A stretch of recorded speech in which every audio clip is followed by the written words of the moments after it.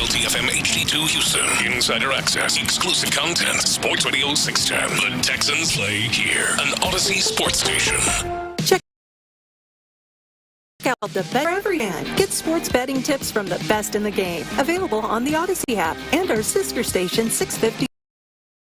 Sports Radio 610 presents Seth Payne and Sean Pendergast. We coming to H-Time. Let's get the work in, man. Let's go. Great day, great day. Oh, give me some juice, baby. Oh, yeah. Let's do it. This ball hit well to left field. Ball game over.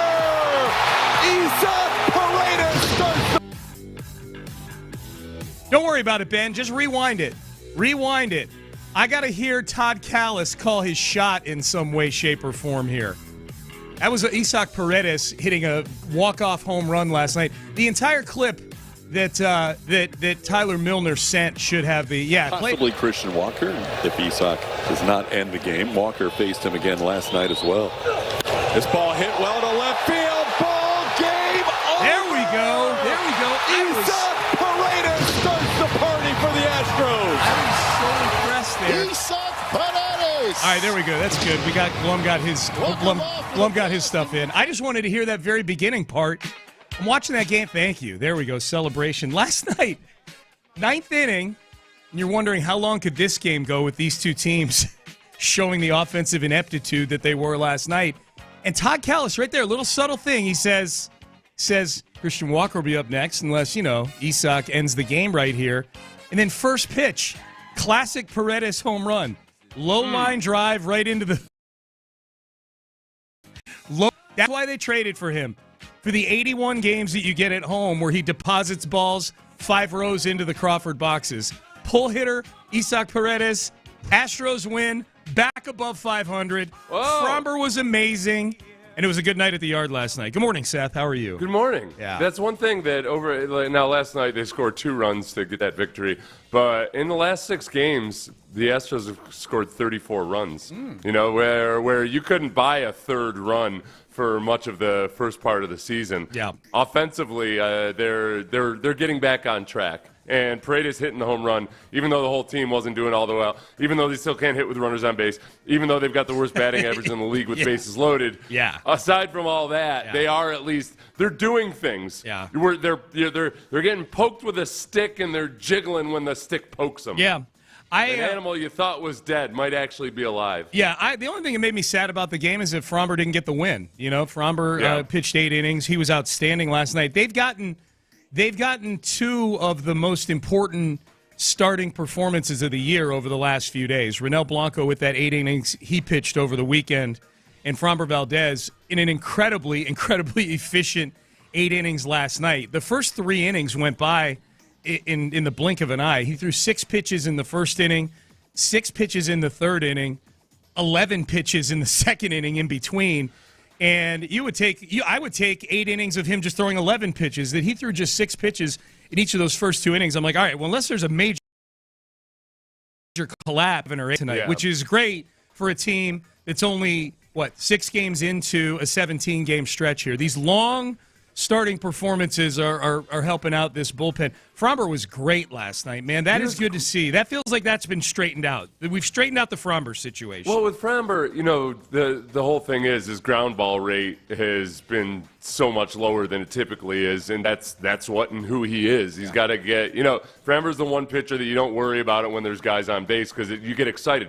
I got my little Pavlovian salivation response starts when I see runners on base with Fromber because I anticipate a double play, usually. And this year hasn't been quite the same. Yeah, so that part of it, and I think him probably adjusting to the umpires calling a tighter strike zone this year for a guy that just feasts on getting so much movement. He's had to figure out a way to exactly navigate all that. And yeah, I feel Hunter Brown and Fromber, those are the least of my concerns through the end of the season. The fact that the rest of the rotation, every single one of them has a torn ACL right now, in my mind. Emotionally, that's torn how I UCL, feel. yeah. No, ACL. Oh, no, it's even worse than a UCL. Oh, gotcha. Because pitchers never get them. Okay. ACL, I feel like a pitcher could somehow figure out a way to play through. UCL, obviously, you can't do it. You can't do that. Unless you're Lance McCullers in the 2018. Unless you're Lance McCullers, for which people will hate you for it eventually, because they'll look at the box score and be like, well, look at how he was in the playoffs this year. Yeah, he was pitching with a... He was pitching without... being great. He's pitching without a right arm. What the hell do you want? So that was good last night. Apparently, Todd Callis wasn't the only one thinking there might be an Isaac Paredes home run. So was Isaac. This was Joe Espada saying that Paredes was telling people to get the gum bucket ready when he was going up to home plate. Yeah, and for me, he made some really good defensive plays today, too. So we need to recognize and highlight the fact that this guy is also playing some really good third base, saves a ton of runs. But it just is at bats, how he walks. He stays in the zone, hits the ball hard. We talk about the Crawford boxes made for him. He showed that today. He actually called that home run. He said, I'm going to hit a home run on the slider. Get the gum bucket ready. And they got the bucket ready and hit a home run.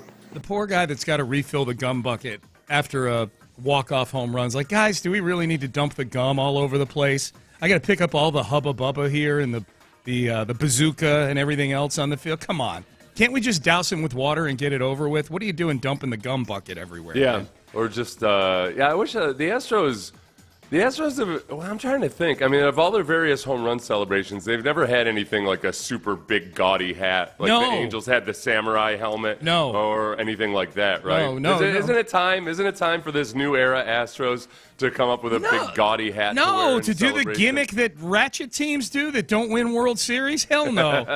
You know who does that? The Angels. The Angels do that. Like 2014 era, like Club Astros. I know. Ew. These guys need to act like professionals. That is true. They need to, I don't know about this club. What's with all this joy and celebration after a victory? Got to go back and listen and see if that was the case. So that was the first walk-off for the Astros of the season last night. And I like that, and the home run was great, and the walk-off was great, and I love that Paredes said to get the gum bucket ready, and I love that Callis is like, hey, unless Isaac ends the game here, and then one pitch later, Crawford boxes, game over, thank God. But the defense, that's when you were talking about Fromber a minute ago, Seth, that's the other thing. Last night, there was one inning, I forget, third or fourth inning, somewhere before he had given up a run, and Pena made two plays, Brendan Rodgers made a play, coming across kind of running away from first base, coming across second base, throwing with his body, falling away. It's not sexy, and I would rather they have way more games where they're scoring more than 3 runs. It's a really good defensive team. It's a really, really good. They've made the fewest errors in baseball. Isaac Paredes has not made an error all year, and I think that's worth noting. As Alex Bregman is putting an MVP season up in Boston, probably playing really well in the field, too. We see his hitting numbers. He's been incredible this year. There's not been really a drop-off at third base defensively from Bregman. Paredes has done his job over there. And I think if you look at the sum total of everything, where you're kind of trying to replace Alex Bregman, let's leave Kyle Tucker out of it for the moment, by committee, that Paredes isn't the player that Bregman is in a lot of respects, but he does, yes, in this ballpark especially, have that hitting power. And he's a good enough defensive player that when you add it to Christian Walker at first base, as opposed to any other corpse they were rolling out there at first base last year, the sum total of it, when those guys are playing the way they should be playing, it's pretty good. Yeah. It's pretty good. Yeah. Kyle Tucker, I have no answer for, everybody. No, that's a work in progress for sure.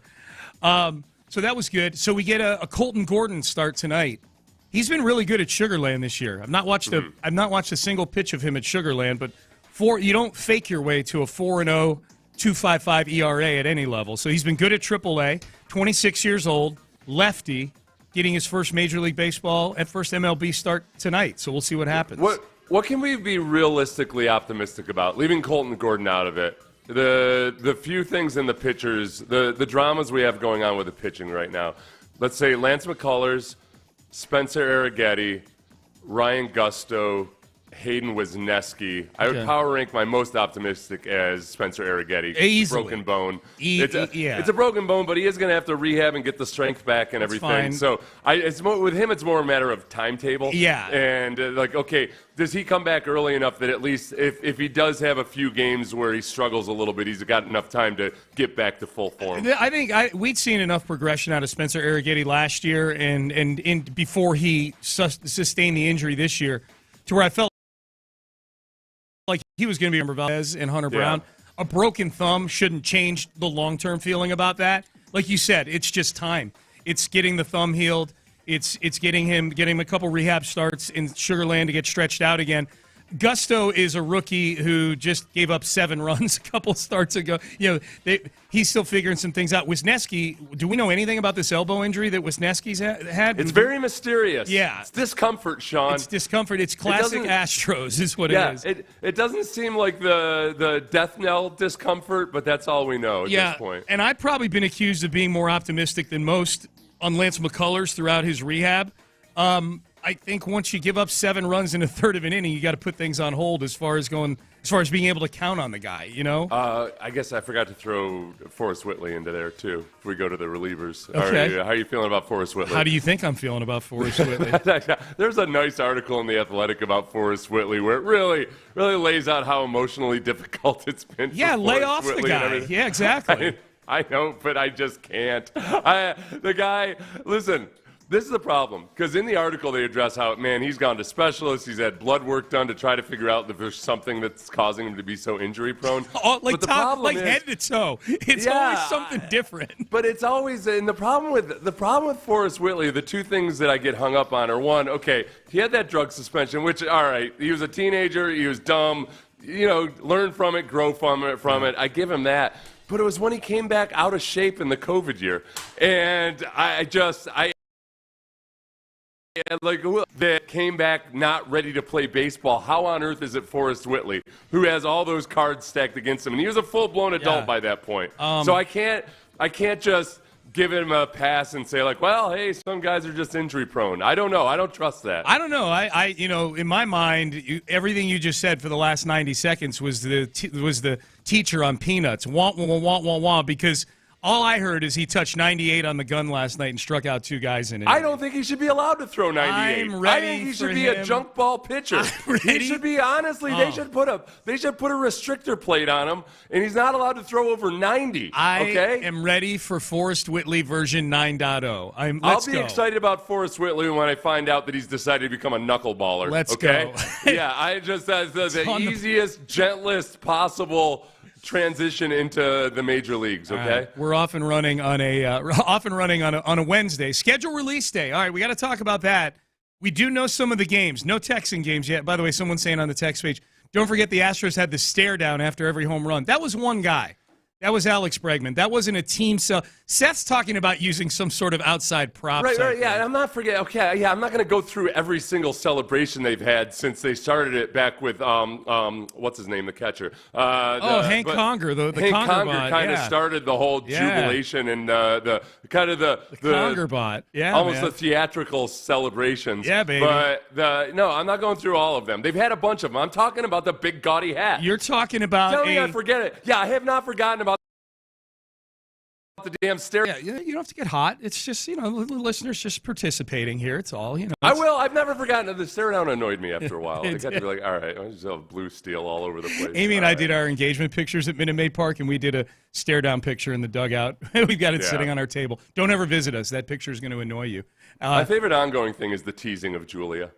And that's just random and throughout the game. And there's some variety with that. There's some variety there. Yeah. All right, we're off and running on a Wednesday. Schedule release day. Tonight, we find out when. We know the who, we know the where. We find out the when tonight. What do we know so far? And a warning. I'm putting a warning label on today for all of you with the schedule release. We'll do that coming up next. Prize Picks.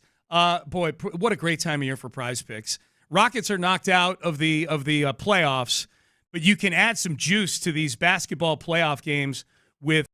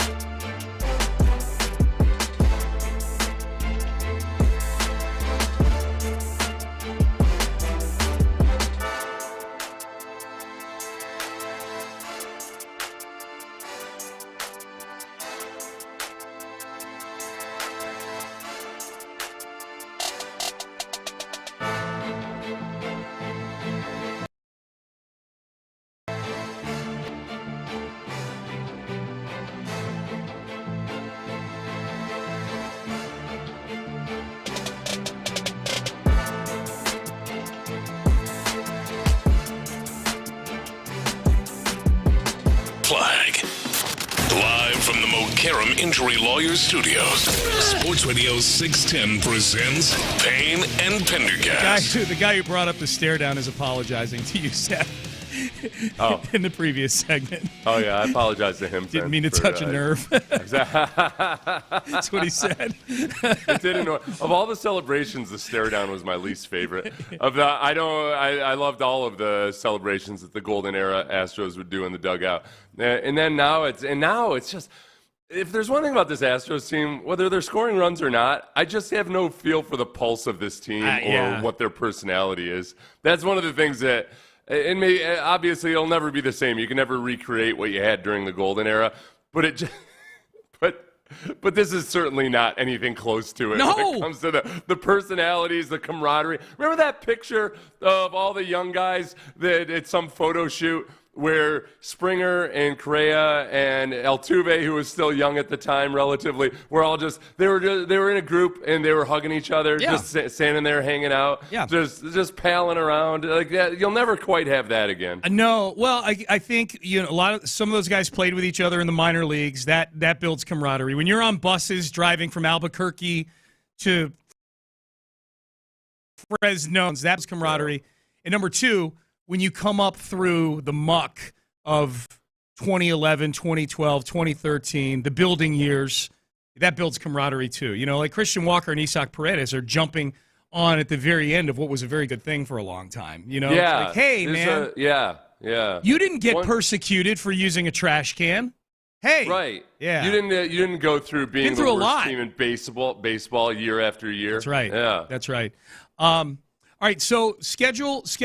Okay, text message. Sounds like you guys want some Letterman jackets. No, no. I to this day will defend the Letterman jackets. It was a good gesture by Connor Barwin and Sean Cody. Yeah, it was a cool thing they did. Yeah. It was poor timing. Picked the wrong game. and social media. It was because of social media. If they had done it 3 years prior to that, before social media was so huge, nobody would have known a thing about it. It would have just been a nice. You know how much money that must have cost for those guys to plunk down money for custom Letterman jackets for the entire team? Those are like a couple $100 a piece. I would hope they got a deal, but still, that's like that's like 10 G's, man. Part of it was also that it was going against the Patriots. Right, that's exactly what it was. Yeah, I know it was. I mean, it was. Even if it was another good team, it was the Patriots and the Patriot way and everything else like that. Because then you had to deal with all these damn Bostonians acting like they were Bill Belichick. Like, you just don't know how to win. You guys just don't get it. You guys don't know how to win like we do. Right. Yeah. Save it. Do it the Tennessee the week before and play the Titans. Yeah. Do it that week. Yeah, whatever, Bostonians. Go cover up a pre-scandal, you weirdos. That's right. Okay, there we go. So schedule release day today. This is my warning. This is my warning label because I had buddies texting me last night with some phony graphic of Week 1's schedule. Yeah. Which is easy. This is what dupes people. 2 of the games for Week 1 have already been confirmed by the league. The opener against The opener between Dallas and Philly that's going to be the Thursday night game. And then the Brazil game on Friday has been confirmed as Chiefs and Chargers. So it's very easy now for phony schedule graphics to come out that have two games we know are correct, and then people assume that the rest of it is correct. There was one that got leaked yesterday that said the Texans are playing the Broncos in Week 1. And I had some people texting me all excited about it, like, oh, we got our Week 1. I'm like, be careful, man. Right. Be careful. And then sure enough, it might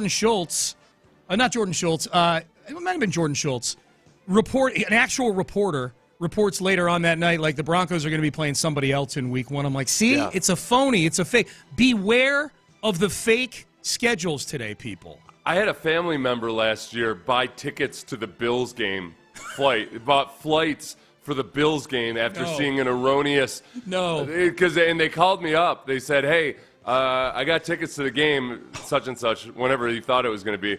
I'm like, where did you see that? Facebook. Oh, God. There's nothing worse. Dude. Nothing worse than a family member calling me up to ask me about something they saw on decisions off of stuff you see on Facebook. You deserve a family member called to ask me about the officials who had gotten arrested after the Chiefs-Texans game. God. Did you hear those guys got arrested? Where'd you hear that? Where'd you see that? Facebook. Oh, you guys vote. Oh, that's what I think every time. Every time somebody comes to me, because they know not to come to me with anything political, but they'll come to me with sports questions and a clearly fake report. And that's the first thought I had. I was like, oh, you guys vote. No. By doing that, they are inadvertently allowing you into their political world, too. Because you know they're looking at the politics through the same prism that they're getting their sports No, I know. But their politics are all over the place. So it's either, whichever side of the aisle the individual's on. There's just multiple that I know are on both sides of the aisle that are getting too much of the news on unsubstantiated reports off of Facebook. But it makes you think about it. That's my point. So you have to think about the politics. Yeah, like, oh my God, like these are So that's a big warning label today, people. There are going to be a lot of fugazi schedules that come out today. Don't wait until 6:30, 7 o'clock tonight when the real ones start coming out. I forgot about this. We get our schedule release videos today. Are you a fan of the schedule release videos? I like the schedule release videos. I'm a fan of the good ones. Yeah, of course. Yeah. The Chargers and the Rams typically have the best ones, right? Chargers, from what I remember, The Athletic rates them every year. I should have gone and Googled last year. So underpaid or unemployed kids that'll work for illegal wages, likely for both those franchises. You dirty dogs. I hope the Texans that are super talented, trying to make it in Hollywood types. I hope the Texans step up their video game. If the way the Texans have been doing their social media the last year or so is any indicator, I'm very optimistic about the schedule release video we're going to get tonight. Hoping, fingers crossed. This is a big deal, man. The schedule release video. But what made me think of it is apparently Tampa Bay is going to use John Gruden in theirs because Gruden's got this gimmick going on right now where he's working for Barstool, and he's got this gimmick going on right now where different schools and teams just send him boxes full of gear from their school, and he comes walking in with the box and plunks it on the table, and he just starts taking out all the gear, like, oh, you sent me this hat and you sent me this shirt. It's a pretty effective gimmick because these schools are getting publicity on Barstool's social media just by sending a box of a couple $100 worth of gear to Gruden. The Bucs sent a big box to Gruden's house, and the gimmick is going to be he is opening up the box, unveiling the schedule tomorrow. Yeah. You know what? You know who else did that gimmick too? Was Bill Cosby. Good idea, Bucks. Yeah. That's a good idea, Gruden. There's a way to go through. Remember, Cosby always had a different college sweatshirt or T-shirt on in all of his in the shows. Yeah. It's a good job. That's a great strategy. Hadn't thought about that strategy. Yeah. Well, I would say make sure there's a fork in the road is all I would say. Gruden's kind of. He's potentially scandalous at any given moment career path. He's cleaned up his image, Seth. I don't know if you know this. He's cleaned up his image. So we get that. Like going to work for Barstool. For Barstool. Well, that honestly, that helped. It's better than where he was. Yeah, exactly. So we know unless some new stuff has come out this morning, we know about a dozen or so of the games They've released, I just mentioned the 2 Week 1 games. They released all the international games yesterday, and yes, it is confirmed. Minnesota is going to be spending, presumably, I don't think they're going to Ireland, coming back home, and then going to England again. They're going to spend a week overseas like Jacksonville does every year. Yeah, Jonathan Grenard was not happy about that, by the way. Would you be happy about it if you were a player? If you were, I think I'd be excited. No, I actually wouldn't. I'd like to go on my own dime in the off season. Yeah. And if I wanted to take a Europe, and it's not even a European vacation. It's a UK/Ireland vacation. Yeah. The Jonathan Grenard just said SMH when he saw that the Vikings that was were it? the first Okay. team ever to Okay. Well, they got too. That's a double whammy on paying those taxes. You gotta pay some kind of a tax rate, and whatever those European tax rates a lot higher than anywhere in America. Yeah. Okay. So not to get too nerdy, but athletes have to pay taxes on road games for the states that they play road games in. So they got to pay taxes for the overseas games, huh? Yeah, I would imagine. Okay. The government's going to try to get you any way they can. Oh, that's true. Yeah, and for those who some don't, cities have entertainment tax plus an entertainer's tax because we've come to entertain you people. Yep. For those who don't know what we're talking about here on Minnesota, they're going in Week 4. They're playing the Steelers in Dublin. Week 5, they're playing the Browns in London. So presumably they're going to stay over there all week. As Kevin O'Connell, coach of the Vikings, he's got a very Irish background. Better be with that name. J.J. McCarthy, it looks like he might have. I think he's got an Irish last name, but it looks like he's a smattering of all over the place. He needs to lean into it for that trip. Yeah, Kevin O'Connell leans into the Irishness, okay. And so I would imagine they're probably going to stay in Ireland and then go to London for a couple days before. Do you think you're going to be annoyed by O'Connell? I think O'Connell might be annoying that week, or the coverage of him, the coverage of how Irish he is that week is going to get annoying at all. Do you think? Yeah, what will they do? They're going to go do an interview with him at some historical site or something. They'll do something. The Irish Tourism Board is going to have a big spiel about, like, hey, we're not just drinking. Right. Look at all these castles and look at this vast barren landscape. Yes, we're beautiful. Yes. 2 games in London. 2 more games in London after that. Denver and the Jets, Rams and the Jags. And then we get our Germany game. The Colts are going to be playing over in Germany against the Atlanta Falcons. We exported a very sketchy game to Germany this year. Falcons, although Michael Penix Jr., that could be fun. That actually could be ended up. That could end up being. Those are 2 teams that I could see surprising. It's possible that it ends up being an intriguing game. Yeah. They're not bad. It wouldn't be an ultra surprise. I think if the Colts end up being surprising, it's going to be because Daniel Jones ends up being the best version of himself. And we have seen Shane Steichen. Shane Steichen's gotten a really good version of Gardner Minshew. Yeah. He's when he decides to run Anthony Richardson looks good until he inevitably gets injured because he's running too much because his body is made of glass. Yep. But that could end up being good. My biggest complaint with most of the foreign games is that they're played on soccer pitches. Yeah. And the turf is built for 170-pounders. Yes. There are very few soccer players on any given field that wouldn't be the lightest guy other than a kicker on an NFL team. 100%. And the turf just isn't built for it. Yeah, that's the part where me rooting for the Texans going to Brazil, I felt a little stupid because they showed highlights of the game last year between the Packers and the Eagles, and I'm like, oh my God, that's right. That turf was terrible. And if any team's going to have bad luck with turf, it's the Houston Texans. Either the history that they have with their own turf here or just this version of the Texans the last 2 years and how injured they've been. The Texans have been one of the more injured teams in football the last couple of years. So, yeah, you're a good point. I don't need the Texans playing any of these games. Forget it. Forget about going to these overseas games. Jordan Love got injured in that. And it was one of those things. It was a contact injury, but his foot was kind of, if I remember correctly, it was kind of a janky sliding scenario. Yep. So we got the Black Friday game, Chicago and Philly. 4 of Philly's games have been announced through these before Christmas. The Christmas night game's been announced, Denver and Kansas City. So we've got about 12 or 13 games that have been announced. There will be leaks. There will be leaks that are accurate throughout the day, but just know that many of them are not accurate throughout the day. Yeah, don't buy your flights yet until you triple confirm it and see it from Schefter or somebody else like that.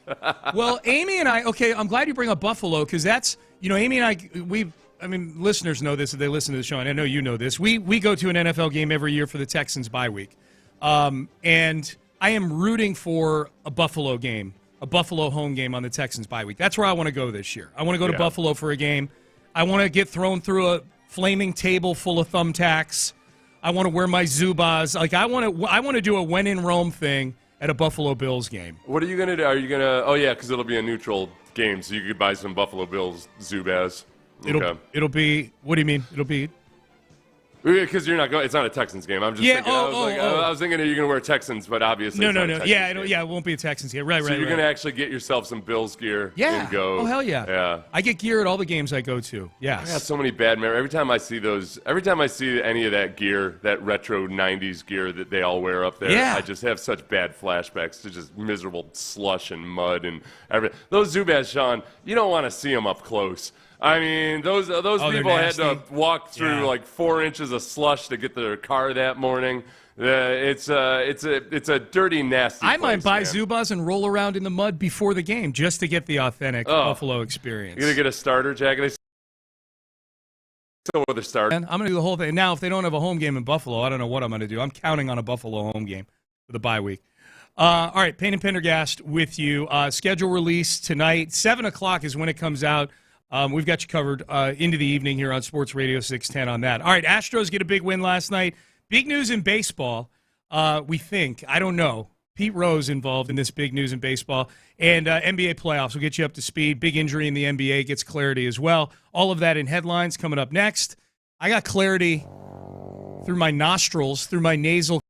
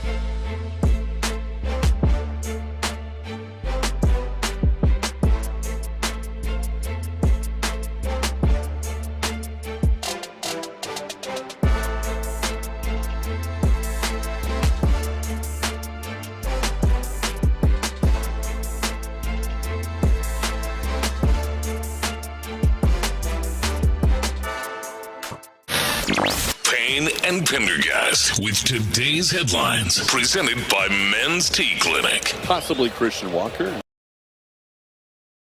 if he faced him again last night as well. This ball hit well to left field. Ball game over.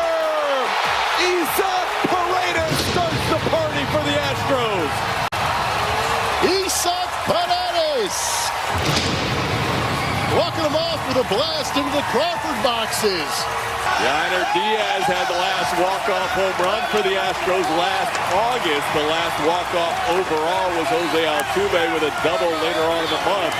But Isaac Paredes, in his first season with the Astros, has the first walk-off of the year. There you go. And the Astros win it 2-1. First walk-off of the year for the Astros. And Todd Callis, the opposite of a jinx. He's like, yeah, maybe Isaac Paredes ends the game right here. And then first pitch, bam, right into the Crawford boxes. I was impressed, Todd Callis. Good job. Walk-off last night, Isaac Paredes, if you missed it. The big story from this game, though, Framber Valdez, 8 innings. Probably could have come back out for a 9th inning. I think he threw 89 pitches. The way Framber was pitching last night, he probably could have come out and had a nice economical 9th inning if they wanted to. They brought in Brian Abreu instead. Was it Abreu that came? Yeah, it was Brian Abreu came in the 9th inning because they were tied.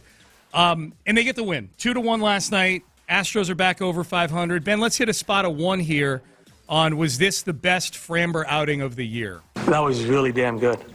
12 ground balls, outs, some double plays, sinker changeup, the curveball on there. Like he did everything. I tell you.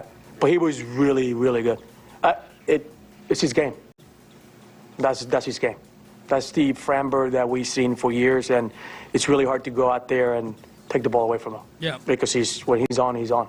Yeah, that was a classic Framber outing last night, Seth. That was the ground balls galore. 7 strikeouts in 8 innings, so he was getting, he was striking guys out as well. He was outstanding last night. It was the second pitch, though, wasn't it? The call on the first pitch on Paredes' home run. Oh, was it the second pitch? I thought it was the second pitch. He followed the first one. Did he? Okay, I thought I listened to the highlight again. I'm like, oh, okay, I guess it was the first. No, that was So they in Paredes had said get the gum bucket ready. Yeah. So it was the second pitch, but good enough. We won't deduct style points for that. Yeah. I think Framber getting back into Framber mode, especially last night where he's just so efficient early on, and being a guy that, when you need Framber to be a guy that's a hoss that eats up innings, it's hard to do when he's throwing the ground ball more, 10% less, or inducing ground balls 10% less than he typically does. The strike zone it's not officially shrunken, but the umps are calling it tighter this year because they've been getting less of a cushion when they get graded. Mm-hmm. That's hard for a guy that it just brushes the edges of the strike zone. He's gotten screwed a bunch of times early on, but other pitchers are getting quote unquote screwed too. So and on the sum total of it, he's had about twice as many quality starts as he's had struggling like himself. His ERA is back in the mid-3s. He's overall, it's been a respectable year. By Framber standards, it's been just respectable. It's not been outstanding, but he's been great his last 2 starts.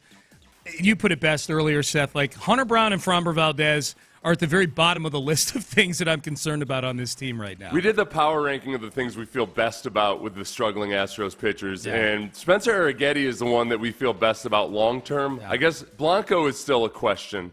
Blanco on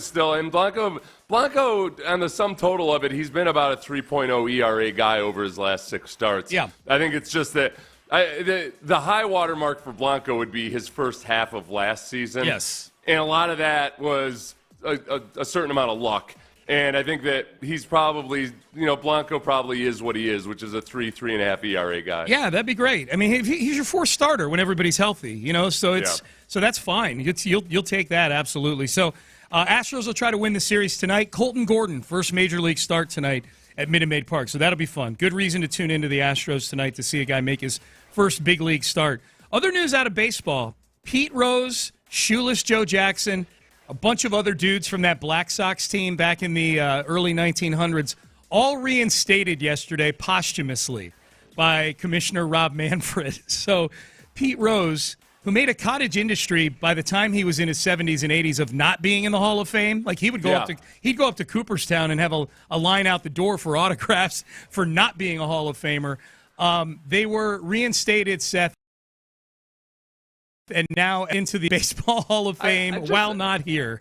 The quotes I read from Manfred made it sound like, well, of course, they were banned for life, and, now they're not from... Okay, now but Shoeless Joe Jackson, it's been a century. What do you... I get it with Pete Rose. Yeah.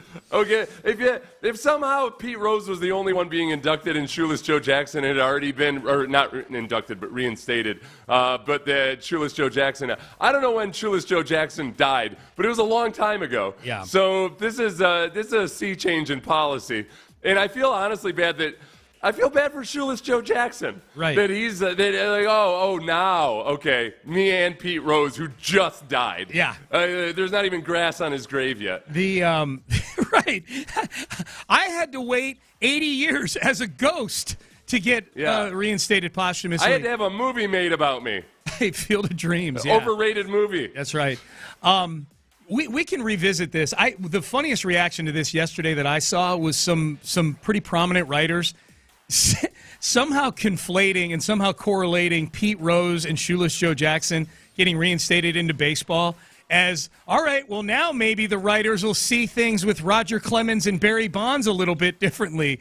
What does PED usage have to do with guys getting reinstated? They weren't banned from the game, Roger Clemens or Barry Bonds. They're just not getting voted for by writers who are still in place now. Well, maybe it could put the writers in a more reflective mood. That was kind of their point, My stance on the steroid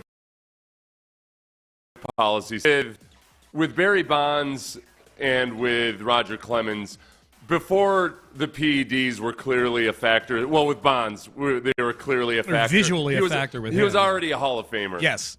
Roger McGuire and Sammy Sosa, I'd say no. You guys clearly had your careers. Roger Clemens and Mark McGuire, you combined the two of them into one person. Oh, okay. Well, Roger McGuire, too. He never made it out of AAA because he was pinched for steroids. Mark McGuire and Sammy Sosa, I would say, hell no. Right. You guys were not Hall of Famers before you clearly started using PEDs. Yes. Roger Clemens, it's a murkier picture about the PEDs and everything. But even like let's say hypothetically, if you believe that he did them after a certain date, he was already a Hall of Famer. It's so just let's let bygones be bygones and let those guys in. He was still like in Boston, still like kind of. He wasn't like the physical.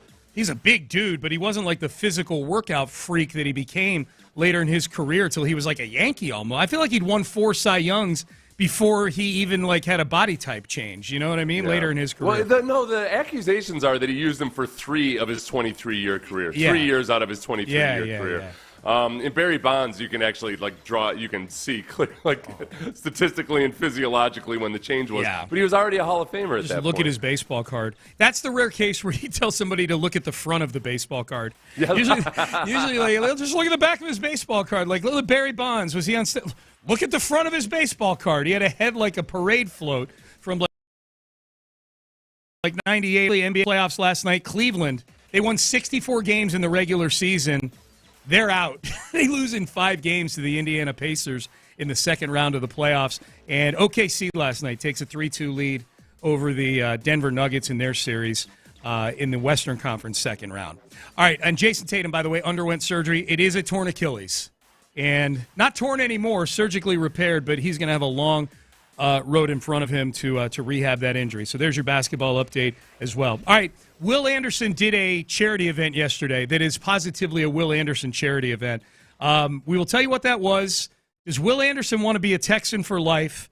And what is he? He was also on the NFL Network, too. What are you honing in on? What's his sack total he's shooting for this year? We just love hearing from Will Anderson, and we will do that coming up next. Area 45 with Bijani and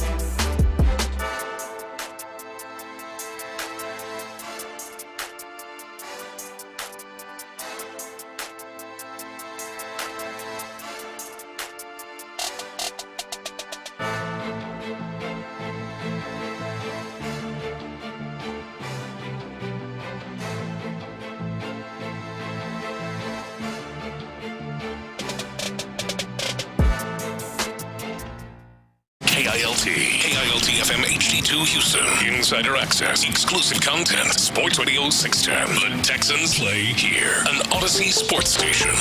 Sports Radio 610 presents Payne and Pendergast. All right, Payne and Pendergast with you.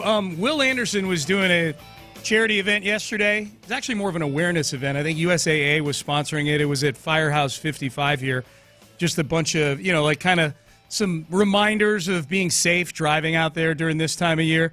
They did a demo of the Jaws of Life. Like Will Anderson did a Jaws of Life demo yesterday, Seth. Was he the Jaws of Life? He was. Did he rip apart like the Hulk ripping apart a car to save somebody? If I had to pick, if I pick one, he'd be Daniil Hunter, but Will Anderson would not be far down the list, I would say. There's a little symmetry here because one guy that never would have been chosen to do this appearance would have been one Mario Williams. So for doing a PSA for safe driving. Oh, yeah. Oh, God. For those of you who don't remember, he filmed himself doing whatever speed it was in his Lamborghini. Yeah. That was early on in the era of being able to film yourself doing things as well. If I'm not, he was drafted in 2006. We didn't even have Twitter back then. It was something. It was like he was in a car. Was it with a woman too who was kind of screaming for him to slow down, or am I conflating that? I don't know. Else? I don't remember.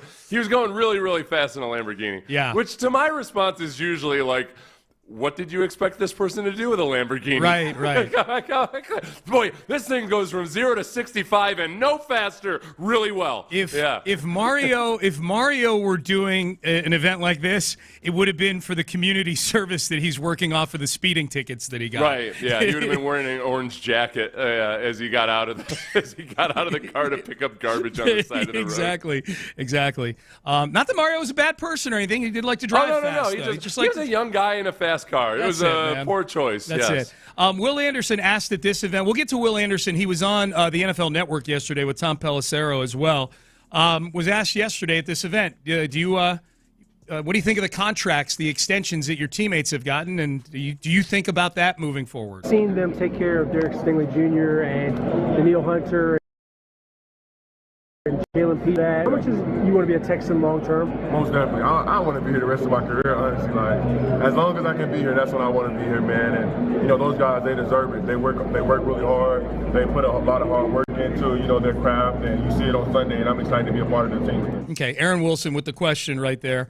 Has any athlete ever said, when asked going into his third season, hey, would you like to be here a long time? Has any athlete ever said, like, we'll see how it goes? Probably. I mean, the Bengals players. The Bengals do exist, so at some point maybe somebody said it. Baseball players are usually pretty open about it. We'll see. We'll see. Football players, it feels like they're all gung-ho right up until they announce that they're not attending mandatory minicamp. Well, especially, right, exactly. And especially Will Anderson. I got to thinking about this when he said that, though. Like, two things. One, I'm thinking, all right, like if I could pick one current Houston athlete to be here the rest of their career. They don't play for any other team ever again. Like, Will Anderson's pretty high up my list of that. I think most people, if you put it out to a poll, would say C.J. Stroud probably because of the position that he plays. You found the quarterback. You don't want to lose the quarterback.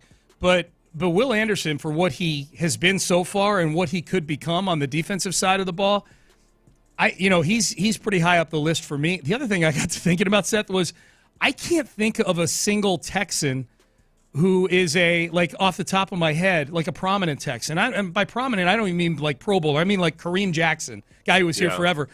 Finished his career as a Texan, but went to Denver in between. Didn't finish his career as a Texan. Even the greatest ones, like, is there a full career Texan that you can think of? I think the closest we've come, and depending on whether or not he ends up getting a job this year, is John Weeks. He has a job. He's signed with San Francisco. No, I know, but he's not. But he hasn't played a game yet. So if he makes the team with the 49ers. So John Weeks is currently on the 49ers roster. If John Weeks didn't make the roster he's the guy for the 49ers, and he's got the best shot at being a lifer. He might be the only one. He's the only one I can think of that's even in the conversation. I thought of Weeks yesterday, but obviously, we know he's almost every Hall of Famer spends at least 1 year somewhere else. Sure. To the point where very, very few people even remember that Jerry Rice was on the Seahawks at a point in his career. The Raiders, they'll remember. but the Seahawks was a weird Very one. end, yeah. There's a few guys, Joe Montana goes a couple years with the Chiefs, all those guys, the longtime greats. Brian Cushing. We just played audio from Brian Cushing yesterday. Yeah. There's your one career Texan that we can think of right now. But he had kind of a shortened career because Definitely. he was so injured. Yeah. So, the idea would be a guy that plays his entire career, never gets injured, plays like 15 years for the Texans. So, right. I think John Weeks is the only guy with a really long career that's still, depending on whether he ends up playing in a regular season. And I'm guessing he's going to make the team. So I don't think they created a big long snapper competition out there in San Francisco, probably. They don't have the drama and the intrigue that we do here in Houston between two guys who refuse to learn their names. See, this will be fun because people are going to text in Arian Foster. Nope. He was a Miami Dolphin for like 8 weeks. And tore his Achilles. And retired. He tore his Achilles here. And then he just up and retired on the Dolphins. I thought he ended up getting. That's right. He tore his Achilles versus the Dolphins. Yes. Here, and then he went to the Dolphins. And then he went to the Dolphins, and then like halfway through that one season, he's like, nah. Yeah, that's right. Not for me anymore. So there you go. Yeah, text in. Did Cush? Yeah, this will be a fun. Yeah, and let me hear the suggestions that are. Yeah. Yep, I will for sure. Chris Myers. Chris Myers started his career in Denver. Yeah, so what are you talking about? I remember going against Chris Myers when we had a joint practice, and Tom Nalen, the center for the Broncos, was injured and not practicing, and I was kind of disappointed because I was looking forward to getting some really good work against Tom Nalen. Yep. Instead, I go against this bald rookie, and I'm like, whatever. Hey, rookie, slow down a little bit. You're kind of a pain in the ass. He was good. And he turned out to be, right, turned out to be a 10-year pro. So no, Chris Myers didn't start his career as a Texan. Good guess, though. All right, so Cushing's the only one so far. But, yeah, Arian Foster, no. It felt like Eric Murray was a career-long Texan thanks to Easterby, somebody said. Eric Murray kind of made his own niche. Like, him getting here felt like an Easterby O'Brien thing. But him sticking around felt like, okay, this guy's not as – he just got overpaid by Bill O'Brien. That's not his fault. He stuck around for 4 or 5 years. That was there were a few guys like that, like Brandon Harris. Remember, Brandon Harris was on the team far longer than you realize. All of a sudden, you looked up and he'd been on the team without necessarily quite a few years. Yeah, second-round pick. That'll keep you around. Did Derek Newton have a long career? No. His career, but I think he ended up playing for the Saints. I don't think Newton ended up. Owen Daniels. No, Owen Daniels won a Super Bowl in Denver. Come on. Owen Daniels. I don't want to scare people away from making suggestions. He did. He played one game. Derek Newton played one game for the Saints. I thought he was a Saint for a little bit. But he wouldn't have qualified because he was only here 6 years. Yeah. No. But I'm having trouble even coming up with guys who are like that. If we cut it down to 2 or 3 seasons, there's going to be a boatload of guys that spent, Lonnie Valentine was a guy that was on the roster forever and never saw the field. He was on the team for like 4 years. Didn't play a game. Yeah, Mr. Irrelevant. Steve Slayton. No, Steve Slayton left and went. I think to the Dolphins actually, if I'm not mistaken. He was on a team after he left here. Someone suggesting Ed Reed. Okay. All right, we'll go back to some of these. Oh, Whitney Merciless. Nope, Whitney Merciless got let go and went to the Green Bay Packers. A very happy Whitney Merciless. Yeah, these are good. Kevin Walter, no, left here and went to the Baltimore Ravens and actually was a Giant before he was a Texan. Chester Pitts, people are saying, no. He went to the Seattle Seahawks, Chester Pitts. Seth Payne, nope, was a Jacksonville Jaguar. This is in the great state of Florida. This is a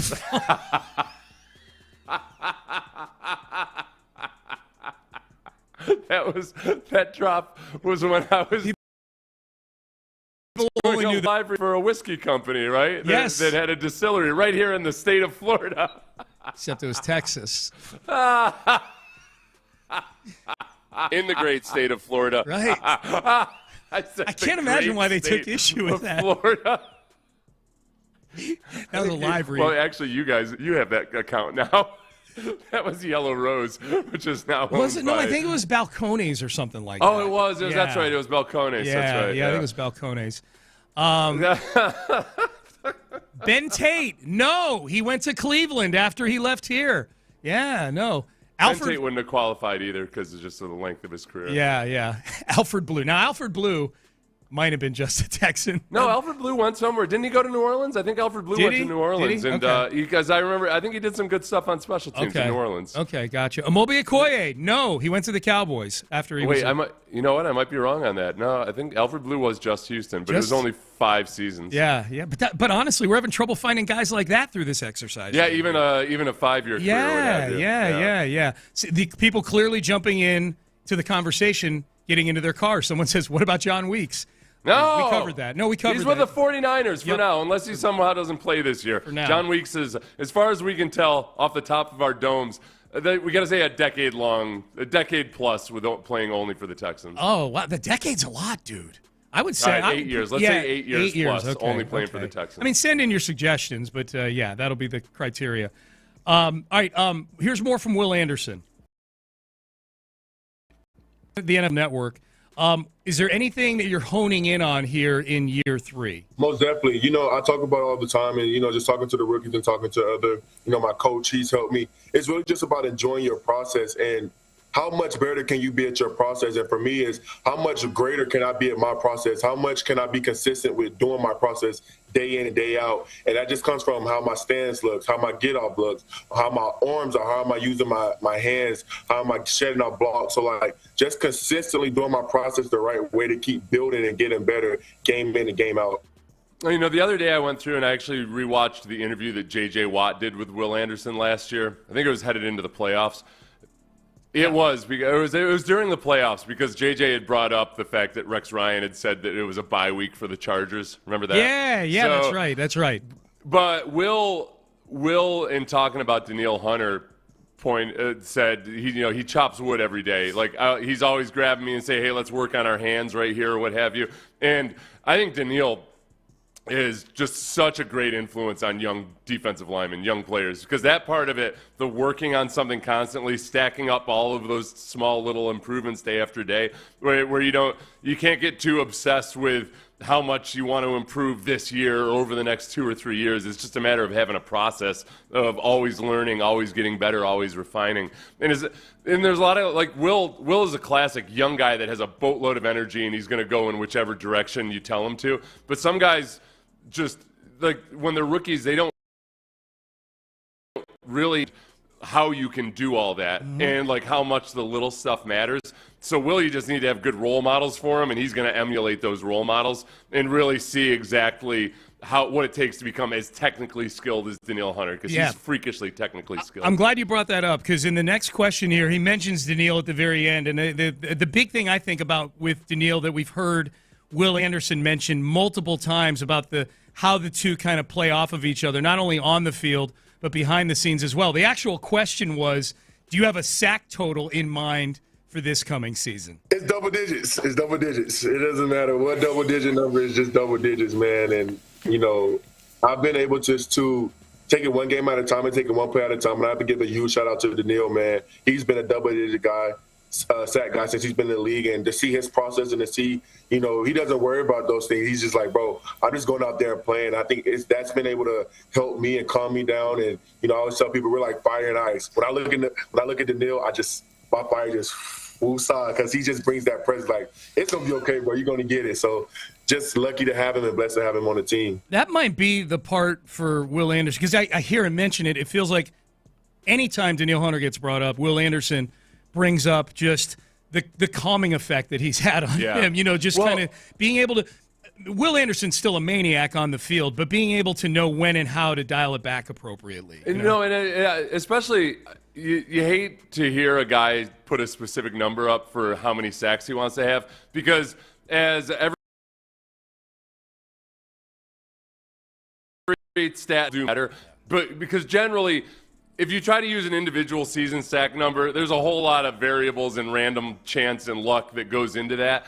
But the really good pass rushers tend to be in the double digits every year. If you're doing everything else right, whether you get 20 or whether you get 15, sometimes that's just a matter of how good of a defense are you on, how good is the offense on the other side of you, all of those other things, like 3 or 4 hits that could have been sacks.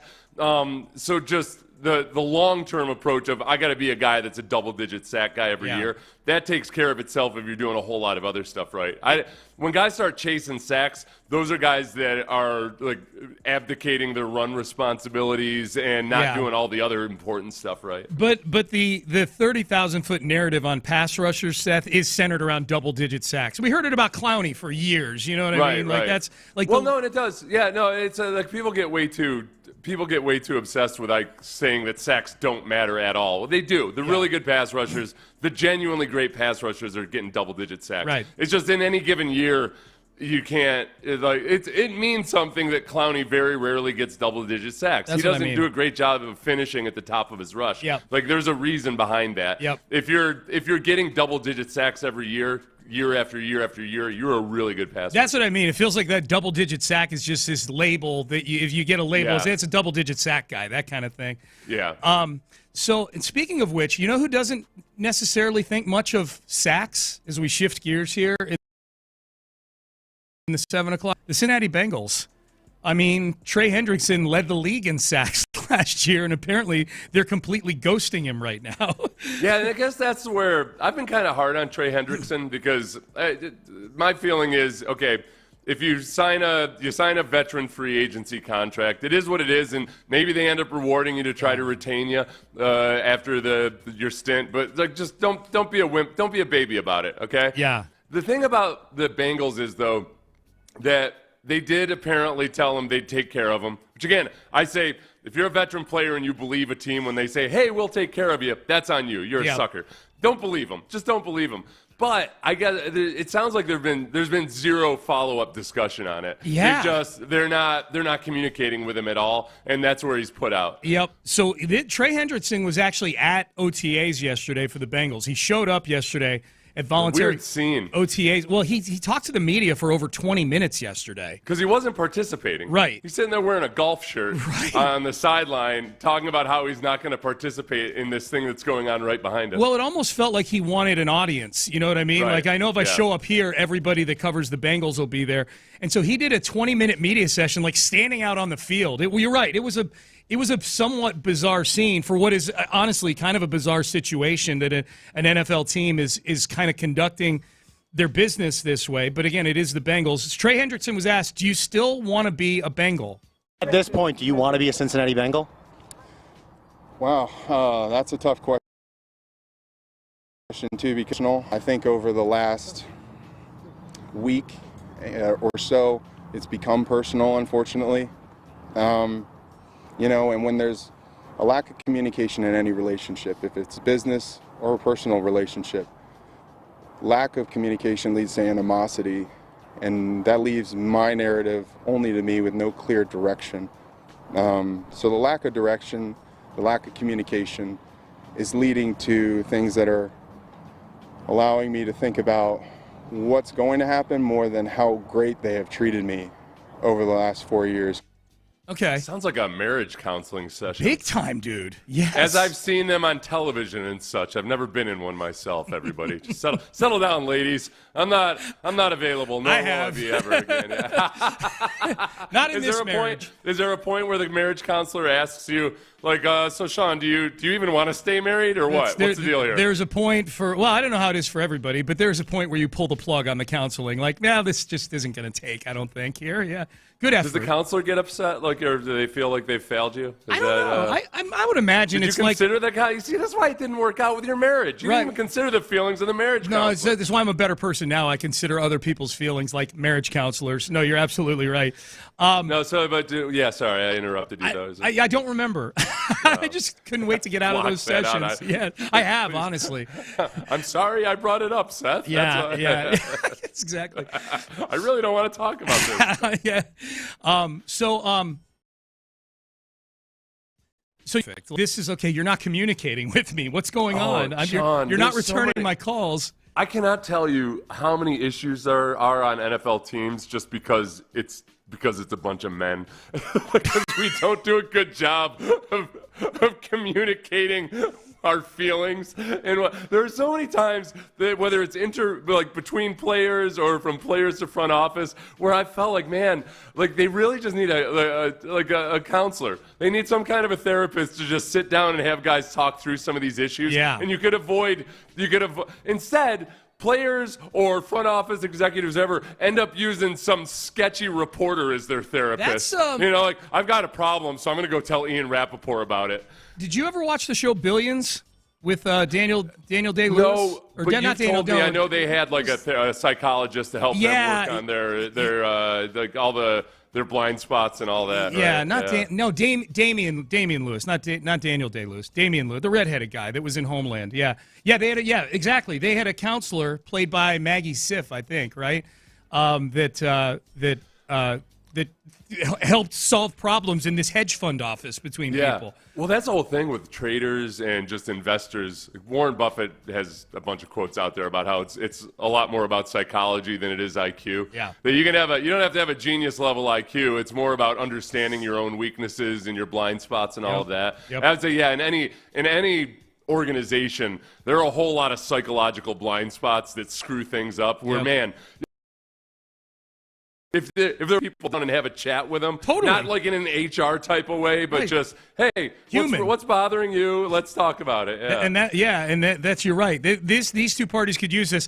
This Hendrickson thing was wild yesterday. He started talking about unprovoked and provoked shark attacks. I'm a Floridian, so there's unprovoked shark attacks and there's provoked shark attacks. And the comments that are being made, right, whatever happened at the Combine, whatever happened at the owners' meetings, and the text I got yesterday, this is not something where I'm just twiddling my thumbs thinking, oh, how can I get the next one up? Most of the teammates will agree. I don't spare my opinions. I kind of stay out of the media for that reason because I am an emotional player, and after a loss, it's a lot harder to talk than after a win, especially in the circumstances that we had last season. So I carry it with a tremendous amount of respect, but these things are provoked. I would love to say to sit quiet is a good strategy. It is clearly not. Okay, so this would be my question. Zach Taylor texted him telling him that he'd be fined if he didn't come to minicamp. Right. I got kind of like in the same vein as Aaron Rodgers. I have to know, did Zach Taylor first try to call him or try to have a sit-down conversation or what have you? Because if all he did was send out a threatening text, that's bad communication. They got to get in with the marriage counselor first and have because without knowing everything that goes back into all of it, I would say to them, if you've turned down opportunities to talk face to face, but now you're telling the media your side of it, that's dirty pool in my opinion. Mm-hmm. So the Bengals being what they are, and Zach Taylor just kind of being a egg profile, I don't even know what to think of Zach Taylor. Yeah. He's never struck me as an actual NFL head coach. I have no idea what to think in this other than it's a mess. Yeah, I would need to read the text. Honestly, even if it were a text like, hey, man, I know you've got issues with the front office right now. At least acknowledging that there's a glitch between the front office and Trey Hendrickson. But if it was a text like, reminder, in all caps, minicamp is June 13th. You must be there or you will be fined. I'll back Trey Hendrickson if the Bengals have genuinely been impossible to talk to. If he hasn't been able to have a conversation or anything, and then now, so he's saying, okay, I'm going to step it up a notch. I'm going to talk to the media about it. I would back him there. But as a player, if your recourse when you have an issue is to go squawk to the media about it, I'm naturally skeptical of that. Yep. Like, dude, keep this crap in-house until you feel so. And maybe that is a situation. Maybe they have just been completely stonewalling him. Yeah, well, and he feels it's at a breaking point. You're right. We don't know what the Bengals side of it is. It is the wildest thing about this, and it's the wildest thing about this. Two things. One, to listen to that audio just 8 minutes after playing Will Anderson, saying, I want to be a Texan for life, and this is the greatest place ever. And I think a lot of people that play for the Texans feel that way right now, especially the really good players, because the Texans have shown that they will take care of you if you're a really good football. The thing that's wild about this is the guy who led the league in sacks last year. This isn't a guy who's a declining player who wants to finish his career as a Bengal, wants to be overpaid a little bit maybe out of respect for what he's done. This is a guy who you could argue was the best at what he did last year in the league. This is not going to surprise you, Sean. Of the two teams that I know of, there might be more, but these two I know for a fact who don't have a real GM or an actual GM. It's the Bengals and who would you guess? Cowboys. The Cowboys, yeah. And they both handle stuff in a slipshod fashion. Slipshod. Duke Tobin's the director of player personnel, and he acts as the GM basically, except the owner. The owner is the GM, and these are the kinds of things that happen when you don't have people kind of just directing, the overseeing everything and directing the whole show. Totally. Now Hendrickson's saying he's not going to play this season on his current deal, which I think would be a bad move. I mean, your player's pushing 30 now. Because if he doesn't play, that doesn't mean the contract just goes away at the end. Like the Bengals still own his rights. They still have his rights. Yeah, the contract tolls forward. The Bengals seem like the type of team that might just keep kicking it down the road out of spite or something. Because they don't have to pay him. Yeah. They don't have to pay him if he's not playing. He's got to provide services. Is there any way, text message, okay, is there any way the Texans could pick up Hendrickson? Yeah, if they wanted to trade for him and pay him, they could pick him up. They've already got two defensive ends. One is very highly paid and very good in Danielle Hunter. Yeah. The other is about to get highly paid and is very good in If they're going to spend extra money on top of what they're already spending, I would, like, a guy like Brandon Scherf, I believe, is still out there. A guard like Brandon Scherf. Somebody asked me the other day why not Brandon Scherf already for the Texans. I think there's probably you've got Laken Tomlinson, who was signed as an aging veteran interior offensive lineman, and he's about the same. He allowed more sacks than Brandon Scherf did last year, but I would put him about the same bucket as type of offensive lineman. The biggest difference there is that Laken Tomlinson has been remarkably healthy in his career. Brandon Scherf's been healthy the last few years, but he's also had quite a few seasons where he had notable injuries. So I think when you're looking at a guy in your 30s, they probably just don't want to. They probably said, all right, we need at least one veteran guy to bring in here. He's got some familiarity with D'Amico. Yes. And they don't necessarily want to overload on aging interior offensive line type guys. I would say any free agent that's still sitting out there right now, I mean, that's a good summary on Scherf. I think any free agent that's still sitting out there right now, chances are it's one of two things. Either they have a dollar amount in mind that the rest of the league doesn't have in mind for them. Like Scherf might think he's worth X. Nobody's paying him that.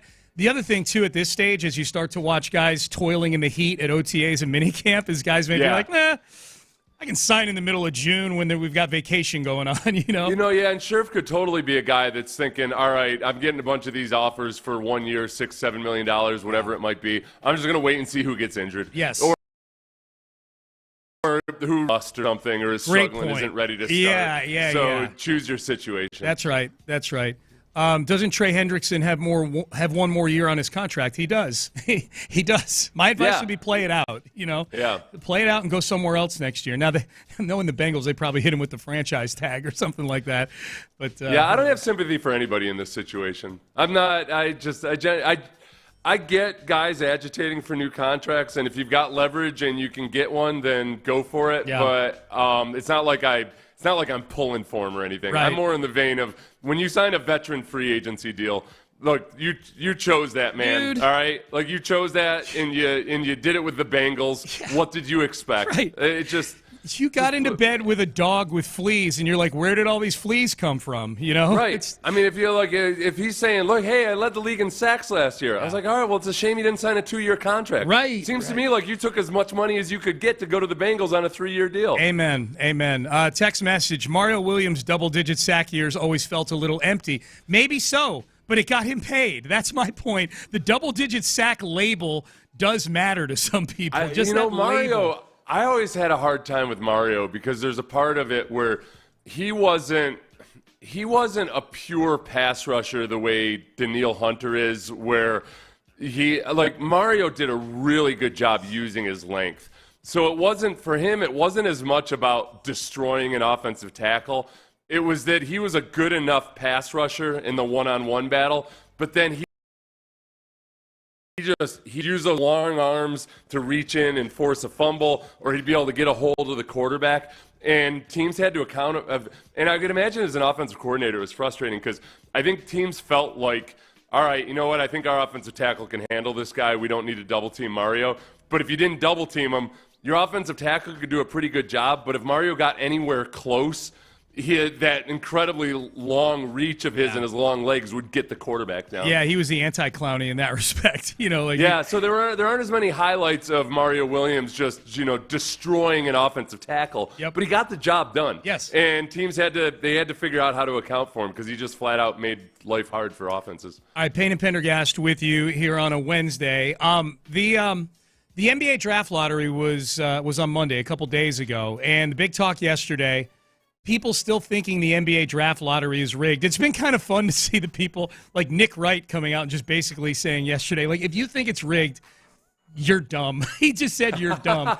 He said, you know what happens when there's a 1.8% chance of something happening? It happens 1.8% of the time. Right. Yeah. If you run the lottery 50 times, there's one of those times that's probably gonna happen, or there's a good chance that it'll happen. Yeah. Well, people point out the various times that a guy's been traded away off of a team. A good player's traded off of a team, and then that team gets the number 1 overall pick. It's happened a lot. Okay, but you got to point out all the times that a really good player gets traded, and that team doesn't get the number 1 overall pick. Correct. And it far outweighs these specific. So Chris Mannix, I believe of SI, maybe The Athletic now. I think Chris Mannix might be The Athletic now. At any rate, NBA writer, does a great job.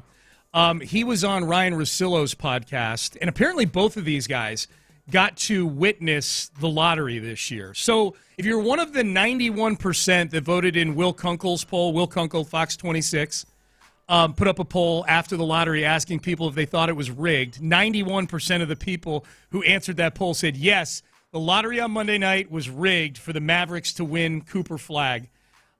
Does this firsthand account of what went on in the lottery room from Chris Mannix move you at all off of your stance? It is impossible to rig the NBA draft lottery. The NBA goes to such great pains to ensure that there is no appearance of impropriety. The guy that is telling the ping pong ball selector when to draw from the bucket, he has his back turned to the whole proceeding. Like, he is standing there with his back to the drawing and has a stopwatch in his hand. And every 10 seconds, he will raise his hand, and that's when a ball is drawn. It would take a Houdini-esque act to be able to rig the NBA draft lottery. There's nothing suspect about what the lottery is. Okay, so Chris Mannix standing on the table for the NBA lottery. I agree with Chris Mannix, and I believe they use Ernst & Young to do it independently. It's Ernst & Young, yes. Yeah. But the problem is the NBA opens this up to speculation partly because they weirdly think that they need to not film or show the process because that's going to lead to more speculation. Never in my life, I just do not understand that psychology. When in your life have you ever had anybody say, no, we don't want transparency here, but don't worry, there's nothing to worry about, and then you've thought, okay, well, then why don't you just show me? Oh, there's just, you just can't watch. You can't watch. And people are they're gonna speculate. I think the reason that it's not on TV is that it is actually kind of a complex process. It'd be a horrible watch. It's not a single ping pong ball. It's like 4 balls selected that gives them a numerical value and all. It's kind of drawn out. But yeah, I don't know.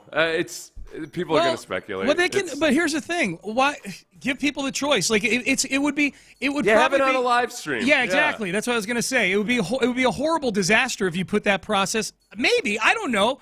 Maybe the first one people would probably watch just because, like, all right, well, this is what we've been missing all these years. They haven't shown us. So you're right. It would be a disaster on regular television trying to compete for ratings with other things.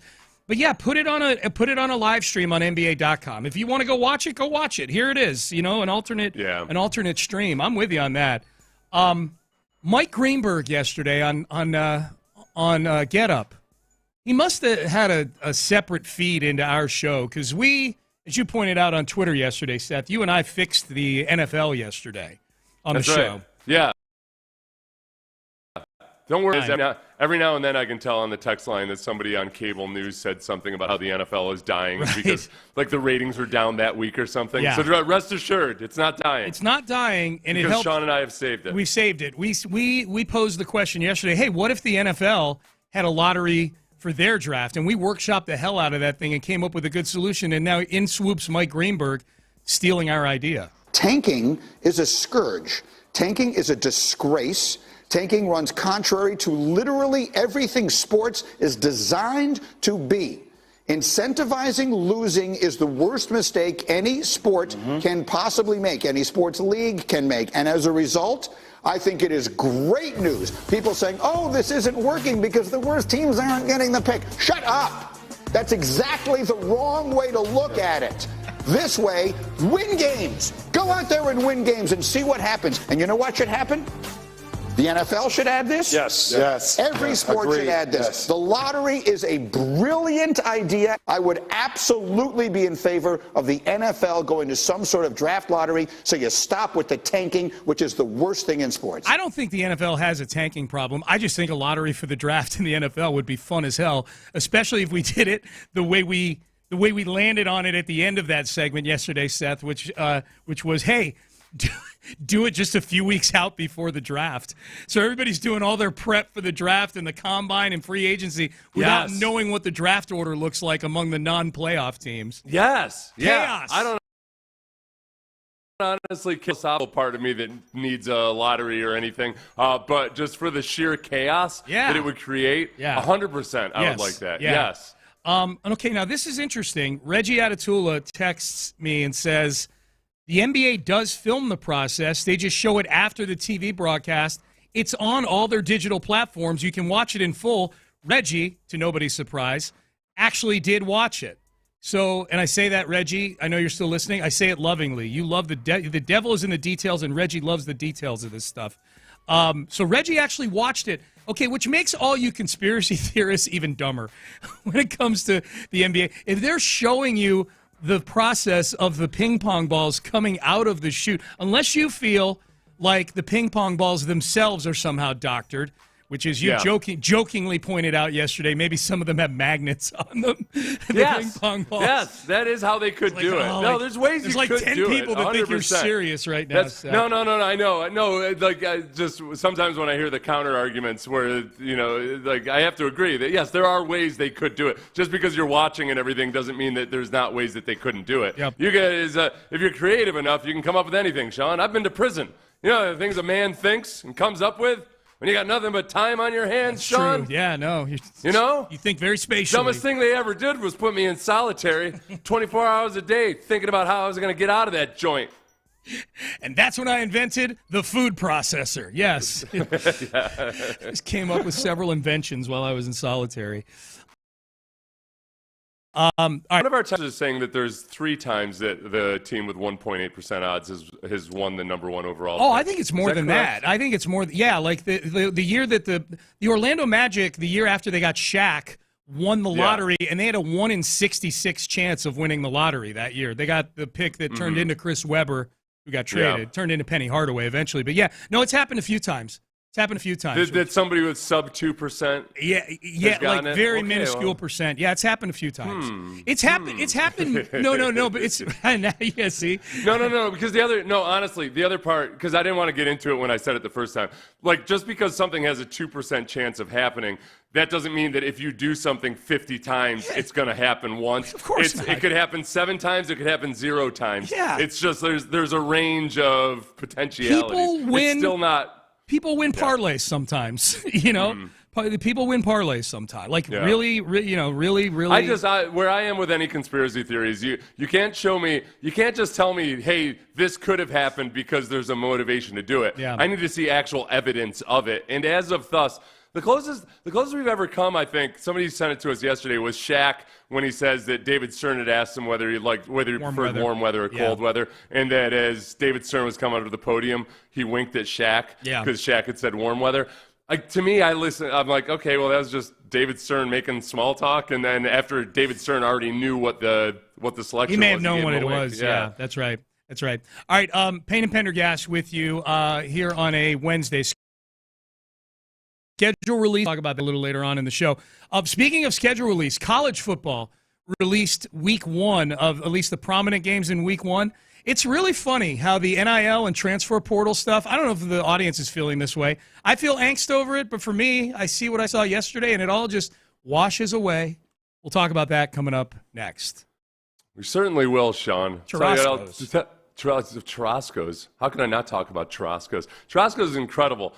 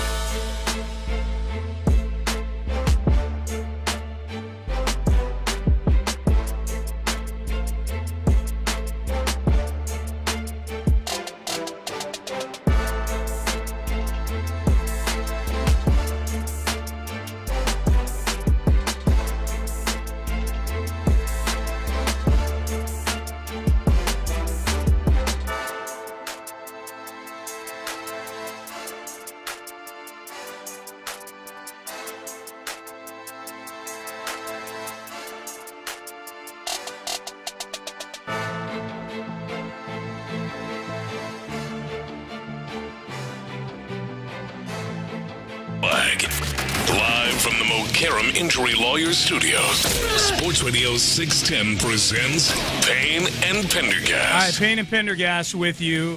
So the schedule release is tonight for the NFL. Again, we apply the warning label. Be careful. Beware of fakies today. Beware of fake schedules coming out. It's not official until you see it from the NFL or the networks or the videos from the teams, which I'm very excited about. But college football dropped some of their Week 1 schedule yesterday, the games that matter on Week 1. I guess a lot of these networks, Seth, are doing their upfronts this week where they're presenting to their advertisers. ESPN unveiled for people who've cut the cord but want all their ESPN content. Looks to be a little pricey to me. It ends up being $45 if you want to include Hulu and Disney. If you bundle everything, it's up in the 30s and 40s. Yeah, I'm already bundled with that, and somehow I have like 3 different passwords for all 3 of those different servers. So they log me out, and then I'm trying to log in with my Hulu password. Yeah. I hate it already. I already hated it, and now I hate it more, and I don't even know what the actual implications are of the new package. Yeah, so they've been presenting, and part of the presentations have been, hey, here's Week 1 of the college football season. And I think it's funny, like, we talk so much nowadays about college football, like the transfer portal. Oh, my God, it's like free agency, and players are moving around, and NIL's this big deal, and fans feel a certain kind of way about players getting paid all this money, not playing in bowl games. You know, you and I were talking earlier this week about, like, boy, if they expand the playoff, could we see guys just either hold out for the playoffs or just choose not to play in them altogether? Like, it's a very shaky time for college football, especially if you're in the older demographic where like 3 years ago, it was just a gigantic sea change with all this stuff. Like, it is a different sport now than it was a few years ago. And yet, the ratings are still really good. And yet, when I get the tweet posted that these are the games in Week 1 and these are the game times and these are the networks, I'm like, let's go. Don't care about the portal. Don't care about the NIL. I am just excited to find out what time Texas and Ohio State are going to be on August 30th. No, that is the biggest thing about college football is that it's lost some of its luster because of aside from realignment and the NIL transfer portal and everything else like that. It's still largely about the logos and the uniforms and the schools themselves and the alumni.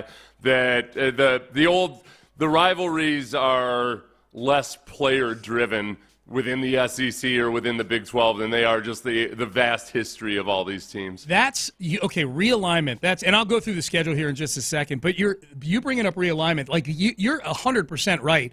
People talk about the greed with college football, and the ones who get pointed to the most now are the players because they've now got the opportunity to be greedy, and it's not illegal in any way. You know, it's their chance to go get paid. They can transfer without having to sit out a year and go get paid. To me, that's not ruining college sports. I mean, it is something that probably does need some guardrails and whatnot, just so that there's rules and etiquette to it. To me, the realignment stuff, which is the greed of the schools, that's the greed of the schools. That's not the greed of the players. The greed of the school. Realignment, to me, has destroyed a really important part of the fabric of college football, which is some degree of geographic integrity, you know, where you've got like geographic rivals, and then just the nonsensical stuff that it's done to, well, it's ruined some rivalries, it's eliminated some rivalries that we grew up with, but then just the nonsensical stuff that has a trickle down to all the other sports in college football where USC and UCLA and Oregon and Washington are playing a schedule, Maryland and Penn State, for softball. You know, that's the part. It almost feels like there needs to be a separation between football and all the other sports. 100%. Yes. To where, because you are like, and then the big time schools with the big time budgets that, you know, Oregon's got the budget to send all their other lesser or minor sports off across the country or what have you. Yeah. But it's not quite the same for all those schools. And that's the part that rubs you the wrong way, or at least one of the things that rubs you the wrong way. There is a part of it though too that you just got to also remember that, hey man, like every generation goes through this, and a lot of the things that you and I think of is like, this is the way it's always been. Yeah. Like, no, they actually started that. They actually started that when we were 15 years old, and that's what we've known. Yeah. So kids that are in their 20s right now in college, and the people that advertisers are trying to really get their attention and everything, it's not nearly as big a deal to them. No. If anything, it's just exciting. Yeah. Because and the boomers are annoying them with all this talk. Totally. I'm probably annoying people right now by even bringing that up, but that's just how I feel. The realignment thing, I think, is real. How about this? For the first 3 weekend night games, the first weekend of the college football season is Labor Day weekend. Saturday night, these are all on either ABC or ESPN. LSU at Clemson. So you get Brian Kelly and Dabo Swinney. You get 2 really good quarterbacks in Nussmeier and Klubnik. And it's at Clemson too. So it's not one of these generic playing at the Georgia campus. And these are 2 teams that are going to be in the top 10 probably this year, LSU and Clemson. That's fun on Saturday night. Notre Dame at Miami. The reprisal of Catholics versus convicts, however many years later. They've played a few times since then. That's Sunday night, 6:30 on ABC. So Notre Dame, national. Get the Pope out there for that one. Hell, and this Pope would go. This Pope well, I don't know. Everything I read about the American Pope is that he's very much a citizen of the world. You know, he Notre Dame. 29 different languages, and he spent most of his time in Peru. He might be there. He can't be concerned with Catholics versus convicts. It's Notre Dame. You better. This isn't the White Sox in the World Series. You better be there, Pope Leo. And then Seth, Monday, Labor Day night, TCU at North Carolina. We get the Bill Belichick college debut. Possibly, if he's still coaching. Fingers crossed, At that point, if he doesn't exercise his option to get out. There, yeah. I saw him on ESPN, and he looked like he was just plain old boring Belichick. He was asked one non-football question. Basically, the question was just an opportunity for him to give a no comment. It was asked in such a way. She basically said, this girlfriend stuff, what up? I don't want to talk about that. Okay.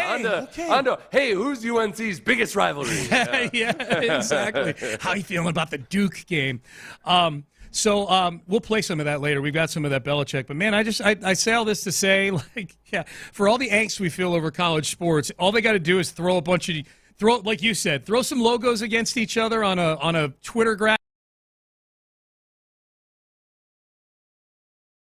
And I'm like, time that TCU was going to be opening up at North Carolina. Yeah. You didn't know that it was going to be on ESPN. This was more about Monday announcing night. the broadcast than anything else. That'll be fun. That's going to be. I'll tell you what. For all of the Jordan Hudson stuff, I'm watching Bill Belichick on ESPN, kind of partly just because I'm waiting to see what and if they're going to ask it. But he's talking about UNC the whole time. Yeah. And UNC's name is out there a whole lot, and probably there's a lot of people in the administration that don't like the way that it's being talked about. But Belichick is a story, and he's made more so of a story now with all of this stuff. Jordan Hudson might be playing six-dimensional chess. How on many this one, dimensions of chess? That's what I was wondering. I was like, hey, listen, Bill, just trust me on this. You need as much notoriety as possible, and I can deliver it. Someone texted in, y'all's opinions this week are sucking. That's this week? That was mostly about the draft lottery. Yeah, that was in the middle of our draft. I saw that one. Yeah. Somebody else brought up I don't want to get into the statistical probability part of everything. But there are people, as we knew yesterday,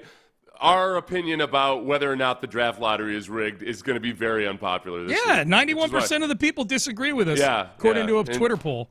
Yeah. All right, Astros question posed on Area 45 last night. This is a good one because we did this exercise last year with the Astros. When do we stop saying, hey, it's a long season for the Astros, in a way that we're kind of giving them a break? We'll discuss that, and we'll give our guardrails on that one coming up next. But first, play.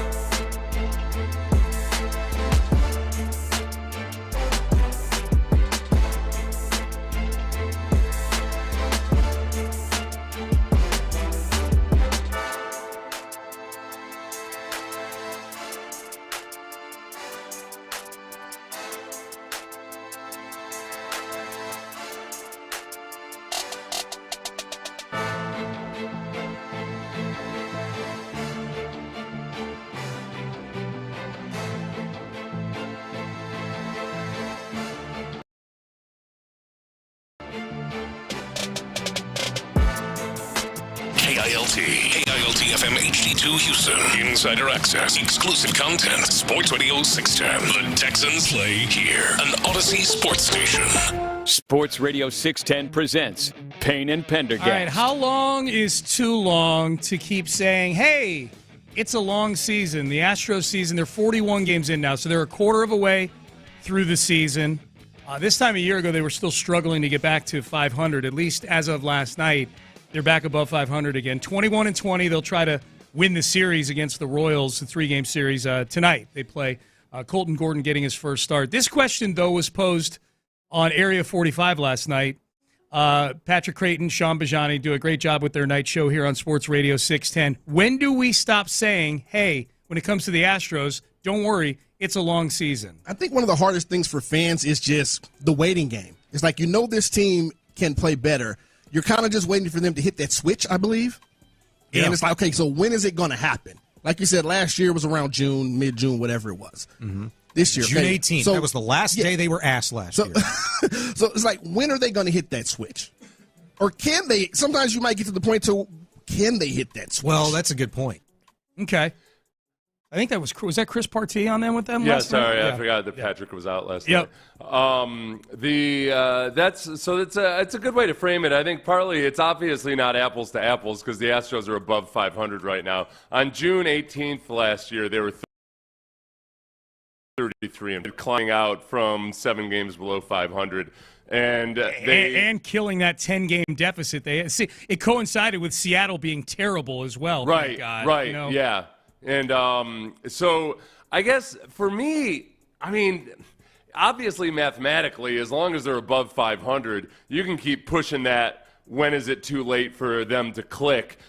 Way on down the line. You could push it to September if you wanted to and still end up with some home playoff games. They're a half game out. Like I don't even know that having to have the take, hey, it's a long season, is even appropriate right now. Last season it was appropriate. They were 12-24 to start the season, and they were one of the 2 or 3 worst teams in the American League, a place that they had not been. Even in the COVID year, they weren't that bad. They were a 500 baseball team.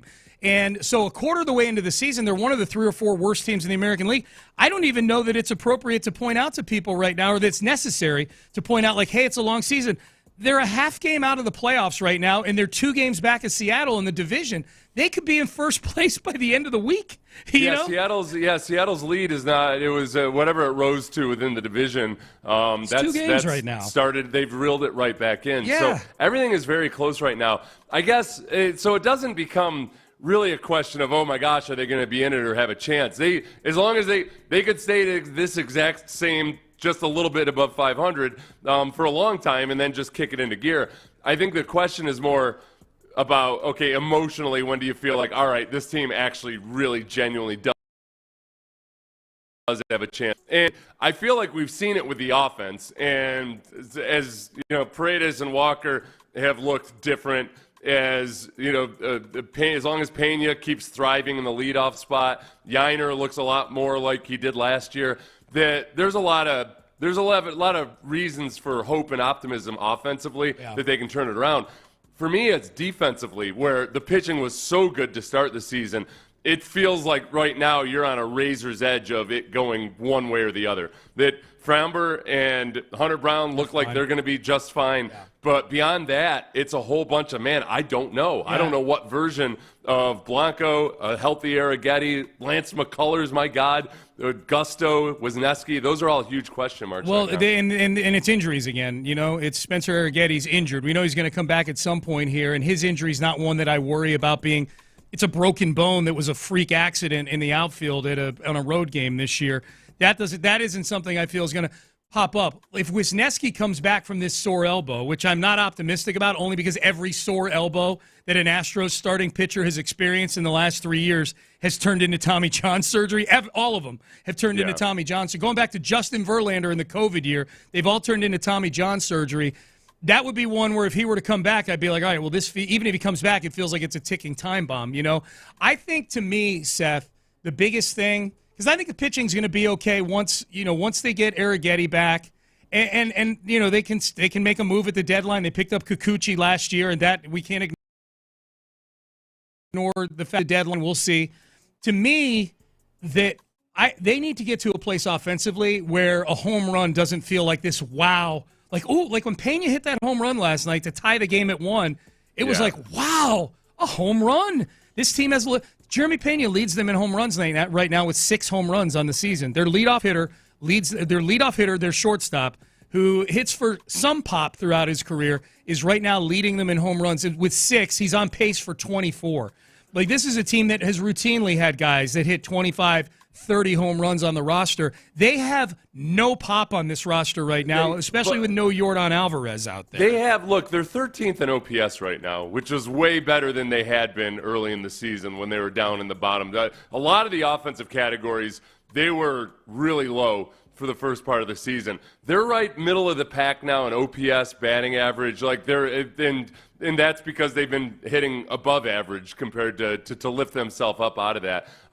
So I think that there's still hope there. And when guys are underperforming like they have, I guess Altuve has not been himself as of late.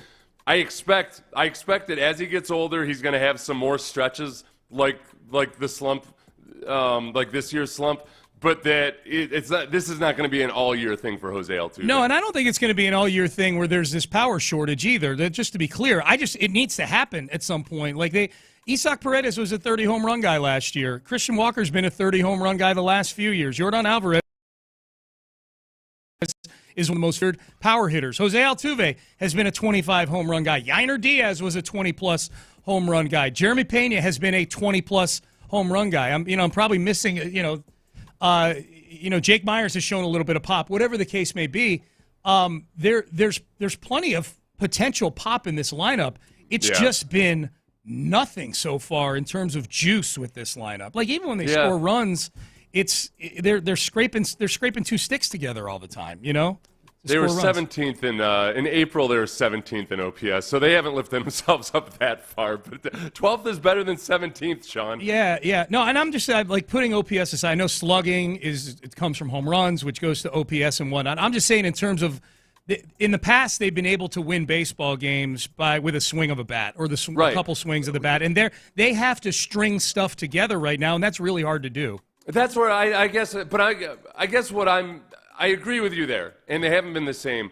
But they are, so for the month of May so far, in this very short, where in the last 6 games, they've been averaging 5 or 6 runs per game in the last 6 games. So I'm a prisoner of the moment, and I feel like I have at least seen more production and more output. It might not be classically in the way that you want it, but like in the month of May, they're 6th.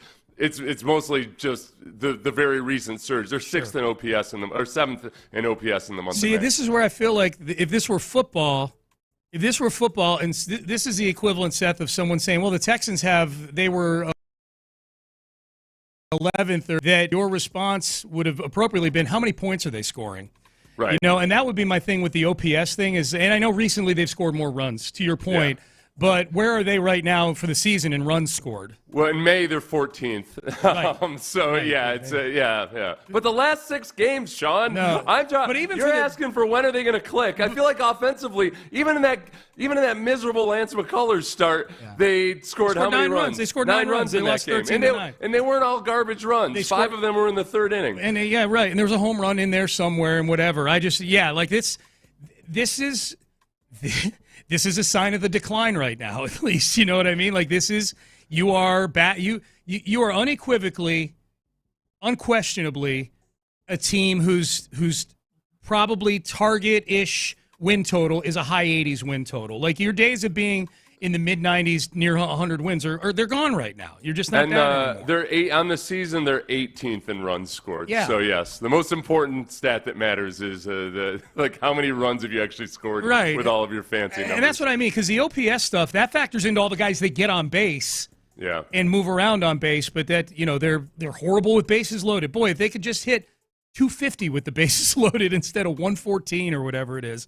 So, but what did we say, though? I mean, we said going into the season that it's going to probably be, if this is going to be a really competitive team, it's going to have to be a team that's based on pitching. Sure. And they showed signs of that early on, that, man, they could really lean into it. Yep.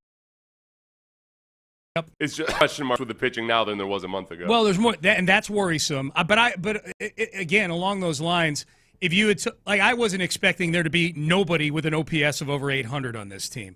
Well, Yordan Alvarez not being Yordan is a big deal that we're probably not making enough out of. Now he's injured, but even when he was playing, his OPS was in the 600s. Like they're 21-20, and maybe we should be giving them their props. Yordan Alvarez is when he's rolling is one of the 5 best hitters in baseball. I feel strongly about that.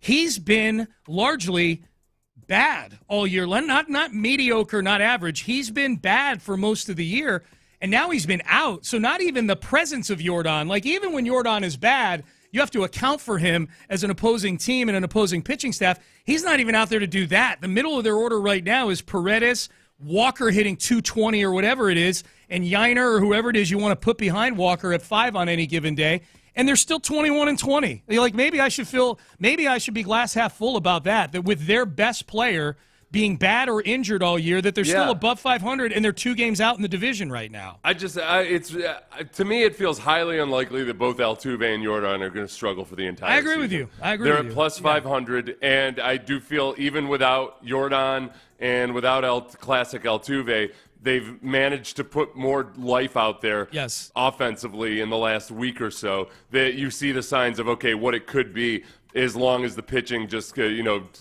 pulls itself out of whatever difficulties they're having with certain guys. Hey, who's this guy the Chronicles writing about that's bringing? Oh, Win Lee? It's Win Lee. Yeah. And he went kind of mini viral yesterday because he had a bag of crawfish that he had brought to the people don't realize you can bring food to Minute Maid Park. They're cool with that. And so people, the biggest question and comment that kept coming up over and over again is, oh, yeah, how inconsiderate. I can't believe the people around you would subject the people around you to those crawfish. He doesn't eat the crawfish in his seat. He doesn't bring a tray and put it on his lap? He goes to one of those picnic tables there on the No, he goes to the concourse and eats it on a picnic table. Okay. Well, how is that inconsiderate if he's eating it at a picnic table by himself? It's not. They just saw him. They saw the picture of him standing in the stands before. It looks like well before the game was even on. Okay. Yeah, they thought that he was doing that well. The guy goes to 100 Astros games per year. Listen, you're allowed to criticize Win Lee if you go to 100 Astros games per year. Dude. But if you go to 100 Astros games per year and you try to just eat nothing but the concessions the whole time, you're going to do 2 things. You're going to spend a few $1,000s, and you might have a stroke. Yeah. So I applaud Win Lee for his healthy and economical food choices. If I went to 100 games a year, spending what I normally, because I'd be with Amy, so I'm spending for 2 of us, we're usually like a couple of beers apiece, and then some food, like either a hot dog or a pretzel. I mean, we're up close to $100 in concessions when we go to a game. Now, we don't go to that many games, but 100 games a year, if you did it on the Sean and Amy plan, that's $10,000 in concessions that you're spending. Let the guy bring his crawfish, everybody. Picnic table. And he's not. And he posted the picture too of him sitting at the picnic table eating it. Does he? Now he's not eating them with gloves. Okay. So I'm guessing people are thinking like, okay, whether you eat them in the stands or whether you eat them in your seat or not, your hands are going to stink like crawfish. They're going to stink, and it's really hard to get crawfish spices and stink off of your hands with one washing. Usually takes. Now, I can't, for whatever reason, the Chronicle article's not scrolling on my computer. Does he bring the fixins with him, too? Does he have a couple corn cobs and potatoes? Okay. He's got a couple corn cobs. You're only allowed to take whatever can fit in a gallon plastic bag. So for him, it was 3 pounds of crawfish and a couple of corn cobs. So does he sit? I know you may not know the answers. I'm just picturing him laying out some paper towels and just dumping that bag like you do at a table at like a crawfish, whatever crawfish eatery you go to. He's just twisting the heads and going to work. He's got the bag in front of him, and then he's got a basket with some paper in it for the heads and the tails. There, yeah. You a crawfish guy? You like crawfish? Nah, too much, too labor intensive. It's a lot of work. It's more of a social thing for me. I like doing it just because you're chit chatting and drinking beer while you're doing it. But But it's I enjoy doing it whenever the situation arises, but I don't go seeking out the various crawfish spots. And I always like the meal that I eat right after eating crawfish because crawfish don't fill me up. That's always fun. I just spent 2 hours eating crawfish, and now I'm hungry for a steak or something like that. They never fill me up, ever. The thing about you that I'm always impressed is that you live a very quick and easy walk. No. Although it's a stressful walk because you got to cross Richmond if you want to go to the dessert gallery. So you could drive. That's every time I've left your place, I've stopped in at the dessert gallery for anywhere between 1 and 7 desserts. Yeah. So good. They don't judge you there. They don't judge you. No. If you go up and you get some cheesecake and then you're back 4 minutes later for a mega-sized brownie, they don't judge you. They call you sweetheart and everything. I tell you where they get me when I go there. Yes, all the cakes and everything, but they've got that table right next to the line you stand in that has all the cookies right there. Individually wrapped cookies with the logos of the teams on them and things like that. You're like, oh, $5.50 for a Texans cookie? I love the Texans. Yes. Do you know what? I didn't realize – my wife has been doing this the entire time I've been married to her, but I guess I never realized it, except I guess because she doesn't eat all that many cupcakes. But we were at Mother's Day, and my sister-in-law had made cupcakes. And Brandy, what she does is she pulls the bottom. So it was a frosted cupcake. Yeah. And she pulls the bottom off. Yeah. And then puts it on top. Ooh. So it creates a cupcake sandwich. Well, really, it's an icing sandwich or a frosting sandwich because it's the cupcake with the bottom on the top, and then you eat it like a sandwich. That's an interesting sensation. So you got cake top and bottom with the frosting in the middle. Yeah. I like that. That matters. But let me tell you this, because I've been cutting out refined sugar. Yeah. But it was a special occasion, so I said, okay, I'll have a cupcake. Let me tell you this, Sean. Yeah. The cupcake,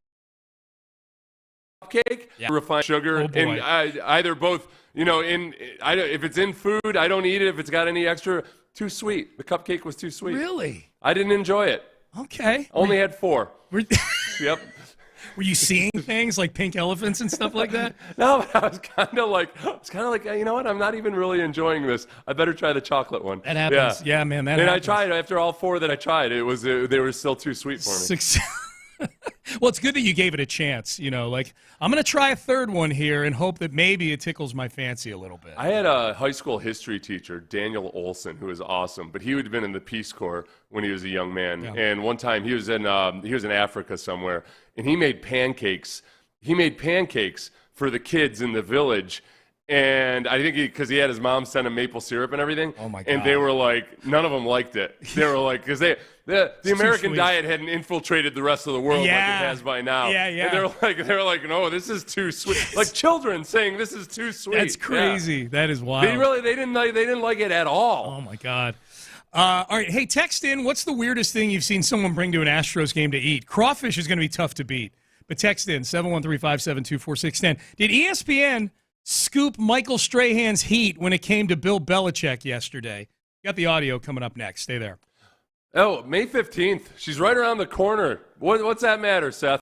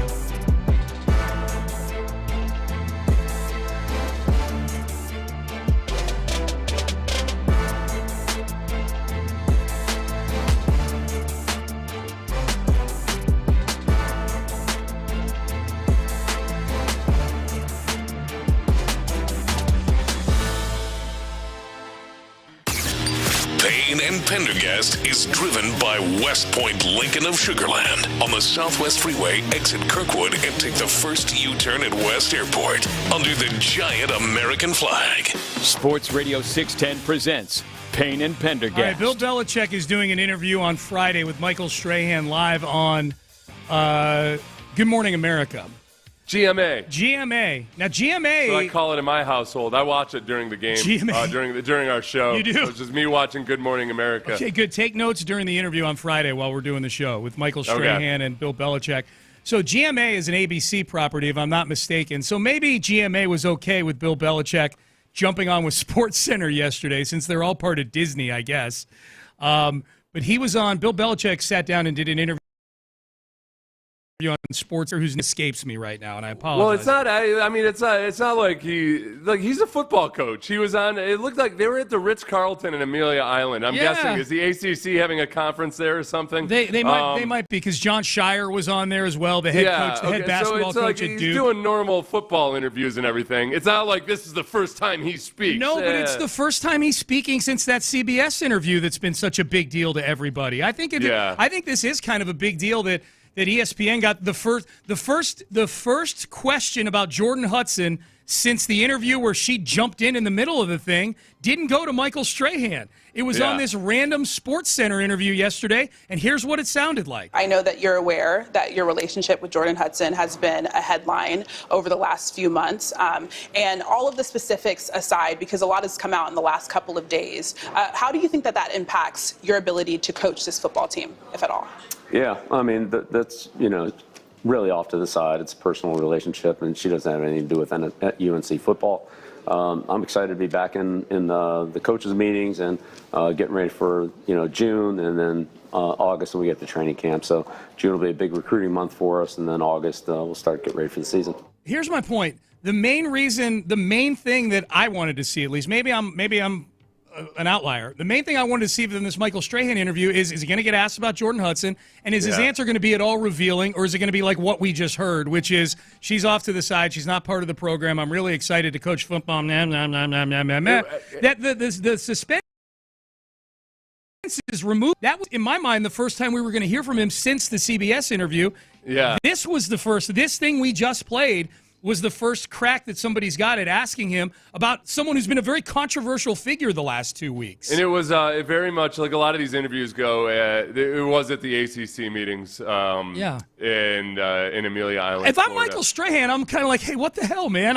We're promoting this interview. First time, it's been positioned as like we're going to hear from Bill Belichick. First time since the CBS Sunday morning interview. They've been saying that the first time since. I think that's been sort of an assumption, maybe. I don't know if they've been promoting it that way. That's on them. That's stupid. He's a head college football coach. Is he supposed to hide from the media? He's at the ACC meetings. They've got ESPN's got their station set up there. It looked like they're at the hotel, basically just probably talking to every coach in the ACC. That's on Good Morning America. I totally agree with you. Like, I'm not, my whole point isn't like to assign blame to it. It's that like I'm way less interested in this Good Morning America interview now. Well, like, I know I already assume the answers are going to kind of be very surface level and boring, but now we've got confirmation of it. Well, okay, yeah, but you didn't. You should still anticipate it, because I think Strahan, for one, he'll have more time, and maybe in a different environment, he might press a little bit more, or he might phrase the question differently. I mean, she basically phrased it in such a way of like, hey, this is no big deal, right? Like, hey, would you like a chance to give a no comment on this? So, and I'm not crushing her for it. When you're in a football environment, like, I got 4 minutes with him. It's an interview on SportsCenter. That's pretty much, what I expected. Yeah. I think the question will be more, I'm more intrigued to see how Strahan tries to broach the topic, and if he asks a follow-up. Like, if the woman doing the interview had asked a follow-up, I would have felt better about it. Yeah. But I think Strahan's probably going to try to come up with a creative way to kind of lead him into it. Because her question it was a football question. It was, how does it affect the football program? Yep. Which is a fair question, but it was a very easy one to deflect. Yeah. Yeah, I was just I'm a little surprised seeing that yesterday, that just kind of a throwaway interview on SportsCenter was plunk down there. And it was a really boring interview. It was 8 minutes, and it was really boring. Yeah. It was so boring. Yeah, it was incredibly boring. A bunch of odds out on this interview coming up on Friday on what Belichick's going to wear, what color his shirt's going to be. I will say this. He definitely was not in a torn Navy sweatshirt yesterday. Mm-hmm. Probably had to be dressed a little bit nicer because there's, all his peers are there at some big conference event. That's the way he typically dresses, like when you see him at the NFL owners meet's and everything. Yeah. So that Navy sweater shirt that he was wearing as whatever ode to his dad or whatever in the CBS interview was just it's an odd look for a sit down interview with a network. Do you think he wears North Carolina gear in this Strahan interview? You think he gets dressed up for this thing? I bet he has he'll probably wear a suit. Oh yeah, you think? Yeah, I think he'll wear a suit. Okay. Yeah, he cleans up pretty nice for certain events. Yeah. You can bet on what color. Blue minus 200, navy blue plus 180. Yeah. Yeah, I think baby blue, I think, for sure. I think that'll be with probably a UNC pin or something. Something like that. I think he's got to rep the school in this thing. That was a bad job by him. You know what he should show up is that Manti Te'o sweater. Remember when Manti Te'o wore that? On like Oprah or something after. They had recommended that he wear this pastel sweater. Same advice they gave to the Menendez brothers to make him feel more embraceable or likable or whatever, and it backfired. Yeah, it was like a Cosby sweater that he wore, Manti Te'o, on that. It was like on Katie Couric, I think, is when he sat down and did that interview. Yeah, I think he sat down with Katie Couric. These odds makers have also put out a list of men who could be Jordan Hudson's next boyfriend, and they're all like, the youngest one is Urban Meyer. That's the youngest one. They're all like Lou Holtz 50-1. That's the best. Oh my God, Lou Holtz 50-1, Anthony Hopkins 55-1, Robert De Niro 66-1, Al Pacino 80-1, John Travolta. Well, you really start to get down to the bottom here, and there's guys in their 80s and 90s. Harrison Ford 250-1. That's pretty funny. She's like an inverted Leonardo DiCaprio. Yes. This one. Yeah. Leonardo DiCaprio likes those young supermodels. She likes guys who go eat at the early bird special with. I didn't get this one. One of them is which school will be on Belichick's clothing. I guess with that be the question. Navy, and I guess, the Navy. What are the choices? Well, he's promoting the book, and it sounds like his upbringing with his dad, who was with the Naval Academy forever. Yeah. Maybe that's why he would go with Navy. Yeah. So we'll see. I mean, he wore Navy to that last CBS interview, so we'll see what happens. UNC, the heavy favorite. So the people think he's going to clean himself up and rep UNC in this interview with Michael Strahan. I guess I don't want to, I'm still looking forward to it. I don't want to feel like the 17 seconds we just played ruined the interview for me or anything like that. But I was anxious to see what an answer about Jordan Hudson would sound like, and now I've got my answer on that. I like this on the odds board. What will happen first? Belichick is fired at the end of the 2025 season, or Belichick breaks up with his girlfriend? Ooh, okay. Right, even odds on that one. So that's a 50-50. Either he gets fired at the end of the year, or so basically the question is, does he break up with her between now and the end of the year? Right. Yeah. But what if she breaks up with him? That's where it gets dicey in trying to collect on this thing. People always have different versions of how it happened. Yeah. They're going to say, the public statement will say it was mutual. Yep. If they deliver one. Yeah. So then you're left kind of wondering what the hell. I wouldn't make that bet just because I think it's going to end up being they'll cancel the bet because of the murkiness of the girlfriend. Do you think it's more likely he ends up marrying this girl, or they end up breaking up at some point? Oh, that's a great question. Right? I could almost see Belichick marrying her out of obstinacy. Like at some just point, to stick it to everybody else. Everybody said I couldn't do it. That's right. They said I couldn't win a Super Bowl. I'm gonna marry this woman. You know who probably gets upset about that? The longtime girlfriend that he had, that he never married, but he was just with her for all those years. I forget her name, the blonde. Yeah. She'd probably be like, "Why wasn't I marrying material?" Especially when it's Jordan Hudson who you'd be marrying. She seems like a handful. The thing about Belichick is, because he's obviously not on social media or anything, but we know he does read or at least he has people, curate and give him the articles that he needs to read. I wonder if he's gone I wonder if he is intentionally ignorant of everything that's being written about him when it comes to Jordan Hudson, or if he actually is tapped into it so he does understand the firestorm that it is. He's stopped doing the cheesy pictures and videos with her. So there's got to be somebody, because he had the pictures of where he had her like on the end of a fish hook like a mermaid. She was dressed in a mermaid's outfit. He was doing a lot of cheesy stuff on social media with her. It feels like that's been tamped back a little bit. Mm-hmm. You know, like so I'm thinking maybe people have been getting to him saying, hey, you know, like that whole thing where you're pushing her up on you're doing that Titanic pose with her on your feet when you're laying on the ground. Like that's kind of, I don't know, kind of cheesy, maybe. I think maybe some people are getting to him. We'll see. All right, Payne and Pendergast with you on a Wednesday. Which Texans are trending up?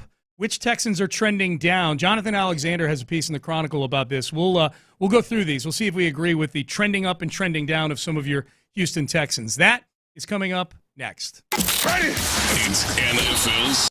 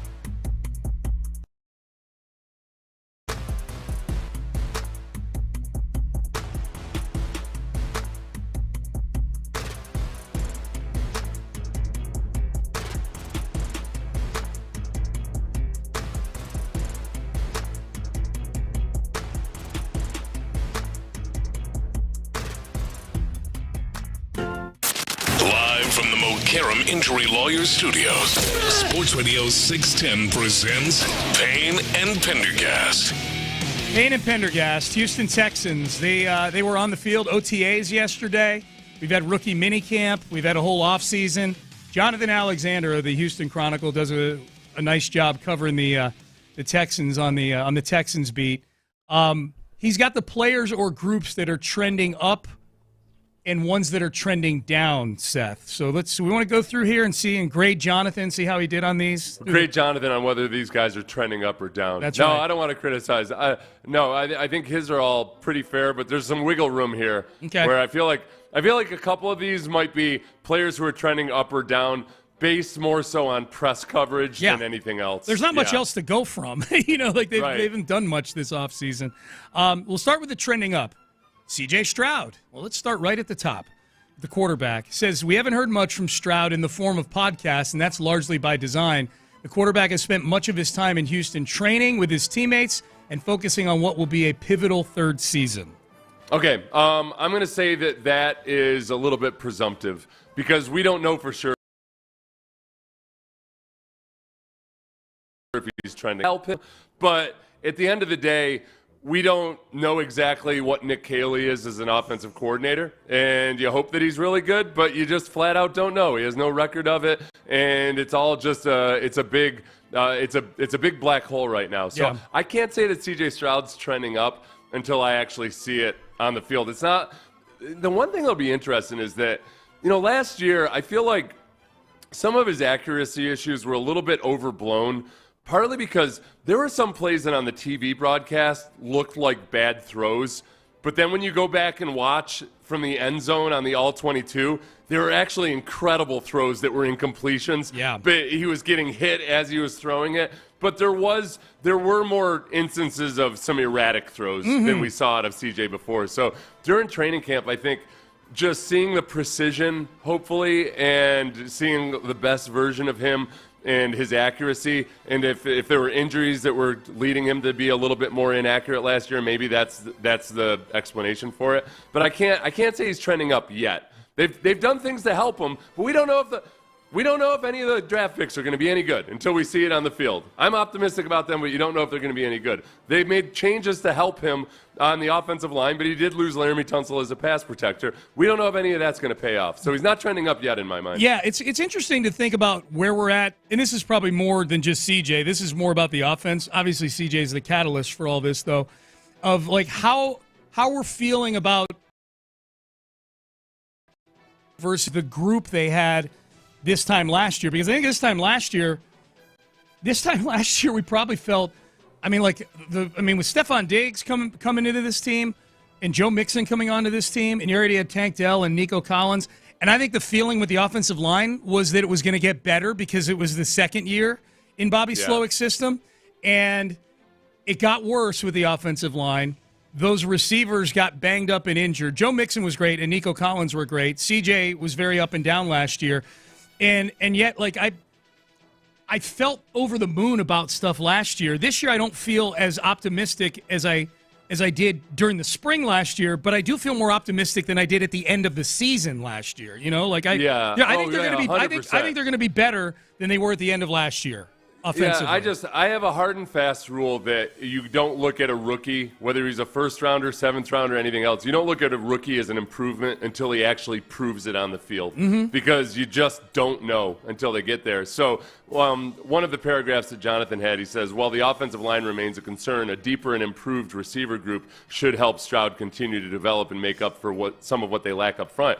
I'm not convinced that they're an improved receiver group yet. Right. You got two rookies that you're optimistic about, but you're replacing Stephon Diggs with Christian Kirk. And I think Christian Kirk is slept on a little bit in some of the offseason discussion. But beyond that, you've got rookies. You've got Braxton Berrios is much more of a special teamer than he is a receiver. And I'm not so sure that this is. Well, and let's take Jaden Higgins, who was their first pick, their first draft pick, 34th overall. And then look, he looks the part. He looks great. He looks like a physical specimen. He was super productive in college. pretend for a second that John Mechie had not gotten sick before his rookie year. John Mechie was picked 44th overall in his draft class. Jaden Higgins was picked 34th overall. They're in the same neighborhood. Us already putting the cart ahead of the horse with Jaden Higgins. Imagine if we had done that with a healthy John Mechie. And John Mechie's now been healthy, and you can see John Mechie can play in the NFL, but he's not a guy that you go, boy, this is going to take an offense to another level. You're right. You're absolutely right. You do have to see what it's like. Let's see what it's like going up against Derek Stingley or Kamari Lassiter in practice before we anoint him. You know, that kind of thing. And it's not. I am optimistic that CJ is going to play better this year because they've made enough attempts to improve that at least a few of them are going to work out. And the biggest X factor by far is just Nick Caley. And whether he's good for CJ Stroud or if they're looking for a new offensive coordinator 2 years from now. I want to make sure we get in the other two trending ups. One is Nico Collins. I don't know we need to spend a ton of time on Nico Collins, other than he's trending up in that they got him some help, it would appear, hopefully, if these rookies pan out. And hopefully he can stay healthy. That's the big thing, if he's taking steps to stay healthy this offseason. Yeah, his health is really the only concern. As far as trending up, that's just a continuation of a guy who's been in the last – I almost called 2023 his rookie year because it felt like it in some respects. But since these last couple years, especially since being the best version of him. Ladarius Henderson's the third one that I felt like we needed to hit because this is a name that's burst onto the scene here of late. Nick Caserio, unprompted on our show a week and a half ago, or a week ago. Is it a week ago? Thereabouts. Over the moon praise for Ladarius Henderson. It was a week ago today. And then obviously he's got a bit of a cult following on the internet and whatnot, and he's shown a lot. D'Amico had a lot of good things to say about him. He's trending up in that, and I'll say this is viable, but because the fact that Caserio and D'Amico have both spoken very highly of him in a way that isn't just the standard. Well, let's see whatever about this young guy, but it doesn't mean that he's going to be an all-pro guard all of a sudden. But he's definitely trending up compared to what you were thinking about Ladarius Henderson when he was out with his dual foot injuries last year. He's way up. The trending down names are interesting to me because it looks like, without having read the paragraphs that Jonathan Alexander has written underneath each of these guys' names, the trending down guys are all guys who the team drafted guys at their position. Running back Dameon Pierce, trending down. They drafted Woody Marks. Woody Marks, you don't get 5 words into the paragraph until Woody Marks is mentioned. He puts Mechie, Xavier Hutchinson, and Braxton Berrios in one entry with each other. And obviously they drafted Jalen Noel and Jaden Higgins. Those guys' jobs are threatened by them. And then Blake Fisher is the other trending down. Obviously they drafted Ariante Ursary with a second-round pick, so now Blake Fisher would appear to be in some degree of competition. Of all those names that are trending down, what's the most interesting one to you, Seth? I guess I guess it's Blake Fisher. Me too. I was tempted to say Dameon Pierce. I mean, Dameon Pierce, the Texans traded up, and it felt like in a little bit of a character break for Nick. It felt like that was specifically for that one player, not a band of players or what have you. And they drafted Woody Marks, who has a skill set that Dameon Pierce doesn't in terms of just being a super speedy receiving threat. The part where I don't think it's a trend down necessarily is that I think they still want to have a backup who's an all-purpose type of dude like Dameon Pierce for Joe Mixon. Yeah. So then it's more competition in the O-line room. Blake Fisher, when the Texans trade up, and whether it's to specifically draft Ursary or just a band of players right there, They took a guy in the second round in Blake Fisher last year, and now they're drafting a guy in the second round to get an offensive tackle. It's certainly way more competition for Blake Fisher than there was before the draft. I think before the draft we were talking about how, Blake Fisher, if he plays well enough, then maybe Titus Howard will play guard. Now it turns into, all right, well, if Ursary plays really well, then maybe they'll start him at right tackle, and Titus Howard will still move down to guard, and Blake Fisher will be out of the equation. Yeah, I think I would imagine the hope is that eventually you found your 2 starting tackles with those 2 second-round picks. But for the purposes of 2025, that won't be the case. Unless something happens to Cam Robinson, that won't be the case. I think when Casario's looking at it, I don't think that they probably factored Blake Fisher into the equation in their decision to draft an offensive tackle as much as it feels like. It's more so that they have Cam Robinson at left tackle on a one-year deal. Yeah. They can't plan on him being a long-term solution. Yeah, I think if you go into 2026 and Ariante Ursary is your starting left tackle and Blake Fisher is your starting right tackle, if I had to guess just blindly, I would say then some things went pretty well for you over the course of 2025 with both those players, you know? Yeah. Christian Harris trending down. I think I put him in a separate category altogether. He has He has a few players in to be determined. Yeah. Yes. Yep. Yeah. Jimmy Ward. It's not indeterminate for me with Jimmy Ward. He's injured every year and he's getting into his mid-30s. So I feel like he is what he is, and I think he's going to be used probably here and there, however they see fit, but hopefully not a full-time player. I'd like to have him for 17 games in the playoffs, which would mean a little bit of load management for him. Yeah, it's a good list, Jonathan. Good job. I like that. Trending up, trending down as the Texans continue here. Schedule release coming up tonight, so we'll know more. We'll know everything about when as to when the Texans are going to play all these opponents on their schedule. All right, into the 9 o'clock hour we go. Let's circle over to the Rockets. There are things going on in the NBA playoffs right now. It might mean that the store is open in places other than just Milwaukee and Phoenix. And are the Rockets going to be at the top of lists like these throughout the offseason? We'll have that for you coming up next. This should be at the top of your list.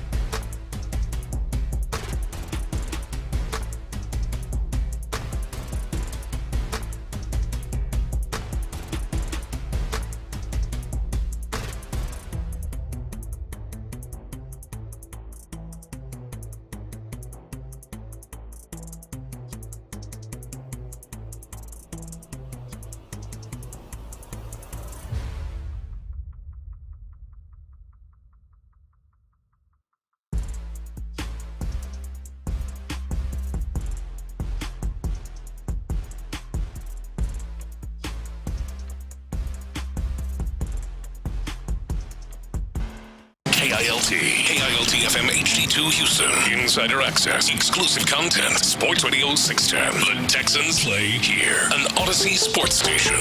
Sports Radio 610 presents Payne and Pendergast. All right, so the NBA offseason will be here before we know it. Well, it is here for a handful of teams, or for several teams. There's a handful still going. The latest team to get eliminated last night was the Cleveland Cavaliers, and they won 64 games in the regular season, and they get eliminated. We are on track now for an Indiana and likely a New York Knicks Eastern Conference final.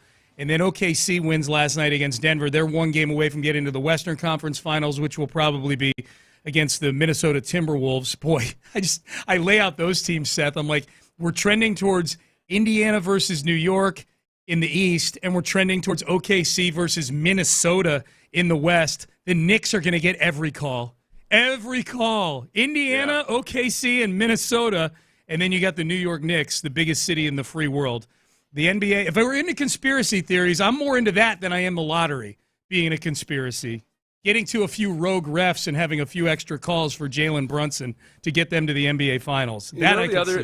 The other discussion that's going on a lot right now is all the increase in Achilles tendon tears in the NBA. Yes. And that there is evidence that because a lot of the old heads had said, man, it's these low rise, it's these low top sneakers that everybody's wearing, and there is evidence for that where the high tops do protect you. High tops laced up appropriately, like and tightly enough, do give you some support, and there's fewer Achilles tendon injuries there. So so wear the high tops, young Think kids. we see a comeback of the high tops, huh? Maybe, yeah, maybe, possibly. Jason Tatum's Achilles is torn. He got surgery on that yesterday. So it's really interesting, Seth, with some of the teams that are getting knocked out and the reasons they're getting knocked out now. It's really relevant to the Rockets because for all these teams, it's yet another store that opens up that the Rockets could be maybe shopping for. We heard Brian Windhorst a couple of days ago say that the two teams that make the most sense for Giannis Antetokounmpo in a trade were the Rockets and the Spurs. Two things you have to know about the Bucks when you consider a trade. Number one, the Bucks do not control their first-round pick for 5 years. That means if the Bucks are going to trade him, thinking that they're going to tank for the next 3 years and rebuild is not going to happen. They need quality players, and the other thing that you need to know is if you're going to trade Giannis to a team that's going to be a super team, getting that team's draft assets is not exciting because they're not going to be very high picks for the next few years. So you're going to look at teams that have players to trade and other teams' draft assets that they can trade besides theirs. San Antonio and Houston. San Antonio and Houston. San Antonio and Houston. Okay, so Windhorst he's all over San Antonio and Houston for Giannis. Now that's for Giannis. So the Celtics lose Jason Tatum. They're not knocked out of the playoffs yet, but it ain't looking good. Knicks are up 3-1. They'll try to close out the series tonight. But Boston, who was already being rumored to be a team that was going to be shopping some guys in the offseason, they've just got a bloated payroll.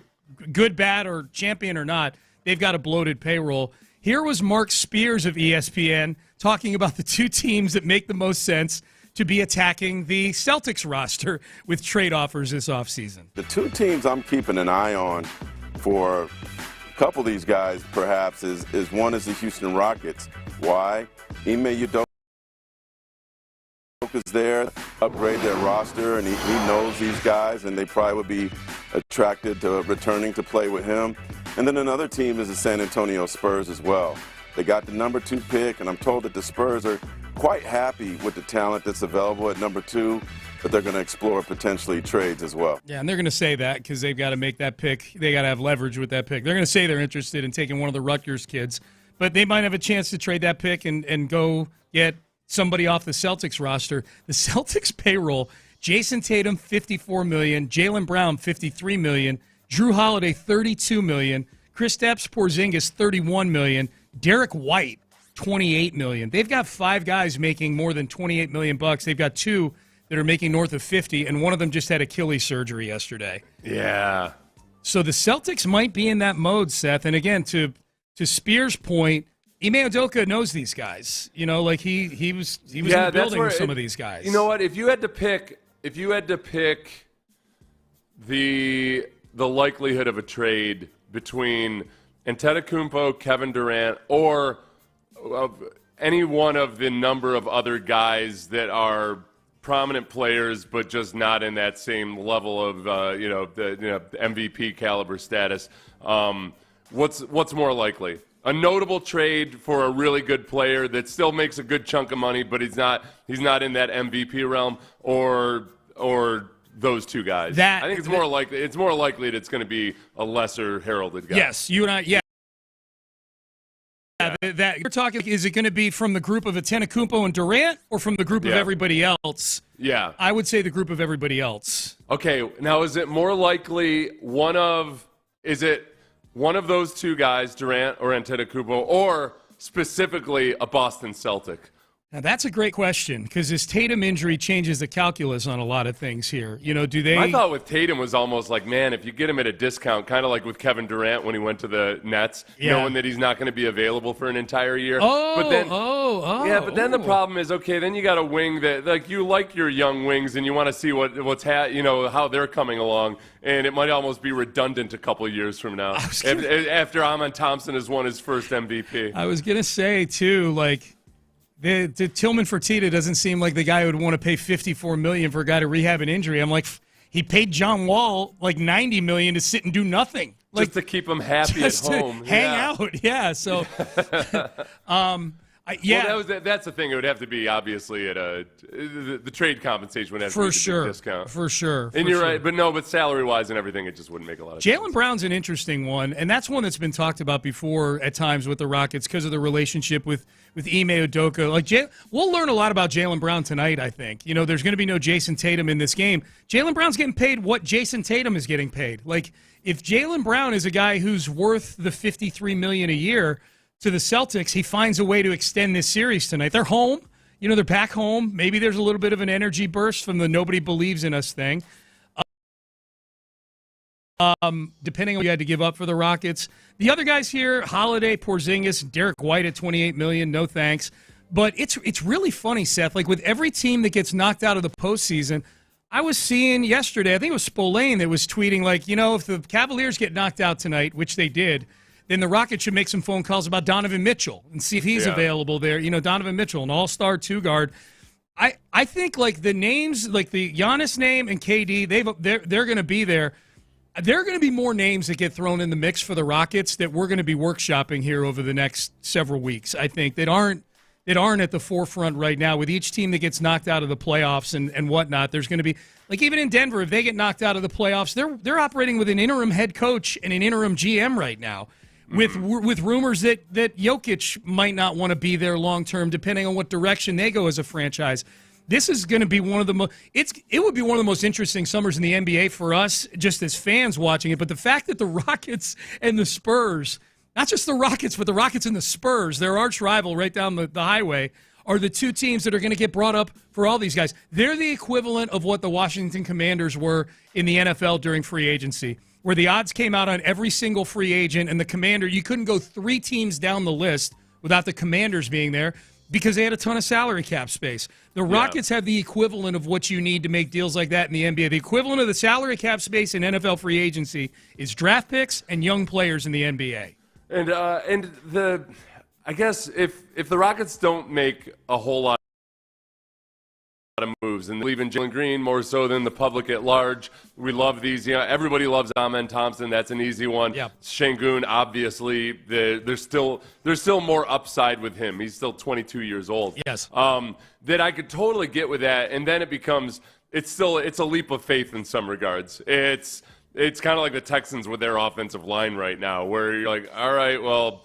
No, that's an insult to the Rockets. Sorry. The Texans' offensive line doesn't have as many reasons to be optimistic about it as you do the young Rockets. But there's a trusting the process part of it with the Rockets where you got to say, all right, between Rafael Stone and Ime Udoka, they know what they have in these guys. And look, you can sit up those draft picks. You can keep kicking them down the road. Yeah. You can keep converting them into other draft picks. Like Oklahoma City or like the Celtics did, for the longest time, just wait until the right moment and the right opportunity. And this year, and then maybe the James Harden type trade comes along. Yes. Like the best thing about the James Harden trade for the Rockets when they first got James Harden was it was so affordable, and it was there just because the Rockets, because Daryl Morey was always calling people, and he had the assets to do it. So you're sitting on, it's like a company keeping a lot of cash on their books. It's like, all right, and people, public companies, people say, why do you have so much cash? Why do you have so much cash? Yeah. You should be investing that.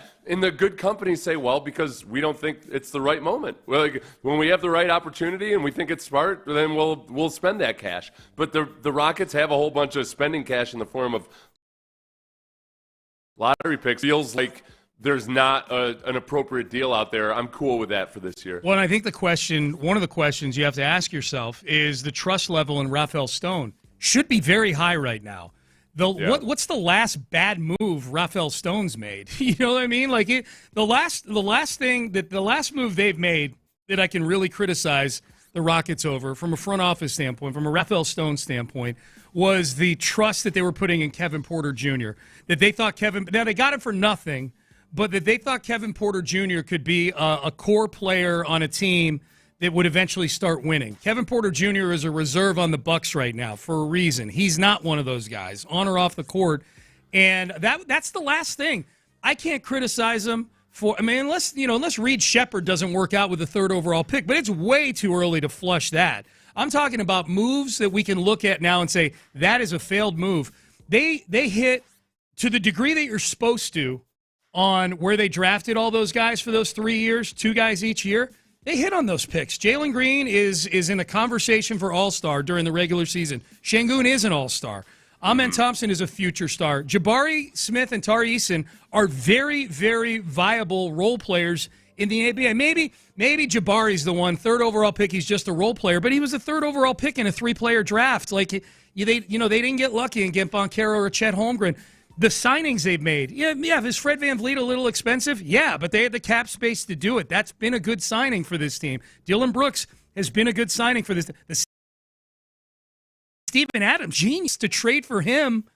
Kind of what you were just talking about, like a miniature version of the Jason Tatum thing where you trade for an injured guy, gave a couple second-round picks for an injured, aging, expensive guy, slightly expensive guy, $12 million, I guess.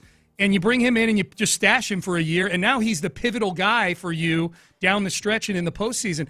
It's hard to find a move that Rafael Stone has made over the last 2 or 3 years that hasn't turned out positive for this team. So along those lines, I know we've got a huge segment of the fan base that feels like you got to get rid of Jalen Green, move off of him. You got to make a big move. You're in a championship window now. I kind of trust whatever Rafael Stone's evaluation is of this thing right now. Sean, I'm in a circle of hell right now, and it's something we discussed earlier. Yeah. It's relevant to basketball, everybody, but it's this ESPN is going to have this single package for whatever, which I already have the ESPN, Hulu, Disney package. Yeah, me too. But I'm in that circle of hell. We talked about the password circle of hell where I had tried to log into Hulu, but the password wasn't right, so I changed my password on Hulu. But now I'm trying to log into ESPN.com, but my password had been changed because that's your Disney password. But somehow I have a separate password for. Oh my God! Are you okay? So I wanted to look up how ESPN traded the James Harden trade. How they graded it back in the day? Yeah, the Rockets, it was all over the place. I think CBS Sports gave the Rockets a C on that one. The couple like it was almost what's that? They were wrong. Yeah. Well, no, a lot of them were crushing the Rockets for that trade. Yeah. The more analytical types were like, well, no, it makes sense, this, that, the other. I saw one, Sports Illustrated gave him an A-. Yeah. But it was all over the place. Yeah. And obviously, the people who were crushing the Rockets for that trade back when it happened, mostly based on the fact that, hey, these Nets picks are going to be worthless. They'll be worthless in the coming years. I should have asked which Harden trade. You're looking at the Harden Nets? The original Rockets to the Nets? Yeah. Okay, yeah. I thought you were talking about the one that brought Harden here that you were talking about. No. Sorry. The Rockets to the Nets. Yeah. I'm like, someone gave that Harden trade a C? Like the one that brought him to Houston? No. Okay. The one with the Nets. And again, if they don't hit on those first-round picks, then that trade is a C. But they got Tari Eason out of it. They got Reed Shepherd out of it. They took those picks and then traded him to Phoenix to get all these Phoenix picks. But the thinking at the time was, look, the Nets have just created this super team. Yes. These are all – you're going to be picking 28th with all these picks. And everybody else, I feel like people with a rational brain were looking around and be like, you expect Kyrie and Kevin Durant and James Harden to be on that team? You and I said it the day after that trade. You and I looked at each other on this show and said, those are 3 wild personalities to expect to get along for an extended period of time. Yeah. And they didn't. They did Kyrie not. didn't want to play with LeBron James. Yeah. Like, right. But what part of him being on a super team makes you think it's going to last? Donovan Mitchell text message on this. Donovan Mitchell would be the biggest popcorn fart of an offseason for the Rockets I could imagine. I'm with you on that. I always thought he's been a little overrated. I thought he was overrated with the Jazz. I think he's been a little overrated with the Cavs, although he was the only thing that was good in this series. But I'm not all for whatever it is you're going to trade for. If it's an all-star, you're going to give up a lot.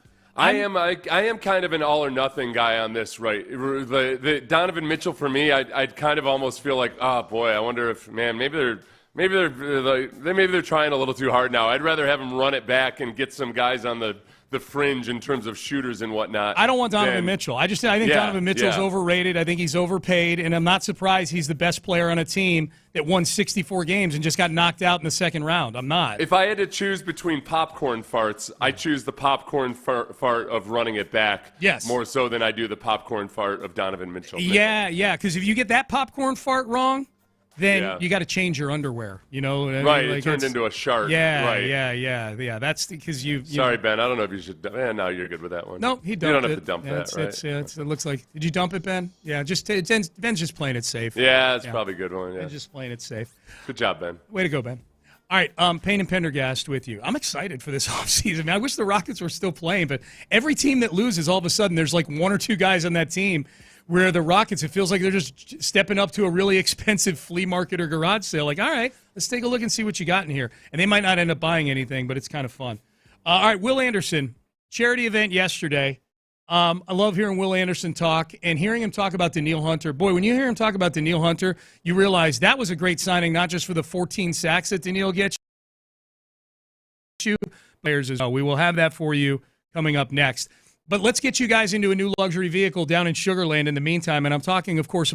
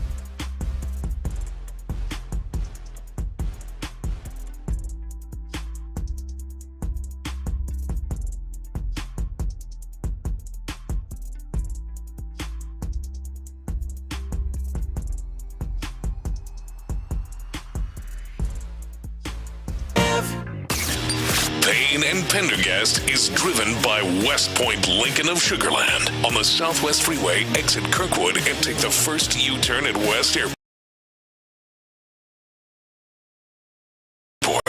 Presents Payne and Pendergast. Payne and Pendergast with you. This was Will Anderson yesterday. He was at a charity event, or at least an awareness event for driver safety. USAA was sponsoring it. It was at Firehouse 55 here in Houston. You can go online and see Will Anderson demonstrating the use of the jaws of life on there, which I would submit that Will Anderson's own two arms could serve as a jaws of life. If there's a Houston athlete that you needed to rip the door off of your car to get you out of it, Will Anderson is probably in the top 5 here, I would say, in Houston. Daniil Hunter would be number 1, I think, for me. John Weeks would be number 1 if he were still here, because he is an actual volunteer firefighter. So he had experience running the jaws of life. That is true. So he might not have the physique of either of those guys, but he would probably be, if you actually want to live and not just get to say, like, oh, Will Anderson saved me. Yeah, no, but if there were no jaws of life, but they just had to use their two arms to rip the door open. Yeah. I'd pick Daniil Hunter, I think. But Will would be close. And so would John Weeks. You know what? Just because I like John Weeks, I'd be like, you know what? I don't want to hurt John Weeks' feelings. You're top 5 too, buddy. John Weeks would have all the knowledge of how to use leverage to his advantage. There you go. Because of his experience. That's right. I'm tired of you crapping all over John Weeks, man. Me? Yeah. What are you talking about? What did I say about John Weeks? Why would I didn't crap on him. I'm just joking. You doubted his firefighting, or his basically the paramedic side of being. Oh, okay. I wonder if I said something earlier when we brought him up as this topic here, like a lifetime Houston Texan. I don't want anything to get misconstrued with John Weeks. Here's Will Anderson saying, I want to be a Texan forever. Most definitely. I want to be here the rest of my career, honestly. Like, as long as I can be here, that's when I want to be here, man. And, those guys, they deserve it. They work really hard. They put a lot of hard work into, their craft, and you see it on Sunday, and I'm excited to be a part of the team. All right, he's talking about Derek Stingley Jr. and Jalen Petrie, Daniil Hunter, guys that got money this offseason. Yeah. And Will Anderson be the last guy that I'd expect that all of a sudden he gets up and does a Trey Hendrickson or something and start. And I wouldn't expect the Texans to be the organization that puts him in that position either. Right. You know? Obviously, they're very proactive in it, and the only guys that has really agitated publicly about it is in recent years is Steven Nelson. That's right. Laramie would make the side eye emoji whenever anybody another offensive tackle got paid, but that was about the sum total of it. It never got acrimonious or anything. But with Will, he's just gonna always say the right thing. And he's gonna get paid. Unless something bad happens, he's gonna get paid next offseason. Will Anderson also went on the NFL Network yesterday and was asked by Tom Pelissero, is there anything, Tom Pelissero and then a co-host who I'm not sure who it was, asking, is there anything you're honing in on this offseason? Most definitely. I talk about it all the time, and, just talking to the rookies and talking to other, my coach, he's helped me. It's really just about enjoying your process and how much better can you be at your process? And for me is how much greater can I be at my process? How much can I be consistent with doing my process day in and day out, looks, how I get off blocks, how my arms are, how am I using my hands, how am I shedding off blocks. So, just consistently doing my process the right way to keep building and getting better game in and game out. The cool thing about him and Daniil Hunter is that Daniil's got a different style than Will Anderson. So it's not like you want Will out there trying to emulate all the things that Daniil Hunter does, because Daniil Hunter's like Gumby. I mean, he can just he can move his body in ways that most other human beings. He's got that Euro step too that he uses. And whatnot. Yeah. Where Will is much more of a power rusher, but the carryover or the common ground between both those guys is some of the basics of getting out of your stance, but then also how do you use your hands. That's something that Will got a lot better at last year, and you could tell that he'd worked at it. He showed better bend at the top of his rush, and those were the things he talked about working on and improving in the offseason. So everything that he did last year to improve his pass rush, it's not like he has to uncover some new secret superpower or something. He just needs to continue to refine it, and he understands that it's a career-long process that you just always have to be working at it. You're absolutely right. That's the cool thing about Will Anderson over the course of his rookie year to last year was he would get asked, and he was very open about these are the things I'm looking to improve upon. And I think the Texans coach in a manner that's like that as well. They talk about how they have pro-grow tapes. They focus on a few specific things that you're supposed to be working on. Yeah, and so Will was very open about what those things were, and then to see it come to fruition, because you see a lot of guys, they're just not good enough to improve at those things, but to see it with that guy, to say this, and this, and then you watch him, and he is much more refined in year 2 than he was in year 1. Well, that's where, and that was Will's challenge. Will was very raw as a pass rusher. When you look at the guys who have been the sack leaders over the course of the past decade, by and large, almost all of them had single-digit sacks in the rookie season and then double-digit sacks in their second or third season. It's a process to learn how to rush the passer in the NFL. There's way more technique involved in it than people might think. It's not just running around people, unless you're, Javon Curse back in the day. Right. There's a lot more to it, and that was my reservation with Will as a really high draft pick. Was all right. Yeah, he did some really good stuff in college, but he is raw, and he's gonna have to figure this out. And he did a lot of it during his rookie year, but then he just took a huge step forward last year. Yeah, which makes this year super exciting. And along those lines, Will was asked, do you have a sack total in mind for this season? It's double digits. It's double digits. It doesn't matter what double-digit number is, just double digits, man. And, I've been able just to take it one game at a time and take it one play at a time. And I have to give a huge shout-out to Daniil, man. He's been a double-digit guy. Sack guy since he's been in the league, and to see his process and to see, he doesn't worry about those things. He's just like, bro, I'm just going out there and playing. I think that's been able to help me and calm me down. And I always tell people we're like fire and ice. When I look at Daniil, my fire just woosah, because he just brings that presence. Like, it's gonna be okay, bro. You're gonna get it.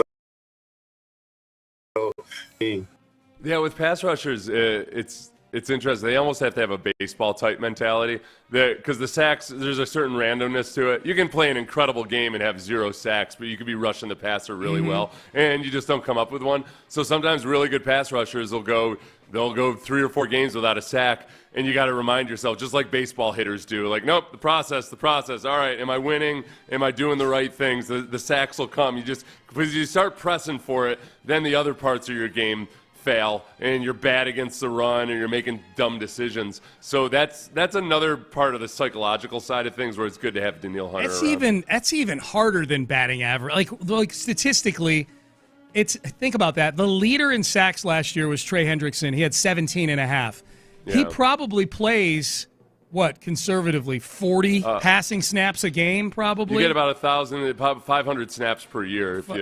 Yeah, I mean, a defensive player that plays every snap plays like 65 to 70 snaps. Call half of those dropbacks. That's 40 times 17 is what, like 500 or 600 pass attempts. 500 or 600 pass attempts. Yeah, passing snaps. Yeah, so. And you get 17.5. Can you imagine if a baseball player got 17 hits all year long? That's about the same number of plate appearances as a baseball player gets in a season. That number of snaps. Sorry, I didn't mean to frustrate you with the. I thought you were talking about the total snaps with the 500. Yeah. So the total overall snaps, not just passing. That would be like a baseball, like the success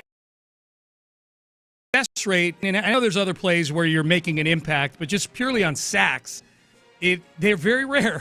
No, that's why some coaches grade it. They have a production grade, and it's based on sacks, quarterback hits, tackles, assisted tackles, all that. Yeah. And then it becomes a lot more manageable because you're producing in a game.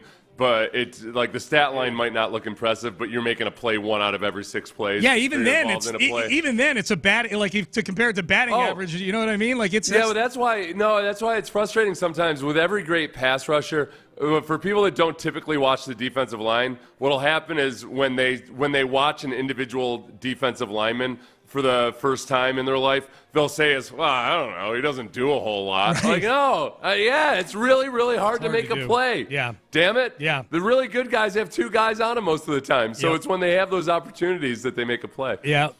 So that was Daniil's role, talking Will off the ledge when he's not getting a sack on every single play out there. Calm the young man down. All right, text messages. Oh, wow, I hadn't seen this, and I just double-checked it here real quick.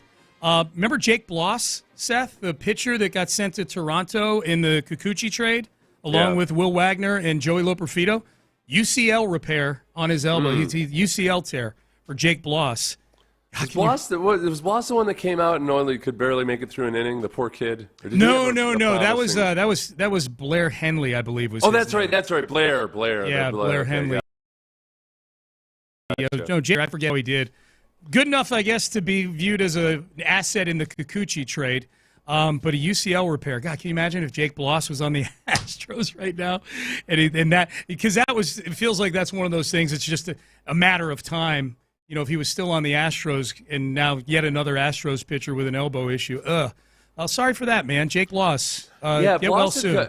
Bloss actually, he played in 3 games last year. Never went more than 4 innings. Yeah, he wasn't great, but I think the guy you're thinking of was Henley. Henley got shot. The 100% that is. Yeah. Poor, and he's got his family in the stands, and he just couldn't get out of the first inning. Yeah. He couldn't get an out for the longest time. Tough, it felt man. like. Yeah, that was tough. All right, Payne and Pendergast with you. Keep texting in. Someone says you wouldn't take Donovan Mitchell, but you'd take Kevin Durant. I think I'm still on the fence about Durant. Again, all these things are dependent on what you'd have to give up.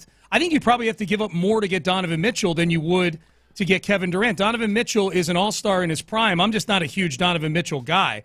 But you'd have to give up more, I think, to get Donovan Mitchell off of the Cavs, who's still got 2 or 3 years left under his contract, than you would to get Kevin Durant at age 37. You know? Oh, man, if you're into for a little bit of Schadenfreude, did I lose it? There's a lot of stuff coming out of Cleveland right now. Oh, dude. What's that? I listened to their morning show this morning specifically for the Schadenfreude of getting knocked out. You love listening to Cleveland misery. I do. I absolutely. I love listening to any misery that's not ours, and those guys have a good show. They do misery better than any. Technically coworkers. They're part of the Odyssey family, so shout out to them. But yes. Yes, Seth. There was a time. This is what it was. It was Max Strus there. He sent a group text to his Cavs teammates before Game 5 saying, "If you don't believe, don't show up for work." And then he went over 9.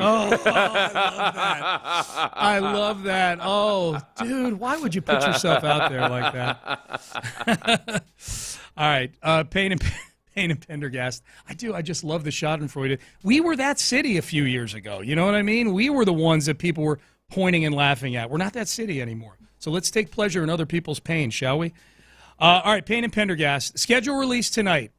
Texans need to step up their game in this particular area. We'll tell you what it is coming up next. Nothing needs to be stepped up over at West Point Lincoln. They're outstanding at what they do.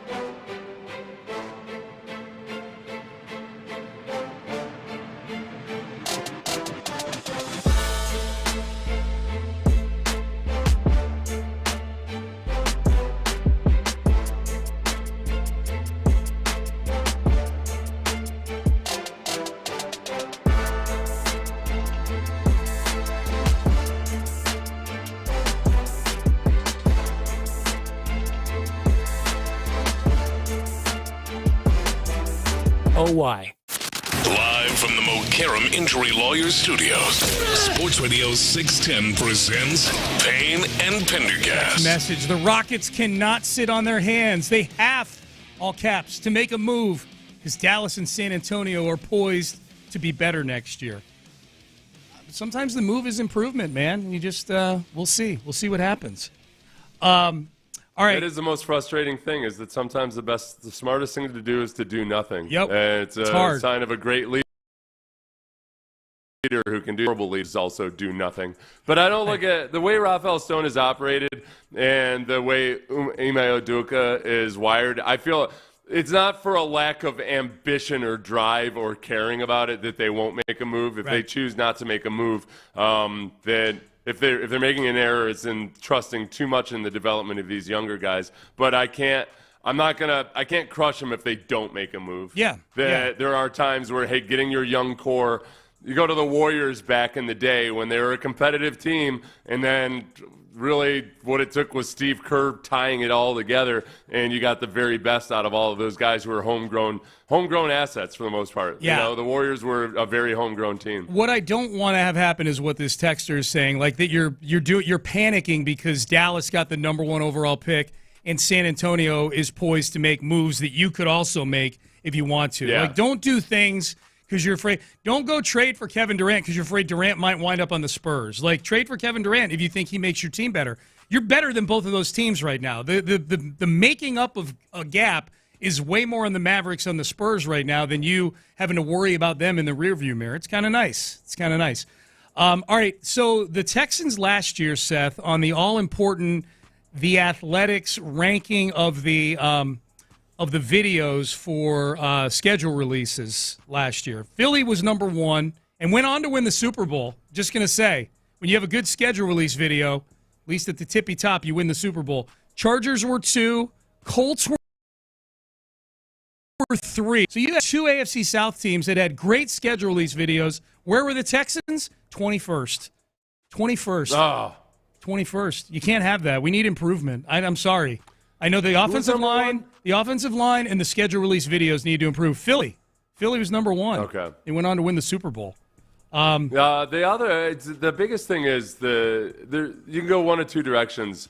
You could go super high-end, glitzy Hollywood type production, or you can do it like a really funny 19-year-old kid would do it. Some of my favorite ones are the ones that are low budget. Man the on the Titans Street. did a really good one a few years ago where they had people on Broadway in New York guess the logo. In Nashville, Broadway in Nashville. Yeah. Is there a Broadway in Nashville? Yes, that's the what main it was? street in Oh. Nashville. Yep. The main street in Nashville is Broadway. Yeah, I know. Now I'm disappointed because I would like to say they kind of owned themselves by showing how stupid all these Nashvillians were. That's good. People You were should be guessing happy the about logos that. wrong. Yeah. Yeah. Now I'm giving them less credit for it. A lot of them. That I was felt very like, low budget. It was very low budget. A lot of them in that video, I felt like were in town for bachelorette parties and stuff like that. Yeah, that's a big go-to. Yeah, they were tourists. Yeah. That's what the Nashvillians will tell you.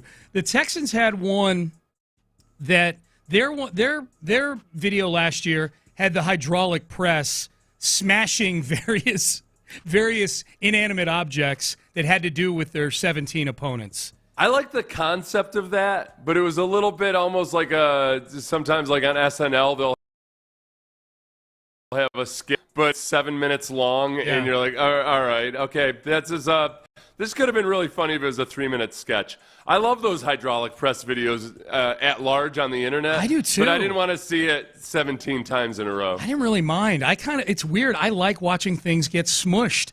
Oh, no, yeah, that part of it's fun. It was just, but I like watching it in the format where you're watching one thing get squished. Yeah. You know, and then maybe another over a longer period of time. 21st, and this is what they said about the video. You've got to feel for the social media teams of the Texans and Chiefs when they found out that they weren't the only ones using a hydraulic press to smash things that represent the opponents on the schedule. So I guess the Chiefs did this as well last year because they switched to the Texans get the nod because they switched to a bulldozer to destroy a table representing Bill's Mafia. That's much better than Kansas City's gross chicken wings annihilation. Oh, did Kansas City hydraulic press a perfectly good plate of chicken wings? Horrible, I say. Well, yeah, but it's appropriate for Buffalo, though, I guess. Yeah. So, yeah, that's kind of gross. Yeah, and you think about the bones cracking and everything. Yeah, man. Yeah. The Texans should do it was an ASM video. Are those the ones, the sound videos where people are just like, they're rustling their fingers across across something, and people people just love the sound of it. It gives a tingle in the back of your head. Do something like that. Be different, man. Teams got to step up their games, man. It gets harder and harder every year. So that's tonight. That's at 7:00. The schedule release. Another out. They're doing one. I'm assuming they are. 7:00 is the schedule release. 7:00 is also the start for the Astros game, probably a little after. If you have one TV, Seth, are you there to watch Colton Gordon's first inning as a Major League Baseball pitcher or the drop of the NFL schedule tonight? Oh, I will not watch the broadcast of the drop of the NFL schedule. This is something that I'm going to consume 2 hours beforehand from whomever leaks it before. Oh, yeah. Yeah, I don't know. I'll be watching Colton Gordon throwing. He's aggressive, Sean, which means one of two things. It's either going to be an awesome start, or it's going to be. Whew, thank God Framber went 8 innings last night because these relievers need it. So Colton Gordon's going to go up there and throw strikes. When asked about it, he said, "Yep, I'm going to do what I do. Go out there and throw strikes, and we'll see how it goes." Yeah, it was what Joe Espada said about him in the Chronicle. Strike thrower, aggressive in the zone. He's tough. I'm excited about it. He's put himself in this position, and I think he matches up really well against the Royals lineup I'm looking for. I wish he hadn't said that about the Royals lineup. I just wish he'd said he's aggressive and he put himself in this position. Espada said, I'm looking forward to it. I am as well, and I agree with you. As much as I love the schedule release, I really only love it for two reasons. One, the Texans schedule, and two, the bye week, because Amy and I travel for the bye week to an NFL game. Other than that, you're right. I don't need to watch 2 hours of people breaking down this. I think it's an awesome day, and I love the reveal. That is really fun to find out and start to envision what the season is going to look like. That is a fun process. You love making your plans and all. And a lot of people do. So I love the reveal part of it, but I don't need any more than just that. I need 15 seconds. Tell me what it is, and then I'll get exhilarated about it. Let me give you my old school baseball scout take on Colton Gordon. Sean. Yeah, give it to me. You throw all your fancy statistics out the window. You know what this kid is? He's a winner.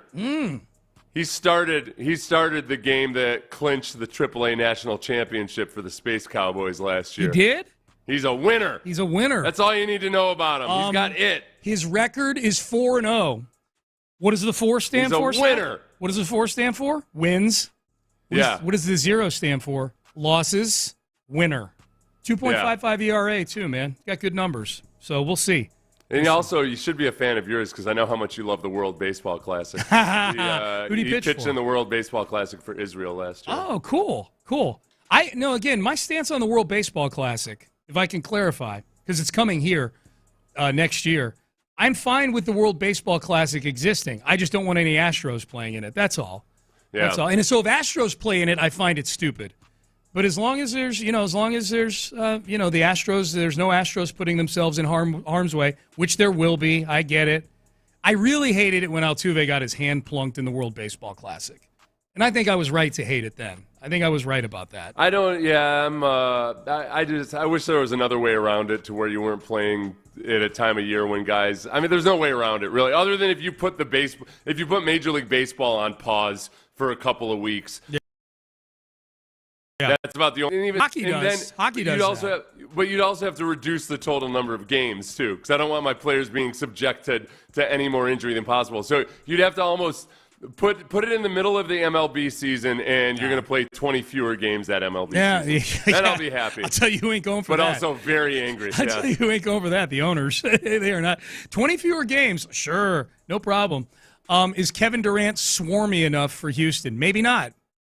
I think he's got some dog-like qualities. Kevin Durant. One thing people always say about Durant when they're talking about this is, hey, Udoka knows him from his time with the Nets. Yeah, Udoka knew James Harden from his time with the Nets too. Yeah, and it didn't seem like Harden impressed Udoka so much that he had to have him on the team last year. Right, Udoka reportedly is a guy that was not cool with James Harden coming back here, and I think that was a wise decision. I think it was a wise decision too, which I guess begs the opposite question, which is if KD were to come here, that would presume that Udoka, like the Udoka stamp he of liked approval. what he saw right. in Brooklyn, right. And we should trust his stamp of approval if KD were to come here. But there's also a chance that maybe just based on the time in Brooklyn, he feels like Durant might not be the guy for this culture, this locker room, all of that. Maybe so. I hope there's some kind of report about a source within the organization says Udoka this or that about Durant. Yeah. I want to either hear that Udoka is gung-ho, loves Durant, or Udoka is meh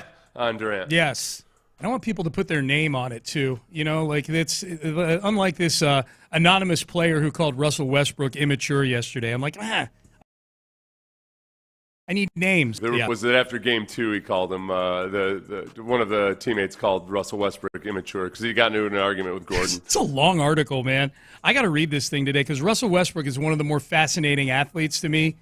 You know, like at his peak, he was thought to be one of the 4 or 5 best players in the NBA, and yet he's been kind of the same guy throughout his career in terms of inefficiency, immaturity. The big moments are really good, and the bad moments are really bad. And I think he even knows that. He said that about himself last week. It's just so. Yeah, I guess there's a long article in The Athletic where Russ had a teammate that called him immature. So we'll see. They're on the brink right now, man. One game, they're trailing 3-2 against OKC right now. All right, Payne and Pendergast with you. So schedule release tonight. I would imagine the guys on Area 45 are going to be digging into that heavy. That'll happen. That'll come down during their show tonight. So they'll be heavy on that. Colton Gordon, Astros, we'll be watching that tonight as well, and they'll be tracking that. They'll have, after the game's over, they'll have you covered for Astros stuff. John Lopez sits down. Reggie Atatula plugging in the old headphones over there. Gentlemen, how we feeling? Terrific. It's schedule release day. It's Christmas Day. Reggie hates for it. schedule I love nerds. it. You hate the schedule release day. I won't say I hate it, but I just, I feel like it's outsized hype.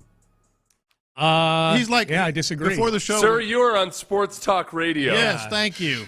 Thank you. Look, I know this is what's I can tell I'm not gonna have like the apex of a career that others might because I can't drum myself up to that place to lie about it. We will talk about the things that we do find. I do think there are things that are noteworthy. I'm just not willing to get to the place where it's Christmas. It's funny because I love it. Or maybe it's Christmas for me as an adult rather than Christmas as a child. You know what I'm saying? Yeah. I see what you're saying. It's not as exciting. Yeah, I'll get 2 or 3 presents here, and that's exactly. And I'm the exact opposite. I love it. We were talking right before the show. I do too. And he said, "We're not going to do leaks, are we?" I said, "Sure we are." Well, you got to be careful. The leaks. I've got a good source. I think I've told you over the years. I've come up with one. That's how you get burned. No. He's been great for about 3 or 4 years. There was a graphic yesterday that got leaked that looked very official. He didn't put it on his. Very official. Yeah.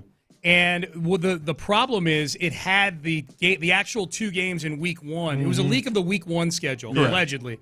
And it had the 2 correct first 2 games. The Thursday opener and the Brazil game were on there.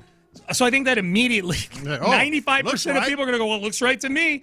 Texans are playing the Broncos in Week 1. That's what it said. And they are not playing the Broncos in Week 1. Indeed. Yeah. So there's that. And okay. I like it. He doesn't, but we'll find a happy medium. I think you guys will be all right. You don't have to like all the same stuff. It's No. okay. And I've far gotten rid of the assumption that everything I do is going to be something I enjoy. Yeah. That felt like shade. I mean, I'm not going to have any fun, but yeah. Reginald, you have to do, Reginald, because I know you're, you like to learn and take in information from a lot of different sources. This is what you have to be careful about. There's a certain segment of sports writers out there who, mostly because they're not happy with the way their life turned out, or they had dreams that they were going to write the great Americans realizing, I'm just a sports writing hack. They like to look down on sports radio hosts for blowing up anything and everything about the NFL because that's what sells. You just have to remind yourself you cannot succumb to the criticism from those cold and timid souls. No, those broken spirits. Well said, sir. Well said. You embrace what makes money, damn it. That's it. You overhype the overhypable is what you do. Okay, all right. 100%. My bad. We'll break down all the nooks and crannies, the potentials of the 2025 NFL schedule. Crosstalk sponsored by D&M Auto Leasing. At some point tomorrow morning, I need you to say, this is the worst day in the history of Seattle sports. That is it. I can't believe the NFL did Seattle wrong with their schedule like that. Right. The mistake isn't in not liking the schedule release. The mistake is in not going over the top with your dislike for the schedule release. I got Pick a side, man. Yeah, pick a side. I'm notorious in being in that central space. What I should do is I should go and take the general, I don't disdain is way too far, but, kind of disinterest, and then turn it into like a bit where I go so far in like pretending that I like it that it's evident that I'm just that you're mocking people. Yes. Hey, you got to be careful with that because when I started Stat Nerd Seth, I was very much like it was totally I turned into Stat Nerd Seth. Oh yeah, and I cared way too much about the advanced analytics. I got seduced by them. You in wrestling, Seth, when somebody has a gimmick, but then they start really living that gimmick. They call it working. You worked yourself. It was a work. And ultimately became the real thing. Stat Nerd Seth. It was a bit that became real life. That's right. Just remember, never take it too seriously, Reginald. P.T. Barnum didn't get rich by being an intellectual. Hey, I got a question of the day for you. Yeah. Give us a question of the day. This is going to be a good one, I think. What's going to replace, and it doesn't have to be just sports, what's going to replace should Pete Rose be in the Hall of Fame? Oh, okay. Oh, as sort of like down the road. Oh, a long-standing, Well, Sean brought it up this morning. It still is already, but maybe this becomes paramount now, is just the whole steroid era Hall of Fame caliber players. Maybe like the candidacy for those guys. I think if you're projecting and you're kind of thinking about the question, is Patrick Mahomes the greatest quarterback ever? Oh, okay. The GOAT argument between Brady and Mahomes. I feel like that one. Yeah, that's in the LeBron MJ category right there. Yeah. You know what I'd be interested in is and this is more of a short-term one, but what exactly defines Travis Hunter being a bust? Like if the Jaguars drafted him to break the mold of expectations and to show society exactly what can be done when people say it's not possible. Is it if he ends up not playing substantially on both sides of the ball, but even if he's a good receiver, is he kind of a bust because they traded up so aggressively for him? If they shut him down on one side of the ball, I promise you on First Take the next day, that will be a question. The same the Celtics without Jason Tatum on the screen right now will say, was Travis Hunter a failed draft pick? Was that a failed pick? If they shut him down on one side of the ball, I have one very similar to that. Okay. Is Bryce Young elite?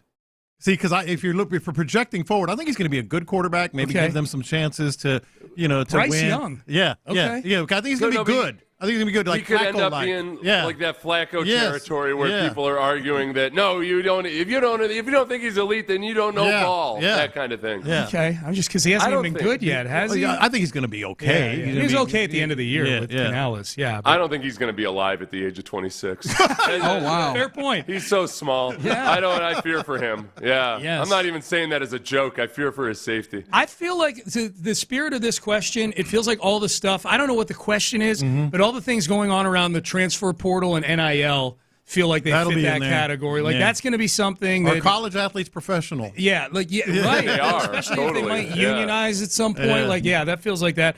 But boy, it's going to be. Those are tough shoes to fill. The Pete Rose Hall of Fame argument. That's right. Been around for 35 years. Does a straw have now. one hole or two? There's a hot dog, a sandwich. Yes. Yeah. All right.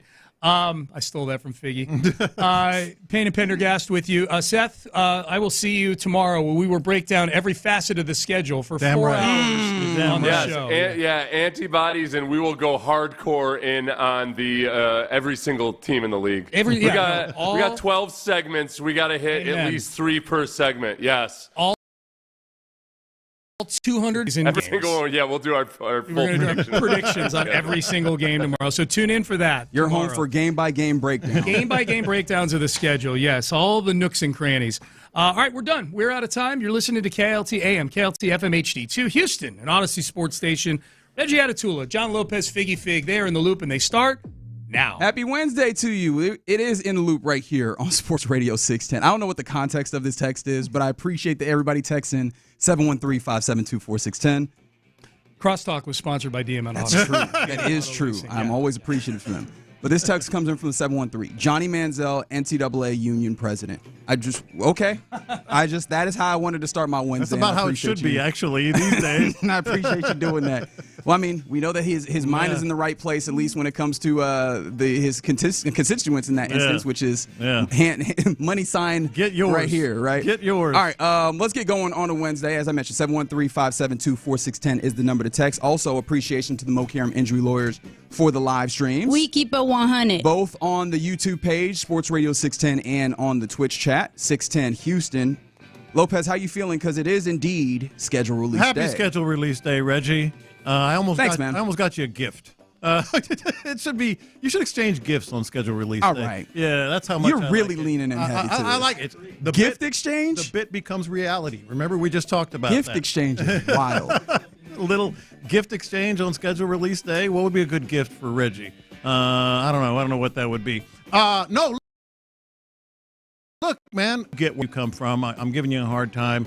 But right, and I want to make it clear. I'm not saying that I don't think that this has any value whatsoever, but I mean, there's people for whom this is a legitimate huge day on the schedule that rivals some actual games, and it just does not feel like it rises to that level. But there's definitely things to be taken from it. And I saw someone text earlier from the 281. A lot of fans make reservations with airfare, hotels, out-of-town games. Absolutely. No, 100%. Like, this is you get the earliest chance. I'm going on a flight tomorrow, right? Like, I recognize and appreciate the opportunity to get the best airfare and obviously actually get a hotel on these, high demand days and what have you. So, no, I get the utility. But the actual celebration of it gets a little interesting to me. However, I celebrate. I think we can get some. Yeah, I see it. I see it for you. But I think there's some interesting things to be taken from it, and obviously, we talk about strength of schedule that Vegas sets up going into the season. Yeah, right. That happens just based off of the teams, but how the schedule lines up matters. We talked about it a huge amount last year. The couple of instances where the Texans had 3 games in 11 or 12 days, right? Correct. And that affects things as much as any, self-respecting person in that organization says, no, we're just, we're going to take the time. We're going to go through the process. Ultimately, it's going to be about what happens on the field. We know that these are the types of things that impact games, whether you're on, when you're on the road, what are the, orders of being on the road. That's how we end up with trap games, depending on the schedule situation. So with schedule release day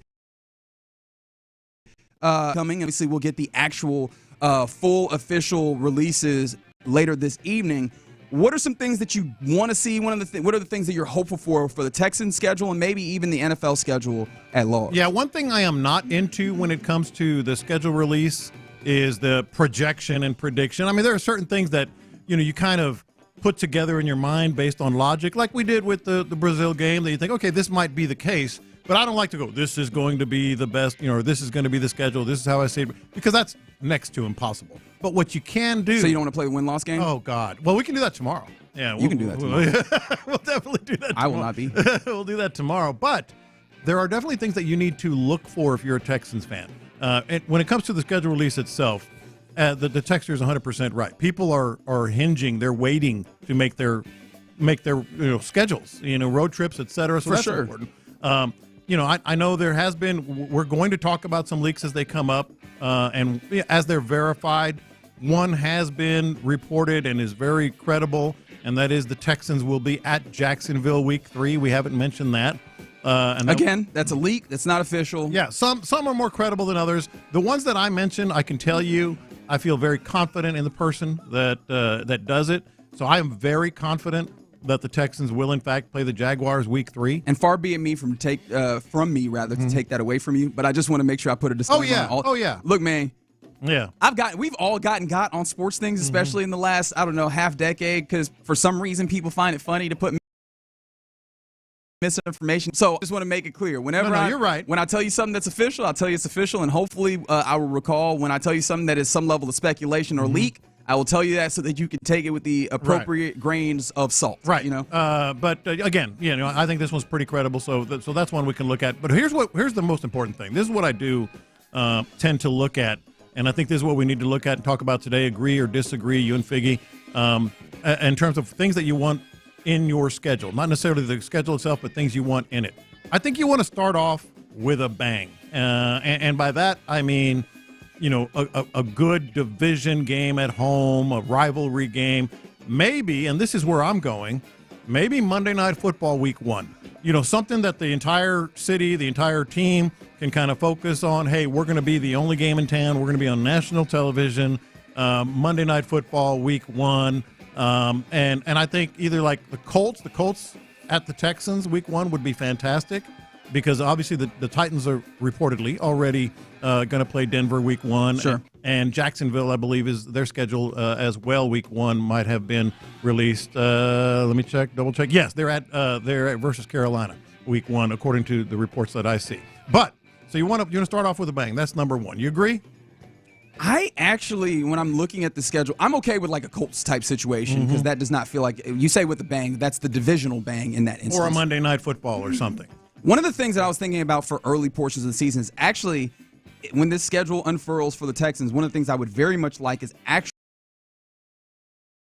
to get weeks in, maybe like a week 3, week 4 real test, almost akin to, was it week 5 that you got the Bills last year? Like something almost on those terms. And it's specific to this year's team because your offensive line there's question marks, right? And so to give them more opportunity to gel and to congeal, for them to get that whatever the best 5 is through camp, and get those guys together, give them a couple of NFL games to get their legs underneath them, to get a level of camaraderie or attachment, and then go and see what it looks like. Because I would actually really be disappointed to get a big-time matchup in like week 1 or week 2 with that line, and then not feel great about that data point and what that tells me about this line. On the other hand, you got a defense that can just strangle people. No, getting the victory isn't the problem, but I'm just talking about what the big question mark for this team is, the offensive line. And I would hate to get a data point and go, oh, well, they played, and maybe it doesn't even have to be like a great team, but just a defense that's in a defensive line, especially that's going to test that offensive line. I want that test to be under circumstances where I could feel really good about what the data point is telling me, and I'd feel good about if they had a couple of weeks where they played together and there's a little opportunity, and then they get to the test. Go ahead. I want them to stay low and build, man. Don't be on national TV week 1.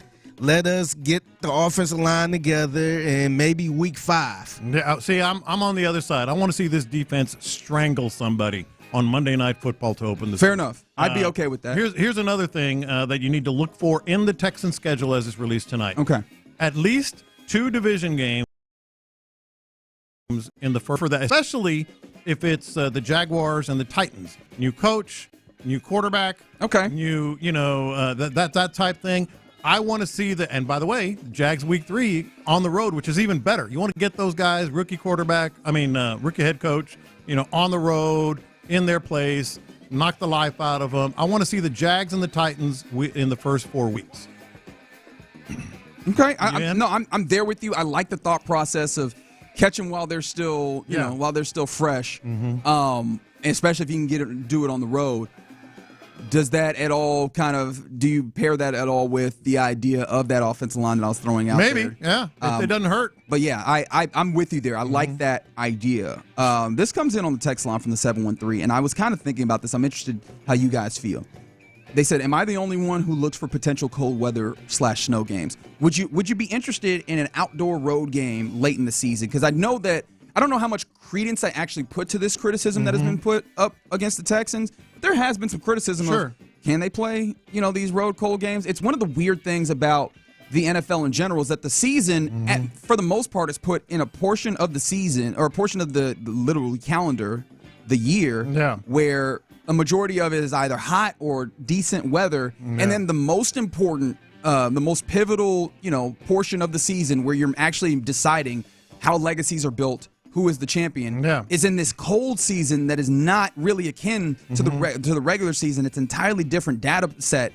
And there are teams that type of game. In fact, we've moved the league and the game entirely to more of a passing game that, in theory, does not fit as well in those cold weather situations. So how much would you be interested in seeing some of that as a data point in the regular season before you get to the postseason, where you could face the likes of Kansas City, who can get cold, Baltimore can get cold, and then Buffalo can get real cold. Yeah. Well, okay, so that person is in my head, because that's my third point of what you want to see in this game. And I'm kind of on the other side. You want to see Baltimore and Kansas City. Specifically then. Specifically Baltimore and Kansas City on the road before the end of November. maybe you can sort of get used to the cold, which I've never bought into. It's cold or it's not. You're used to it, or or it's not. It would be better, if one of those was like a Sunday night game, but definitely, before November when the conditions are better, is what I would want. So you're just thinking about it from the opportunity to get the win. Get the dub if you can. And, oh, by the way, we're in a place where you don't want to play that division, win the division and play on the road, kind of thing. Yeah. So you want to get as many wins as you can.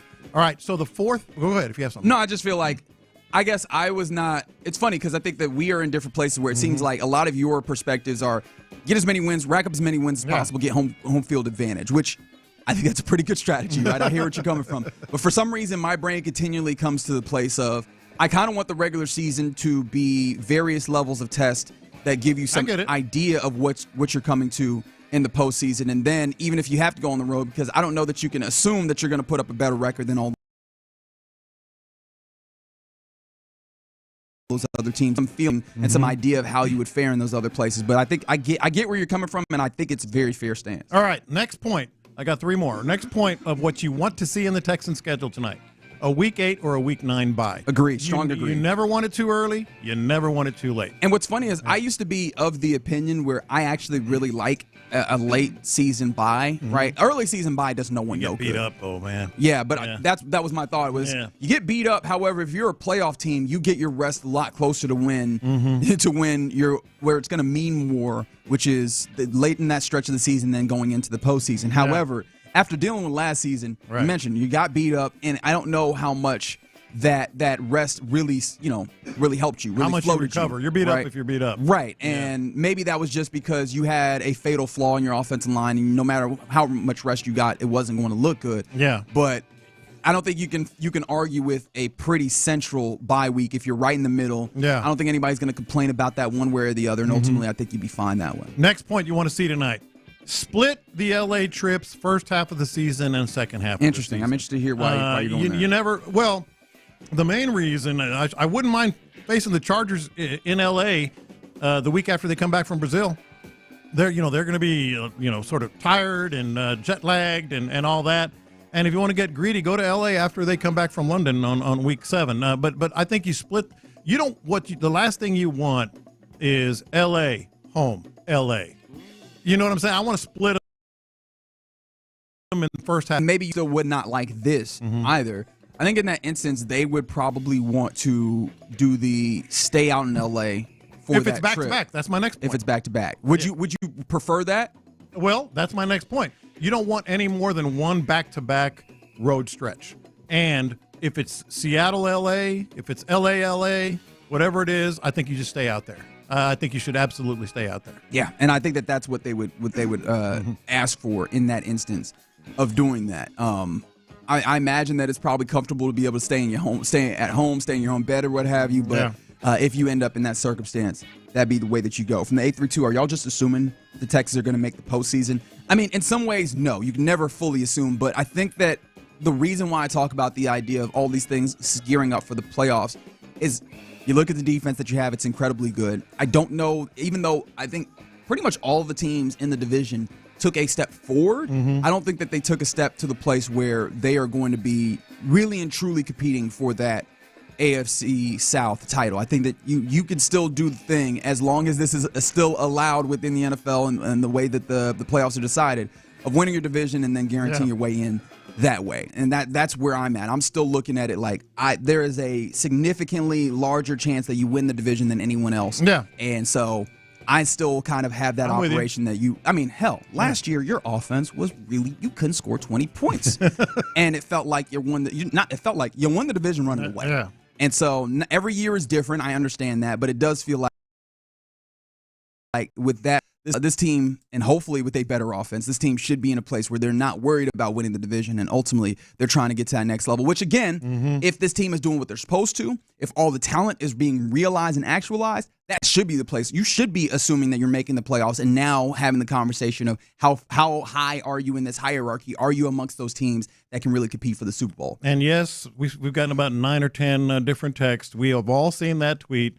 Schedule leak. The Texans are playing 3:30 wild card weekend. We get it. We get it. Unless you go with the Lopez plan and you get all the breaks, and then you just don't have to play wild card weekend, right? That's right. Maybe you get that level of good fortune. There you go. Very excited to see what the schedule comes to. And from the 832, they say analyzing the schedule may be the most pointless thing in all sports. I won't go that far. I do think that we can maybe make it a little bit bigger than it ultimately is, right? Because sometimes you could look at a thing and look at the various schedule forces and say, well, that will lean one way or the other. And then depending on how good the team actually is, and we could be wrong about these things. We see this all the time where you see a game that was scheduled later in the season and you thought that two teams would be good, and ultimately you're ending up with a snooze fest. I understand that those things happen. However, when it comes to teams that are really good, you start picking nits. What are the small factors that can change, that can differentiate between one team or another? And these are some of the things that I imagine might factor in. So we'll see. We'll get some level of insight into it as, more of the schedule's revealed. And of course, later on in the evening, we'll get the full official reveal from the NFL Network, all of these things. And excited to see what it unveils. I appreciate you hanging out with us on this Wednesday. Coming up next, big walk-off victory, first of the season for the Astros. Without question, probably the most entertaining Astros game of the year. Did it do more than just entertain, though? Let's talk about that next. All right, let's talk about the Low T Center and getting to feel like you're old.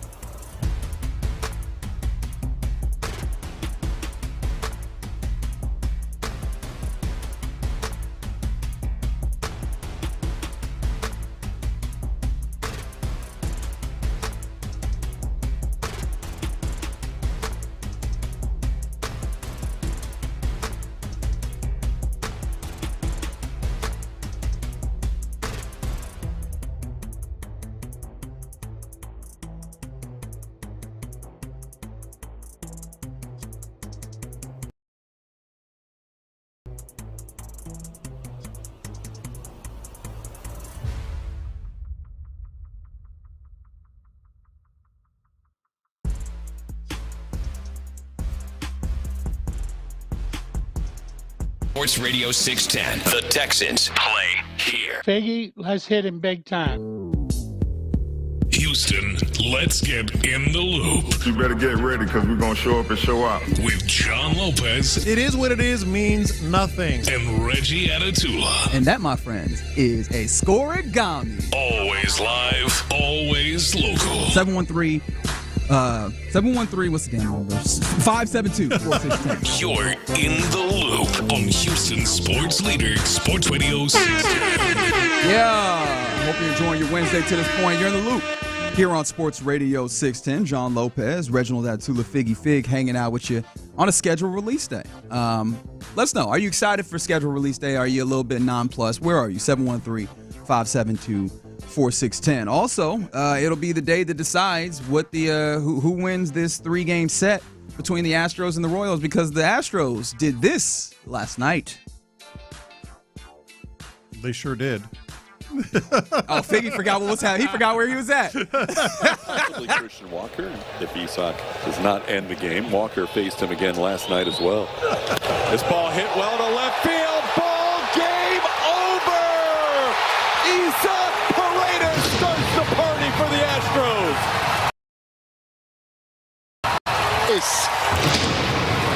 Walking them off with a blast into the Crawford boxes. How about Jeff Blum? Paredes, he did the best he could. Good for him. What do you do? No, don't do that to him. No, he did. No, I'm saying I'm giving him credit. That was very. He put a little. That felt a little judgmental, didn't it? No. He did the best he could. I did not mean that. I felt like that was a salute. No, that was a salute. That was a salute because he put the right. He tried to put the right amount of jelly on it. Yeah, I can't do it, man. He did it. Paredes is how you say it. Big 2-1 victory. The first walk-off of the season for the Astros. Both runs coming off of homers. Pena goes deep. Isak Paredes goes deep. And, I mean, this was a deeply, deeply entertaining game, even though there was all of 3 runs within it. It was a pitcher's duel in the truest sense. And you got not just good Fromber, you got great Fromber in this game. It was incredible to watch. How did you take this one in? I mean, you and I are on the same page, and I think anybody who watched that game that watched any amount of baseball at all, you could see it very clearly. This was the most entertaining game, and actually captivating too. You couldn't switch away to check something else. You know, it was a very captivating, entertaining game. Probably the most of the year, as far as I'm concerned, in terms of just value as a fan watching it. Not only was Fromber good, he was filthy. Not only was Bubic good, he was filthy. Man, you talk about that first inning for Fromber. I was like, yo, it was a couple of really quick outs, ground ball outs with 3 pitches, and then the 3-pitch strikeout for the third out. And I was like, oh, okay. Yeah, and it delivered all the way through. It didn't fall apart at any point. And of course, I'm sure that wasn't harmed by the fact that the Royals aren't a great offensive team, but he was doing it to him. And you mentioned Bubic. Bubic was doing that a similar feeling really as well. On fire, big time. And then not only did you have that element, we just heard the drama, the walk-off drama. Anytime you have that, it's going to be big, and it's even bigger because it was the guy who flat out probably saved the game in the previous innings. I mean, Paredes was that double play around the horn, third to second to first on Bobby Witt Jr.'s blast. Yeah. Bobby Witt Jr.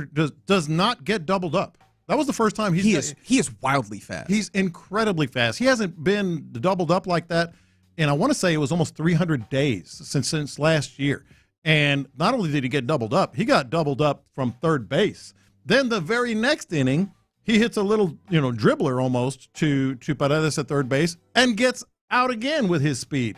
I mean, he made 2 of the best plays you'll see all year in terms of just, I know they were clean plays, and they weren't diving per se, but they were just awesome plays. Yeah, Isak Paredes, his defense has been incredible. I think he was billed as like, oh, man, he's a good bat, and he'd be solid defensively. Mm-hmm. And I know that was kind of, I feel like that was a concern, especially when you had Bregman coming off a Gold Glove season at third base. He's delivered there. Mm-hmm. Like, I mean, maybe you could look at a couple of minor instances, but for the most part, he's not just been good. He's been pretty damn great defensively there at the hot corner. And this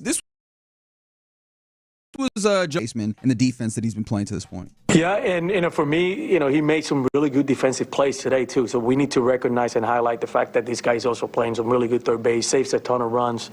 But It just is at bat, how he walks. He stays in the zone, hits the ball hard. You know, we talk about the Crawford boxes made for him. He, you know, showed that today. He actually called that home run. He said, I'm going to hit a home run on the slider. You know, get the gum bucket ready.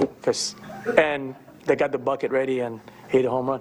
He did. He was talking to Julia after the game. He said, get the gum ready. I love that line, by the way, because they dump it, you know, put it on his head. And all that stuff. He said he told the guys get the gum ready, and he called the pitch he was going to get. A little slider that was down, and he knew exactly what was coming and got it. That tells you he's locked in, right? Like he's reading the pitcher. He knows what's happening here, and I just love the confidence because that's you were talking about the edge of this team, and I think that in this moment, maybe if I'm wrong in reading you this way, you're talking about kind of that confidence that they exude on the diamond, and not saying that'll continue on because that feels like that's been watching the Astros through the first quarter of the season about is seeing them for a game or two find a little confidence and then going back to another game and seeing that just be or seemingly non-existent in the game. Right. But seeing the way that Isaac Paredes has had his month of May, obviously we talked about Yiner's month of May. There's some other guys that have had a good month of May. His month of May as well has very much looked like a dude who was confident, as evidenced by that anecdote and the defense, and then, of course, the way in which that is bad as his. Well, I'll put it this way: just 24 hours ago, almost exactly 24 hours ago, I think it was in this segment, we were sitting here going, it just doesn't feel the same. You know, it just didn't quite feel the same. And to be fair, I don't know that it still feels the same because one of the things we were watching a pitcher's duel, and I do want to give that credit, but I think we were texting about it is, all right, so when are they going to get going? Because it feels like this offense doesn't, or oftentimes waits to get going until maybe the 6th, 7th, They're down 8th inning. 7-0. Something to that effect as well. And that is different, right? I'm not going to let a 2-1, victory in a walk-off fashion take that away from this discussion. Like, that's still there, but at least it feels like there's a little bit of home run hitting or a little bit of timely hitting in this instance. You can find a little bit of confidence that hopefully they continue to build on. Yeah. And that is not just Isak, but you also are having a little bit more of those guys on the front end of your lineup, right? Kind of showing up in some way. And I think that's another takeaway of why it was such a good and entertaining game. Like I said, just 24 hours ago, we were saying it doesn't quite feel the same. And I'm not going to say, switch has been flipped, and now it's the same old Astros. Oh boy, that'd be real reactionary. But that felt similar. That felt familiar. This could be something. Last night felt familiar. This could be a little fire that can kind of get going a little bit. I'm not saying it was it, but it felt like it. With the pitching, good Fromber, with the walk-off home run. That's something that this team has always done. With the defense from a third baseman not named Alex Bregman this time. Saving at least one run, maybe two, if you go back and look at that game, especially that double play to Witt Jr. You know what the most encouraging thing about this to me was? Just as they're rolling out that was the 5th game of this stretch, and they head into the 6th one tonight. Is that it's been this up and down, but it seems like the getting back up has been encouraging because. This was the 3rd time that we came into a game and we're like, oof, the pen has been roughed up. Yeah. And then the starter's like, don't worry, I got you. Yeah. Like Fromber went 8, and I felt like he probably could have you probably could have given him that 9th. We thought about it. We were texting about that as well. I was the problem is that you were tied still at 1. Yeah, right. So even if he got through that, one, if he starts fading and he gives up a run, all that good work is almost for naught. Yeah. But then also, like, even if he gets through it, there's no guarantee that this thing is done here. But, man, like the idea that the last couple of times that you're like, hey, man, this started, we need you to go. They're like, yeah, I got you 8, and I got you 8 good ones. Yeah. And that is also encouraging that it feels like even if you're not looking at an Astros team that looks as potent all the way around, they're finding ways to at least answer the call in the moments that they need to. And that's good when it comes to sustaining. What can they build from that? Can they then push what is now a 21-20 record up further to a place where now, when in the right time, in the right stretch, they open up a lead, or they open up and get some wins, and then also take that to playing better baseball at the right time of the year. Yeah, and then the other thing that I think we can sort of circle and see if it becomes something more significant. This offense has struggled the way it has because in different thirds of the lineup. Well, the top third now all of a sudden is looking much more formidable with Pena, Altuve, Paredes, and so if they can put together a chunk of their lineup that is formidable like that and keep it going, then they're in business. There you go. So a good victory there for your Astros. Walk-off fashion against the Royals. They'll look to win the series, the 3-game set tonight, and it'll be the debut of Colton Gordon on the mound for the Astros. Hopefully, how long you think he's gonna go, buddy? You could tell me a lot of different numbers. He might pitch well and only go 3. So you got him going 3 or more than 3? I'm going to say 4. I don't think they're going to risk a whole lot. Give me just a nice 5. Because also, and you got 5. I'm not saying he's getting rocked. He might give up just 1 run or 2 runs, but be decent. I just don't think they're going to risk it. I was about to say something that feels like it very much be a jinx in saying that I don't think the Royals offense is all that nice. And then I bet Vinny Pasquantino would put one in the seats to tell me to shut the bleep up. But yes, I feel like we can get a solid 5 out of him, and I'd be very happy to see that, especially if it's 5 pretty damn good innings. Hopefully, I wish that for the man. Also, just because, hey, man, I would like him to have a nice debut that he could think back to where he's like, hey, I had a good, solid outing and did the work that I needed to do. All right. You're in the loop here on Sports Radio 610. Coming up next, let's get to the question of the day. And we'll talk more about this specifically as the show goes along. However, baseball seems to have taken Pete Rose, along with some others, off of the permanent banned list. Now it looks like we might be moving away. We possibly might be moving away from the should Pete Rose be in the Hall of Fame debate. So what is the new Sports Talk Radio cliche debate that will take that place? 713-572-4610. Let's talk about it next. Area 45 with Bijani.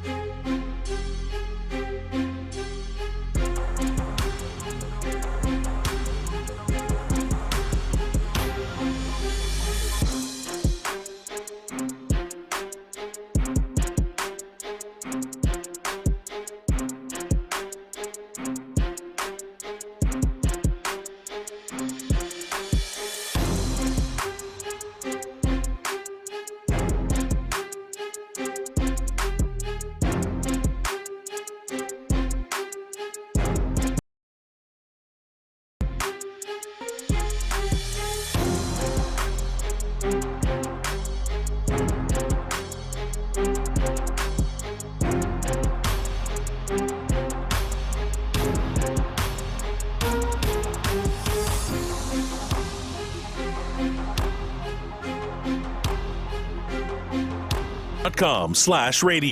Live from the Mokaram Injury Lawyers Studios, Sports Radio 610 presents In the Loop with John Lopez and Reggie Atatula. Yep, you're in the loop here on Sports Radio 610. Let's get to our question of the day.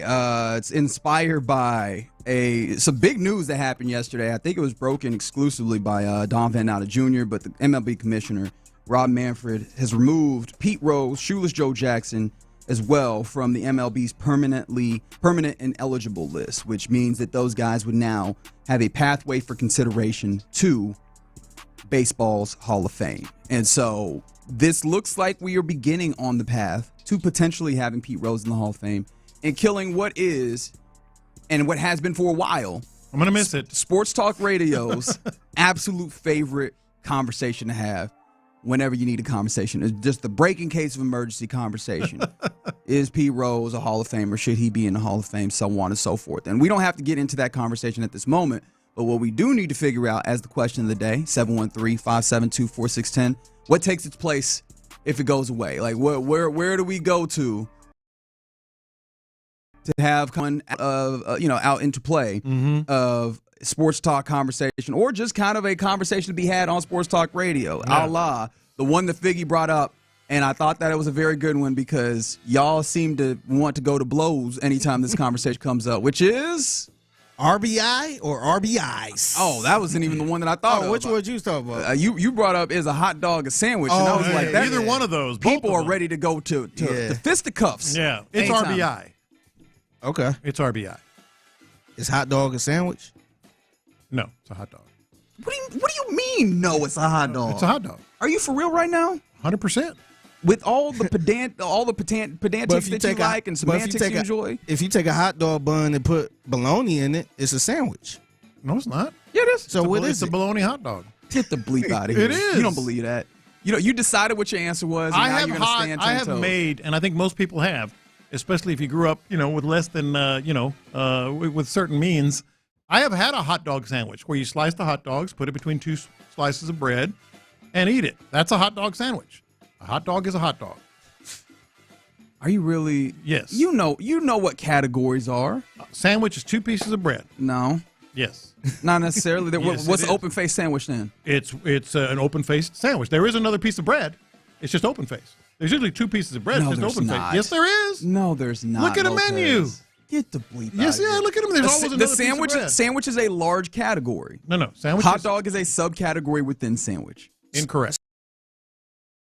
So what about a sandwich? Between 2 pieces of bread. Hot dog is a hot dog. No. And by the way, that is 1 piece of bread. A hot dog is 1 piece of bread. That makes it a hot dog. It is not 2 pieces of bread. If you slice that. So what about I guess so, man. Dude, this is a no-brainer. A hot dog's a hot dog. I agree that you have to have no brainer to believe that. So yes, as you can tell, that's one of the ones that gets the people going in a big way. And it's RBI, not RBIs. Or RSBI? Yeah, I'll accept that. But RBIs? It's RBI. You just won't accept RBIs. No. Okay, very good. But yes, what are the other kind of conversations? Is cereal a soup? See, we're in the same boat as the hot dog and the sandwich. I feel like that is the less attractive brother or ugly step cousin or what have you. I have an ugly step cousin. Hot dog. Of what? Is cheesecake a pie or a cake? I've heard that one before. I've never been so interested to actually have the conversation on it. They call it cheese cake. Yeah. But it's in a pie. It's in a pie, whatever they call those pie things. Crust. Pie what have crust. you. Yeah. But either way, sports related. Sorry, I'm still just like I can't continue the hot dog sandwich conversation because it's a no-brainer. It's easy. It's not even. It's like the symbiote. It shouldn't be a no-brainer. It's a no-brainer. It just overtakes everything and makes it worse. It's a hot dog. It's 1 piece of bread. Have you ever seen a hot dog with 2 pieces of the little skinny bread. So if the hot dog bun breaks, then it's not a hot dog anymore? It's a broken hot dog is what it is. A sandwich is 2 pieces of bread. We've all had hot dog sandwiches, and we call it, a hot dog sandwich. But a hot dog is a hot dog. Well, it's still period. Because in that instance, the hot dog sandwich is because of the frank. The frank is what you were referring to as the hot dog. Well, usually slice them, and it's more than one hot dog. It's so you're speaking about the frank. So what did you call? I know you used to have this. Probably still have it now. Like some bologna, just one piece of bread. Yeah. And the bologna, you just roll it up. That's a half sandwich. We all know what that is. Where you fold the bread. Okay. Yeah, that's a half sandwich. There's a half sandwich, there's a sandwich, and there's a hot dog. Somebody said Philly cheesecake, and I feel like you meant Philly cheesesteak, but what is a Philly cheesecake? Is there? Anyways, let's move on. What are the other ones that you have here? Sports related. Yeah. I think in the here and now for the next, maybe 5 or 10 years, no more than 10, I guess, because he'll lose eligibility if he doesn't get the votes, is Eli Manning a Hall of Famer? I don't even know how much is that actually a debate? Oh, it's a debate. Okay, no, because I feel like, and maybe this is because I tend to sit on this side. It seems like a majority of people are in the place where they do not believe Eli to be a Hall of Famer. The ultimate other side of this is just, but he will though. Exactly. Yeah. I think if his last name wasn't Manning, I don't know if he'd be a Hall of Famer or won those 2 Super Bowls. Well, yeah, it's the Super Bowls that are doing the heavy lifting, but the understanding is that. Does a relatively small run of brilliance then average? I was going to say mediocre, but that feels disrespectful. Largely average, actual full career. Yeah, I was wondering. So if Joe Flacco won another Super Bowl, will he be a Hall of Famer? Oh, that's a good question. And my answer would be no, but hey, that's a good question. You can go to that place if you so choose. One of the ones that he might win one this year. Man, come on, man. Are we talking about the same? Are there 2 Joe Flaccos? Hell, Eli Manning might win the Super Bowl before Joe Flacco win the Super Bowl. That's a great another one. That's a fantastic point. I mean, the obvious one is the NBA greatest of all time debate between LeBron and Jordan. I feel like people will break that out at any point. But one thing I am happy about is I think we've reached a point in conversation where people are just tired of having that conversation to where if it comes up, people just go, I pass. Yeah. I think one that's coming down the pike, and maybe sooner rather than later, is Patrick Mahomes the greatest quarterback ever. Yeah, we've already dipped our toe into that water pretty early on. I think that's a great answer, that one that's going to come up quite a bit. Yeah. Especially if there's another Super Bowl that somehow pops up in this. Because how many is it at this point for him? Is it 4? Yeah. As you start getting closer to, I don't think he's going to catch that Tom Brady number because that just feels ridiculous. But hey, who knows? Yeah. But as he starts getting near, especially with how early he jumped in with it, and you can maybe make arguments about how instrumental he was early on. Like it wasn't just that, because let's be honest, that early Tom Brady, he was orchestrating things to some degree. But if you were willing to listen to like the Cam Newton reimagining of the term. Game man. And so I do feel like people could try to get to those places, especially when you look at how much of the Tom Brady as GOAT debate happens because of achievement, as opposed to, because like you can find people who had some maybe like better physical talents or what have you. Sure. As he gets more and more achievements, it makes it more and more of a debate, I guess. What about this one? This one, I think we actually had this conversation before. Would you rather be a Hall of Famer without winning the Super Bowl? That's a good one. Or win the Super Bowl and not be a Hall of Famer? Shout out to Cam Newton, who also pops up in that. Yeah. That's a really good one. That is a good one that I feel like will be there. I'm trying to think. We've answered this. We've talked about it. We talked about it before. But I always go back and forth on that one. Yeah. I always go back. By the way, have I ever mentioned that the 936 is my favorite listener of all time? He says Lopez is right. It's RBI. Hot dog is his own thing, and cheesecake is its own thing. Thank you. You're welcome.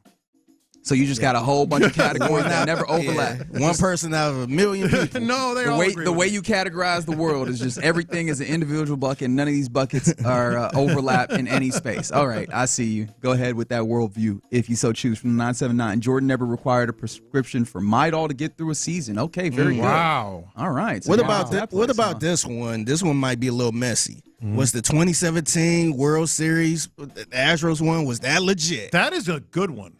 That is a really good one. Is it legit? It's not for this city. Yeah, but just in general. Just in the bar. If you in Minnesota or somewhere, in a barbershop in Minnesota, is it a legit type?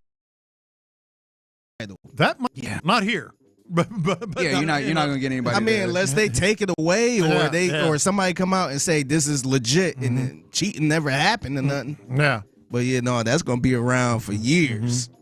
Somebody said sound like John had one of his kids text the show so he could read. Yeah, they signed Dad. But yeah, it looks like we might be moving towards the end of the Pete Rose debate, and we'll see how that continues to unfurl as Rob Manfred, Houston's favorite MLB commissioner, has made it so that both Shoeless Joe Jackson and Pete Rose are now removed from the permanent ineligible list for baseball. All right. You're in the loop right here on Sports Radio 610. Is Steph Curry a top 10 player all time? Yeah, I feel like that one is pretty obvious. Yeah. I feel like that was pretty obvious. Could boneless wings be called wings? That's a good one. That's a really good one, too. Are we just all of them are the food questions? Okay, very good. All right, coming up next, you're in the loop right here on Sports Radio 610. Coming up next, let's go around the NFL. We've got a little bit more information on, the schedule. But also, we're getting more insight into the Trey Hendrickson situation, and I find it to be fascinating. So let's break that down. And apparently, Kansas City is the new America's team. We'll do all that next. Payne and Pendergast. Like, if you had to pick which of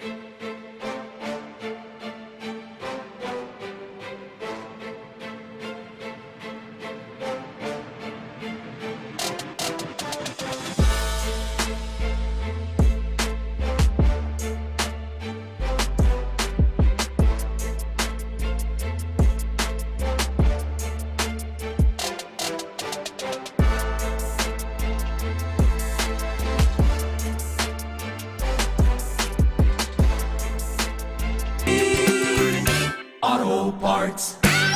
KILT FM HD2 Houston. Insider access, exclusive content. Sports Radio 610. The Texans play here. An Odyssey sports station. Let's go around the NFL in the loop style. Why are you smiling? Because I love football. Here's John Lopez and Reggie Adetula. I'm going to tell you all about how much fun you're going to have this season. On Houston sports leader, Sports Radio 610. All right, we're about to go around the NFL, but apparently all we did in the question of the day is start up all those conversations simultaneously in almost like a battle world type situation. Just imagine It's everybody. working. Just imagine everybody in one place having all these conversations. Oh, it's the worst thing ever. This is the place. And nail down why indeed hot dogs are a sandwich, or really more importantly, just trying to knock down Lopez's sandwich logic internally. It's not logic. I mean, it is absolute logic. No, go ahead and say that. He gave away the game. It's not logic. It's not just logic. And the po' boy is one. It's one piece of bread. No, it's not. Po' boy is 2 pieces of bread. No. Nope. Po' boy is 2 pieces of bread. You don't have to cut all the way through to make a po' boy. 713-572-4610. A po' boy is 2 pieces of bread. Go to New Orleans. We were in New Orleans. Yeah, I was like, we had po' boys. I love go to New Orleans as the well, that's where po' boys are like born. Brother, we were just in New Orleans. And it's 2 pieces of bread. Together. Yes, it is. Not always. Oh, man. Okay. Man, send us a po' boy so we can figure this out, man. You're just hungry. What a hustle. Hungry, yeah. What a hustle. All right, John, buy some po' boys then, and we can test. Go ahead and get them. Get them delivered. Where's my Uber Eats? Yeah, prove it. Prove it. Boneless wings or nuggets is another one that came in on the debates that are going to overtake that situation. All of that. Appreciate you guys. Is Steph Curry the best point guard? All sorts of those that are going on the text line 713-572-4610, and also the Mokaram Injury Lawyer live streams both on YouTube and Twitch. All right, let's go around the NFL where it's schedule release day. So I'm looking forward to the videos and media that they put out to ultimately try and release, the full schedules of these teams. But we get more information on some of these things, including Christmas, which we know is going to involve the Kansas City Chiefs, but also now we have the Kansas City Chiefs and the Broncos, mind you. But now we have Thanksgiving, where it seems like all your holidays you will not be able to run away from Patrick Mahomes, Travis Kelce, Taylor Swift, all that, because you're going to get the Battle of America's team, or Battle for America's team. It seems like the Kansas City Chiefs will be in Dallas in that 3:30 slate on November 27th, Week 13 on CBS for Thanksgiving. And it just feels like, man, the NFL is leaning heavily in a way that I don't necessarily understand into putting some games that you would view as their biggest games that you wouldn't need on these marquee dates on the marquee dates, which makes me wonder, Lopez, are they operating in a bad way to where some of the other windows that you would typically need a game like, obviously Kansas City, Dallas, you wouldn't be able to do specifically, but like the Kansas City Chiefs to prop up some of these windows? I think that's a fair point for the Thanksgiving Day game, but I think there's 2 important things to say here. Number 1, have you ever said, I'm going to make a sandwich and made a hot dog? That's number 1. What are you doing? The answer is no. What you're arguing about is specificity. You were always making a sandwich, but you simply classify it in the subcategory of hot dog, and so you will be more specific in that instance, calling it a hot dog. But it's still a sandwich. But the point is, you've never said, I'm going to make a sandwich and made a hot dog. That's number 1. You're arguing semantics. Have you ever done it? Classification. You're arguing semantics rather than. But have you ever done that? I'm going to make a sandwich and made a hot dog. You're arguing semantics. Done that. We're just gonna. This is gonna be a loop because I'm willing to just say the same thing if you are. I asked a question and you're not answering it. Okay, that's number 1. Number 2, I think they're really trying, and I'm not saying they're going to be successful. They're really trying to make the Chiefs America's team. They're trying hard to make the Chiefs America's team. They over here like working them to the gristle, man. Your point on Thanksgiving is fair because that's the Cowboys thing, but the Chiefs are there. The Chiefs are going to be there. And there have been 5 credible leaks in the first 5 weeks. But leaks nonetheless. That have to do, leaks nonetheless, that have to do with the Chiefs. You have Brazil, You have one that has not been identified in terms of the time slot. You have Sunday Night Football, and you have Monday Night Football. And then you have Thanksgiving. So they're going to Brazil for the kickoff game. And don't forget Christmas, as we mentioned. Christmas as well. So, okay, that's right. So they have Brazil, Sunday night, Monday night, Thanksgiving, and Christmas. They're trying.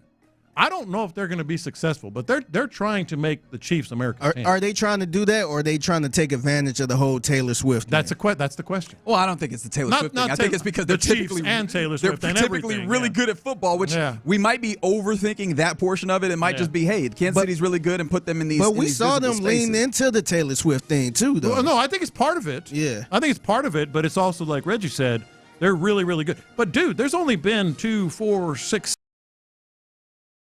7 games or primetime. Right. You know, 6 of them. 6 of them are primetime. And I think the primetime is understood, but like I think the marquee games of some, like specifically like a Christmas or what have you. Mm-hmm. And you know, maybe this is ultimately just a no, but are they maybe making a misstep in having some of the games that you would easily circle on a schedule as some of the most interesting games on the days where you're going to watch regardless? Yeah. Like you're probably going to watch the Black Friday football game regardless, because it is in this time where you're probably at home, you need something to put on, might not be same way that you're going to watch. I mean, I've watched so many Lions football games that I had no interest in because it was just on, and that is the time where you watch football. Right. And so you're going to watch that Thanksgiving Dallas game because that's what you do in that instance, putting the Kansas City Chiefs there. And of course, look, they're going to play them. It's fine. But putting the Kansas City Chiefs there feels like almost a waste of using the Kansas City Chiefs. Now, I imagine the ratings are going to pop something ridiculous, but I do wonder, then does that create one of those things that happens where when you have more and more games moved away from the Sunday slate, where you look at the noon slate and you go, actually, we got about 5 games, and I'm not all that interested in any of them. That's the question. I think that's more than fair. Absolutely, that's more than fair. But they do love them some. This is the highest rated Thanksgiving game since blah, blah, blah. This is the highest rated Black Friday game since blah, blah, blah. It seems like that's what they trying to do, especially with the Thanksgiving game. And the Chiefs are going to guarantee that. Yeah, Chiefs and Cowboys on the same field. Dude, I can't get over this. There's only been 7 games released, and 6 of them are just all like Hallmark game, Monday Night Football, Black Friday, Thanksgiving, Christmas. I mean, it's and then the Chiefs play Brazil. And then the Chiefs play the Eagles week 2 on Fox. Yeah, that's an afternoon. That's a 4:00 game. All right, this is going to be Reggie's, I guarantee, his favorite moment of the entire show. What is he doing now? We have a leak on the Texans schedule. We have but it is a leak. It is a leak. We have a yes. It is a leak. But no, hey man, just the idea, because it feels like we ain't really even gotten leaks in that space. Nobody really has cared to give us information about the Texans. Right. If you weren't listening earlier, the first one came out this morning. It's Texans at Jacksonville, week 2.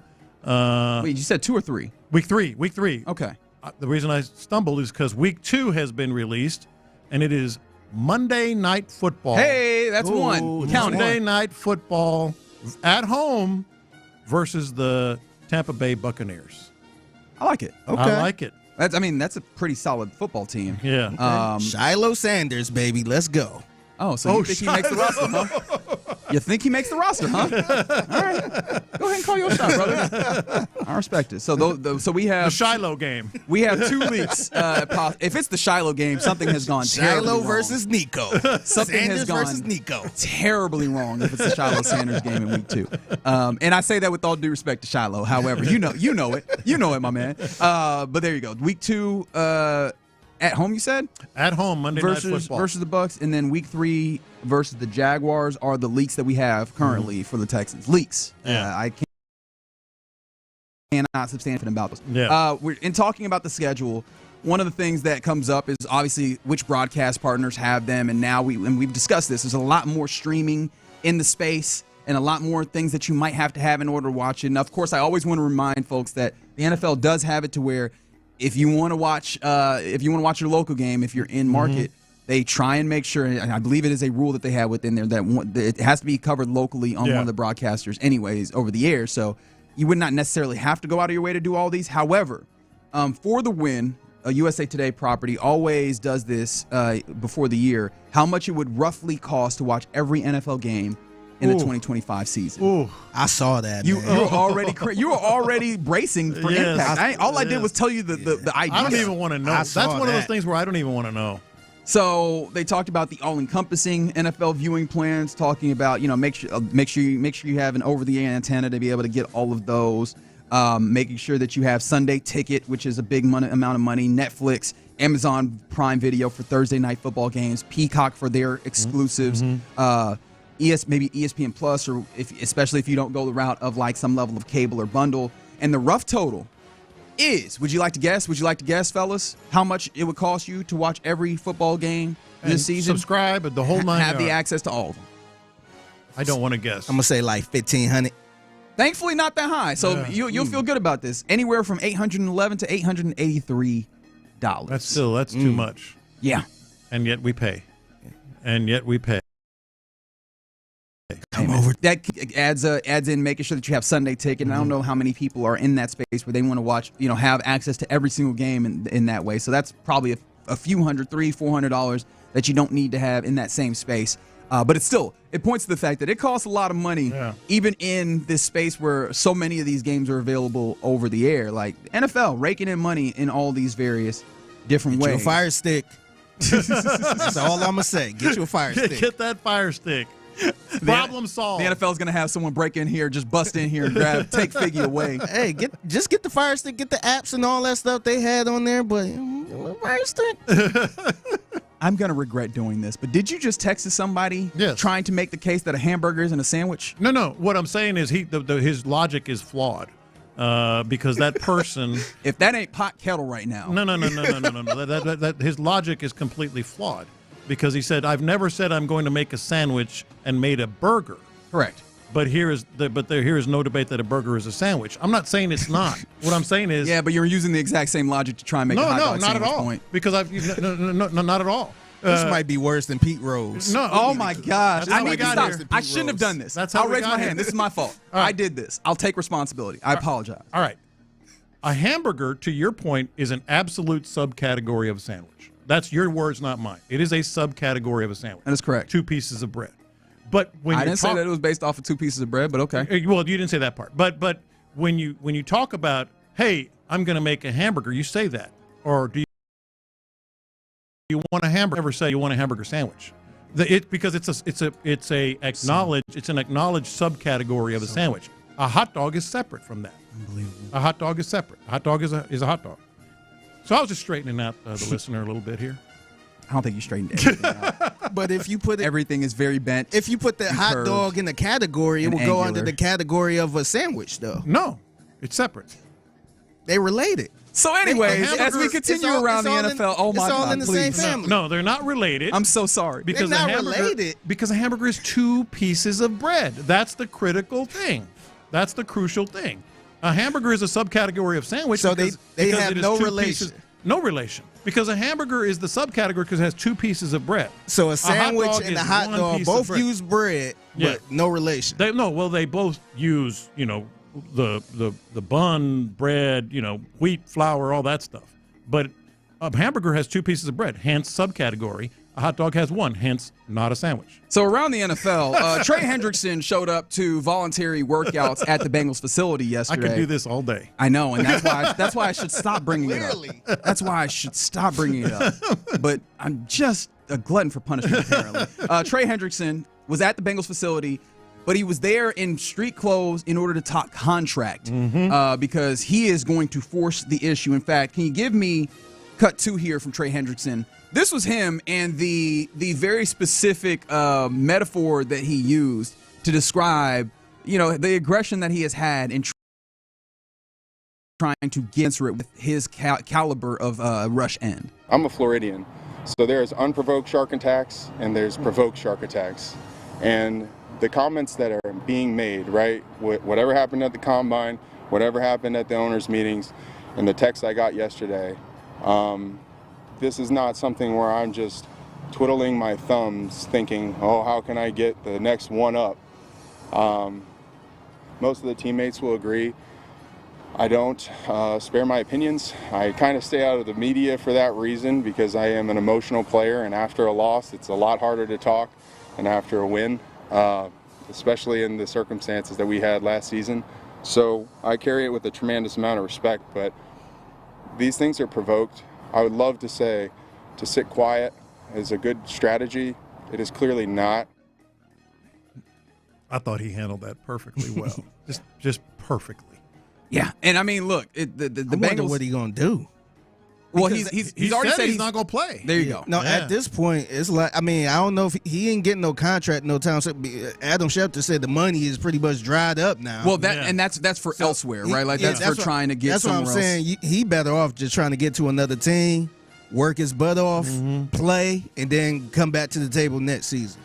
I mean, I would not want to play for the Bengals after this. I felt like, I agree, but I felt like he also put on a clinic in how to make his point very, very clear. Draw a line in the sand. I'm not going to play, and yet still be somewhat of a fans were. You know what? He's right. You know what? Yeah. I get it. I get why he's saying. He handled that like it was a clinic. Yeah, and so look, the tough part about it, he ain't come across as like selfish or anything. Exactly. Yeah. Exactly. 17.5 sacks last year. I mean, a fantastic rush end, and we mentioned this. We saw a couple of those types of guys, Max Crosby, Myles Garrett, get huge money deals this offseason. And it seems like, I mean, it would only make sense to match that if you're the Bengals, except the Bengals are who they are, largely cheap, and it seems like they're comfortable making their players angry in trying to get a deal. And this is why, bringing back the Texans, I've been very fond of the way that Nick Caserio has handled dealing with, these player extensions. Yes, they might. You might even be a little pricey, although he's operating and early get it done early. But man, everybody in the building seems to be happy about their deal for the most part, or at least not upset about their deal. And I just can't see the situation that the Texans end up in a place with someone like Trey Hendrickson over this, because they would not. Their MO is just completely opposite. What the Bengals not somebody that good. Now you might have somebody that might think they're good or think they worth a big contract. Where it's just like, let's wait and see. He's earned twice his salary. He's going to make $16 million. He's earned at least they should be twice looking that. out for him. Yeah. And one of the things that I also thought was funny, I'll throw this in here as my final nugget here. Cincinnati apparently wants to host the 28 or 29 NFL draft. Good luck. So while they have turmoil in their building, they're like, but we would like you to come to Cincinnati and spend some money on this NFL draft. Please do. Yeah. Oh man, I'm a pretty sad franchise in my personal opinion. All right, you're in that's around the NFL here in the loop right here on Sports Radio 610. Appreciate you sticking through whatever we were just doing there, because there was a lot of hot dog talk, and I think a lot of it was wrong. But anyways, coming up next, this Texans quote, I think that it represents a flawed perspective on team building. I'll tell you what I mean next. All right, let's talk about D&M Auto Leasing, and that is the way to go for your next vehicle. Trust me.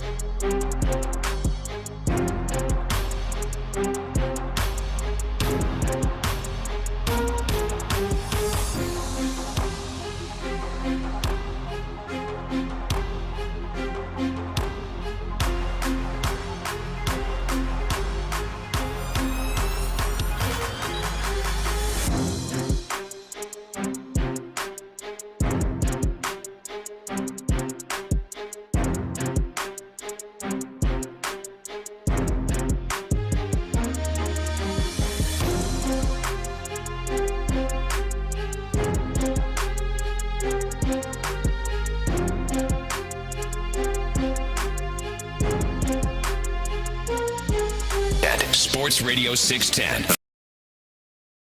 The Texans. From the McCarran Injury Lawyers Studios, Sports Radio 610 presents In the Loop with John Lopez and Reggie Atatula. I vow not to go back to that dark place.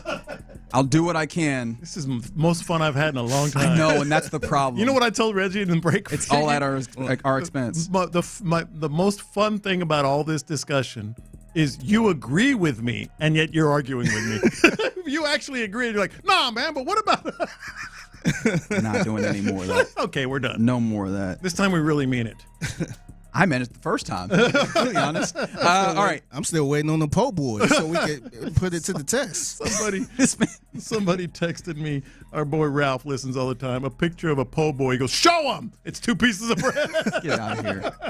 Get out of here. All right. But let's get to this. Actually, before we get into what I tease, which is a Texans quote that I think is a little bit flawed on perspective on team building. Looks like we might have another leak coming out here on a schedule release day. We'll find out what the entirety of the schedule looks like officially this evening. But based off of leaks, right, it seems like the Los Angeles Rams have no other possible opponents outside of the Houston Texans for Week 1. And you have cross-referenced this with the person that you seem to really trust He on keeps leaks. a spreadsheet, and he doesn't put garbage on there or unverified, at least unreported from credible places, games. And he has Week 1, Houston Texans at L.A. Rams. Okay, so I like that. That might be a trip I'd like to take. I like that a lot. I remember we were talking in the 10 o'clock segment. Yeah. Separate the LA trips, first half of the season, second half of the season. I just think that'd work out better. So you go, if this is to be believed, as you point out, I appreciate that. Still just reported, but unverified. Rams at Rams Week 1 versus Tampa, which this is good coming off of an LA trip too. Versus Tampa Bay on Monday night. You get the extra day. Get the extra day, and then at Jacksonville Week 3. Yeah, I find that to be really interesting. Yeah. The Rams one is. You talk about having a familiarity with the opponent. Like, you would hope that Nick Caley, bringing in his offense, would have some understanding of how the Rams operate, but also does that work the other way where Sean McVay is like, nah, I fathered this right here offensively, and we'll be able to be ready for whatever you're coming out with in its infancy, right? Yeah. In the first instance that you get to put it on its legs. That's a great point. In a regular season game. Will that then maybe pose some level of troubles for an offense that's just being put together, that's just getting its bearings together with all the pieces involved, especially, again, my favorite point that I like bringing up with an offensive line that is just trying to find its way to congeal. That'll be interesting if that is indeed what is relayed to us about this schedule once we get it tonight. Yeah, I like it. It would figure to be a 3 o'clock window, too. So you get a little bit of national love there. Fewer games, which is good. Yeah. That's always good to have more eyes on it, or maybe it wouldn't be good. Maybe you go as people have been bashing the Texans offseason have been doing it off of what? You trade away Laramie Tunsil, and you haven't done a lot to fix that on the offensive line. If you come out and the offensive line looks funny in the light in front of company, right, and in a more visible setting, oh boy, they're gonna be on Nick Caserio and the Texans, and probably our Keisters as well. Yeah. So that's gonna be a big one to come out and show out for the Texans, if indeed it does come down that they will be facing the Los Angeles Rams in Week 1 at SoFi Stadium, as leaks seem to intimate. And of course, we're going to dig in on this tomorrow, game by game, when it is official. But hey, only 3 games have been released. It's the first 3 games. I like the way it's stacking up thus far, at least from the reports. Rams, 3 o'clock game on the road. Then you come back, get an extra day of rest. Tampa Bay featured on Monday Night Football, so you're featured the first 2 weeks in a very exclusive window, the most exclusive on Monday night. And then go to Jacksonville and you catch a head coach that's still in his infancy as a head coach. I will say that first game is going to be tough, though, man. Oh yeah, that's a tough task. Mm-hmm. Yeah, I think so as well, and so. We plenty of time to talk about it, though. That's the thing about the schedule release. There's a lot of time, and we'll get a little bit of a better feel of how much they'd be up for that challenge if it indeed is the challenge that they'll have on week 1. And yes, you're right, Ocho. 3 teams with pretty strong wide receiving cores in the Rams, the Bucks, and the Jags. I know that you like the Jags, Ocho, of course. Man, the Rams, I forgot the Rams got Devontae Adams. They did add Devontae Adams, but look. Puka. I wonder who's Aldo Sting, Kamari Lassiter, CJ, GJ, Kalen Bullock. And they ain't going to be easy, but I'm rolling with my boys, though. Absolutely, 100%. And, of course, Will Anderson Jr., who was out there at the USAA event using the jaws of life and everything. And I was like, I was just thinking about, like, is there the whole outfit on. Yeah, he was full fire, fired it out. And I was like, is there nickname potential in here? Actually, I shouldn't throw that up to Lopez. Anyway, let's move forward. I teased this. There was a Texans quote that I saw that I thought kind of represented a flawed perspective on team building. And it happened last week, and I guess it just hit me anew as I read it once more, which was D'Amico Ryans, the head coach of this Texans team, talking about the way that they're building this. And it's kind of a common refrain that we have, but sometimes you just see something that you've seen a whole bunch and it hits you differently. And it reads as following, quote, "When everybody here lines up, all 90 guys, I hope every guy's competing for a starting job. If you're a true competitor, that's the only way I see it.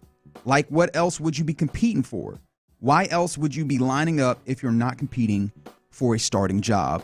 Close quote. And I think on its face, you hear that and you go, yeah, you want everybody to be competing.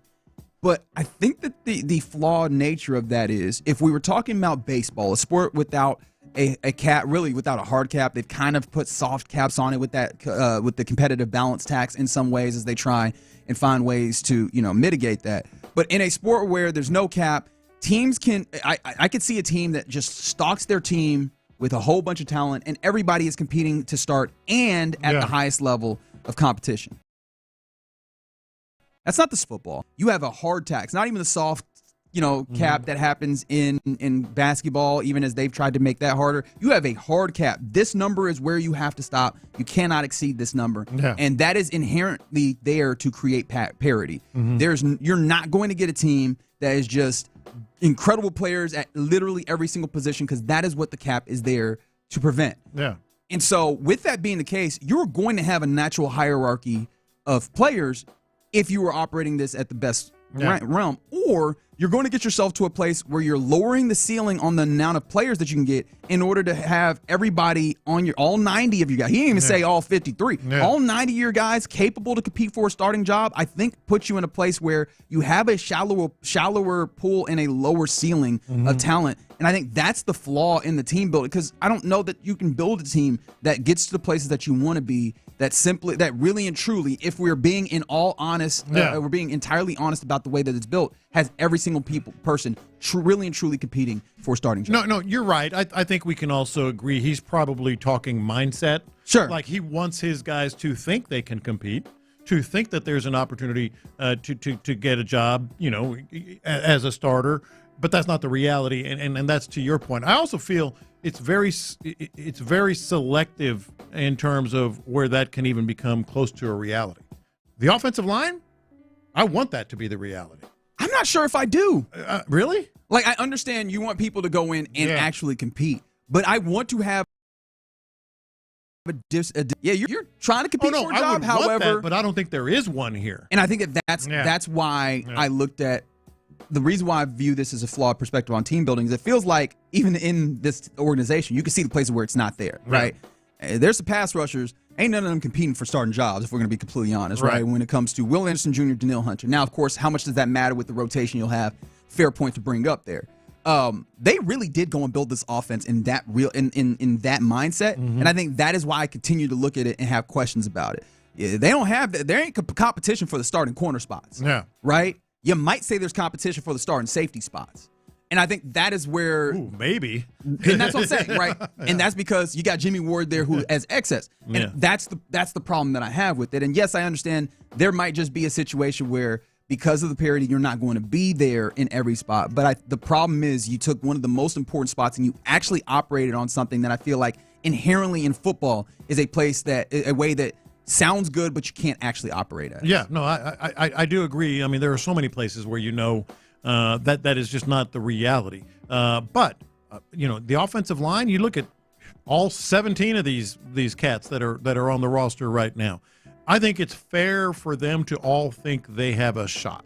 that's For sure. not what you want. And I think that's an issue. Would you like to pull up the Philadelphia Eagles depth chart and tell me if there's competition all the way down that offensive line that people will start? There is not. Would you like to pull me up the Detroit Lions depth chart and tell me that there's competition all the way down that offensive line, chart until way they feel like they have real strong competition? No, it's not there. And so the way it is. It's one of those things that's good to say, and I understand why you have to say it, right? There's some things that you just kind of have to do. We all have jobs where things you just kind of have to do. And so I get that. The problem for me is that the actual idea of operating and living them reps in your team building, that is the thing that keeps me on edge. That's the thing that I lose sleep about when it comes to this offensive line. And I hope that they just prove me wrong and I have to shut up, and that's fine. Yeah. But I do think that is a flawed way of going about team building. No, it is in that case for sure. Now, I was also thinking, like, where are some places where we think we know the starters, but that might actually be the case? Because there's a couple places where I'm looking at this defense that we feel is like off the shelf, ready to go, going to be a monster.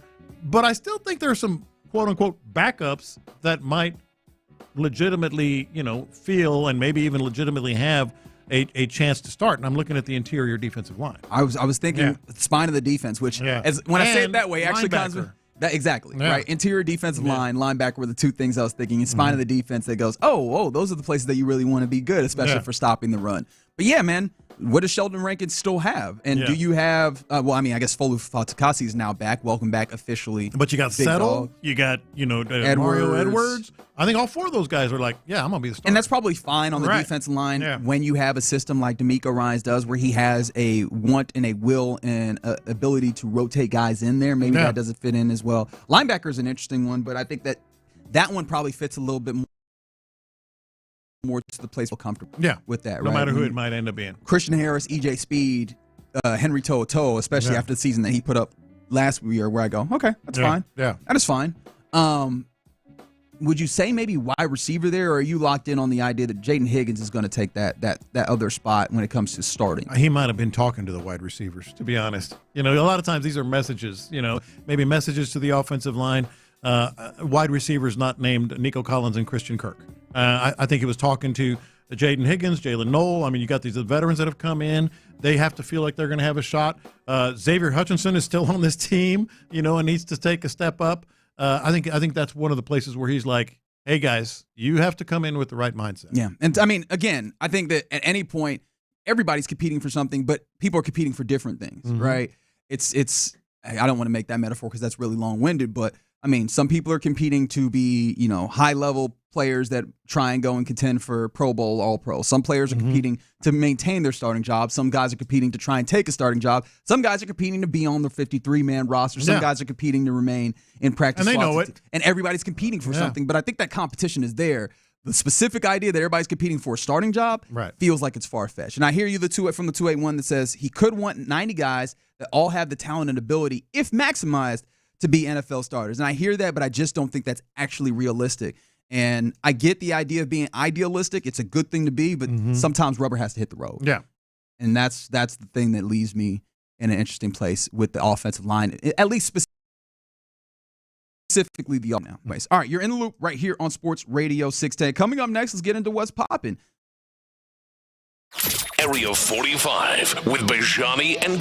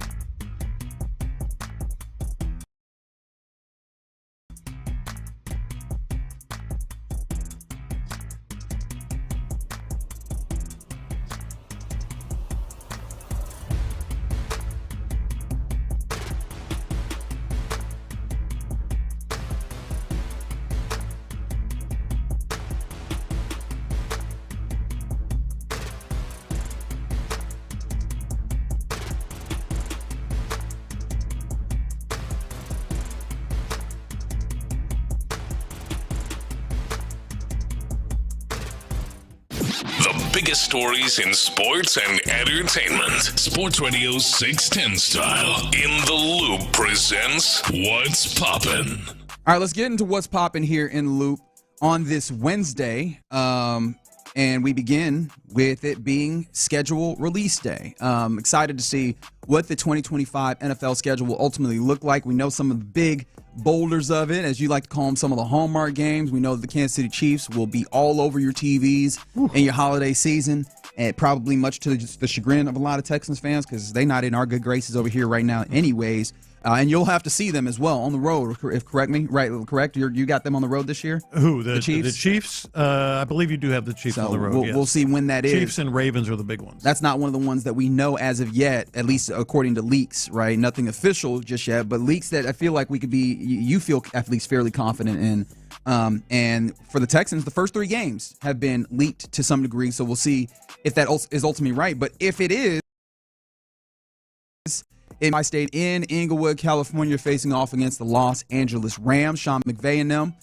So Nick Haley gets a very quick reunion with his former boss, and then you would return back home and host a Monday Night Football game against Mike Evans and Baker Mayfield and Shiloh Sanders. I don't even know if he'll be on the team, brother. I really and truly don't. But the Bucs will be in town for that Monday on week 2, according to the leaks. That is technically a primetime game. That is correct. I appreciate the bit. And then you would be back on the road for your first division game, week 3 at Everbank Field in Jacksonville versus the Jags. That is the current leaks as it relates to the Texans. You seem to like this to start with. I do like it. Just the way it breaks down. At Rams Monday night, it's got your attention. You're going to probably have the 3 o'clock window because it's in L.A., so you'll have the nation's attention, or most of the nation's attention at minimum. And then you get an extra day off because you don't play the next week at home until Monday night. And then at Jacksonville, you got that young new head coach. Dude. Things are different. Yeah, that guy. The first 3 games, can't ask for a lot more. Those are the only 3 games that we know. Now, Jacksonville, we already have 7 of their games, 6 or 7 of their games, including the first month plus. They got Carolina at home, at Cincinnati, Houston, obviously, at San Francisco, Chiefs on Monday night, at home in Jacksonville, by the way. Then the week that we don't have, and then the Rams at home, and then they've got Denver late in the season. That's tough, man. Yeah. That's a tough couple games. And as far as it might be over. Yeah. And they ain't got their first round pick. And as far as the Chiefs are concerned, the Texans are going to have to face them on the road at some point. Well, we know it's not going to be the first 4 weeks. It's not going to be week 6 or 7. So the only chance to face them early in the season would be week 5. Week 5. When do you want to play them? Do you want to play before them November? early? Before the end of November. He don't want that cold game. Yeah, is what he's looking for, and I respect that perspective. And I mean, if they're playing anything like they were last year, you might be able to get them when they're still getting away with it. But we'll see how that ultimately pans out. That's what the leaks are looking like as of this point. We'll get the official release later this evening, and I'm very intrigued to see if the Texans are able to compete, not football wise, but release wise. Like if the media team comes through strong, because I know that they have not been necessarily up in the best of the graces of the NFL when it comes to. They kind of fell short last year. They were okay the year before. It's always going to be the standards are going to be the LA Chargers and the Titans. Yeah, well, the Titans really won. What was that? 2 years ago when they got on Man Broadway. On the street, that was a good look. Yeah, you can't let the Titans beat you no more. Yeah. We need to come with that hotness. So we'll see what the Texans end up coming up with. Astros got a victory last night, 2-1 walk-off fashion for Isaac Paredes. He hit the home run in the bottom of the ninth to get things going or get things done. Pena had the other homer, and I guess the man who you have to salute. Actually, if you had to do hockey 3 stars, right?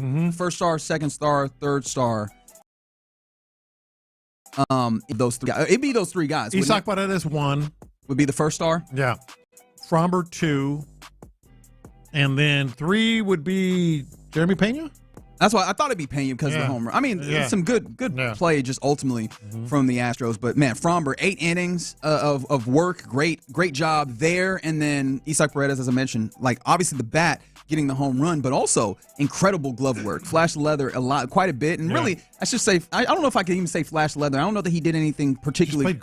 great plays, great third base, charged the ball well, good throws to first base, because that's one of those things that now I'm concerned about more than I usually am. He's got more chances than any third baseman in Major League Baseball, and 0 errors. Yep, 1,000 fielding percentage, and I mean that has been, I think, a plus. I think we anticipated him being solid at third, but he's been fantastic at third base, which is huge for, especially when someone like Frommer's pitching. He was asked by Julie Morales afterwards, and it's like, that's a big deal when Frommer's pitching, and Frommer gets a little mad if they don't make those plays, so there's a little added pressure. But he has to. He's a ground ball pitcher, and he has to feel confident that the defense behind him is going to make those plays. And I bet he feels a lot more confident after that game yesterday with Isak, but also with some of the other guys in the infield, that they are going to get the ball, pick the ball, get good throws to first, and make sure that they pick up outs when he induces the contact on the ground that he's trying to. The play, the around the horn double play. By the way, Frommer had 3 inning-ending double plays. 3 inning-ending double in back-to-back innings as well. Yes, that's crazy. Yeah. But the play he made around Bobby Jr., Witt was going down the line at 31 feet per second, which is like... Is that fast? Mickey Mantle or Jackie Robinson. I mean, it was like smoking. I've heard of those guys. I think that they're good at baseball. It's smoking fast, and he still got him in a double play. From the 8-3-2, hands down Frommer number 1, because he went 8, and almost I thought he could have gone 9 if we're being entirely honest, but the game was tied at 1. I understand the reasoning not to. Isak, unreal. They put third. No way. What? Isak saved at least 1 run, maybe 2. Yeah, the defense hit the walk-off home run and made that double play that we're talking about that was in the midst of the Royals' mini rally when they scored their 1 run. I mean, either way, I love those 3 having that kind of game. Hopefully they can have one again tonight. It's going to be necessary, I think. You got to give as much support as you can to a young man making his Major League debut. That's Colton Gordon on the bump for the Astros. Just came up from Sugar Land, 2.55 ERA at that level this season. And so it's going to be important for him. He's going up against Michael Lorenzen. And the ERA isn't scary, but I know Lorenzen is a solid pitcher in this league. And we're still awaiting to find out if Yordan Alvarez is actually going to come off the IL for this one, because he would have been eligible off of that. It was a 10-day IL stint to come off yesterday. We found out that he wouldn't. So we're eagerly awaiting, hopefully seeing Yordan return, and hopefully also return with a better bat, because it's been bad. Not only has it not been Yordan, it's just been bad, and hopefully a little bit of that IL stint gives him an opportunity to reset and be much better. And let's see if he can. If it lingers, we're going to start, sort of.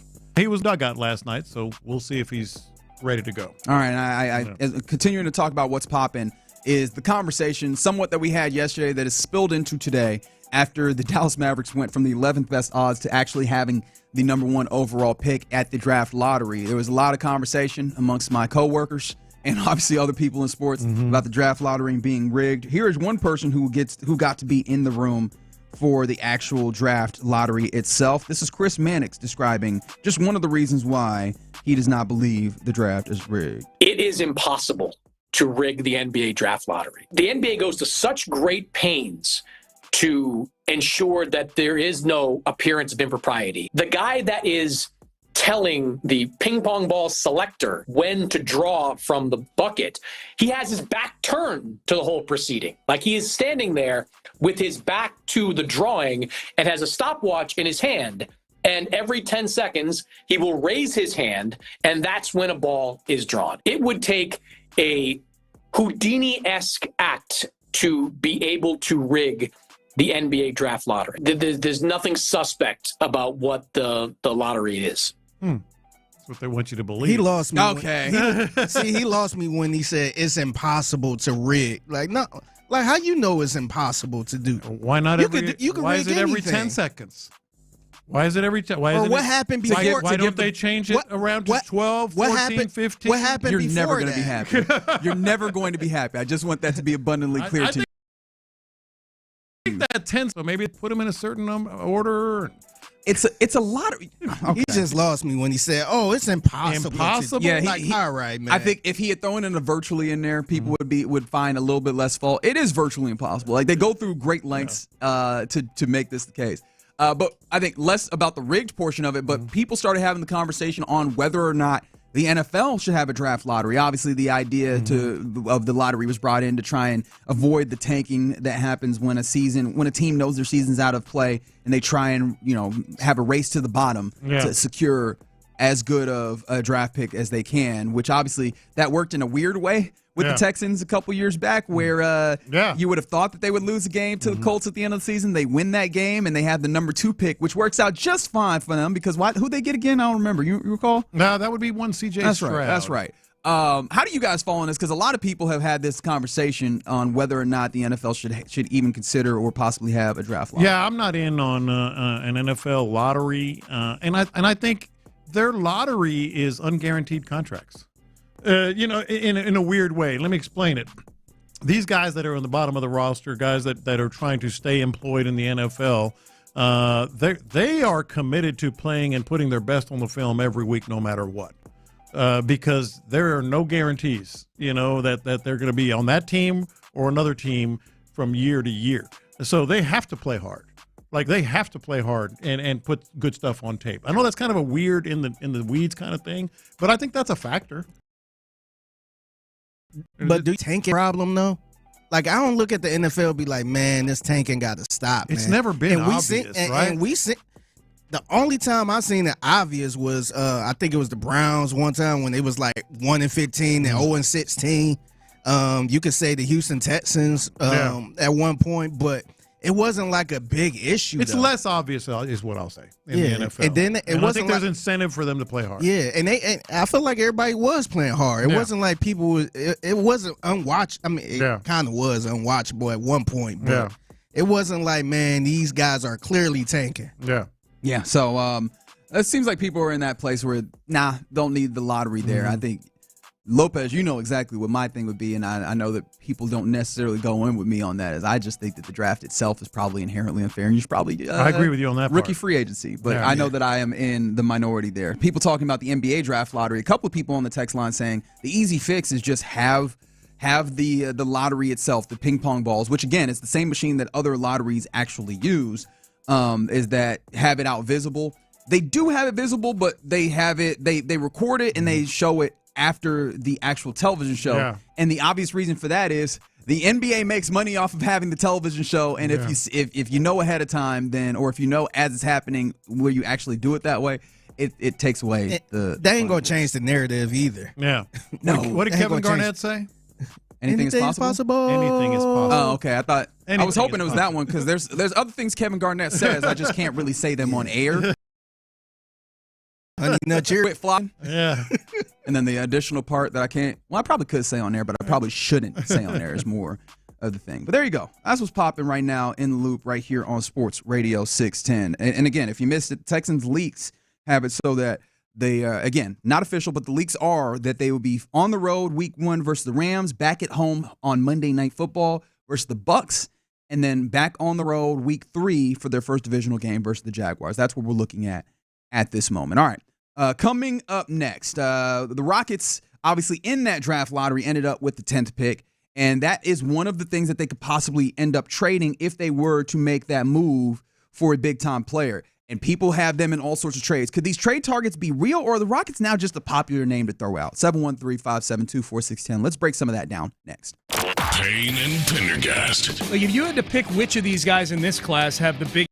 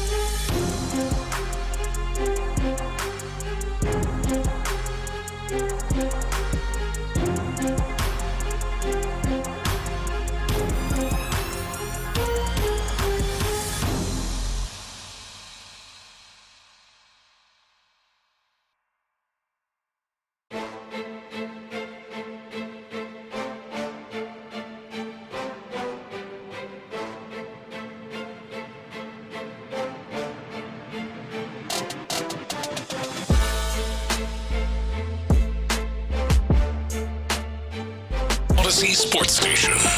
Sports Radio 610 presents In the Loop with John Lopez and Reggie Atatula. These are the good times, ain't they? All right, you're in the loop here on Sports Radio 610. John Lopez, Reginald Atatula, Figgy Fig hanging out with you on a Wednesday, a schedule release Wednesday. We've been talking about the leaks, the idea that I think it was Texans Jacob on Twitter who had made this mention, the idea that first time that you can remember in a while that the Texans' first two games would be non-noon start times, which, would be a real distinction if it is indeed Rams on the West Coast for week 1, which you would have to assume is in that mid-afternoon slate. Yeah, the 3 o'clock window. And then Monday Night Football at home versus the Bucks. Those are the leaks in addition to a road game on week 3 versus the Jags. Those are the leaks that we have as of this moment. So we'll see what continues to come out, if anything at all, before we get the official of the schedule later tonight. And I'm sure you want to keep it locked to Sports Radio 610 because I guarantee the guys at Area 45 will break that down. It'll be happening during their show. Absolutely. Yeah, they won't do anything asinine. On the text line, we were just talking about the NBA draft. Don't do that. Why do you keep? You ain't gonna let that go, are you? I'm pulling for them. I'm pulling for them. So anyways, we're all here for you. Many people talked about the NBA draft. We were talking lottery rather, and saying I was talking about the extensive ways that the NBA goes about trying to prevent, the appearance of cheating or what have you. And somebody was like, I mentioned that they film the ping pong ball selection process and they put it up in full afterwards for people to see after the TV show of it is done. It's like the lunar landing, though. And people are like, well, they could film it, but also in addition to filming it, they have people, a representative from each team, and then also independent media in that room as it's happening, observing it live. And was it going to go through every single way? They do have an extensive amount of protection around this, but the problem is, don't nobody care. Ain't nobody trying to hear that. So the Mavericks was just so lucky, huh? They were really lucky. I guess so. Yeah. Well, we'll see. Well, whatever. But when it comes to the Rockets, right, this offseason, now that they have the 10th pick, we know what that pick has, and now you could look at their war chest in whole, and you could start looking at the possibilities of trades if they were to make one. We know that it feels like there's a very high bar, quote, is what was said from Rafael Stone for them to make some level of deal outside of what they currently have in a large way. But we've been talking about these, and not just us, people in the NBA have been talking about the possibility of trades. We mentioned Brian Windhurst when talking about the Milwaukee Bucks star Giannis Antetokounmpo, the idea that the Rockets and the Spurs are the most likely landing spots. In fact, I was looking at the odds from BetOnline, and those two teams, the Spurs having the better odds, the Rockets having the second best odds of landing the services per Vegas. Yeah. But then yesterday, after the Celtics, basically put themselves in a place where it's unlikely that they're going to move on in that series after Jason Tatum had his MRI, and he actually had his surgery to repair the torn Achilles tendons that he suffered last night. Quick ass surgery. Man, it was less than 24 hours. Well, I feel like he had the surgery before the MRI. Well, my thing about it is, it's not hard to diagnose an Achilles tendon when you see that thing roll. But sometimes you had like swelling and stuff like that where you had to wait a little. Less than 24 hours he had the surgery. Every athlete I've ever talked to that had that injury, including D'Amico Ryans, who had it here, and I remember talking to him about it after he did that. They always talk about you actually for several minutes don't even feel it. Just feels weird, not painful. Like it feels like it's sort of rubbery, like it just kind of flexes, and then the pain hits. That's why I texted you guys like it looked like something broke because he was immediately in like I cannot put any. I thought he broke his ankle. Yeah, I was looking at his ankle the whole time. But then I saw the video and I'm like, oh yeah, that's And I hate to be graphic about it, and it's kind of gruesome, but that telltale, especially if you can get a close look at it, it rolls up. You can see it roll up like a shade, like a blind, and it did. And so he gets his surgery done, and now the Celtics are in a place where this postseason is done for them. They're not going to win a championship without their best or second best player. I wouldn't even want to move on at that point. I'm like, man, now I got to face the Pacers. Yeah, and then on top of that, next year, because that Achilles return is going to be a daunting path for him. So Mark J. Spears, a well-respected, in fact, and Naismith Basketball Hall of Famer, in fact, he's a well-respected journalist, reported this when it comes to the Celtics, and we knew that they would possibly move off of some players, but this is what he's reporting on that possibility. The two teams I'm keeping an eye on for a couple of these guys, perhaps, is one is the Houston Rockets. Why? Ime Udoka's there. They've been certainly rumored to wanting to upgrade their roster, and he knows these guys, and they probably would be attracted. And another team is the San Antonio Spurs as well. They got the number 2 pick, and I'm told that the Spurs are quite happy with the talent that's available at number 2, but they're going to explore potentially trades as well.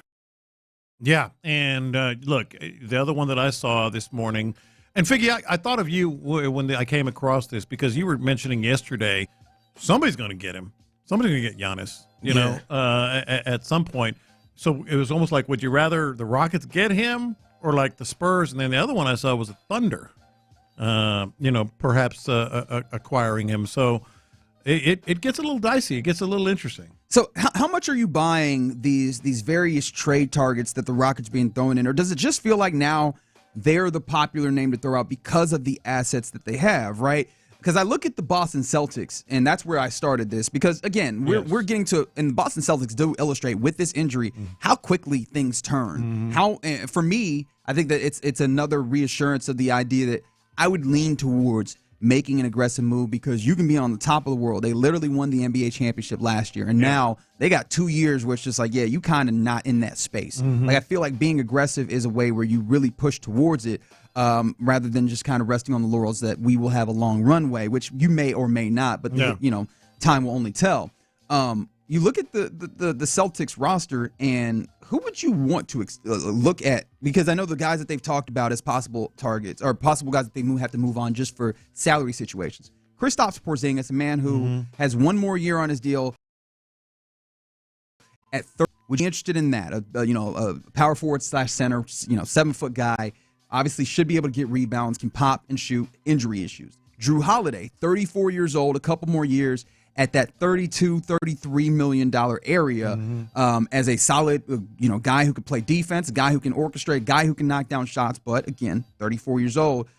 With Jaylen Brown, assuming that they'd be able to trade him, because I don't even know if they want to, right? I think that this is still a team where they look at the young guys that they have with Tatum and Brown going into next year, or not next year, but the year after. You still think that you could build around those guys, but he is making $53 million next year, and that trends up over the next 4 years of his contract. Like, which are any of those guys? Derek White at $21 million? Are any of those guys interesting to you to trade off of, like Mark J. Spears is talking about? Or does that just feel like the Rockets have been thrown in there because they have got? No, I think, look, first of all, Mark Spears, you have to give him, talk about credible. 100%. So there, it's not just like, hey, this makes sense. Now he did kind of throw it up there. The teams that I'm looking at, I don't know that the part that he reported on was how the Spurs feel like they like the guys at 2. Other than that, that might have been more,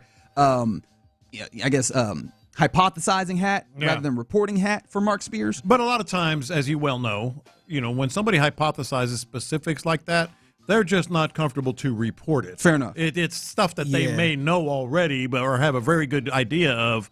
They're just not ready to report it because they don't have anybody on the record, whatever, Yeah, and I think just the Ime being the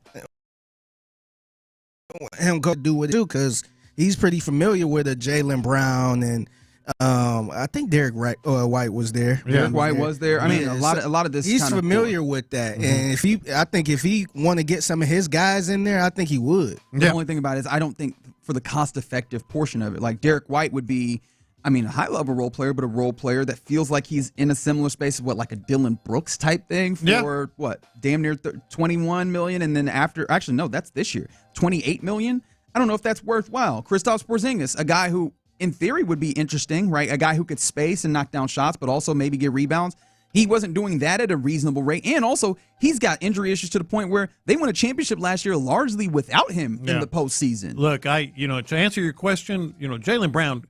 The price is just going to be like crazy. The price of what you trade, the price of what you're paying, is going to be nuts. That would be your superstar. That would be your guy. And I don't know how y'all would feel about him being the superstar of the team. I'm not sure how I feel about that one. I'm not either. I don't know about you, Reggie. And as much as I hear you. I've seen it. We've all experienced it with Kristaps. Injuries last year, injuries this year. He kind of intrigues me. Okay. Yeah, he kind of long shoots.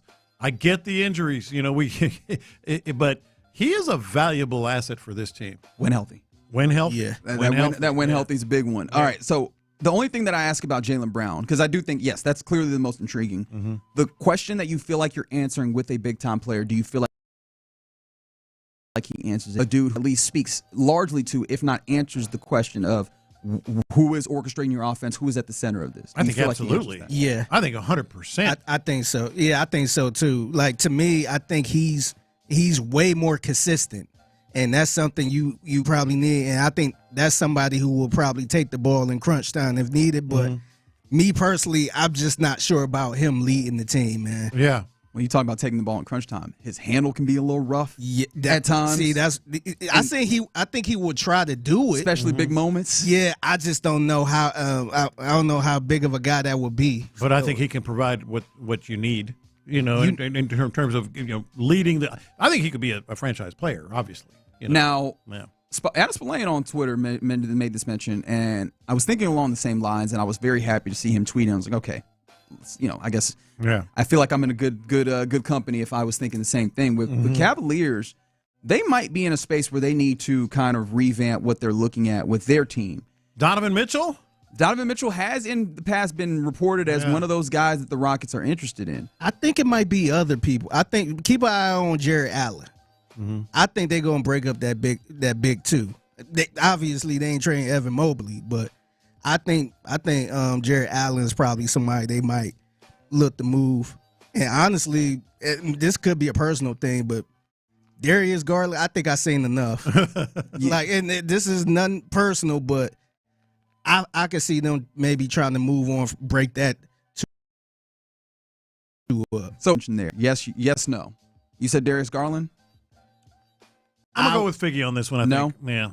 All right. If Donovan Mitchell would won out, because I know he was caught after that series, they lost the series 4-1 against the Pacers, a series that they were expected to win. Right? They won the East pretty handily. Yeah. He was caught sitting, just in an empty arena, just looking in a way that was listful and makes you think, could this be the end? Donovan Mitchell, if he for some reason ended up being out and Cleveland was deciding to move on from him and build around something else, yes or no? Yes, absolutely yes. You're in that same place? Mm-hmm. Yeah. And then you mentioned Jared Allen. I just want to throw this in there, yes or no? No.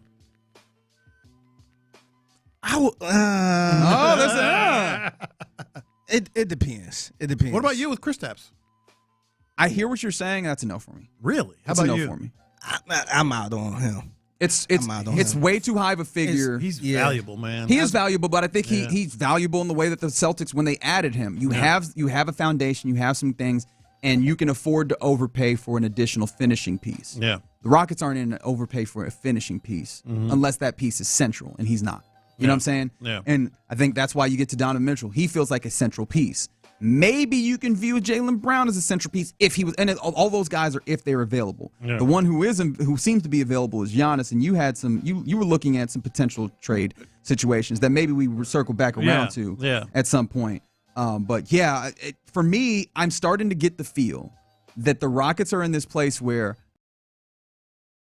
their name is circumstances, some of which they don't even really need to be in. You know what I mean? Yeah, and I I think I agree. as much as I respect, as you said, Mark Spears and his reporting, this one felt like, well, you mean the Rockets, they might do something. And it doesn't, because it feels like pieces in the middle, and it seems like you have a lot of guys in the middle for a lot cheaper than what it'd be going and acquiring a Kristaps Porzingis, a Drew Holiday, even a Derek White. I think the overall thought is they need somebody. They absolutely they need somebody. So whoever's available, maybe the Rockets could do that. But that doesn't feel like they're as needy in that space, right? Like if it's not an over the top piece, or like the top end piece, it feels like you have Tyrese and you have Jabari Smith. You have the guys that can play high level role. Man, they was averaging 90 points a game in the playoffs. Man. But that speaks they more. Need some offense. They need a spark, man.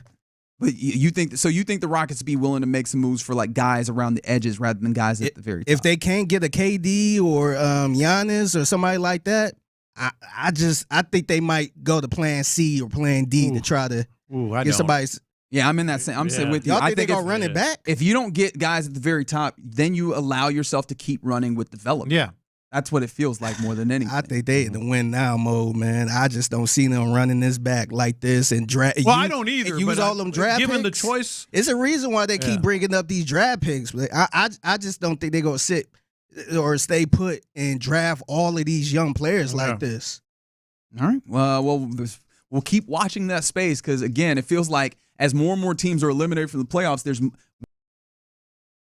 we weren't in out the idea, not saying that it's substantiated just yet, but throw out the idea that Donovan Mitchell is that interesting, right? We throw out the idea of like even what's happening with the Celtics. A gruesome injury is what creates that. So we'll see as the playoffs continue to go in that place where maybe, just maybe, you see some players come free.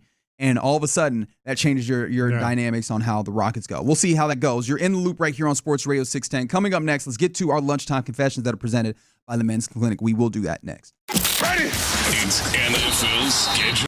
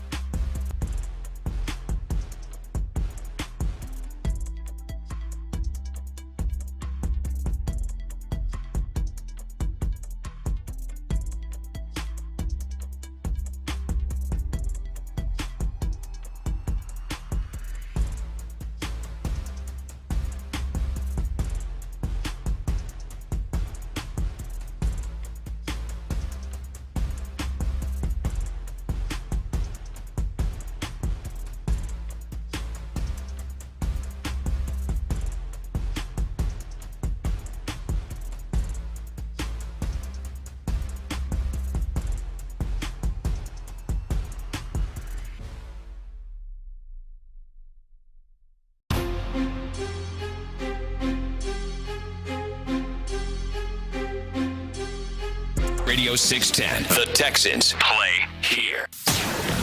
Sometimes it's sports, sometimes it's not. Whatever it is, Reggie and John are keeping it real. It's In the Loop's Lunchtime Confessions, presented by the Men's Clinic on Sports Radio 610.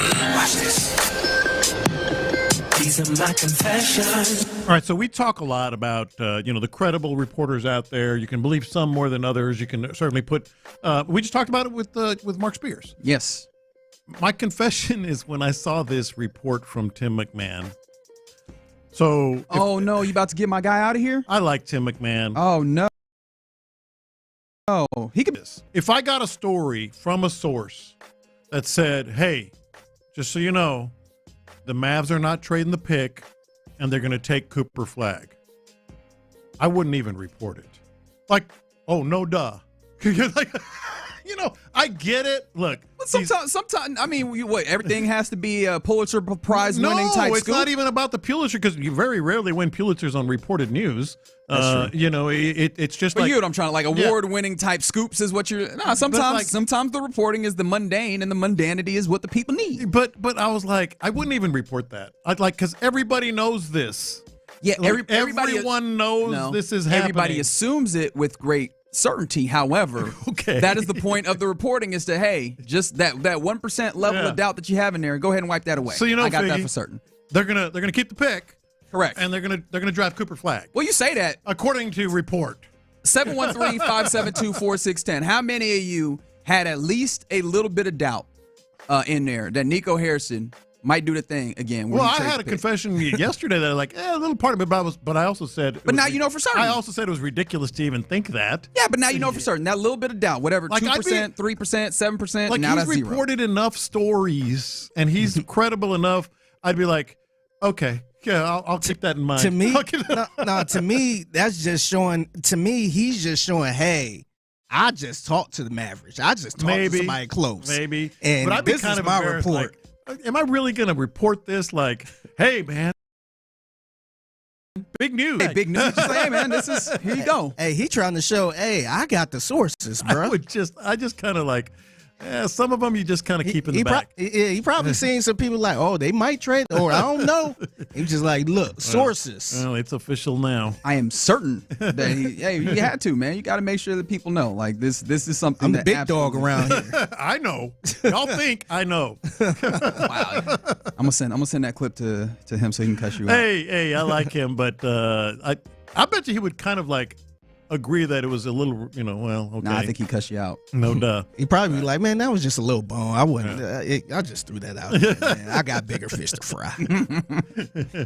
These are my confessions. All right, I can be. I've told you guys I can be a little bit of a contrarian. I know that about myself. I've tried to make sure that I'm not being I'm not being that dude. I'm trying to make sure that I'm being reasonable, whatever. And one of the things that I can definitely be a contrarian about is being a little too cool for school on certain things. One of those being like, hey, guys are working out, right? Working out or training or what have you. And I caught myself yesterday, and I think I'm getting better. I think I'm a little bit less too cool for school, because the Texans on their Instagram story, and maybe it was on other social media, but this is where I actually came into contact with it. Just the story had videos of the fellas out there doing some doing their thing. Yeah, I don't know if it's technically OTAs, because I think technically they might be OTAs working on their own, but like doing some workout. Well, I saw coaching out there. Like I saw. Don't ask, don't tell. Nick Caleb. Well, this is the thing. I don't feel bad talking about it, because they put it on social media. Will Mike Florio coming out That's right. with his bill. We don't need Florio in this business. Well, I mean, if you put it on official channels, I can't be held responsible for this. I want that to be abundantly clear. But I don't know if it was OTAs or whatever, because I saw Nick Caley out there taking handoffs like he was a running back from I think that's old. I saw that. Was that old? Yeah, that was older. Oh, okay, cool. But I did watch that, and I was looking very, very intently at it. Though I was looking at it like, let me run that story back. And after the third time I ran back the story of Jaden Higgins out of his break, I was like, oh, okay. Yeah. I'm not too cool for off-season workouts. I thought I might be. Like, man, they just working out. It's fine. Yeah. I was out here trying to look at, what kind of break is he making? Is he getting in that break good? Is he? How's he in and out of it? Yeah, is he coming in a little? Is he just staying watch too his high? hips. Watch his hips. I was doing all of that, and I was like, oh, okay, you are a sicko for all of this in a way that you thought you were too cool. No, you were not. You were just as nerdy as everybody else. And I say that with all love and affection because I am with you. Welcome me, brethren, because I'm here for you. These are my confessions. All right, so I told y'all off the air, but my wife's brother is coming into town. He's actually here now. Okay. So my first confession is I'm a little upset because he took over my studio, so I can't be in there playing the game or on the computer, all that stuff. But this is my confession. So me and my wife been together since 2009. Okay. And her brother was a kid at that time. It's a little brother. He was a kid. So he all grown with kids and all that stuff. And this morning she told me, hey, I think you guys should spend some more time together so you can know each other. What? I'm like, girl, we've been together for going on 16 years. I kind of understand where she was getting at because he was a kid at the time. Yeah. He went off to college, and then by the time he went joined the Navy, we moved down here. So, we ain't really had that chance to kind of talk as men, I guess. Yeah. But when she said that, I was just like, girl, like, I know your brother. Like, what you need to like, what you want us to go on a date? You want to go on a date? You want us to go to the on bar? A guy date? Little bonding time? Yeah, you want me? Let's go to the bar, have a drink. Go to Dave & Buster's, play a little Papa Shot. Now tell me about yourself. Share some wings. No, I mean really. So tell what's me about going on, yourself. man? How's life? Really tell me. Hey, let's talk as men. like what's happening in your world? No, that's what it is.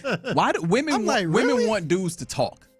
And we just don't inherently talk about the things that they want us to talk about. She did that. Well, she didn't do this this other thing I was about to say, but I don't understand why women always try to put other men together. Yes, just to be buddies because she has somebody at work, and it has to be their selection. Yeah, so it has to be their choice, not ours. So she's supposed to go on a trip or whatever. Yeah. And I was going to tag along too. Just it's a kind of a free trip. I just paid my own way to get there. Yeah.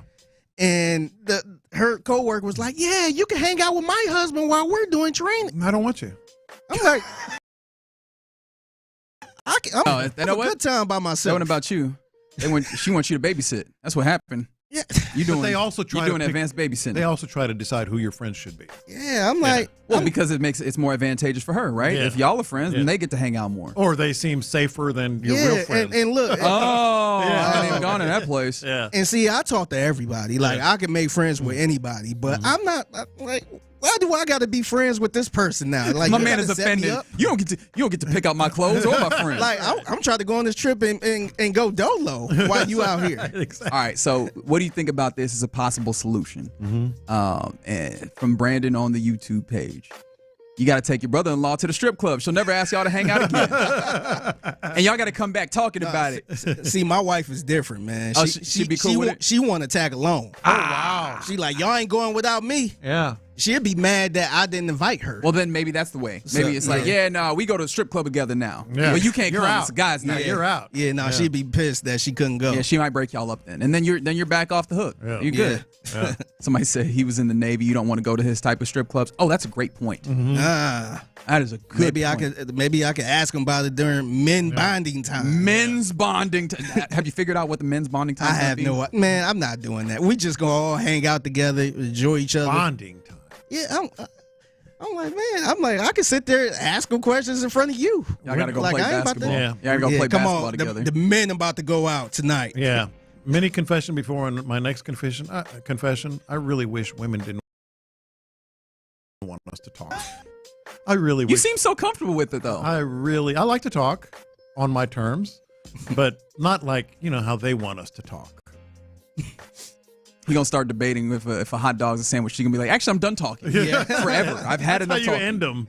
These are my confessions. Every once in a while, something comes along that you realize, and you have to confess to yourself, why is this just happening now? Why did someone just come up with this right now? So y'all have probably heard the big summer-long tournament, fishing tournament, which starts on Memorial Day weekend. You've heard the spots, CCA Texas. I have heard of it. StarTournament.org. We talk about it on the Bite Me podcast and all that they're going to release these tagged redfish, and you can win a boat and a trailer and a truck, and you can win, all these other prizes. So they're going to release a new tagged redfish this year. They announced it today, and I was one of those like, why have we not thought of this? All right, can I press pause real quick? What? Can you explain what the words that you said? Because I I understand the words, but they all come together, and I don't. A red tag and they have tags on. They have these. They red put tags on the fish. Yeah, they're like a red tag, a blue tag.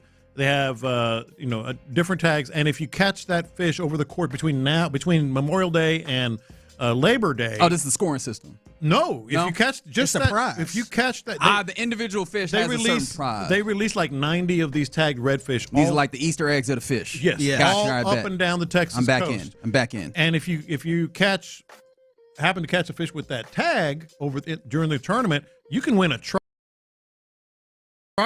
Only. I want to sign up for this. You should. It's like total luck. You don't have to be like great if you just happen to catch that Is it fish. rigged? You know what they came up with? 713-572-4610. No, it is not rigged because I've tried for. Do we need a fishing lottery? Or is it? I think we might need a fishing lottery. I've tried for Nico 20 Harrison years. out to catch there. one. You know what? They added a different tag this year, Okay. and it's called the Whata fish. Ain't that a sandwich? If you catch the orange tag, you get free Whataburger for a year. Which is not a boat or a truck, but it's pretty dang cool. Like, why didn't we think of this before? The Whata fish.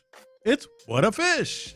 That's actually whoever works in marketing for whatever. I imagine that's not in house. They might have a whole building. That's smart. That's really really good. good. Like, because it is one of their items. The Whata very fish, right? smart. You in Texas? Yes. Everybody love Whataburger. That's what I'm saying. Like, why haven't we done this before? I'll still take the boat and the truck, but if I catch the Whata fish, I'm not going to I'm going to have to go out there, man. I'm going to have to try it. Catch an orange tagged redfish. It's cool. It's a cool tournament.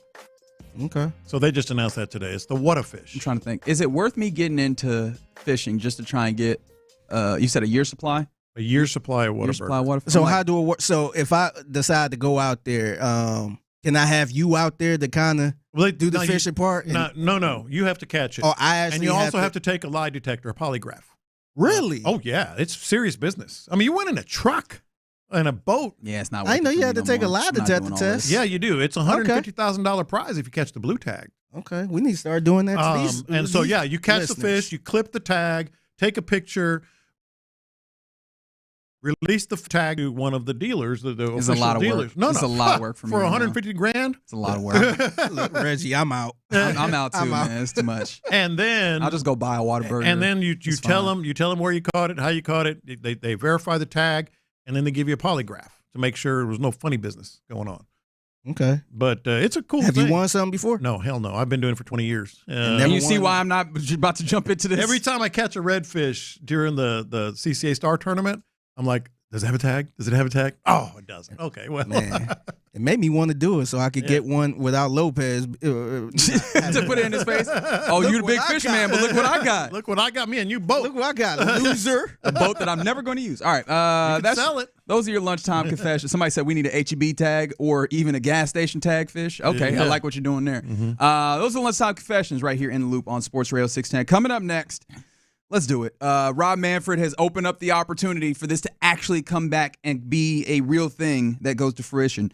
Does Pete Rose deserve to be in the Hall of Fame? 713-572-4610. Let's put it over. Let's put it to bed next. Area 45 with Bijani.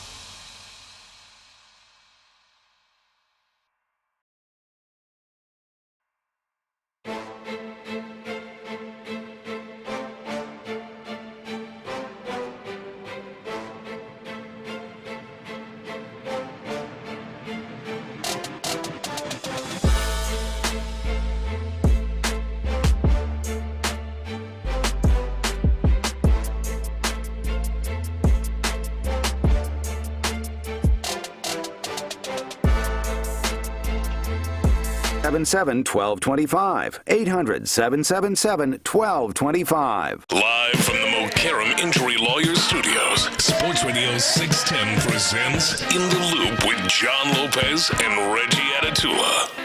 Yep, you're in the loop here on Sports Radio 610. John Lopez, Reginald Atatula, Figgy Fig hanging out with you on a Wednesday. 832, I will not read your text. I understand you're a little late to the party, but that has been embargoed. I can't do it. It takes us too far off track.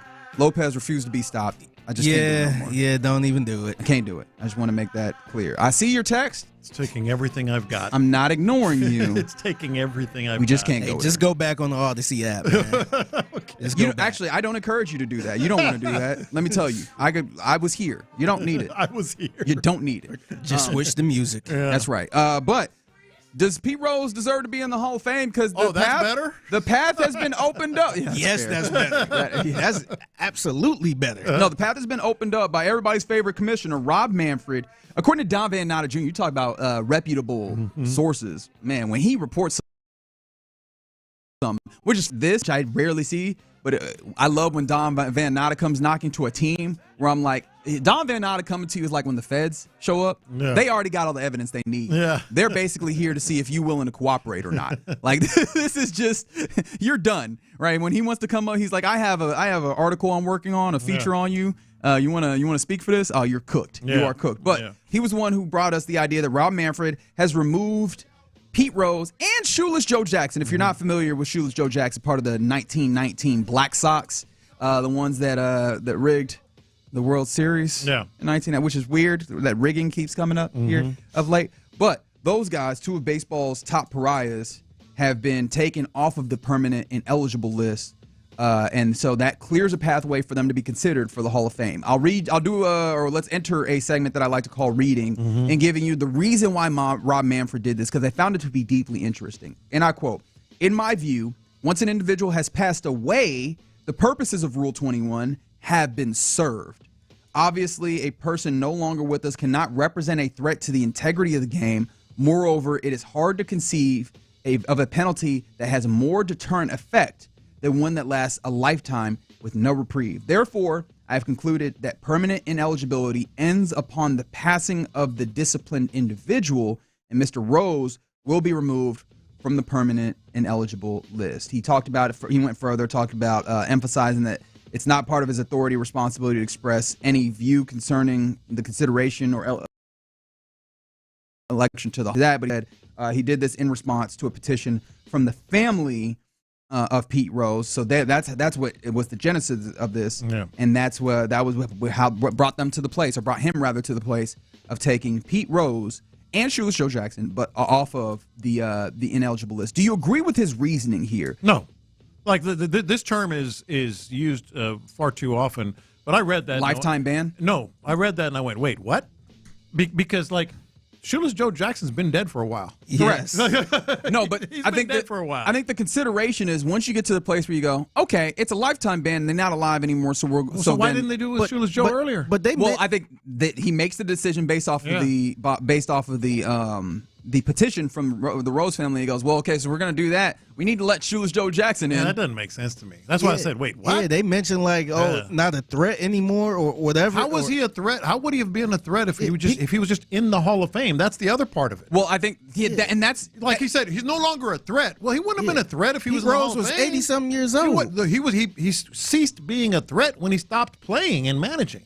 Yes. Agreed. So, so it's like, wait, he's no longer a threat because he's got his bust in the Hall of Fame? That makes no sense. Well, I guess the only idea is that which might actually open up an interesting precedent if you follow this logic, if you agree with this logic.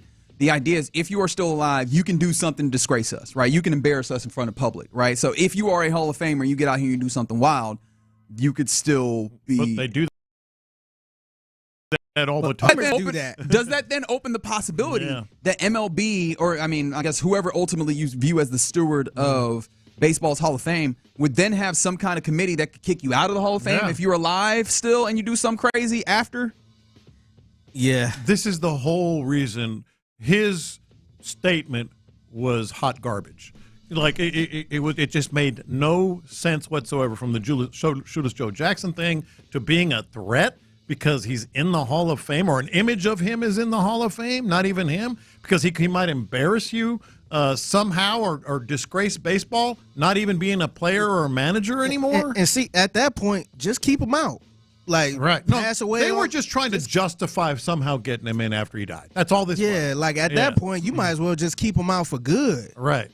But what's funny is I don't know why you would feel the need to justify getting him in at this point, because you already wrote out the tough part about this. Yeah. Right? Like, you got to a point and you stood your ground on this particular stance for such a long time. He's now passed away, right? Yeah. Condolences to his family and so on and so forth. And at this point, like, you don't have to get him in, right? You've already stood your ground on this to the point where now he is passed, and that, it is what it is, right? But if you follow that logic, now you open up the gates for him to enter, and that raises the question: you put him in, right? Now that the commissioner has operated on these terms, you have to put him in. You have to put him in, and the sad thing is, you guys have seen him. I'm sure our listeners have seen him. There are lots of, like, quote unquote reputable. Right, I think he deserves it still. I'm like, come on, man.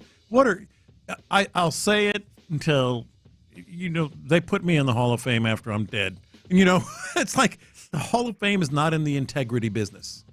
It's not in the integrity business. And what's interesting is it's a museum. It feels like they're trying to move into the integrity business. Well, it always has been to some degree, but really it's been a politics business. Yeah. It's how much do people like you? Because there is some level of integrity business, but then you look at the guys that have gotten in versus like a Barry Bonds who does not get in, where I understand maybe you go, hey, that era, the steroids era, you don't put guys in. But then you look up and you go, there are guys who you could reasonably make the claim have done steroids, and you don't have in the same way, that's what you're doing with Barry Bonds, is reasonably making the claim. You do not have concrete evidence, as much as people will lean that way.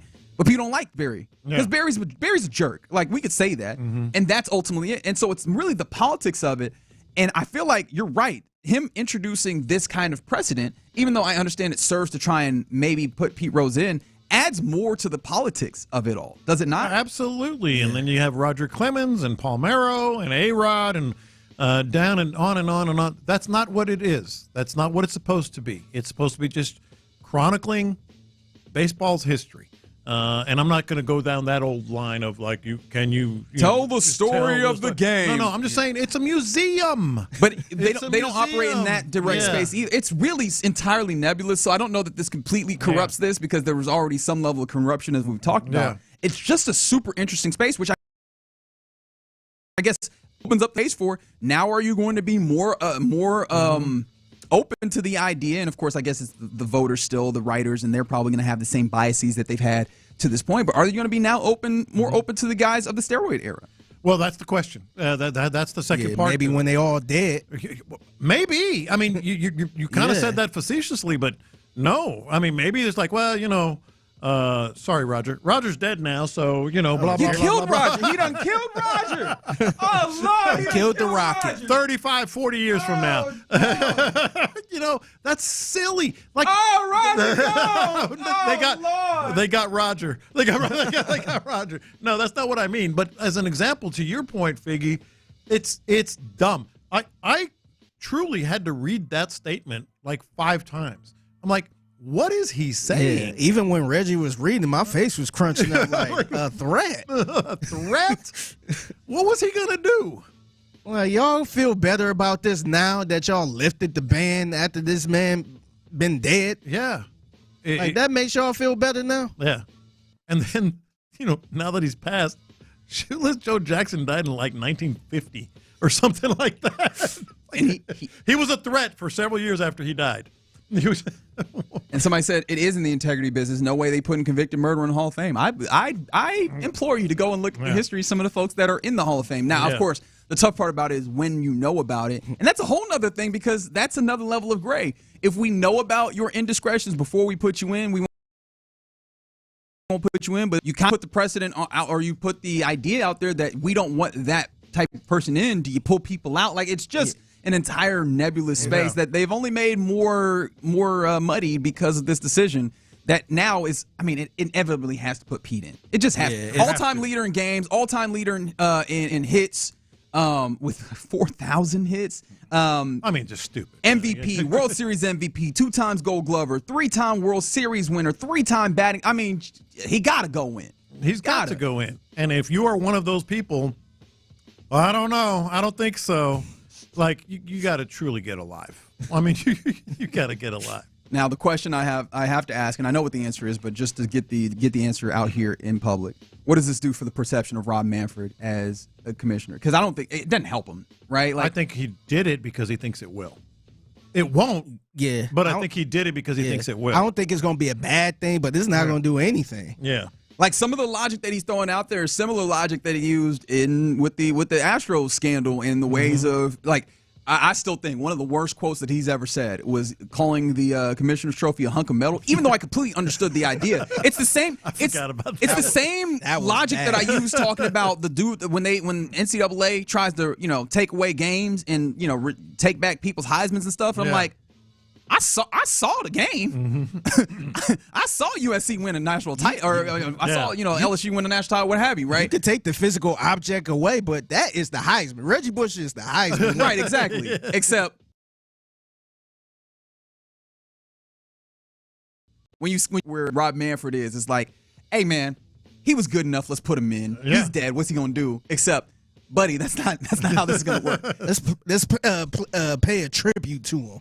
Yeah. It's like, all right, man, you could have did it when the man was alive.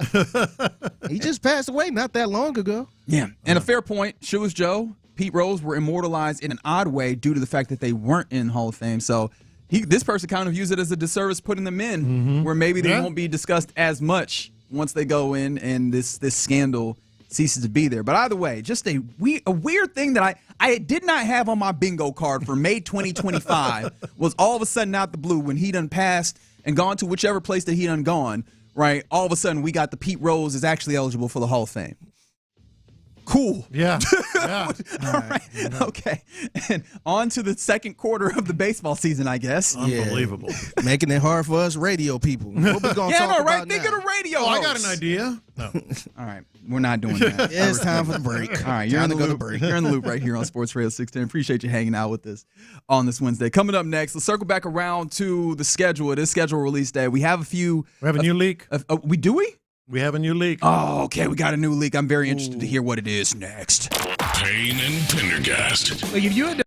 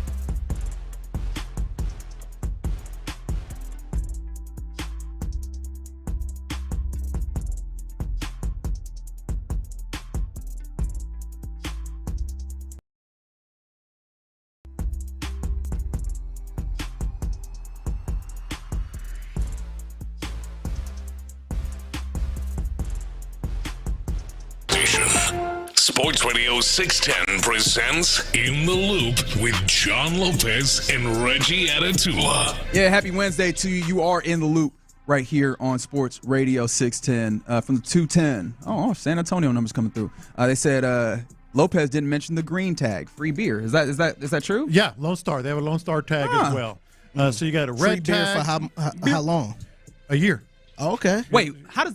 See, one of the things I hate about giveaways and stuff is like the year. Mm-hmm. Oh. Because what does that actually mean? Because it usually is just like, well, we will give you what is the equivalent of we believe of a year's supply, which is 52 pizzas or something like that. I'm like, that's not a year's worth. I don't know. I should be able to pop up anytime and get more and more beer until the year is over. And for those wondering what we're talking about, you've heard the commercials. CCA Texas Star Tournament starts Memorial Day, goes to Labor Day. They released these about 90 or 100 thereabouts tagged redfish. If you happen to catch one in that window, you can get everything from a new truck and a boat and a trailer to a new boat. And the interesting thing, and I like this idea, can't believe we haven't thought of it, is they have what a fish, what a catch, whatever you want to call it. The Whataburger is going to have an orange tag where you can get Whataburger free for a year. They also have the green tag. He is correct, and I didn't mention that one. Free Lone Star beer for a year. Nice. Yeah. Nice. All right. So I done buried the lead with my squirrel mentality. We got some more leaks. Yeah. Some more of them leaks. I'm going to need some leaks, baby. You got some leaks. Come on, let me get some leaks. All right. So as of earlier today, nothing official because we will officially find out what the schedule is with the NFL's now branded schedule release 2025. They actually have the show, NFL Network, 7 p.m. I can tell you, I have on good authority. Actually, I'm fairly certain. 6 p.m. Texans All Access. Mm-hmm.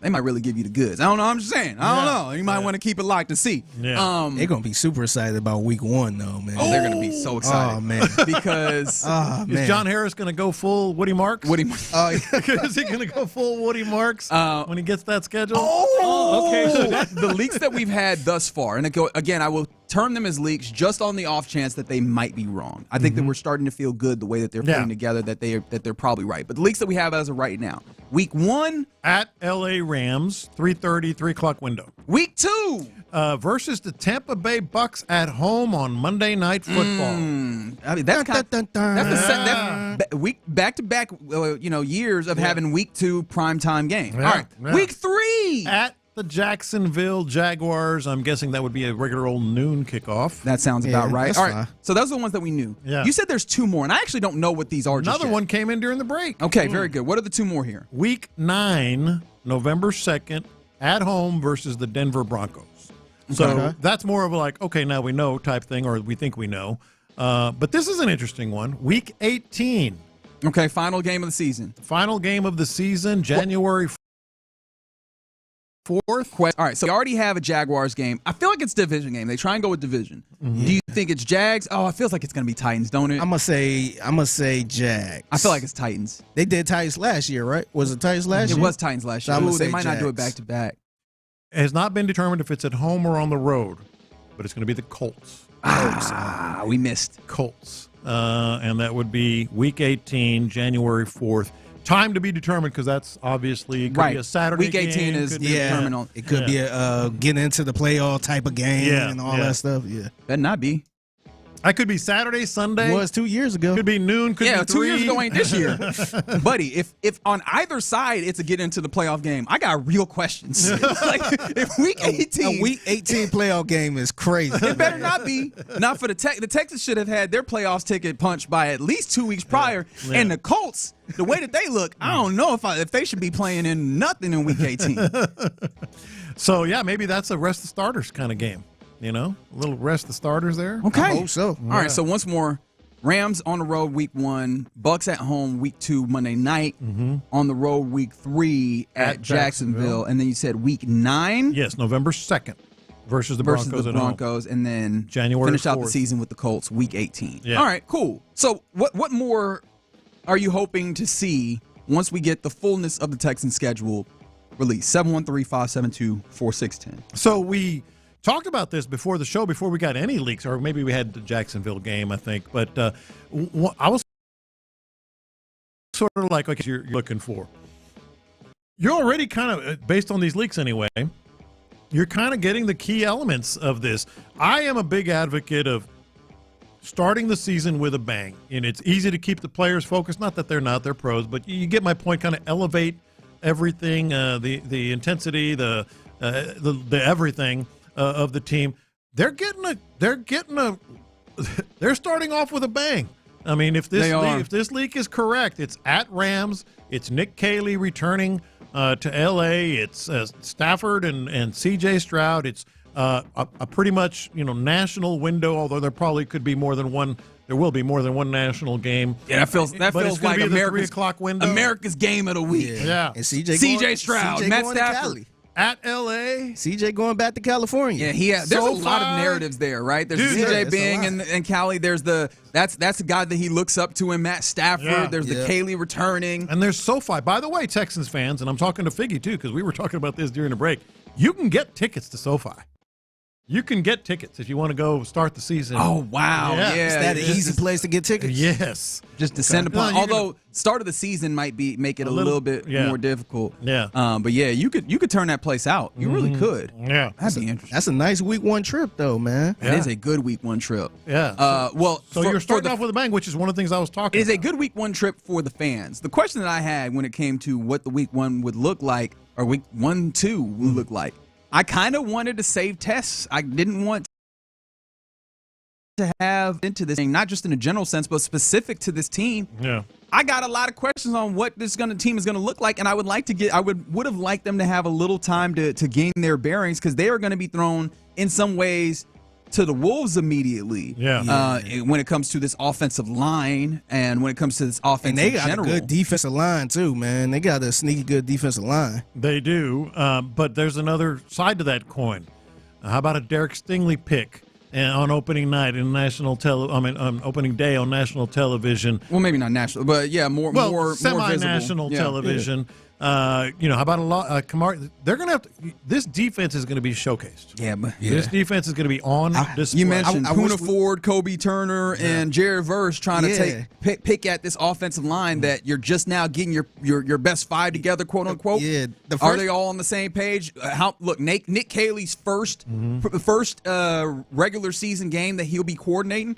I got real nerves about what that looks like against a bona fide good coach in Sean McVay. I was kind of hoping it was a division game week one. I ain't gonna lie to you. Agreed. Yeah. Like, give me the Jazz, give me the Colts, Titans. Yeah. I would have been I probably would have been celebrating over that. I actually like it. I do. I like starting off with, all right, let's find out. Here we go. Big time stage, big time game, big time stars, and a big time defense that maybe be on display. The other element that I talked about is I like to knock out at least 2 division games in the first 4 weeks. Well, we think we know one of them at Jacksonville, which I like it on the road.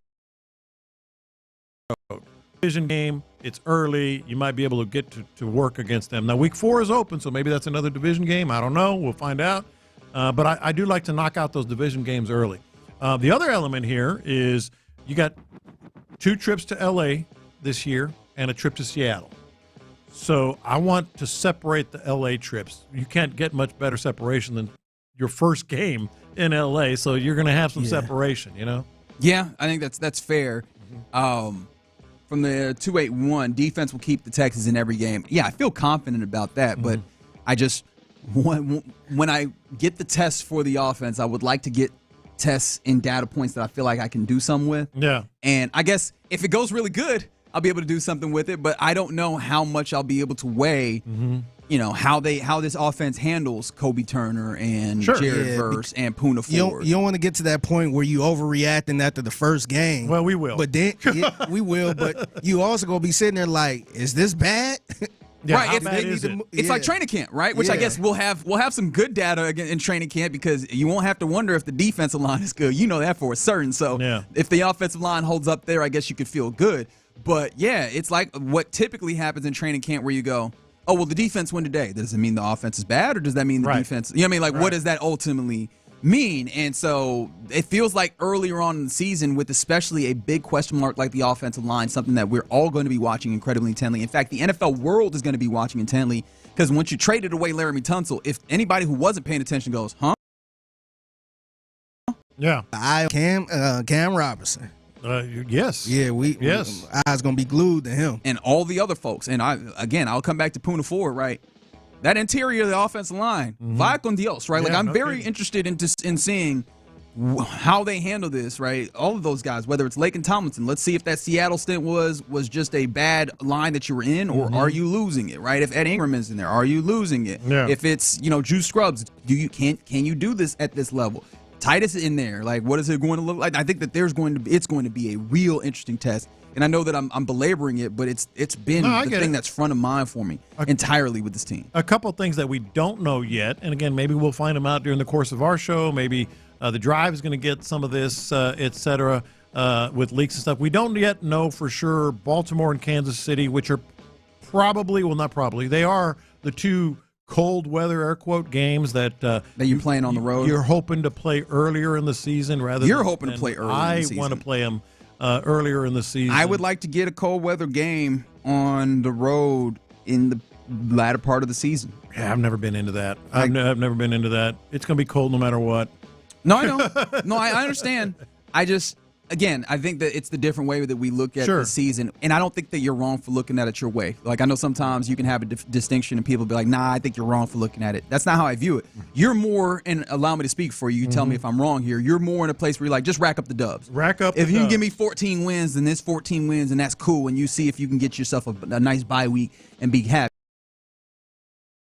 Right. That you're going to that space. So, and I feel also very confident with the AFC South that you're probably still going to win it and have that automatic playoff spot. And so everything in between is somewhat gravy for me. Obviously, the way that you're playing matters more to me. And in trying to figure out how good of a team you are and how ready you are and how steeled you are for the opportunity to go and compete in the postseason, I want to see how strong your offensive line can be over the course of the season. I want to see you go out and see if you can see how you compete in cold weather situations, because there's going to be cold weather situations in the postseason, especially if you end up in the postseason going on the road to Kansas City, to Baltimore, to Buffalo. Those are going to be places that it's not just going to be you have to play a good team, but you have to play a good team in potential elements or at the very least in the cold. So I want to see those data points in the regular season to give me some level of confidence or ideas to what you will see at that time. The other thing that we won't find out today, I doubt, unless you get your entire damn schedule released, like the Denver Broncos. The Broncos have had their entire schedule, like the whole, all 17. Really? Damn. Every one of them, including their bye week. But that's where I was going with this.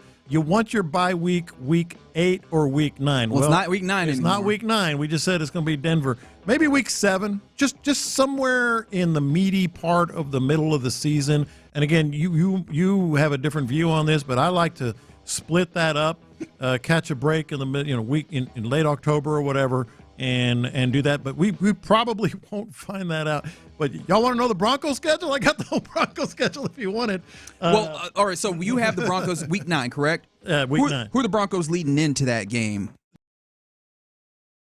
That's actually their Thursday night game after the Texans. I was hoping it would be before. Okay, so maybe they'll look at who they have Thursday night. They got Las Vegas at home, at Houston, and then Las Vegas at home. Division game, maybe. Yeah, I don't know. They got the Cowboys the week before. Yeah, I don't know. They go Dallas and Houston. That's a tough stretch for them. Yeah, that's a tough stretch for them. You might see if you get a little bit of schedule benefit from that, being in the middle of 3 games in 12 days? Yeah, stretch for them, 11 days. Yeah, something like that. Yeah, you might get a benefit from that. Like, these are the things that we look at the schedule for. Like, what are the things that might add or subtract for a given game? Obviously, we know in that game you're going to have to get between those lines and do the things that are necessary. You're going to need to block. You're going to need to tackle. You're going to need to run and throw the football, all those types of things. But what are the things around the edges that might help? And that's one of those things that might be some level of help, either looking forward or it's being Broncos, battered and bruised. They're going to be so up for you. I mean, Cowboys going to Denver, that's going to be nuts. And then they have the Texans also on the road against the Texans. And then they go back to Denver for the Raiders. So maybe that is a good spot to catch the Broncos. Hopefully. So we'll see what more releases continue all the way leading up to the schedule release, which is officially on NFL Network at 7. But also make sure you keep locked to Texans All Access, especially if you're driving around. I see what John Harris, Mark Vandermeer might be able to give you in terms of game headed into the 2025 NFL season. All right, you're in the loop right here on Sports Radio 610. Coming up next, about the time that we turn things over to what you got, brother. Yeah, man, I gotta I got to test Reggie with his nerdiness, man. I got a list full of different type of stats, and I want to see if he uses these stats or not. Plus, I got a bunch of random thoughts. I'm gonna just throw them out there. Ooh, the Figgy random thoughts grab bag. I'm very intrigued. Let's find out about that next. Ready? It's NFL schedule release week.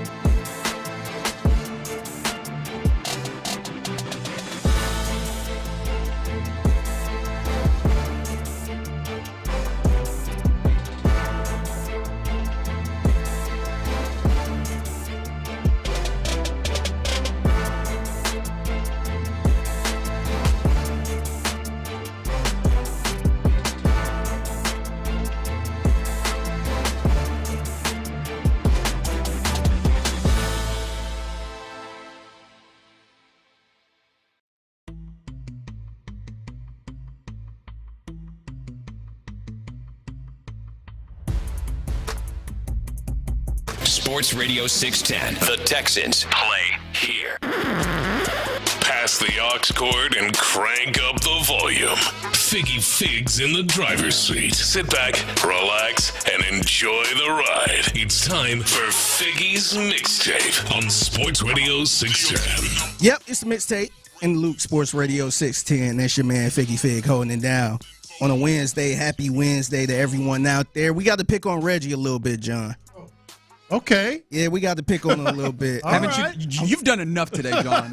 You've done. People still to this moment are texting you about hot dogs and saying that's crazy, man. You've done enough today. Yeah, I know what not to My work talk is about. done here. Yeah. But you're gonna work some overtime a little. All right. So Reggie, we know Reggie as like the nerdy stat guy. Yes, we do. He bring up a lot of stats and numbers and stuff like that. Mm-hmm. Some of it is really good.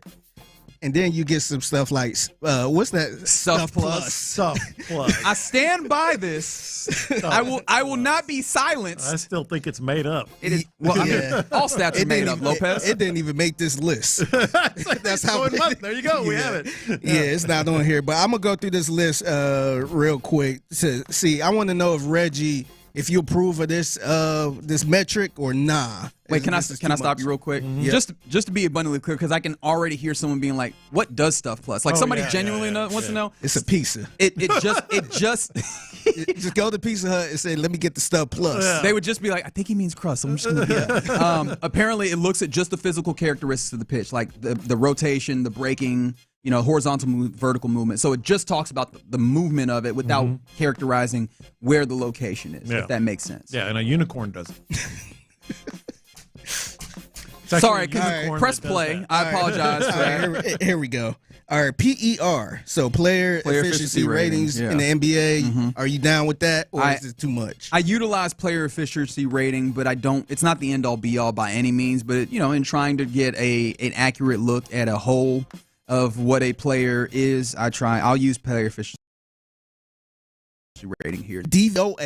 We use that. There we go. There we go. Mm-hmm. Shout out to Aaron Schatz, Banana Football Outsiders. Don't you remember how he geeked out in New Orleans? My guy, Aaron Schatz. Yeah, no, DVOA is incredibly helpful, and I very much enjoy DVOA. You will hear that. Schatz is coming. Remember that? It's like, he's going to be on our show. Yeah, I'm going to have to post a picture of y'all, too. He was good, though. He was good. He was great. Good. You see, this is the thing y'all don't like admitting. Y'all going to make fun of me for it, but y'all going to enjoy it when I'm bringing stats, though. But you notice I haven't said anything about these first two. I actually like the way I go into deep dives on stats. Just give me a picture. I don't need the detailed minutia of stuff plus and all that. No, but I think also like PER is kind of a picture, right? DVOA is just kind of a picture. I'm good with that. But I think that the detailed ones matter because, and this is why I try and, if I do use a stat, I hopefully try and explain what it's trying to get at, because some stats we use wrong because we don't know what it's trying to tell us. And so I try and that's why certain things I'm trying to find out. Certain, like Stuff Plus gives you an idea of, is this dude just throwing is the pitch look good? Yeah. Like he might be locating it well or not locating it well, but is the pitch itself, is his slider or is his curveball actually a good pitch right now? And unfortunately for Ryan Presley, it's not. No, I'm not big on that. Yeah. All right. So this one, you actually brought this one up on Monday. And I couldn't believe it. When you said it in real time, I'm like, wait, what? Because I thought this was going to be the one that was ridiculous, but Babbitt. Oh, yeah, Babbitt. Batting average on balls in play. Yeah. Uh-huh. That one made the list. How you feel? Obviously, you down with that one because you brought it up on Monday. Yeah, I think it worked. Oh, so you had already had these stats. I had it. Yes. Yeah, you can pass me on Babbitt. And I explained why the other day as well. Yeah, it doesn't really take into account how hard was it hit, where was it hit, were they shifting a little bit or whatever. But it generally gives you an idea on how lucky you've been, right, when it comes to when you're actually putting the ball in play. Because batting average, there's a lot of noise within there. And we see, hell, we were talking about this recently. Yesterday, one of those hard hit balls to third base. Was it Isak that the third baseman just couldn't get a glove on? That, especially in our modern. No, it wasn't Isak. It was on the opposing team, but yes. One of them. Well, the one that we were talking about was on the opposing team, but recently, just yesterday, I think Isak had a hard hit ball to third base. Oh yeah, especially with our new scoring tendencies, that's just a hit, and it's like, well, don't get me started on that. You got lucky there, and so Babbitt tries to give you a little bit of insight into how lucky you are. Yada, okay, my bad. Yada. What about EPA? expected points added in the NFL. You remember football season? I mentioned EPA at least if I'm not being stat nerdy that week, I'll mention EPA twice. All right, and we are all good on WAR. Wins above replacements. I'm good on right? that. Yeah, I'm good on WAR. I keep it moving. True shooting in the NBA. Yeah, true shooting percentage I'll use. All right, so you perfect right now. Yeah. I'm trying to find. That's what I'm trying to think. Are you going to bring up the one that I go? Actually, I'm not that big on. Yeah. Hold on. We got a couple more. So PPF grades. You good with PPF grades? PFF grades. Yeah. I'll use PFF grades as general idea. I try not to base too much off of that. Depends on the position. Yeah. Depends on how they rate or how they use them. I wish I know that you were going to bring up PFF grades. I saw an interesting video talking about especially offensive linemen tight end PFF grades and how they grade them and why the PFF grades blocking wise, especially for tight ends, gets a little wonky. Just it's the methodology of how they do it. Reggie makes so excited right now. Bring it up all the man. It's like I'm just trying to be thorough, man. Just trying to be thorough. What about this one? I'm really interested in this one. Win shares in the NBA. Oh, go ahead. No, go ahead. I want you to answer this one for me. See what you think I'm going to mean. This is another made-up stat. No. Win shares is. How do you determine it? Well, there's a deep formula for how they determine it. Oh, yeah. I think it's very useful. And even though I'm not going to get down into the place of actually determining it, one of the things that I can tell you is if this gives you any idea, to bring it back to the layman in some ways, not judgment, just kind of speaking of what it is. Win shares per 48 minutes, and I know I'm getting even deeper in sticks, but like, Lord, look what you did. If you track win shares per 48 minutes and you overlay them with MVPs, they track very nicely to predicting who is the most valuable player that year. Okay, and ain't nobody voting for MVP off of win shares per 48. Mm-hmm. However, MVP voting dating back for a very long time. If you track it with win shares, it actually does then speak a lot to the MVP, and that is a way for you to take something that I think we all feel like we know about, which is the MVP. This guy MVP. That's a good. And then you track that with win shares per 48, and it tracks. So if that allows you to add any validity to that particular statistic, there you go. So you down with this one? Yes, very much so. All right, I'm gonna round this up with usage rate in the NBA. Yeah, down with that. I don't mind that one. Okay. Yeah, and the win shares, I'm still like no. Fair. Okay, and the last one, air yards in the NFL. I can give or take it. That one don't mean wow, really? Dang. Yeah, he's got a strong arm. But air yards, look, it does matter though. It does. No, it actually does. Yeah. We got some of these dump off champions getting 75 yards on a pass that went 2 yards in the air. You know what I mean? Like I think it tells you a little something. Yeah. So you down with that one then? All right, fine. I'm down. Man, I tried to not get the clean sweep. Man, perfect over here, man. But salute to you. Keep doing your thing, man. I kind of enjoy when you bring up all these. It's stats. something. It is something. All right. 713. What about the true home run stat? That's fine. Mm-hmm. Like that's would it be a home run? I think that's what it is. Would it be a home run in every ballpark? I think or whatever, something like that. Yeah. All right, it's the mixtape in the Luke Sports Radio system. I got some random thoughts, man. Okay. So I'm gonna just throw them out there. These are completely random, just stuff that was going on. Mm-hmm. So I was watching Law and Order yesterday. I was kind of catching up on Law and Order SVU. Right. And I enjoyed that show a lot. By the way, I did see the whole episode of the Stephen A. Smith. All right. Kind of ended sad a little bit, man. Mm-hmm. It was a little bit sad. I ain't gonna spoil it. I'm sure people probably dying to watch this sad. Yeah. But I was telling my wife, I'm like, man, I want to get on Law and Order one day. Just play a short little role. Oh yeah. Yeah, a 3-minute role in Law and Order. And I paint the picture for everything. I say I just want to be that person that's on the corner just kind of doing some illegal stuff. I see somebody hop out the vehicle and hey police! And I just want to haul ass. Oh, you want to be the one that's running? Yeah, I want to get caught. I want ICB get your ass. Do you get whacked? No, that guy never. That guy doesn't get killed, but that guy is the first place where they get a little information. He's like, all right, so I guess I was I saw him at the club. All right, I got it up the street on 42nd Ave. All right, that's the guy I got the gun from. And I don't know his name. They don't let me know his name, but it was just over there. I just want to be just a quick little 2 to 3 minute cameo. So I wanted to ask y'all, if y'all could do a quick little 3 minute thing of your favorite show or whatever show you want, which one would it be? Just a quick little 3 minute. Drama or anything? Anything. If you could appear 2 to 3 minutes. I kind of want to be on The Neighborhood.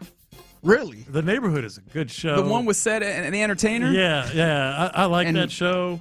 And I could be the Hispanic guy. You know, they got the white nerd neighbor. They got Seth and his family. They got now you only got 3 minutes. It's 3 just minutes. an appearance. Yeah. Okay. I want to be on there. And I like him a lot. I like Abbott Elementary. Maybe I could be on Abbott Elementary. I'd be like a coach. Okay. Yeah, I'd be a coach. Okay. Yeah, I definitely want to do that. I feel like I want to be in Mo. Just like a Houston-based show. Mo's a good one. Yeah, I want to be in Mo. And then I get to hang out with all the There's something about a drama like what Figgy's talking about. Nah, you're a good point. Like trying to be a bad guy or something. So, I kind of want to do that, or even some type of, like, if I really want to get my acting skills off, try to play a crackhead or something. Just kind of, or a homeless guy. Just kind of try to really get the acting skills off. I gotta be I kind of want to be in a drama now. Like, be like a bad dude in a drama. Yeah. Just a quick little 3 minutes. All right, Figgy's random thoughts on the mixtape. So somebody tweeted this. I want to know how y'all feel about this. So this person tweeted this. Boomers will literally wait in the hotel line to tell someone at the front desk they are checking out instead of just going home. That's right. So are you guys just to walk out? Do y'all go to the front desk and let them know, get the key card back and all that stuff, or you just dip? I bolt. Really? Wow. You don't go to the desk? Bolt. Just leave the keys in the room. I am so-called boomer here. Like I would much rather go up to the desk and get him the key. I'll be a little nervous, man, because you get the bill. Right. Yeah. And it's on your card. They have you on file. You know you're checked out. I think I'm just old school, man. Well, I did it for a long time because that used to be the only way to do it, and I traveled so much. And then it wasn't that long ago, only like 4 or 5 years ago, I'm like, screw this. Out of here. Yeah, I was wondering because I'll be thinking like the little key card things, like they need this. So I got to. They don't. No, they just deactivate it, and it is it's whatever. It's some weird warped notion of like courtesy for me. Maybe because again, that's why I stuck with it. They don't need it. Like they don't need me because usually they're just like. In fact, some of them, if they just not feeling their job, they're just like okay. But for the most part, they're like okay, you have a good day. Right. But it just feels like hey, just letting you know officially if you need to send somebody up there because I probably had the late check-in. That's the courtesy part. Get the cleaning crew or whatever. Yeah. And I did look through these tweets, and one person did say, "Hey, I work at a hotel. Please let us know so we could get the cleaning." Yeah. Right. Now that part I get. Yeah. You also had somebody else said, "Stop coming up to us, just go." Oh wow! So and that person worked at a hotel as well. So I don't know, man. Maybe one day I'll try to just dip out, but I'll be. I can't. I just go up there. Hey, everything good, and see you later. Thank you. I got to do that. All right, so we talked about remember Smokey Robinson's album Gasms. Yeah, remember that album? That. Yeah, you want me to play some of it? No. Yeah, so you remember that? I remember the name of that album. I want to know if this is a wild album name. So, how do you are you guys familiar with George Duke? I am not. You heard some of his music a lot. He like heavy into the funk. Okay. Like you heard some of his stuff before. Mm-hmm. So he have an album back in 2008 called Dookie Treats. Dookie Treats. Dookie Treats. Yeah. I'm a child. No, Dude, I think everybody went there. Yeah, so I put his album cover in the rundown. Yeah. You can see it. It just looks so funny. I'm looking at it now. Like and that little smile he's wearing looks like he's so you know what he's doing. He knows exactly what he actually has some chocolate. He's like holding some chocolate, and the chocolate looked like a keyboard and some different instruments, but Dookie Treats. Yeah, I'm gonna have to pass on Dookie Treats. Now I did listen to the album. It actually sounds clean, man. It don't sound nothing like Smokey Robinson's album. Good, because Smokey Robinson, that album led to some allegations now, didn't it? Yeah, wasting your time. More random thoughts. So I'm officially, I already been feeling old, but I'm really feeling old when I see stuff come across the ticker like Jameer Nelson, assistant GM for the 76ers. Damn, I'm old. Jameer Nelson, assistant GM. I remember he was at St. Joe's? Was it St. Joe's? I thought he was a Michigan State guy. No, he was with Delonte West. Okay, yeah. Yeah, I remember that whole NCAA that run. Yeah.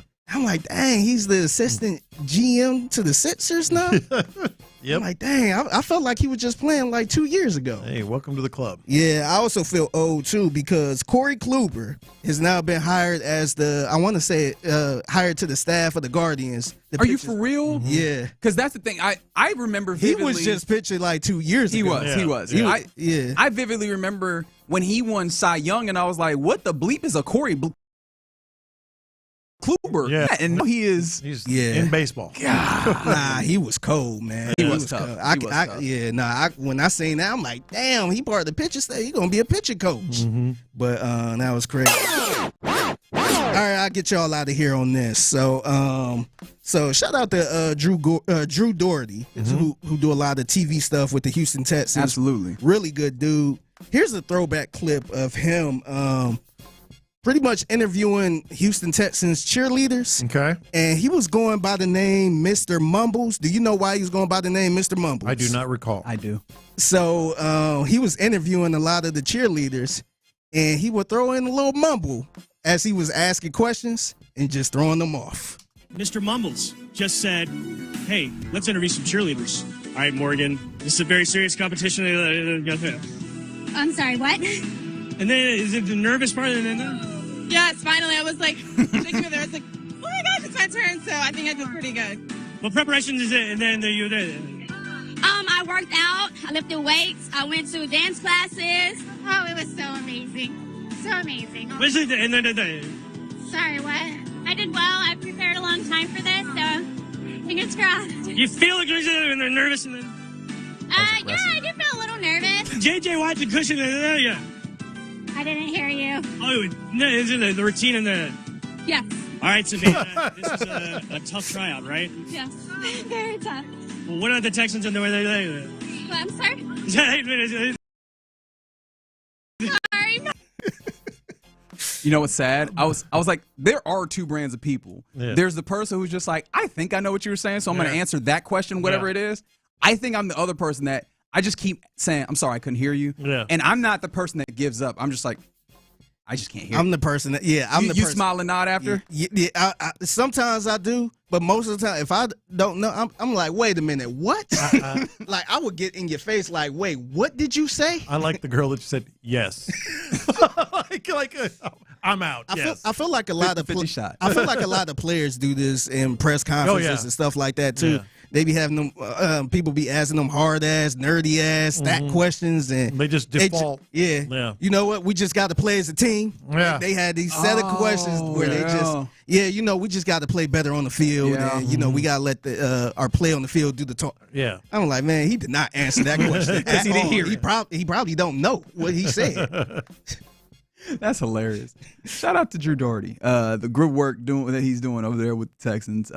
You feel like he might be involved at all with the schedule release video? Oh, that's more marketing team, right? And social media team. But maybe. I'm not saying I have no clue what they plan on doing with this. I really hope. Yeah, 713-572-4610. What would you like to see in the ultimate video or whatever they put out? They might try to do some type of trend too. Whatever the new trend is, they might try to lean into that. What are some of the things that I have no idea. Yeah, I don't know what let us know what you're thinking. Sounds like a conversation to me. Yeah, 713-572-4610. Well, we'll see what that is next. All right, let's talk about D&M Auto Leasing. And you guys need to get your new vehicle, and you need to get it ASAP. You need to get it through D&M Auto Leasing. Simple, as in 10 minutes.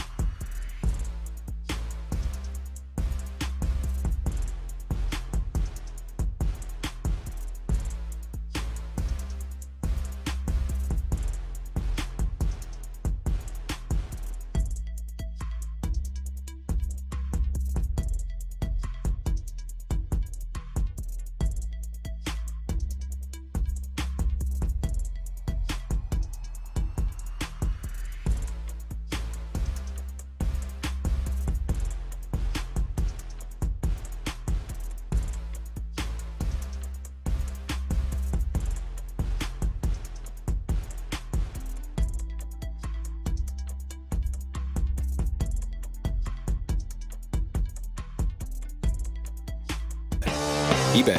Things, people, love. Eligible items only. Exclusions apply.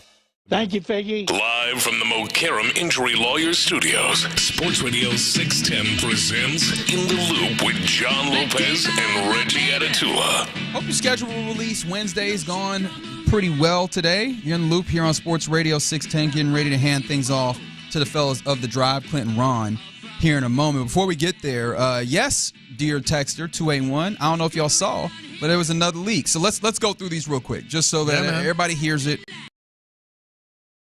I don't know who leaks as we have heard them thus far. And, of course, I will continue to call them leaks. We will get the official this evening. I know that NFL Network has the 7 p.m. schedule release thing. I'd keep it locked right here on Sports Radio 610. I'm sure that the guys at The Drive will kind of keep you abreast of what else is coming through. But I know Texas All Access will probably give you some games, so that's a good thing to check out at 6.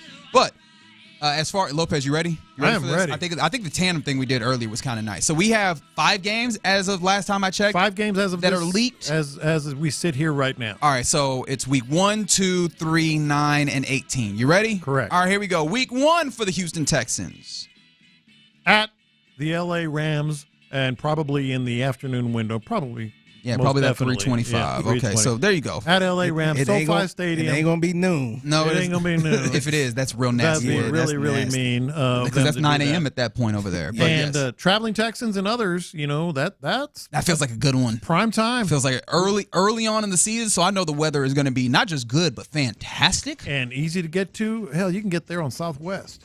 And SoFi and easy tickets to get. No, you're still going to be paying for them, but Rams fans are notoriously indifferent in some cases. So that's a circle. It could be a great road trip. They're indifferent, but also it's also LA football fans for the season opener, which that might change the way that goes. Maybe. So I'd get on it if you can and whenever you can. All right, week 2. Okay, week 2, Monday Night Football versus the Tampa Bay Bucks at home, NRG Stadium. Okay, very good. You get an extra day of rest coming back. You do get an extra week there, or extra day rather, and then you also get another primetime game in week 2. Last time it was the Bears. This time it's the Bucks. All right, week 3 at Jacksonville, which I like early in the season against the new coach, and Jacksonville, you can handle business there. Yeah, that'll be fun. Yeah, okay, I don't want to go too deep there. All right, week 9. Week 9 is going to be the Broncos, according to these reports, at NRG Stadium. The interesting thing there is to kind of see where the Broncos, because their entire schedule has been released. The Broncos will be coming off a home game against the Cowboys, which they're going to be nuts about that. They hate the Cowboys as much or more as anyone with their history. And does that historic rivalry still hold, though? Oh, yeah, big time. So Cowboys to Houston. So they go Dallas and Houston back-to-back. And then they have a Thursday night game following it. So maybe a little bit of you catch them at a good time. Yeah, they'll have a 3-game in 11-day stretch there for them. So you'll be right in the middle of that. And maybe that gives you some level of advantage against Sean Payton, his quarterback, Bo Nix, and all them. All right. And then week 18 is the last one that it seems like we have leaks for as of right now. Week 18 is interesting because they have the game, but not whether it has been determined in Houston or in Indianapolis. Week 18, the finale is going to be against the Colts. Not exactly sure yet where, though. Yeah, and then I mean, again, we said this earlier when we first found that out. My personal belief is that game should be entirely meaningless by the time you get there. Should be. Like, I don't think that game should mean a damn thing. And win or go home game. And it should be, but Saturday. It might be Sunday. Sure. It might be early. It might be late, depending on the stakes here. Yeah. Of course, I use the word should be. We'll see what it ultimately ends up Must win. Figgy with the must win against the Colts. I do appreciate someone said win and you're in. You better already be in. That was a damn good game last time they did that, though. Oh, boy. Yeah, but all the circumstances were different. You were feeling it was D'Amico's first year, CJ's first year. There's a lot of things. Brother, with this defense and the things that we have learned about this team, if you are winning to get in against the Indianapolis Colts, who might get 10 possibly wins. be starting Daniel Jones, like that is something that we got to remember. Yeah, I'll be sick. Like, I'll tell you that for sure. And, of course, I don't know all the places to get there, but I feel like because what's more likely in that instance, right? What's more likely that you either get a Colts team that's just been playing out of their minds, and all of a sudden, like you're playing for something because they've been really, really good, like you should be really good, or that you playing down to the competition in some ways? I mean, I think that would be it. Yeah. Hey now. Have a schedule leak right as the boys are coming in. Okay. Oh, hey, we get to D&M Auto Leasing gets the opportunity for us to break a little bit of news of a leak. Of course, not official, but a leak on the Texas schedule to Clint and Ron of the Drive. All right, you ready, fellas? You ready? I'm ready to add to it. I'm adding to it. Week 12, Buffalo Bills at the Houston Texans on Thursday night football. Oh, yeah, we got early. Thursday night football. But that's Houston hosting the Thursday night football game? Yeah. Ooh, I love that. Yeah. Like getting that advantage of the short week against the Bills. Little Al Michaels. Yeah, well. We won't. Luckily, we'll be in the stadium. We won't hear Al. So you're out on Al Michaels, but you know Chris Berman. How you gonna bring this back? No, listen, Al is a snake for what he did to Mike Tirico.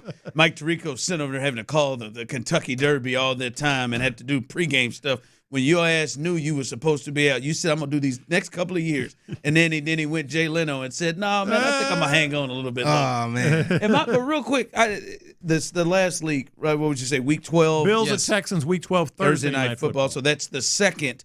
According to the leaks, the second primetime game. Yeah. Clint was in the 3 range. I was in the 4 range. Real quick, am I gonna have to be the bad guy? How so? Like Reggie. About week 18? Reggie, like you're that, like the way you're speaking of if week 18 means something like you think this is an upper echelon team.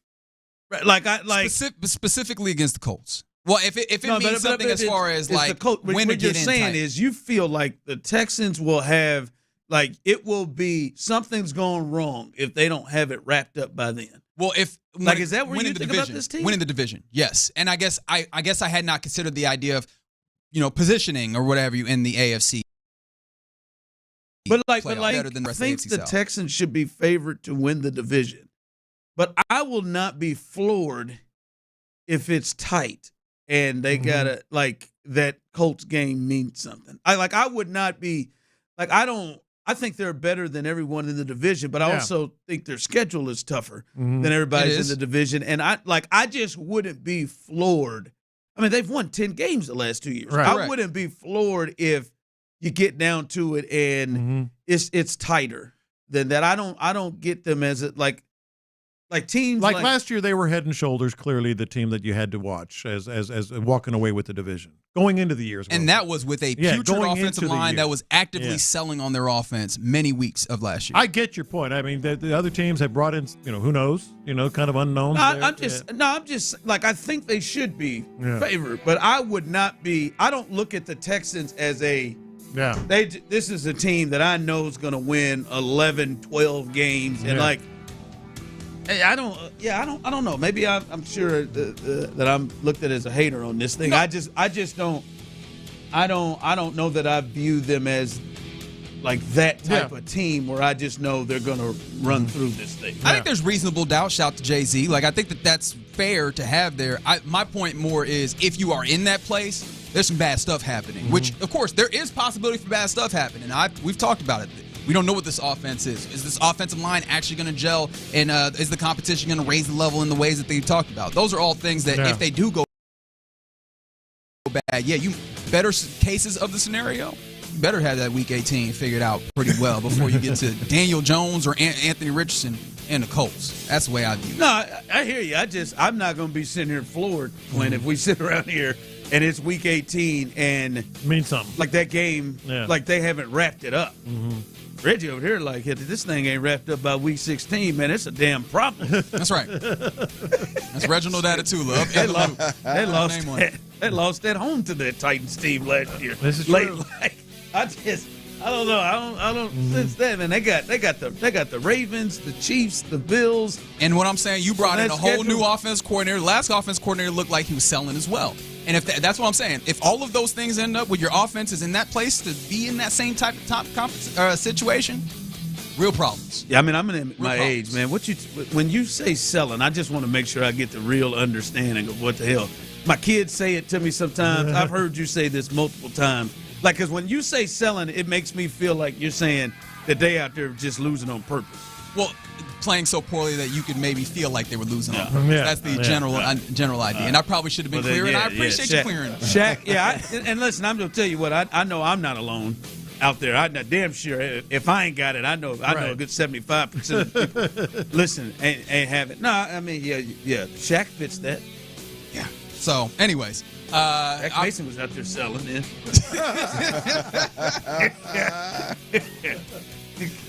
And Kenyon Green wasn't out there selling, man. He was out there hanging on the rope. He was doing what he could. All right.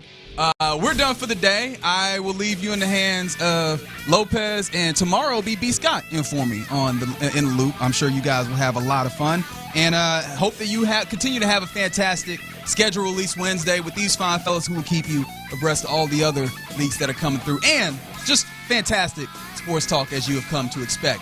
But we're done here. You're listening to KLT AM, KLT FM, HD2 Houston, and Odyssey Sports Station. And right now, The Drive is live. That's right. The Drive is live. There it is. Tyler is excited. We're going to the game tonight, so I can tell he's getting himself juiced up. I think he probably needs to pace himself. But got a bit of a baseball boner. Then again, I know he's not going to. Nope. So, why not? Not my style. Why fight it? It is scheduled release day, which means the leaks are coming, and we do have several leaks. All right, so I'm a roll with John Lopez and his source. I have seen some that matches his, but according to some sources and John Lopez, what we have thus far, week 1. The Rams will host your Houston Texans. Should be a afternoon game, 3:30. They will host. There you go, 3:25. Excuse me. They will host your Houston Texans. So a quick trip early out to L.A. potentially, and then primetime game, Clint, Monday Night Football. Baker Mayfield and the Bucs will come to Houston on Monday night, week 2, according to these sources, and then the first divisional game at Jacksonville in week 3. So, according to this, fellas, the first 3 games of the season, 2 of them are road games. Then we have week 9. The Texans will be hosting the Bills, according to these sources, on Thursday Night Football, a rematch of that great game, probably the win of the year last year for the Texans. As they won at the buzzer on a long field goal and to beat the Bills. They'll host them Thursday Night Football, according to this, and then they will play the Broncos in Week 12 and the Colts in Week 18. We will let you know more of those games, anything leaked. I do think we need to have some fun with this leakage. And I know Tyler and Cheryl will be on the leak hunt. Clint will be on the leak hunt. We'll all be on the leak hunt. Of course. I feel like we need to incorporate Cornbread already on the on YouTube and Twitch has got the Texans 3-0 in those first 3. Why not? Man, hell no. Hell, go ahead. Why not? Why not make it 3? Make it 4. Hell, you don't even need to know who Week 4 opponent is. Make it 4-0. But I feel like we need to have some sort of a sounder, some sort of a some song that Tyler just bust in out of nowhere on to just let us know that, we got a new leak. I don't know what song it is. I feel like we can brainstorm this, something that right off the bat, in my mind, it was, move, bitch, get out the way. But that may be a little too aggressive. That may be a little, like if he came in with that and then didn't drop the leak. But, I don't want to be selfish. I feel like here there could be anything we're talking, anything going on. Tyler finds a leak, we find a leak, bam, he goes in there, and then we jump that right in. Like an NFL schedule leak breaking news sounder, so to speak. Yeah, how about ski? Okay, that's not bad. If he just that was a favorite of mine a couple of years ago. Now, where does he start it with? Does he start it with from the windows, or does he just come right in? Skeet. Yeah, it's got to be that. We're talking about leakage. There's a little play there. You may have hit the nail on the head right there, Dirty. I don't know. I feel like that's, skate. Yeah, there you go. Just every time. Yeah, I think that's it. You got to find the break in the song where it makes sense to you. That's why you make the big bucks. Yes, sir. Yes, well, sir. you make them. Yeah. And drop it. On betting, yeah. And drop it. Yeah, I think we got to find that out. Someone said freak a leak on the text line. They're coming through on what should be done here. I think it'd be a bit of a fun way. That's the leader in the clubhouse to have the sounder there. Yeah, why not? I think it would be. Yeah, why not? Can you give me a skeet real quick? Me? Yeah, skeet. Yeah, give me another one. Skeet. All right, I think we got another one. We got another lead. You got it. I thought we were Tyler probably didn't have enough time to get that going. That's why I needed a. Oh, skeet. There you go. Skeet. There you go. Okay. Well, according to sources, Week 14, the third primetime game. Tyler Milner, the Kansas City Chiefs will host the Houston Texans on Sunday Night Football, Week 14 in Arrowhead. Sunday Night Football, Week 14. That is another leak. Now I got a baseball boner and I'm football horny. There you go. So Week 14, this thing is starting to come together a bit. Okay, calm down. Damn it, that would have been a real good one to have that. That is awesome. That ski coming in there. But that is the latest there. So that's a big game. So that's at least 3 primetime games, Clint. Yeah. Looks like a Monday Night Football, Thursday Night Football, then Texans, Chiefs, Sunday Night Football, Week 14, according to those sources. So if this is the case, because some of the things we have to look at, when the schedule drops, and that's the early part, right? Like, we see that this potentially is the Rams, right? The Rams, Bucks, and Jags. So the first 2 out of the gate, Clint, are 2 teams that were playoff teams that won their division last year. The Bucks lost at home to Washington, and then the Rams, they won against the Vikings and probably gave the Eagles its toughest game all playoff season. Yeah. Throughout the playoffs. Maybe Green Bay, they gave them hell. You open up on the road there. That was one of the things I was going to throw out, going into this was, how do you what would be the best way for this thing to start for the Texans? Would it be them having, a way to kind of a favorable schedule to ease themselves into it, or just get right into it and have some of their tougher matchups right out of the way? Yeah, no, I like the Rams right out of the gate. I think the Rams are going to be a good football team. They're definitely going to be a tough matchup. You like for that one, huh? Yeah, I like it because I want D'Amico Ryans to have an extended amount of time to prepare for Matthew Stafford and that Rams offense. Puka Nacua, Devontae Adams. You obviously know who the play caller is, the head coach is, one of the best offensive minds in the game. And Sean McVay. And so, look, I think I would rather them have the additional time to prepare, particularly on the defensive side of the football, for such a great quarterback play caller combo there. If I had it my way, I'd like to catch them first, right out of the gate, extra time, or on the backside of a Thursday night game, something like that, where you got additional time to prepare. Anytime D'Amico Ryans, a good team to load up with, to load up in the offseason, they'll be able to game plan. Yeah, a good team. No, I like that thought.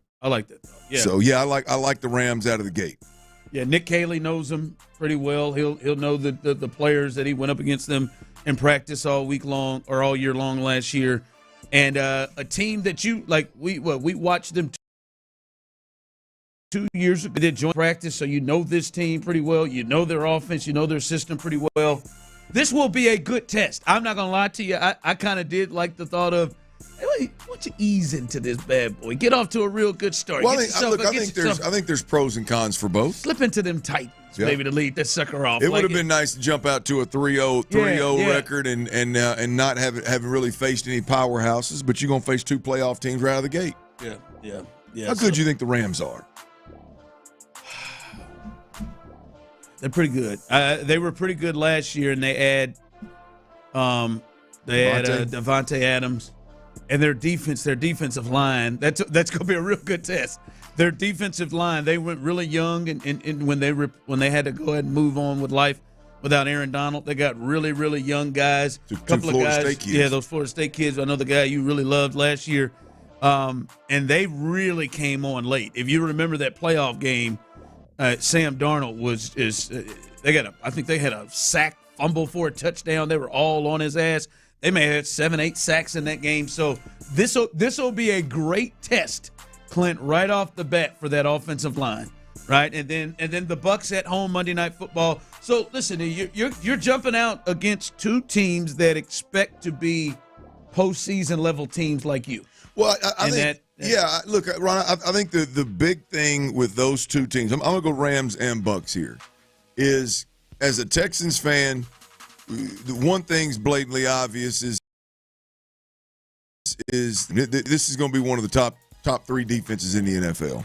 And we're going to find out. We've talked about how great this secondary is. We've talked about Derek Stingley got paid. Obviously, Kamari Lassiter and how he jumped on the scene last year with Kalen Bullock at the safety position. Jimmy Ward, whether he's completely healthy and ready to rock and roll out of the gate, I guess we'll see about that. I think jury's still out on that. We'll see.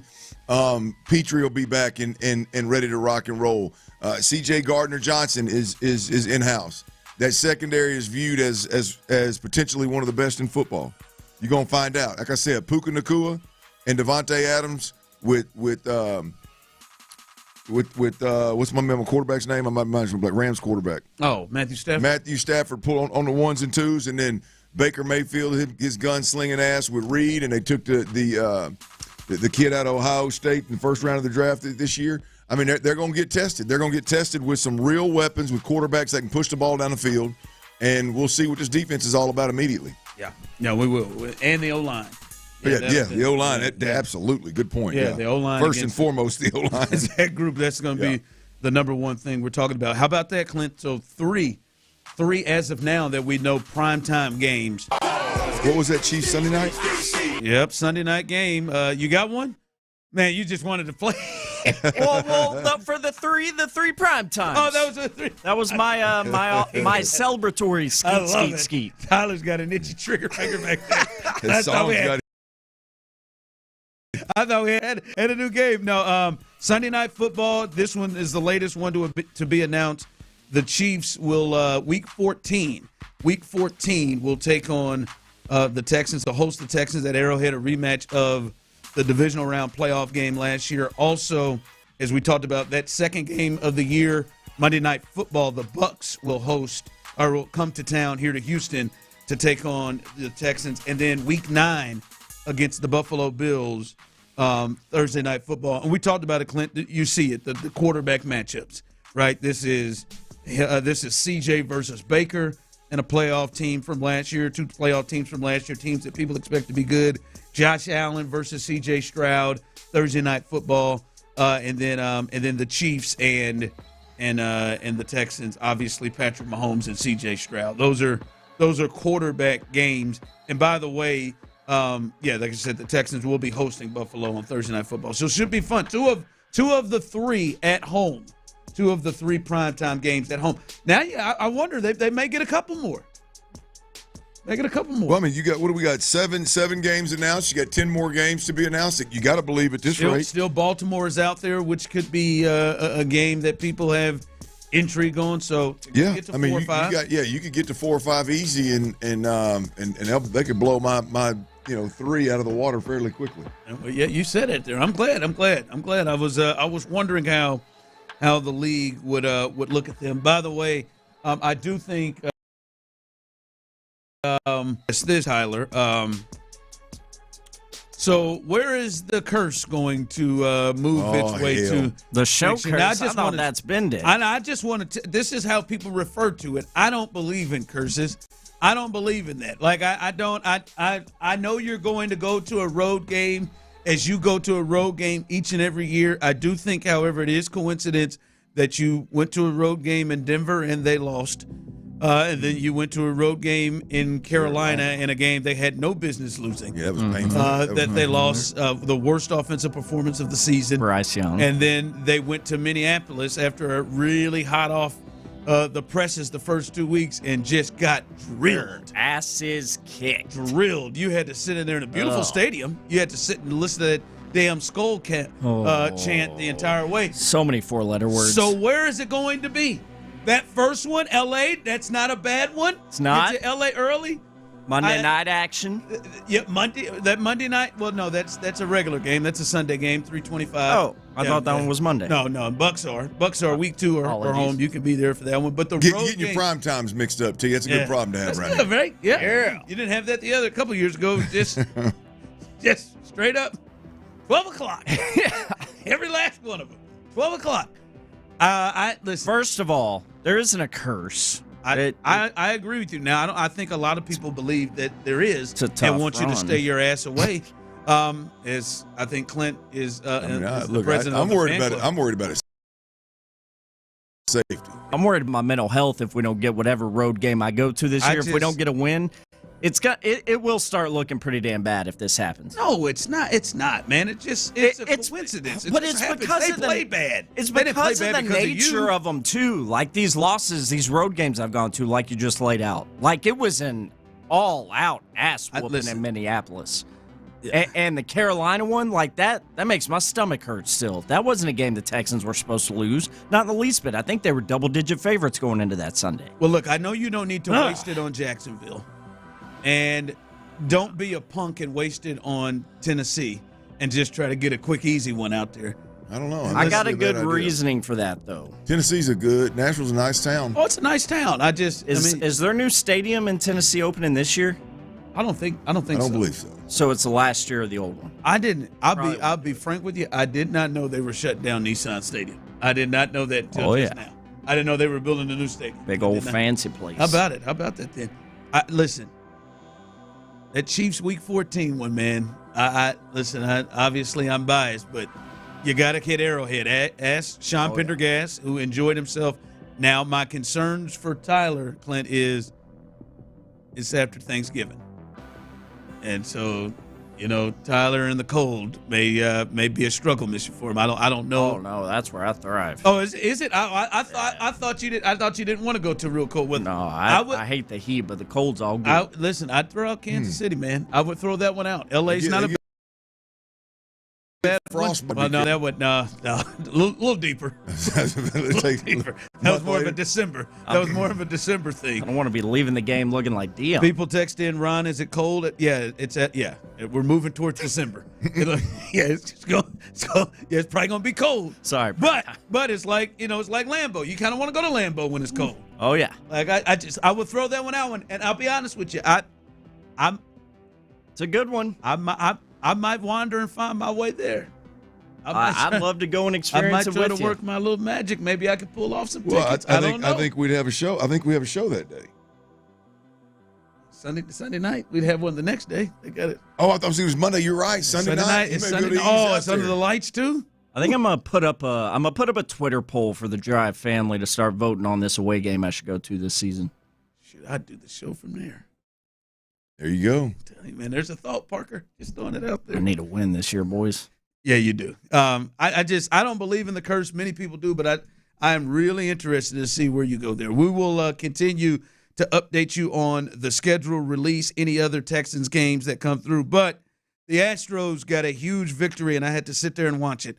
The Astros had a huge victory last night and a big-time performance. And did we potentially see the formula for the Houston Astros? We'll discuss that coming up next. But before we do that, guys out there, Clayton Homes are having their sign and save sales event, and it's going on right now. You can save up to $5,000 instantly on your home purchase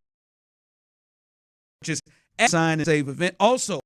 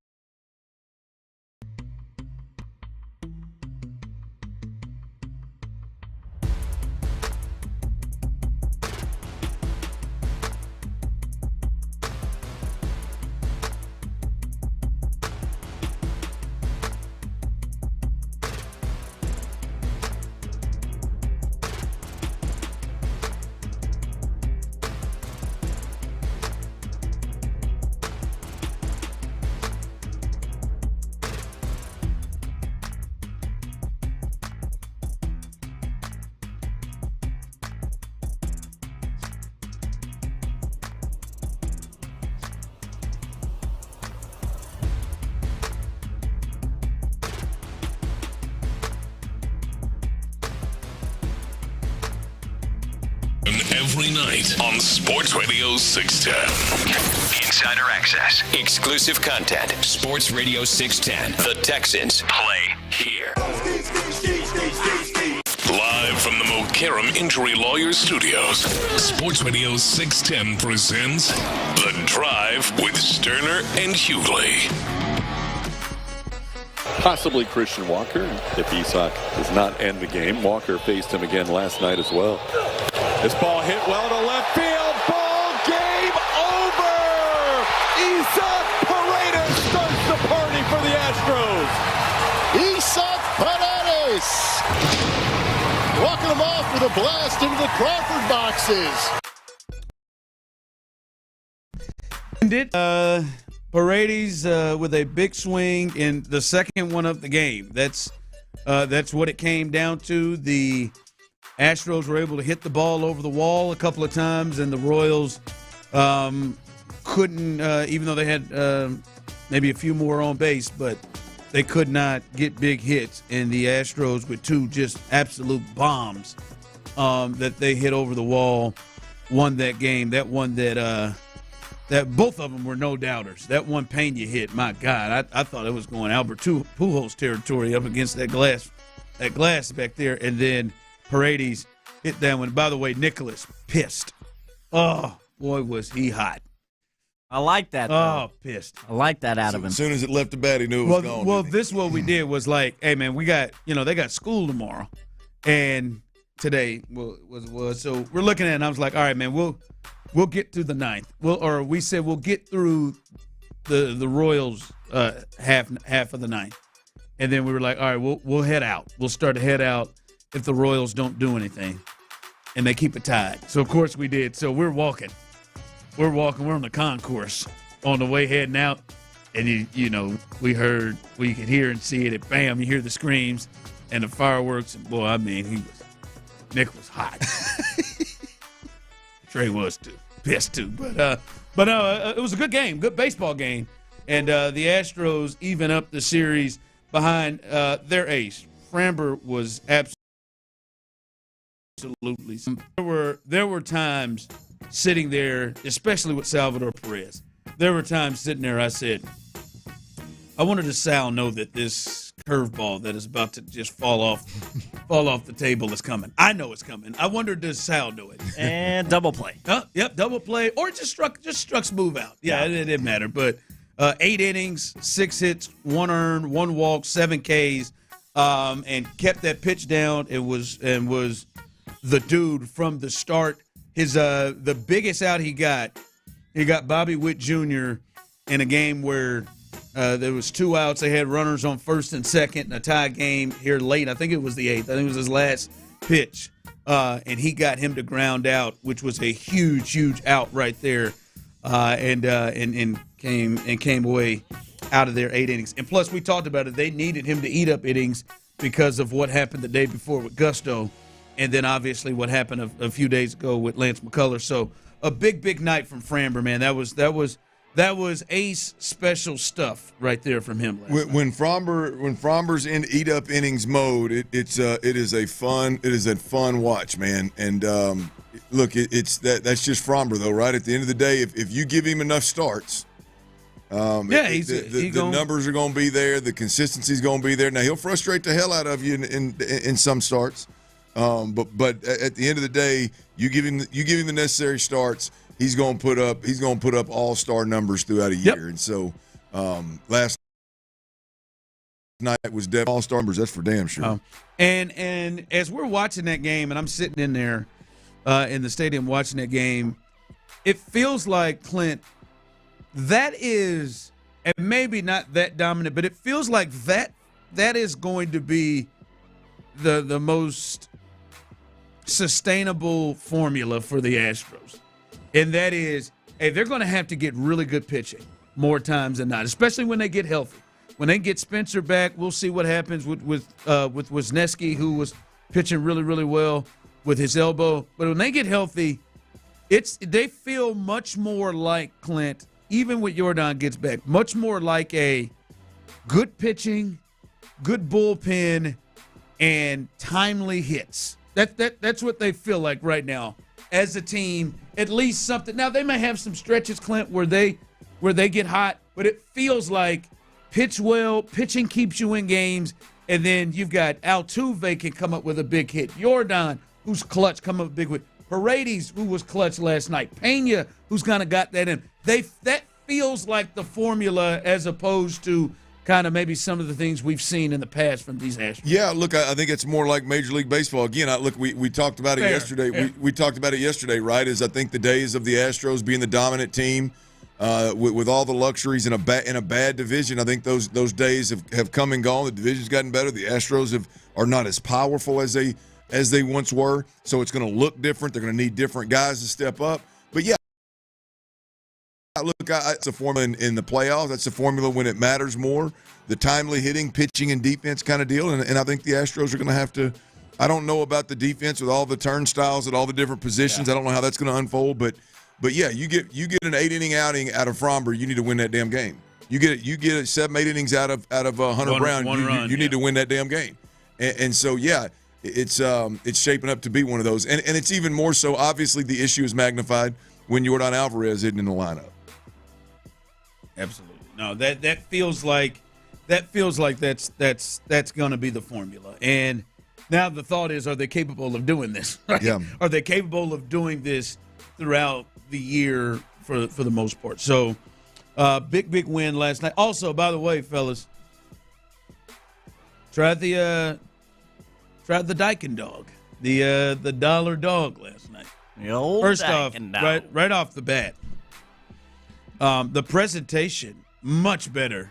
First off, overall, it was better than, as I compared it to the Buck Knight dog in Kansas City, the Buck Knight dog that they used to hand us wrapped up. And Buck Knight, huh? Yeah, Buck Knight. It was wrapped up. It looked like I'd have to go down the list to get to a hot dog at a baseball game. Buck Knight sounds like something Diddy might have done back in the day. Like, Press, what can you get you a buck? You get your peanuts, get you a Pepsi, get you a hot dog. So the presentation was better, and they were pretty good. You know, I could tell that may not have been the top of the line bread. It wasn't no Nolan Ryan dog. That might have. That's it. Yeah, the bread was maybe a little erect, but not break your teeth. But you could tell like this isn't the freshest. This ain't fresh ones. This ain't maybe the freshest, but you'd rather have that than an unfresh wiener. No, yeah, true. I only had one. My daughter Lauren, who never eats hot dogs, smashed it, which was a surprise. So that was a good one, bread and all. And then there was an Aggie sitting in front of me. Blessed were you. Gentleman had, flat out, straight up Aggie hat. Whole crew of people. Polo tucked in the jeans. Did one of the real annoying things that I hate, man. There were about 7 deep, 5 guys, two females, and they had the entire row to themselves, and they're all sitting in the 7 seats that they have. And it's just like all right there together. Except 2 of the 3 guys together, right together. Just real tight. Space out, guys. No, but they had the whole row. They had every bit of 7 Scooch points. over a bit, big somebody. fella. I was waiting for somebody. But my man came down first. He had a tray. He had 5 of them. Mm-hmm. For who? Himself. Oh, really? This guy was a $165. Like this wasn't a big fella. He had he was Tyler. He was Tyler. Looked like wouldn't have walked down there with 5 of them. He looked like Tyler, and my man smashing him. And I had to say something. I said, my man, he down. I said, how many? I said, look at you, big dog. I said, how many is that for you? He said, oh, this is 5 and 6 for me. I said, damn. He said, how many you got? I said, the chick was with him. She was like, he just loves to put them away. And then I came back, saw my man get out there again. Came another back, tray. He had 2. He went back a couple of them. He's probably at 9 or 10. Just going crazy on the glizzies. At the second, and he went 2 at a time and was coming through. He was a straight mustard. Wow. Fella. Straight ketchup guy. Yeah. Just coming. I was like. And he was like my size? He was, yep. It was you straight up, except he was a little darker. But it was you. It was him straight up. Aggie hat on. Not dark as me, but now is that complimenting his tan, or is that insulting me and saying I'm pasty? No, he's not white. Okay. That was the other change. Yes. But option C. But my man was putting them away. They were good. I wasn't gonna go 10. What did you do? And by the way, that was a 7. What do you do with yours? What do you put on it? I'm at that case, because they won't let you get cheese or anything extra. I might want to throw a little cheese. Yeah, if you're just doing regular, I just do a little mustard. Just a little mustard. Just a little. That's what I do. Yeah, just a little mustard. I think I do a little ketchup. You do ketchup, just ketchup. That guy was just straight ketchup. No, I think I do ketchup and mustard. I'd like to do a little relish. Ketchup and mustard ain't bad. They had relish. I'm not a ton of relish. Just not a big bit. relish fan. Yeah. I like onions on it. That's if it's got chili on it. Ugh. Yeah, the chili. Well, you could have bought you a little deal of chili up there and had you some chili dogs. No. Well, I didn't want to take away from the dollar, the dollar dog. Yeah. I didn't want to do that. All right, coming up, we will get you up, and it costs that chili. But we'll catch you up on the latest when it comes to the Texans schedule. If you haven't heard it, we have several games, including some primetime games. We'll get you caught up on that, and we'll look at how the Texans potentially compare to some of these other teams that are getting these primetime games. We'll talk about that coming up next. All right, y'all. Power outages.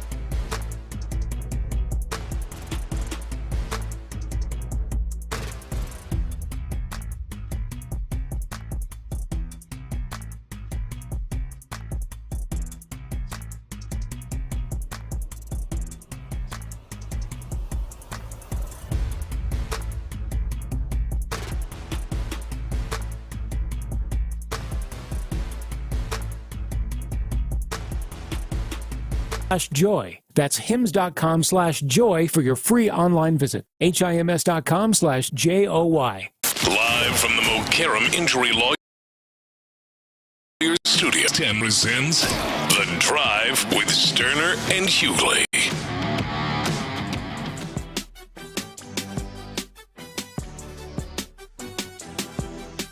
Well, sometimes it's the comments from people that are so matter of fact with things. Hold on, show. From a texter, as Clint went in to go on, what did he get on this hot dog? As I went and experienced the old dollar dogs for the first time last night at Dyken Park. Mm-hmm. Ketchup on hot dogs is for kids. Relish is just gross. Mustard is the way. Now, mustard may be the way for you, but, I mean, this ain't like getting chicken tenders. No offense. Buffalo tenders, but none taken. Now, and really, chicken tenders isn't even a kid's. It's when you get like two of them. It's great protein. When you couple it with a little bitty beer and take half up. Yeah, maybe that. I did not ask for that little bitty beer. Oh. That's right. And it's always the point. That is always the point in my mind that I always think is she looked at that glass and then she looked over at you. She looked at the glasses and said, "This is the one he wants." Such BS. No way. I was just as shocked by that miniature-sized beer as y'all were. Kick rocks. I don't do ketchup on mine, but it's not weird or childish. Yeah, how is ketchup on a hot dog childish? Well, to be completely fair, I mean, you can think whatever the hell you want about my what I eat, but to be completely fair, I'm not a big hot dog guy, so it's pretty much experimental when I go at it. Yeah, but I mean, like once or twice I eat it a year. Experiment a little with the wiener, no biggie. Yeah, no biggie. Yeah, like man. I mean, if you went out and got got a big part of my life. If you went out and said, "Yeah, I want to go out and bang out a Lunchable," that feels kind of for kids. Oh, I love Lunchables. Yeah, that feels for kids. Hey, man, I want a hot dog, man. I'd like to get ketchup and mustard on it. That feels. I do feel like I don't think there's. I'm with you. I think you make your meal hot dog or otherwise, however you want. But I do feel like ketchup is kind of like you mainly see kids eating ketchup. I feel like like it's more of a kid's food in a way. Like ketchup in general, it's just a kid's food. Yeah, like my little nephews and nieces, like they'll eat any protein as long as they got a damn puddle of ketchup to dip it in. Yeah, I'm not gonna say kids don't like ketchup, but I mean I could be wrong. Do you put ketchup? You go ketchup and mustard on a burger? I do mustard and mayo on a burger, cheese, extra pickles. I do ketchup, mustard, mayo on a burger too. Yeah, I don't really eat ketchup with anything anymore, to be honest. Really? Yeah. I mean, I'm a ranch dipper now. You know, but me too. You can damn near dip anything in ranch. Love ranch with fries. By the way, if you are just joining us, schedule leaks, and when we do get a leak, to let you know, if you're just joining the show, what we have decided to let you know, whenever we or Tyler or Cheryl or Clint, any of us see a new leak in the schedule for the Texans, we will have our own little sounder. You will hear this to signal the latest schedule leak. And if you're just joining us, this is the latest of the schedule.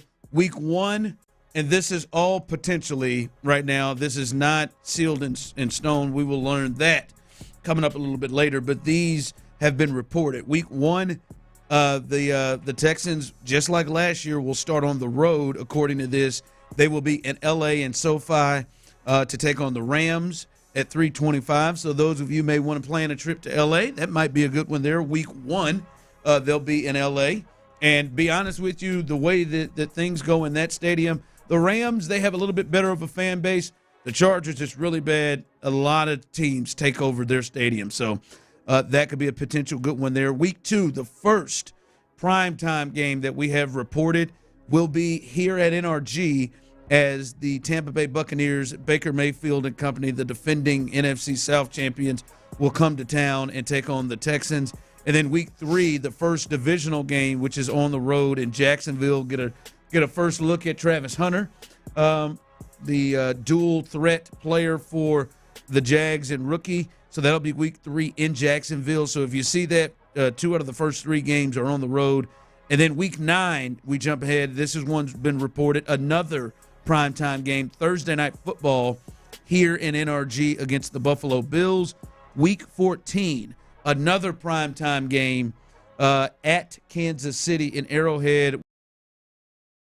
Week 4 will be Mahomes versus C.J. Stroud, a rematch of the divisional round playoff game last year. And then Week 18 normally ends on will end against a divisional opponent, and it is reported it is the Colts that the Texans will face. The Colts coming up at the end. So that is the primetime games and the schedule we have reported thus far. And Clint, if you look at it, we were wondering, like, what, I don't know if a concern, but wondering, like, yo, we're seeing a lot drop the last 2 days primetime wise, international game wise, standalone games, and we hadn't seen the Texans. Now they have 3 thus far that is rolled out, so they're in pretty good shape there. But you look at some of these other teams, and there are teams that are getting a ton of run, maybe some teams that you would think maybe you wouldn't consider teams that would be more interesting than the Texans, or at least in that same range. Like the Vikings. The Vikings, I've counted, they've got about 5 or 6 standalone games already in this thing. So interesting to kind of compare them to other teams like the Bears, Commanders. We know Dallas, we know Kansas City, we know Philadelphia. Those teams, Baltimore, those teams are going to get a fair share. You know, they wake up, they're going to get 5 or 6, 4 or 5 or 6. But more teams that are in the Texans' range, is interesting in comparing them to them. Well, I think I expected the Texans to be a step ahead of where they're at if we're talking about like perception and entertainment value at this point in time. The rate in which they were obviously with CJ's rookie year, I expected them to be right now in the same breath with the Bills, the Ravens, the Kansas City Chiefs. Fair or foul, I thought they had jumped well ahead of curve, and I didn't expect them to backslide at all. And in reality, I think they have. I mean, you look at the new kids on the block this year. I think, and I don't know how it's going to end up playing out. Right, I have no idea how it's going to end up playing out here throughout the season, but we'll find out. Right now, you got the Bears, who are going to be a hot ticket with all the ads that they made. The Commanders, the way they played last year, making that playoff run big time. The Patriots seem to have turned the corner with some big time ads up in New England. The Broncos with what they're doing with Sean Payton. I think there's a lot of teams that that are in the conversation with the Texans, and I'll be honest with you, I have a hard time not putting the majority of them above the Texans if we're talking about just shine, primetime shine. Gotta line up, gotta watch them this week. Can't wait to see this offense perform, because it's an offensive-driven league. I mean, we can talk about defense. It's going to be great if we can win with predominantly defense, but it's an offensive-driven league, and I think there's several new kids on the block this year that if they haven't surpassed CJ in this offense, given what we lost, they're damn sure nipping at their heels. And there are some teams I'm surprised. Like the Vikings surprised me. I know Justin Jefferson in the league, but I would think that they're at least on the same level of the Texans, right? Because the Texans have the quarterback. Now, Justin Jefferson is a very popular player. The Texans, obviously, Houston, a much bigger market than Minneapolis. I'm surprised that they are. Chargers, it's a weird thing. Like they love them some Justin Herbert, right? They love to put him out there. And so I am a bit surprised with some of these teams that they're rolling. A couple of teams, even though I know that they're not in the same category in terms of competitiveness, I think, like the Steelers and the Broncos. Now the Steelers, obviously, with Aaron Rodgers comes in, that changes everything. That if he becomes a player for them, that changes everything. That's why I put him on the list. Yeah, but the Steelers, like the Steelers and the Raiders and the Broncos flirt with this. They're a big fan bases. Like those are teams that have huge fan bases and tradition too, that they're always going to be involved. Yeah, well, to me too. And the Patriots too. You throw in the offensive coordinator for all these guys, and then you bump it up against the Texans. It's like, who you going to get really good and excited to watch? Chip Kelly and the Raiders, or what's going on here in Houston? If we're just talking, I'm just referring to the play caller aspect of things. You look at the Chargers with Roman. What's Roman's first name? Greg Roman. Yeah, and the Broncos obviously with Sean Payton. You've got some game changers at that play caller position as well. That's going to be fun to watch.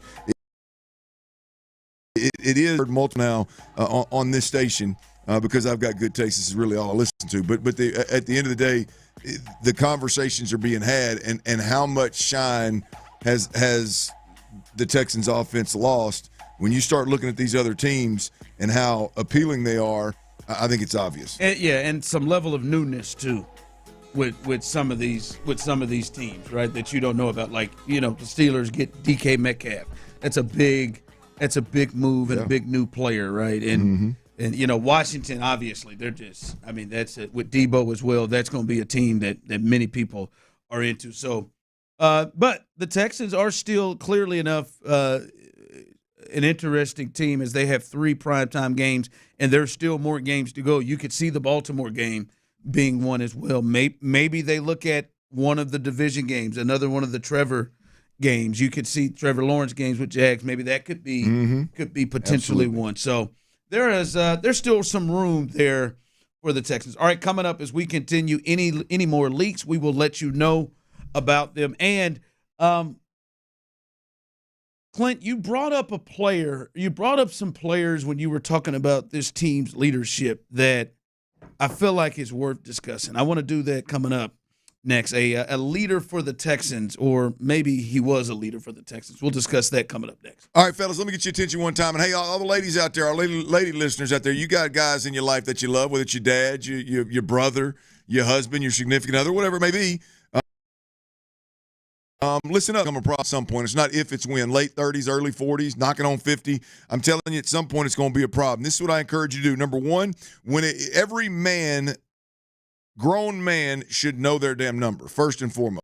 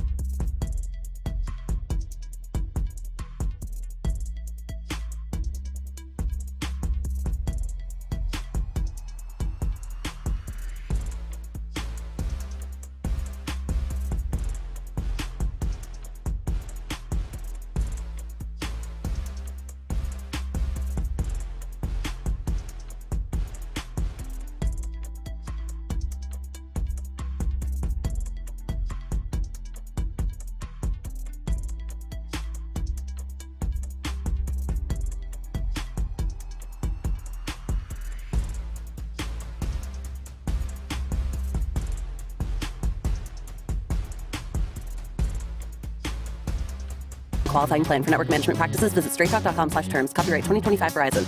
KILT.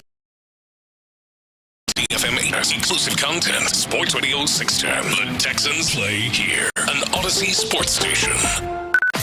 Sports Radio 610 presents The Drive with Stoerner and Hughley.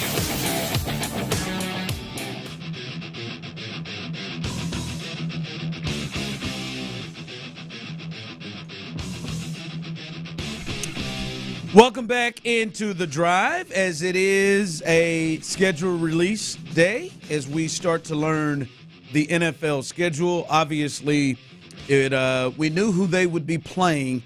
Now we get to see when they play, where they play, the primetime games, all of that good stuff that kind of starts to make you understand and shape the season and what you think the season could be.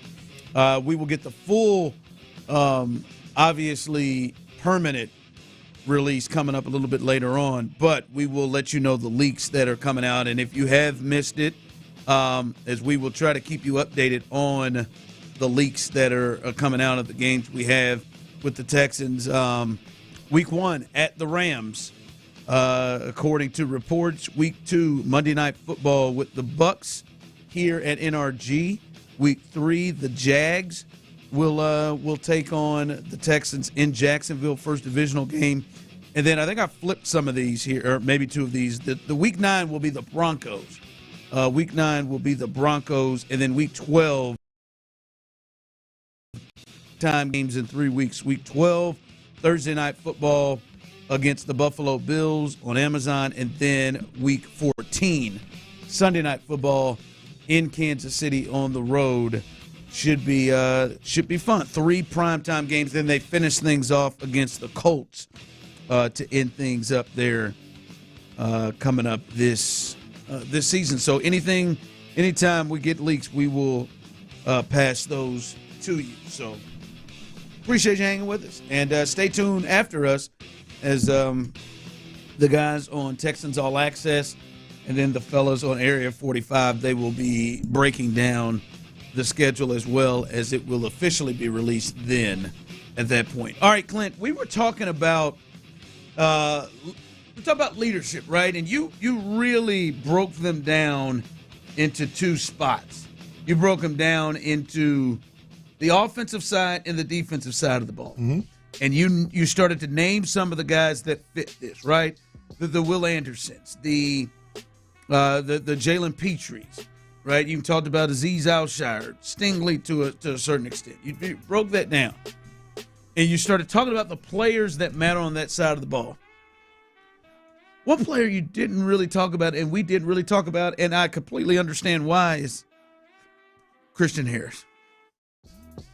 And it's just because it seems like his stature on the team has really dropped. But then it seems like it wasn't just injury-based at the end of the year when it looked like they decided to go another direction at the linebacker spot. And Clint, that's one I just can't quit. I just, understanding who DeMeco Ryans is, understanding the position he played and how important he knows that position is, and how highly he has spoken of Christian Harris and what we've seen ourselves. I harken back to, I remember Indy Kalu was on Within the Loop saying, I think that guy's not just, Pro Bowl. I think he's got all pro potential, is what he has said about him. Talked about it. Azeez talked about DeMeco, raved about him being the most talented linebacker he's ever been around. He was that. And then late last year, even when he came back from injury, he came back and immediately took on 80% of the snaps the first game he returned. And then in the playoffs, Clint, he's just getting special team snaps. And now they're bringing in E.J. Speed in that locker room, in that linebacker room, to go along with him, to go along with Azeez, to go along with Toa. Clint, I just cannot fathom him being on this team and not being a major part of the defense. But it seems like that could be a real possibility, Clint. I just can't believe it. The crazy thing is, as you're talking, I want to in my mind, I want to push back and go, bro. He missed a ton of work, and he couldn't even practice. They put him back out there, right? And I think he was probably behind, probably both physically and mentally, in what they wanted to do. And so the other guys we'd mentioned multiple times had played really, really, really good football. So D'Amico chose to go, that route of, hey, man, the guys that have been here, the guys that are more well-versed, the guys that are up to speed, let's spend more time teaching our opponent and less time teaching Christian Harris what it is we want him to do in our defense. But is that what you were thinking during that last year? No. Well, no, I'll be honest with you. I don't know. I've never seen anything like that to that significant of a player in injury that we didn't get an update hardly ever about what the hell was going on. So I don't know if there was another injury setback. I don't know. I'll be honest with you. I've got to look at it in a way of there was something other than football that demoted him to nothing but special teams. Because where I was going with that was when I'm saying all that in my mind as you were talking, I'm saying that, but I'm going, well, that can't be true, because they just pushed his ass right back out there on all the special teams, right, and just really conceded, right, the rest of his season, and never tried to integrate him back in there at the linebacker position. I don't know if it was he was so far behind that they just didn't want to take the time at that point in the season to get him more familiar. And I don't know if it was a Jalen Petrie type scenario where maybe he didn't handle it like a professional as D'Amico wanted him to handle it. I have no idea. But then you go in there and you go, okay, well, this year everybody got to have a clean slate. We're going to be moving forward. And they go out there and add, to your point, they go add EJ Speed. So, yeah, I don't know what to make of Christian Harris and the slide, if you will. Well, a lot of guys, it was easy because they would just end up standing next to D'Amico Ryans in critical moments, and you'd be like, well, they ain't getting the job done right now. I mean, hell, they're making plans as if he's not a Texan. It's and we're talking about this, thinking this defense could be a top five. Should be. This is the next Fred Warner. Dre Greenlaw type player. This is D'Amico's guy. And we're looking at it and talking about it without even saying, like, we know he's going to be a major part. I don't know. It is hard for me to get around the thought, Clint, that I believe D'Amico believes he is the most talented linebacker they have. Just talented. Well, that part didn't change. No, that didn't change. He's out there playing special teams. You still believe that, right? I mean, I believe what D'Amico said, yes. Yes, and what we've seen. That too. Yeah. But I'm talking about, most importantly, I know that D'Amico saw the same stuff we saw. Hell, he said as much. Yeah. And to think, like, he's not going to be a major part of this team. This defense. Yeah. I can't fathom that. So, I cannot wait till we get out here. That's another start watch to see where he is positioned and where he is going to be, Clint. Well, you've got some serious flexibility. I mean, the two deep at each linebacker position, whether you're talking about the nickel defender position or you're talking about the true inside linebacker positions, the two deep being Azeez Al-Shaair and Toa Toa at that middle linebacker position, and then Speed and Christian Harris at that wheel backer or Sam backer, whichever outside backer you want to call it, however you want to, whatever your defensive terminology is. I mean, they were in a pinch last year, and the backups started a few games, who I thought played really, really well, but just it was Hansen and then what's Big Neck Roll 43. Neville Hewitt. Like these guys are having to start. And Devin White, they had to sign him off the streets, wasn't it, Devin? Yep. They're signing him off the streets. I mean, maybe this is a sign where D'Amico said, "To hell with that. I'm not going to get. It's going to take 2 or 3 injuries for me to get stuck in that position again." So I'm this linebacker crew is going to be deeper than last year. Maybe it's that. I don't know. I agree with you. It's hard to not look at Christian Harris and think, what the hell happened, man? There's got to be more to this story. Yeah, and text line coming in. D'Amico just couldn't justify playing Harris over Henry Toa Toa. Well, but even if that were true, Ron, he got demoted to special teams. Like he wasn't playing defense at all. Devin White, like some of those other guys you're naming. There's not. Not to mention you're in two different classes. Henry To'oTo'o I think is the most improved player, and I really like him as a middle linebacker. We're talking about an outside speed backer that gives you a huge advantage in a pass rush situation, gives you a huge advantage in coverage. Is a former corner, so you can actually play some coverage. Like Henry To'oTo'o is not even in the same category. They're two different players. I don't even think they play the same position. But to the texter's point, the linebacking crew as a whole had played so well that maybe they didn't want to disrupt it with Christian Harris. I'm reaching. I know I'm reaching, but it's hard to make sense of it otherwise. But yes, I know you're reaching. Then I think the natural response is, then how did game one when he was eligible, when they thought he could return, he was playing 80% of the snaps. Yeah, it's the damnedest thing. But that's behind it, right? And I think the point you made that you have to be open to looking at that this may spill over more than just on the field stuff. There may be something that may have been missing that we are not privy to know of why that happened. But Clint, it is hard for me to look at the talent that guy brings and that he has.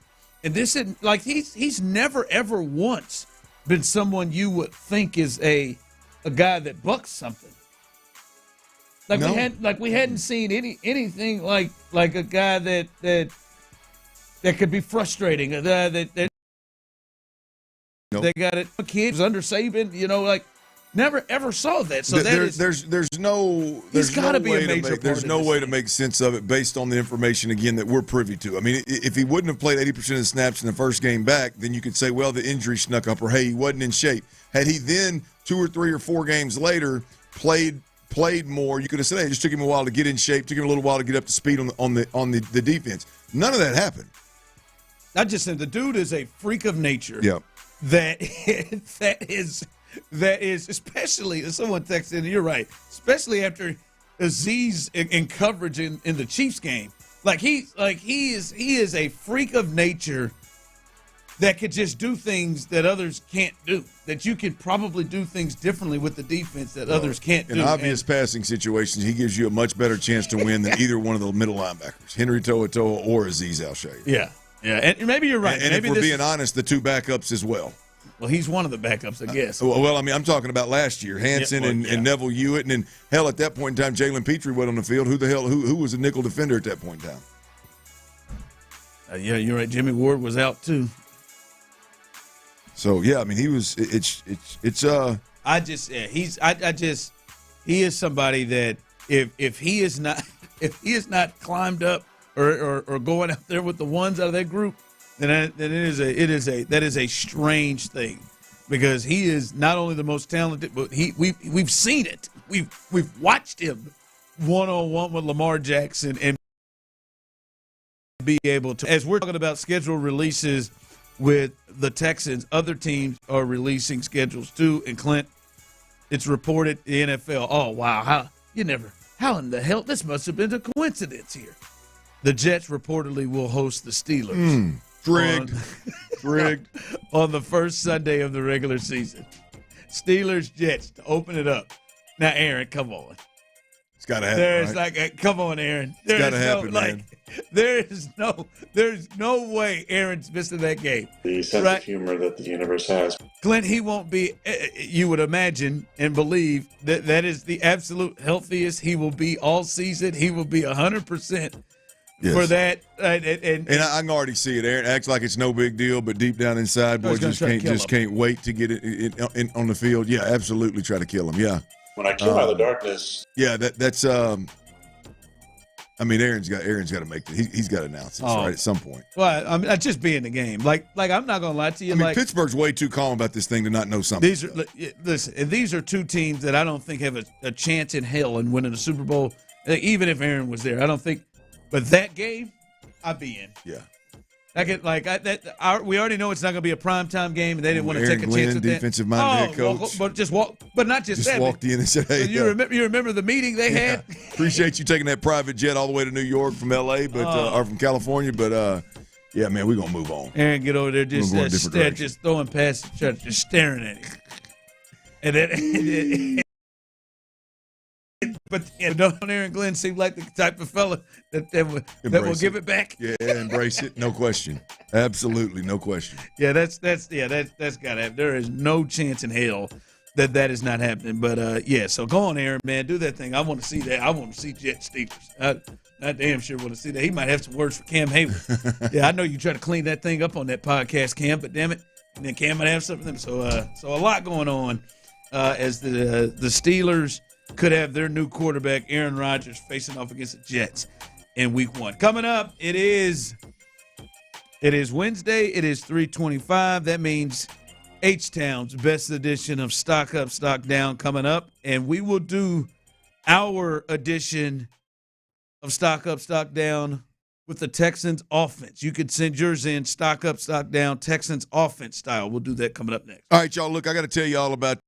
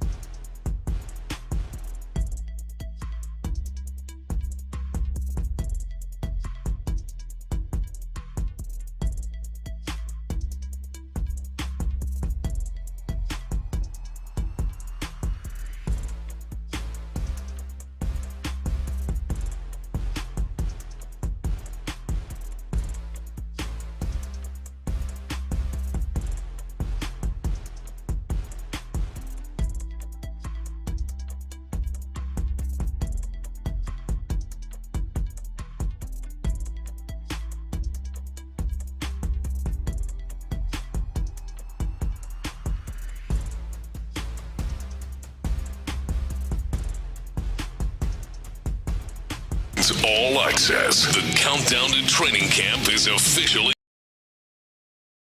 on. Have you covered? Exclusive interviews, inside info, and the best football conversation in town. 6 to 7 every night on Sports Radio 610. Insider access. Exclusive content. Sports Radio 610. The Texans play here. Every season brings highs. I'm in my drop top, cruising the streets. And lows. No way, because I know one of you two ass would have done the same thing that I just did. Are you kidding me? This trio always has eyes on the market in H-Town. It's time to buy or sell. It's stock up. The arrow's pointed up. Stock down. They're selling, Mortimer. On the Drive with Stoerner and Hughley. That is right. Every Wednesday on the Drive with Stoerner and Hughley, right around this time, we do a little stock up, stock down, and it is Texans schedule release day. We're going to keep you abreast of that as the show continues on here. But a little stock up, stock down, 3:20 every Wednesday. And today's edition, we're looking at the Texans offense, specifically that offensive side of the football for the Houston Texans as we prepare for the 2025 football season. And I want to start with Ron the Show Hughley. Ron the Show, stock up for the Houston Texans offense right now as it stands to you. I guess I'll turn my mic on today. I will go Wood Marks, and I want to call him Wood. I feel like the rookie. That's got to be what he goes by. Woody, I understand Woody. It's got to be Wood. Slip into that nickname because he watched Toy Story so much. It could have been Buzz. It could have been Buzz Marks. Could have been Buzz Marks, which would have been a lot fun. But I go with him as my stock up because this is a 4th-round rookie who, if you've heard the promo, I agree with Seth Payne. He comes in and he is unique to anybody else in that room, in that running back room. And he comes in, Clint, as a 4th-round pick, pretty much with a role laid out for him on the team. Like for him to be like the 3rd down back, the pass catching back, like that feels like just in rookie camp that is there for him. And I don't know who is really there to get in the way of him not having that role. So for rookies drafted in the 4th round, Clint, to pretty much already have a role to contribute to the team solidified. I don't know if it's solidified, but at least mapped out right there for you, and not a lot of competition to get in your way of it. I mean, that's a pretty good role for a guy drafted in the 4th round. There's some 3rd, 2nd rounders that may not start, and he already has a spot or at least a role mapped out for him. There seems to be signs pointing that direction. They got aggressive in the draft and moved up to get him. That tells me that they understood that there was a need there and an opportunity to get better at that position. Then you look at the guys that were there. They've shown us. Been Damian Pierce, and we've all seen Daria Gumbawale is a special teams player that had to play running back in critical situations, and that's a place on this offense. If you start putting putting a list together of where can this offense get better. Obviously, we've talked about the number 1 bullet on that list, which is the interior offensive line. We've talked ad nauseum, right? But the receiver position, they addressed that in the draft. The backup running back, the 3rd down running back, the scat back, something beyond Joe Mixon is a huge opportunity for this offense to get better.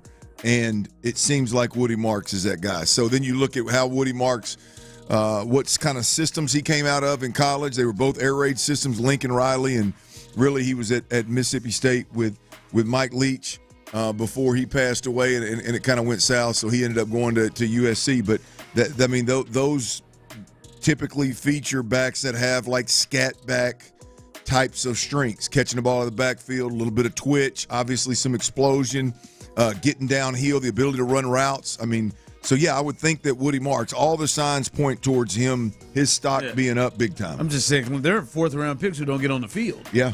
And it feels like he's already got a role mapped out. He's got a huge opportunity. We'll see. So, around the show, his stock up on a Wednesday here on the Drive, Stoerner and Hughley. Stock up goes to the rookie running back, old Woody Wood Marks. Now over to you, former NFL quarterback Clint Stoerner, Dirty Red. What is your stock up for this 2025 season? Yeah, I'm going to go with Titus Howard. I think, we've seen him play the tackle position. I thought he was going to play the tackle position. I think he's a better tackle than he is a guard, but it seems very clear that from Jump Street, to be honest, it looks like that the Texans are not only planning on Titus Howard playing guard, but he's going to spearhead fixing the biggest problem that they had last year, which was pass protecting from the inside. So they clearly believe that he's the answer to those issues.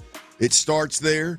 And so I got to believe that the stock is up for him. I mean, this is a tall task for the Texans to get it right.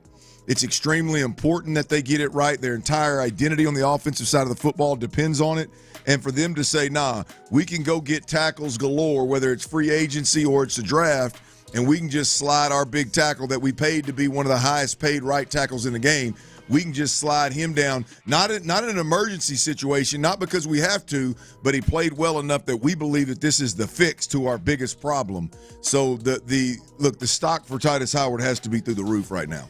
Yeah, and especially the stock is up with the right people because they believe and we're going to pay you that money. He even they even redid his deal where he got money up front even more, and they said our biggest problem, we believe you can fill it. So the right people, definitely his stock is up. Tuned into H-Town's #1 afternoon drive sports talk program, The Drive with Stoerner and Hughley. Every Wednesday at this time, we do a little stock up, stock down. We got the stock ups out of the way from Ron and Clint. Now a little stock down, and as I said, today's edition is focused on the Texans offense for this upcoming football season. Back to you, Ron, the show. What is your stock down regarding the offense in H-Town? Yeah, my stock down is Blake Fisher. Blake Fisher is a guy who started, like if you put yourself in this position, Clint, he started the back half of the season at right tackle, started 2 playoff games at right tackle, and was drafted in the second round. So naturally, all right, boy, we got our tackle. They then make the move to move on from Laramie Tunsil, and then then they go and bring in Cam Robinson, Trent Brown. Titus is still over there already, and then they go up in the draft in the second round and move up to go get Ursery. Like they've added more tackles as if they didn't just draft a second-round pick at tackle. I know they're going to say it is a competition, and I think it will be, but like they have made moves to potentially go past you. Like Cam Robinson is starting, and I get a funny feeling how they have been so gung-ho to let us all clearly know that Ursery is a tackle, that they went up and made the move to go get him, and maybe he fits the physicality that they want. So the season playoff games, and they promptly responded with that by going to get a bunch of tackles, including drafting one as well with a high second round draft pick. So for me, it is stock down right now for Blake Fisher. Yeah, I like it. I mean, it seems like there's not a ton of confidence there. It would be one thing if they just had a guy that could be a swing tackle, or he could be the swing tackle, but it seems like he's going to be competing for that starting spot. And I don't know how Trent Brown fits into this thing at all, if he's healthy and if he's going to play. So, I mean, whether it's Blake Fisher or they just didn't have enough bodies, they damn sure do now. Yeah. All right, we got that stock down from around the show regarding the offense for the Houston Texans. Clint, in your view, right now as it stands, what is your stock down for the Texans offense? For me, it's the offense overall.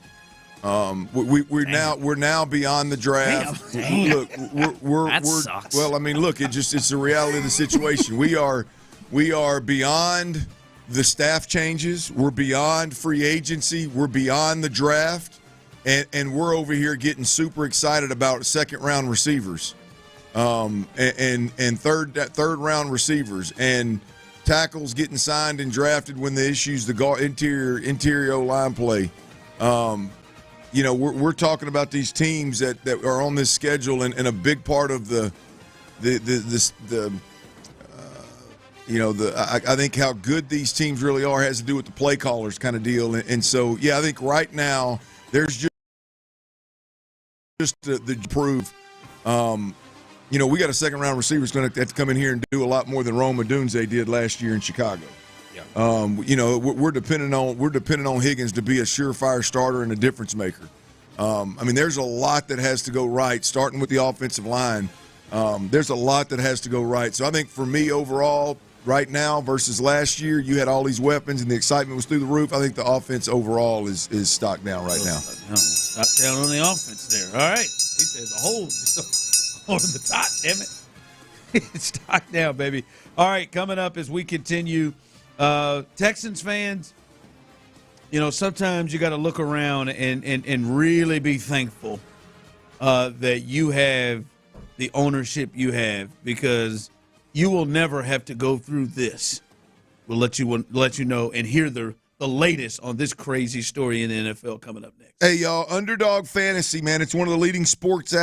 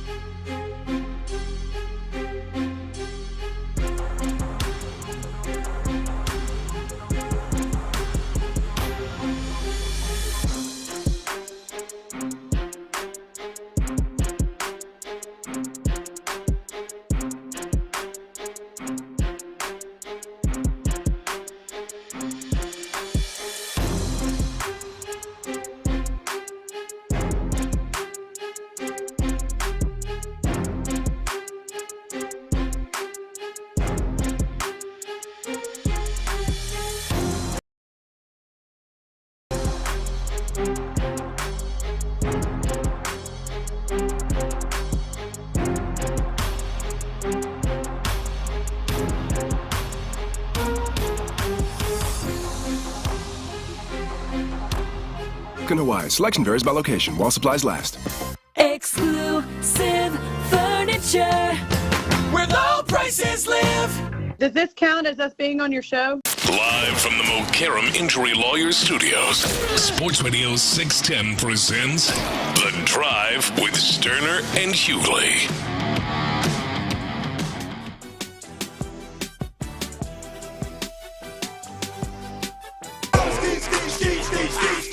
If you're just joining us, when you hear that sounder, that means another Texans game has been leaked and another primetime game has been leaked. Week 7 on Monday Night Football, the Houston Texans will travel to Seattle to take on the Seattle Seahawks. This is not one that I would have guessed would have been a primetime game, but Sam Darnold, the newest member of the Seattle Seahawks coming off their year he had in Minnesota, the Texans will go on the road to Seattle on Week 7, Monday Night Football. So, Clint, now that runs it up to the Bucs on Monday Night Football in Week 2, Seattle on Monday Night Football in Week 7, the Bills on Thursday Night Football in Week 12, and then in Week 14. So they're up to 4 standalone games, primetime games at this point, Clint. So there you go. Another one in Seattle. Hey, Tyler, that has to be on the list. Seattle has to be on the potential 100%. list. That's a I wouldn't be mad at you. That's not a bad one to go to. I'm going to be critical of those effers up there in Seattle if that ends up being the one, though. You know, they try to pretend like they're the 12th man. They're pretty serious about it. Yeah, I know. Never thought about that. Serious as they It's can going be. to be a tough pill for an Aggie to swallow, isn't it? They got to pay us. It's fine. They have somebody. Do they? Mm-hmm. Yeah. That's trademarked by Texas A&M. They have that, and that's us, baby. They got to pay us. I'll be damned. I'm talking about, baby. But I think they have a person who pulls up the 12th man flag before every game. Mm-hmm. What a joke. Maybe you can do that, Tyler. I wouldn't want to do that. 8 games announced, 4 of them primetime. Pretenders. That's what they are. They're tenders. We're the Pretenders. Not the Buffalo kind either. Or something. I'm just thinking, boy, that probably pissed off A&M fans when they started going strong with that 12th man. Aggies have had it for like a freaking century, and all of a sudden Seattle's pro football team comes swooping in. We're the 12th man. I'll be honest. You'd be a little hot too if the Washington Commanders decided to just start going, woo! They decided to be the Razorbacks, start calling Hogs. Rename them the Hogs, and they start using all of our. I'd be a little annoyed. A little annoyed, no question. No, they took it over, and they take it over. In all seriousness, I would love to take in that atmosphere. Everyone talks about how great it is up there in Seattle. So, I mean, it wouldn't be any Kyle Field, obviously, but that might be the away game. Might be. Wasn't real impressed with it. We played up there. Yeah. Oh, you played in you didn't play in the Kingdom. No, to be fair, it was when they were building their new stadium, and we were actually, I think we were actually played at the Husky Stadium, the Washington's Husky Stadium. What was your stat line? 0 for 0, baby. Stayed by the heater. It was warm. Hey, I tell you what, perfect. I did stand in the rain in about a little over about mid-calf deep water on that sideline. It didn't drain real well. Seattle and rain go together. Yep. I'm going to tell you. Listen, I think Kansas City would be great, and I would potentially go and show you a good time, and maybe even get tickets for you. If I could pull the string, I'm not going to buy them, but I would if I could pull the string to make that very clear. If you're to do that, I don't think he thought you meant you were. Okay, I just want to make sure you're putting that on the record, because sometimes there's been times Tyler has put me down on bets that I wasn't for certain. So I just want to clear that up. If you were to do that, I might have to go to 2 away games this year. But Seattle would be a good one. You only generally now there's a 5th NFC game teams play each year, but generally you only have 4 years to do this. Hell, the run in their respective divisions, you may run into the Chiefs potentially play them more often than you get a chance to play Seattle. And I thought about you deal with the rain that sometimes could suck, but the whole atmosphere Yeah, go ahead to the. Did you go to the fish market? Did you go to that little? Nah. You didn't go catch. That's something. I went down there. Oh, you've been. Oh, okay. Yeah, I went there a couple years ago. Saw them throwing them fish around. Yeah, you might want to go. I didn't know for sure if you were being nasty with that or you were being that serious. Like when he said that. Hey. That's why I stopped. So I stepped I'm back. throwing that fish around too now. I wasn't sure. But that is the latest. Another primetime game, Monday Night Football. All right, I said this on the other side that Texans fans, sometimes I think you better thank the good Lord that you have Kyle and Hannah McNair and Nick Caserio and D'Amico Ryans, that group that comes together and doesn't do foolishness, because Lord knows you have experienced foolishness around here before. But this Trey Hendricks situation with the Bengals is, foolishness personified. He's already come out and said he is not going to play on this current contract. He says at some point it gets personal. And this was what he was. I think he was playing golf, about ready to play golf, and he was asked the question, "Do you still want to be a Cincinnati Bengal?" At this point, do you want to be a Cincinnati Bengal? Wow, that's a tough question too, because you try not to let the business become personal. I think over the last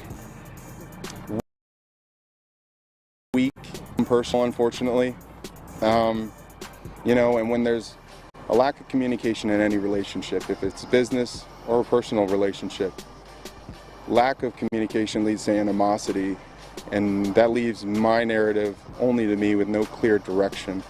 So the lack of direction, the lack of communication is leading to things that are allowing me to think about what's going to happen more than how great they have treated me over the last 4 years. All right, that's Trey Hendrickson, and you could tell. Clearly this thing is getting out of hand. They already told him, "Hey, man, go find a trade. Go do whatever." You look at this, Clint, and as I said, Texans fans, listen. Hey, there's a lot of things you could say about the Texans. There's some things that you would maybe disagree with or whatever. Obviously, me and Hannah have an issue. There's a lot of things that can be said about. Hold on, show. I tried to move through that. But there's a lot of things that can be said. But Cal and Hannah McNair will never put a player of this caliber in this situation. Will Anderson has no worries, and Texans fans have no worries that Will Anderson is going to be fairly taken care of. He continues to perform like he is. He is going to be taken care of. C.J. Stroud is going to be taken care of. They have shown it and have done it. Not like these jokers. Clint, this cat is played in seasons 28 and 29, about to be 30. He is a two-time All-Pro, the NFL in sacks, 17.5. He had 17.5 the previous year. He is a four-time Pro Bowler. This ain't no just dude that just, hey, man, he don't really deserve to pay. No, he is one of your most important players. That won't happen here in Houston, and it is wild that he is dealing with this. The craziest part of this is he references communicating with Zach Taylor. The communication that he's threatened to post is apparently the head coach. This blows my mind. I can't believe the head coach of the Cincinnati Bengals texted Trey Hendrickson a reminder that he would be fined if he missed mandatory minicamp. He didn't pick the phone up and call him and be like, "Hey, man, we've been together 4 years. You've been balling out for me, man. I just want to let you know, hey, as an organization, we've got to hold people accountable. If you miss this minicamp, and I understand why you're doing it. If we miss this minicamp, we're gonna have to fine you a little bit. There's gonna be there's gonna be a little noise around it, but it's not a big deal." Wow. He texted nobody. That's the only way they could relay that message. I mean, come right? on. Not his representation. That's the only way was Zach to text him. Come on, I am King Text, and I think there are. D'Amico won't be texting Will Anderson, hey, dog. Right. That is the equivalent of D'Amico Ryans texting somebody and just letting them know anything, much less about a fine of any sort. I am a big, in order to just get business done quickly and not having to play phone tag and wait for this and wait for somebody's schedule to open up. I'm cool with just texting some important information. Hey, get it done. Here's what's up. you can't have this going on with the best player on your defense, and you could argue from a health perspective. I mean, one of two. I think he is at three worst most productive players on their whole team. I think he's at worst the third most important. Yeah, I don't know how you text old buddy, and not expect him to receive it with some level of disrespect. Yeah, text line coming in. Dude's a vet. He signed a free agent deal with the Bengals, knowing damn well how cheap that organization is. If he was underperforming, guarantee he ain't giving money back. No, they'd have cut his ass. Well, but there's more to this. Is what he's referring to? If you're not keeping up with it, like he basically, and I'm paraphrasing, but what I understand is he's basically been told they couldn't re-up him last year because something wasn't right, money wasn't right, whatever reason. But just trust us, we're going to take care of you. And their attempt to take care of him has been completely disrespectful. Yeah. So they've not held up to their word. And the head coach texting him, that sheds a little bit of light on really what's going on with the organization. Yeah. You can blame it on the Bengals and talk about them being cheap, but let's talk about their head coach and how he's handling things. And also kick rocks. Listen, T. Higgins was under contract. Jamar Chase was under contract. They took game in. Like, we could stop with you're under contract. No, you know what the game is. You start outperforming it, you get out of the way of it, right? C.J. Stroud's under contract. They're gonna sign C.J. Stroud and Will Anderson to long-term contracts, and it'll be a problem. It potentially can be a problem if they do that. Hell, Nico Collins could be a problem. Couple of years. Like we know what the game is in the NFL, and you can live in the fantasy world of, I signed a contract, and yes, I have outperformed my contract, and I'll just sit on my hands and knees. Nah, my man is 30 years old. As Clint will tell you, they have a certain amount of years where they can get paid at the most that they can get. That's it. Got to make the most of it. Got to maximize it. We know the game. We know the game. You can pretend like you don't. We know the game. Max Crosby wasn't just sitting there saying, hell, I'm under contract. Well, don't sign me. What you got coming up in the 4? All right, boys, it's time to put a number on it. It's time to put your name on a number with the Texans. We know the opponents. We've known the opponents for a while. The schedule hasn't fully dropped, but I want to do this before we get the rest of the schedule, which by tomorrow we'll obviously know it. How many wins do you want to put your name on with the Houston Texans this year? How many wins? We know the opponents. I'll lay it out for you. How many wins do the Houston Texans get in the 25-26 season? We'll do that next right here on Sports Radio 610. Before we do that, though,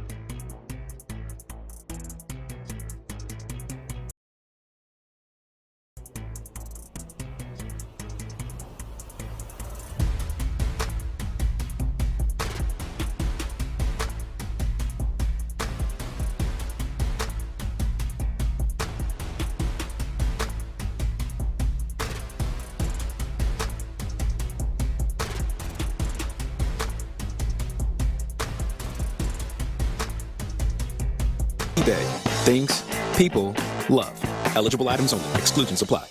KILT, KILT-FM HD2 Houston. Insider access, exclusive content. Sports Radio 610. The Texans play here. An Odyssey sports station. Crease, cracking back. Sports Radio 610 presents The Drive with Stoerner and Hughley. Dive into the mind of former NFL quarterback Clint Stoerner. I like a good time. I like to have a party. I know you do. It's Dirty's Daily, presented by Mokaram Injury Lawyers. Yeah, it is. Mokaram Injury Lawyers, hard as hell to say, easy to dial, baby. 281-222-2222.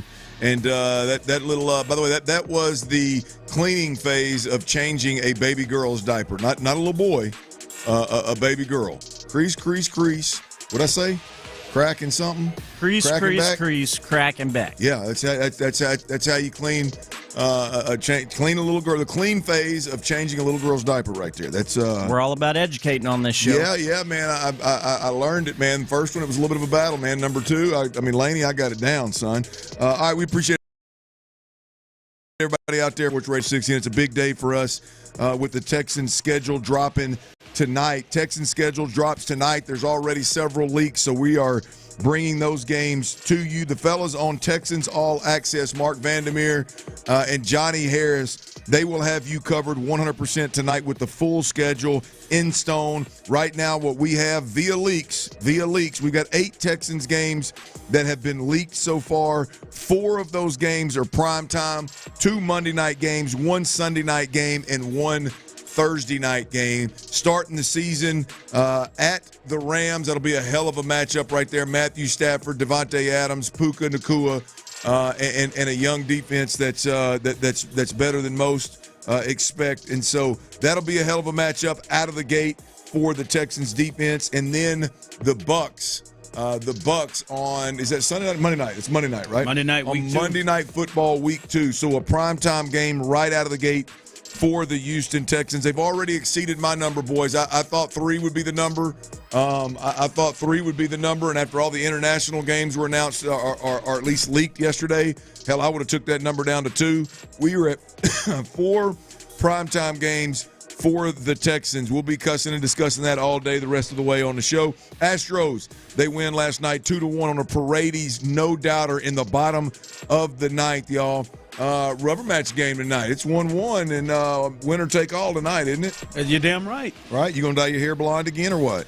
Told you, man. Don't need no bets. He toes the rubber. 5th time, by the way, boys, y'all know this 5th time in 2 seasons that the Astros have had a pitcher make their Major League Baseball debut. Feels about right. 5 times in 2 seasons. Let's go, Big C. I'm going to be honest with you, man. My expectations for Colton Gordon tonight are low, and I'm CG in the building. Yeah, look, I'm just hoping they don't pan up there and see mom and dad in the stands, or granny and wife, or whoever it may be, and they got their face in their palms. I just hope it's a good enough outing to where everybody can be proud of the performance. I certainly hope they don't show it. Correct. Yeah, should be off limits, man. Jeff Blum, I mean, I know you're a good-hearted old boy, man. Just tell the camera crew. Tell the camera crew it's off limits, man. Keep the family off limits unless it's for good. If he gets shelled in the second, come on, just man. don't show it. Don't do it. All right, we as I mentioned, the Texans, their schedule is dropping. We've got 8 games right now. But, boys, we know, and we've known for a while, all of the opponents for the Texans. Obviously, you got the Colts, Jags, and the Titans both home and away. That's 6 games right there. There's 17 games in a season, so we've got 11 more games. This year, the Texans, we've got 9 home games, none of which are scheduled to be international games. So we're going to get all 9 of those games at NRG Stadium, so that's a huge plus right there. Other than division games, you've got the Broncos, Raiders, Bills, Cardinals, 49ers, Bucks. You got them all at home. Those are all, at least to start the season, those are all intriguing games that I'm looking for falling off and not be worth a damn, but we'll see. Now on the road, again, all 3 division opponents, Colts, Jags, Titans, and then you've got the Chiefs in Arrowhead. Sunday Night Football, correct, Ron? Yep, week 14. Then you've got L.A. Chargers on the road. You got the Baltimore Ravens on the road. You got the L.A. Rams to start the season. And then you've got Monday Night Football, the Seattle Seahawks. So in Seattle for Monday night football against the original 12th man up there in Seattle. We'll see. Oh, my bad. Yeah. Shut the hell up. Original my ass. Over 100 years before they decided to grab that. Over 100 years before the Seahawks came along. He about broke his neck. Boy, you better get you a massage. You better get you a massage schedule. Your neck, you're gonna have a crick in your neck tomorrow. Whatever, man. Some folks just can't come up with stuff on their own. No originality these Coming days. in from the text line, if you do it better, you take it. Yes, it's Kyle Phil does have a higher registered decibel level at a game in history than Seattle does, but go ahead, friend, flex. Look, in Tyler's defense, they don't do that. They don't. It ain't even remotely close. And we can go there. The evidence is strong. Well, it's just not even remotely close. There's no need in you wasting your energy, Tyler. But we got the opponents, boys. Let's I don't know. We don't know exactly when the games are going to fall. We do know. Give me the 8, Ron. When are the weeks that the 8 that we know of? Just so people, just to kind of put this, to wrap your head around this. Yeah, real quick. Week 1 at Rams in Los Angeles. Night football here in Houston against Tampa. Week 3 at Jacksonville against the Jags. Week 7 Monday Night Football on the road in Seattle. Week 9 against the Denver Broncos. Week 12 hosting the Buffalo Bills on Thursday Night Football. Week 14 at Kansas City Sunday Night Football, and then Week 18 against the Colts. That's what's been reported. Big time, by the way. Two of those primetime games being home here, we're going to get a taste of a real nice atmosphere. And Ron's going to have to threaten y'all to get y'all's ass in the building early. But I've stopped threatening. Well, there'll be night games. Well, if we can't get our ass in the building by 7 o'clock, 7:30, whatever time kick is for those games, damn, something's wrong. But nonetheless, let's do it, boys. Let's put a before we can adjust this tomorrow once we know who falls exactly where on the schedule. If there's any, because there is the conversation tomorrow is there any murderer's row on this schedule as we've seen in the past? Is there any 3 games in 10 days where you catch the Dolphins, the Chiefs, and the Ravens, right? I mean, is there any of those kind of stretches? We'll find that out tomorrow. Yeah, we're seeing Week 12 is Buffalo, Week 14 is Kansas City. So I wonder Week 13 can be a. I've seen rumors that might be the bye. Just saying that might be the bye between those. Well, two. that would be nice. That'd be a good trade-off for what the schedule gods did to us last year. But we know the opponents now, boys. Are we ready to put a number on how many wins we think the Texans get to? See it all. Oh, you're not going to do it at all. You're just going to bow out of the segment. I don't know. I got to see it all. I got to see. Tyler, what's you want to play up, with me man. here? What? I feel like Ron's feeling on this is right on.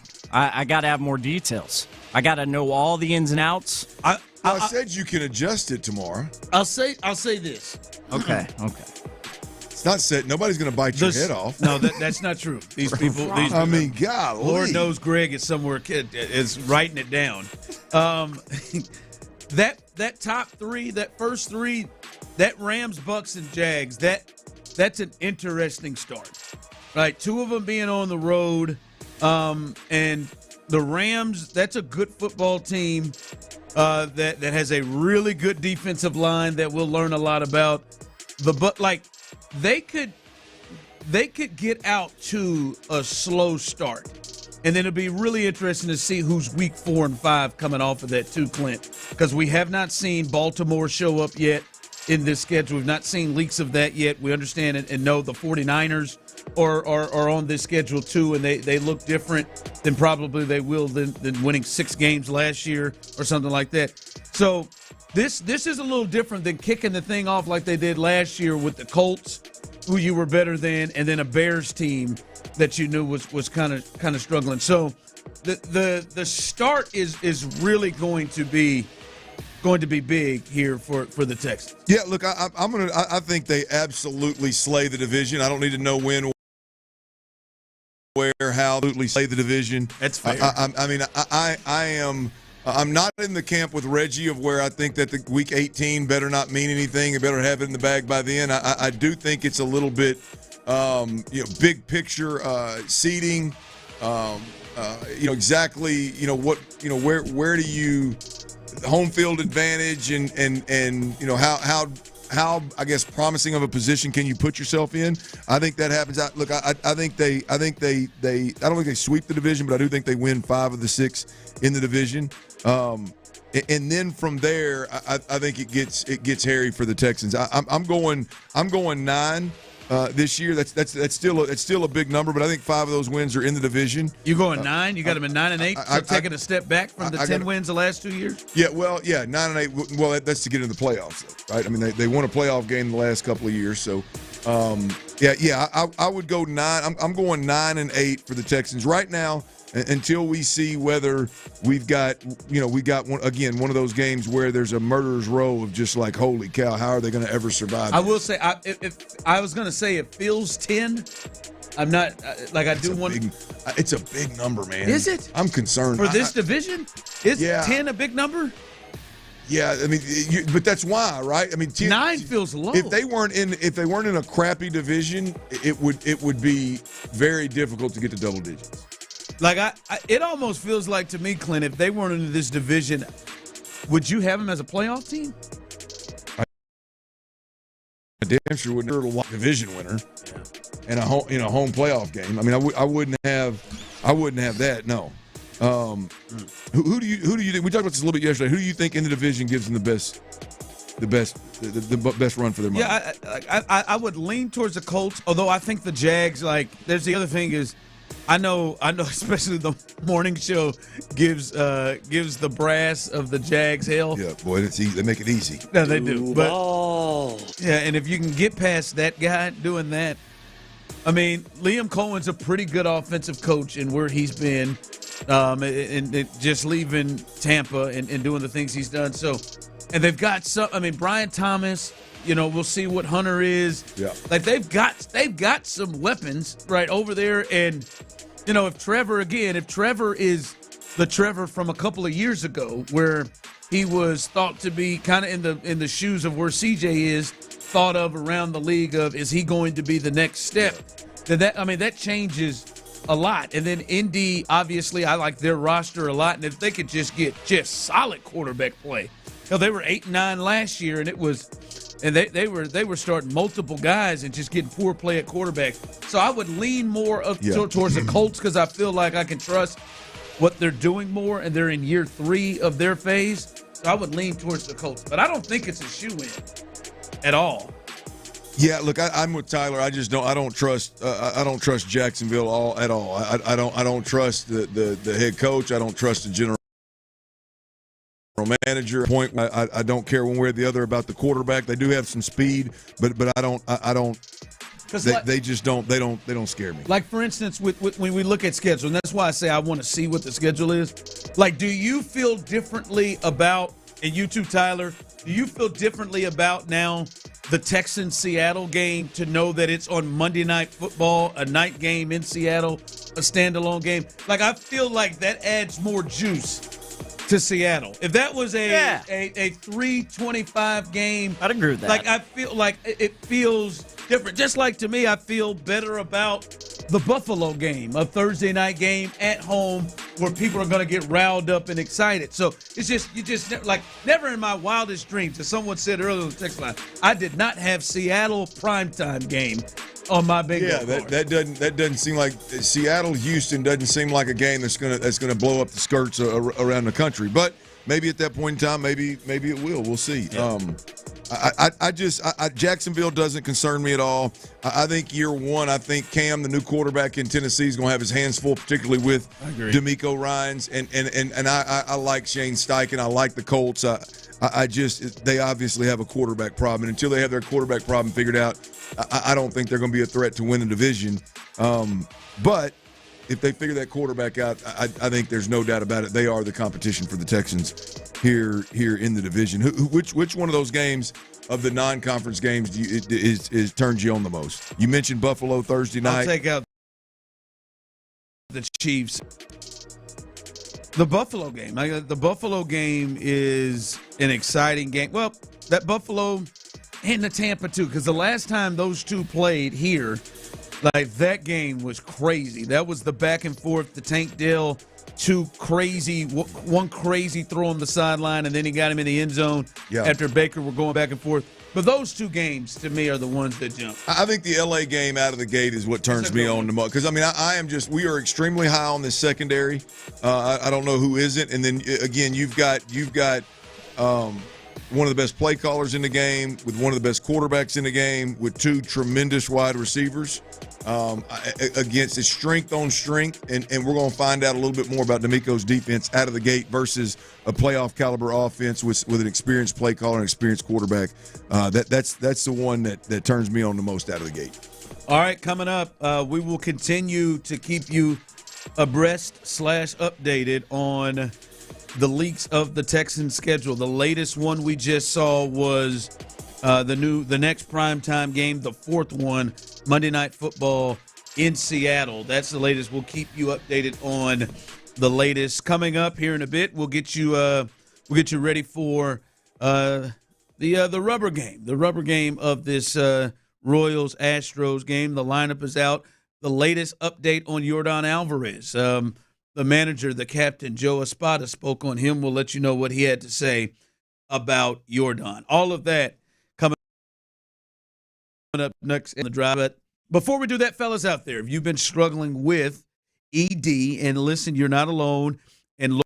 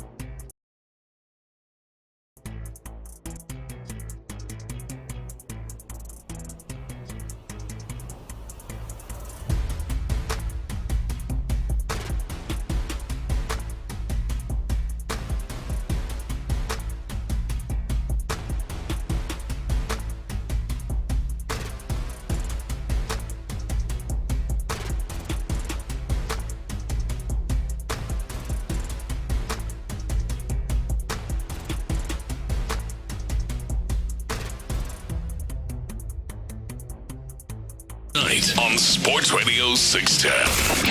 Insider access. Exclusive content. Sports Radio 610. The Texans play here. Move trucks and move houses. Sports Radio 610 presents The Drive with Stoerner and Hughley.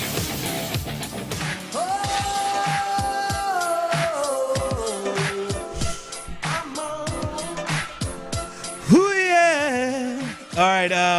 There we go. The Astros, and I know some of you aren't familiar with this, but the Astros and the Royals will get ready to play the rubber game of this series. Unless you're not familiar with rubbers. Allergic. Neither. But they will play tonight. We will be in the building. Hey, yeah, we are. Clint will not. But myself, Tyler, and yes, we Tyler let us know. I'm not certain if he let you know, Clint. Obviously, you weren't included in this. We can do this. I didn't say anything. You're right. All right. We just brought it up right here. But no, we're going to be in the building tonight. And I'm letting you know I'm going to walk up there and I'm going to demand dollar dogs. Like I'm going up there. Sir, that was last night. No, I want a dollar dog. No, dollar dog. I know y'all got some of them I raggedy know ones y'all left. still got some of them hard-ass bread. Give me that. I know. Give me one of them white breads that y'all using on that brisket. Give me some of that. I want a dollar dog. Sir, the dollar Dyken dogs were yesterday. Well, I don't give a damn. Every last one of them. Shoot, need to be 2 days. Nolan Ryan's out of beef, sir. We're sorry. Everything that had an expiration date within a week is sold last night. Is it? Damn. But no, there's some news with the Astros ahead of this game tonight. They DFA'd Taylor Scott. Damn it, we lost Taylor. To create the roster spot for their sixth starter, Colton Gordon. Tyler tried Big C. Big C. CG's going to get the ball, as Clint said in the last segment, that this will be his debut, Major League Baseball debut. So that is the move. Taylor Scott is out, which is weird, man. I thought he might be one of the relievers that they use, and they were trying to, that they use in front of Abreu and Hader, but it had. Scott, he's taking a little turn for the worse. I think he had a promising year last year, but the wheels came off pretty early this year. Relievers are fickle, most of them, up and down. We saw that with several here. But some other news, Yordan Alvarez, according to the captain, Joe Espada, Yordan Alvarez is, quote, getting close. Spoiler, he is not in the lineup today. He is not there.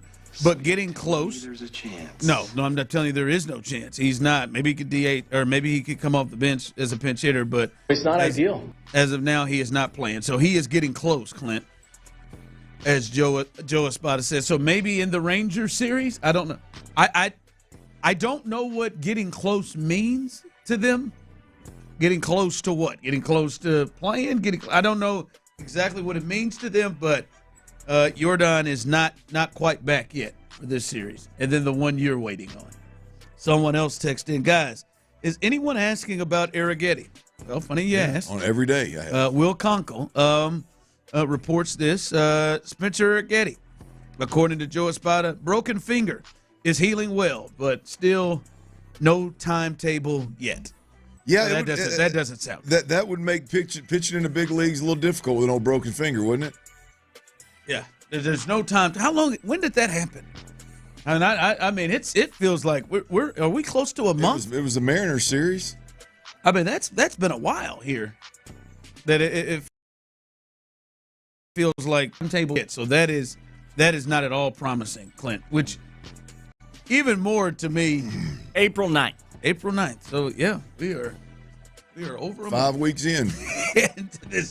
And there's no timetable. Such a stupid way to get hurt. Well, I'm going to go ahead and guess. God, now that's pissing me off. Finger on the right hand. I'm going to go ahead and guess that there's going to need to be some level of ramp up. He hadn't been able to throw it. Yes. So yeah, like right. There's got to be a couple of weeks of getting himself going. Just get your workout in off the field of play, dingo. Like they're saying no timetable yet. I mean, this could be another month before he actually pitches on the major league level. Yeah, could be. When you're saying ramping up, getting his arm right, if there's no timetable yet. So that is a concerning one, which even more, Clint, makes it interesting, the decision to go with a six-man rotation that does not include him or Wisniewski. Well, the thing interesting, no Yordan Alvarez doesn't overly concern me because, I mean, it's not Yordan that we've got to find out about it if we're going to be competitive at an ALCS type of level. Jordan. It's these other guys who we're getting to see plenty of at this point in time.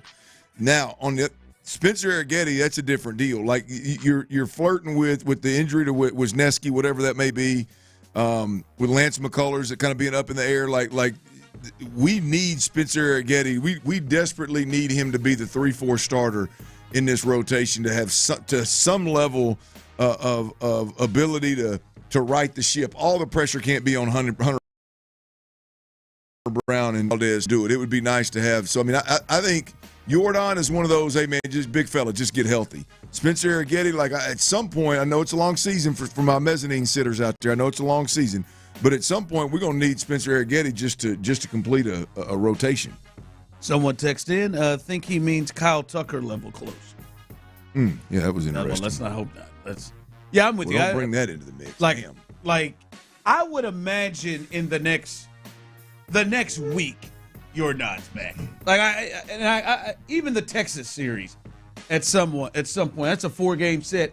I would hope he makes his way back then. But obviously for you, this is not there ain't no timetable.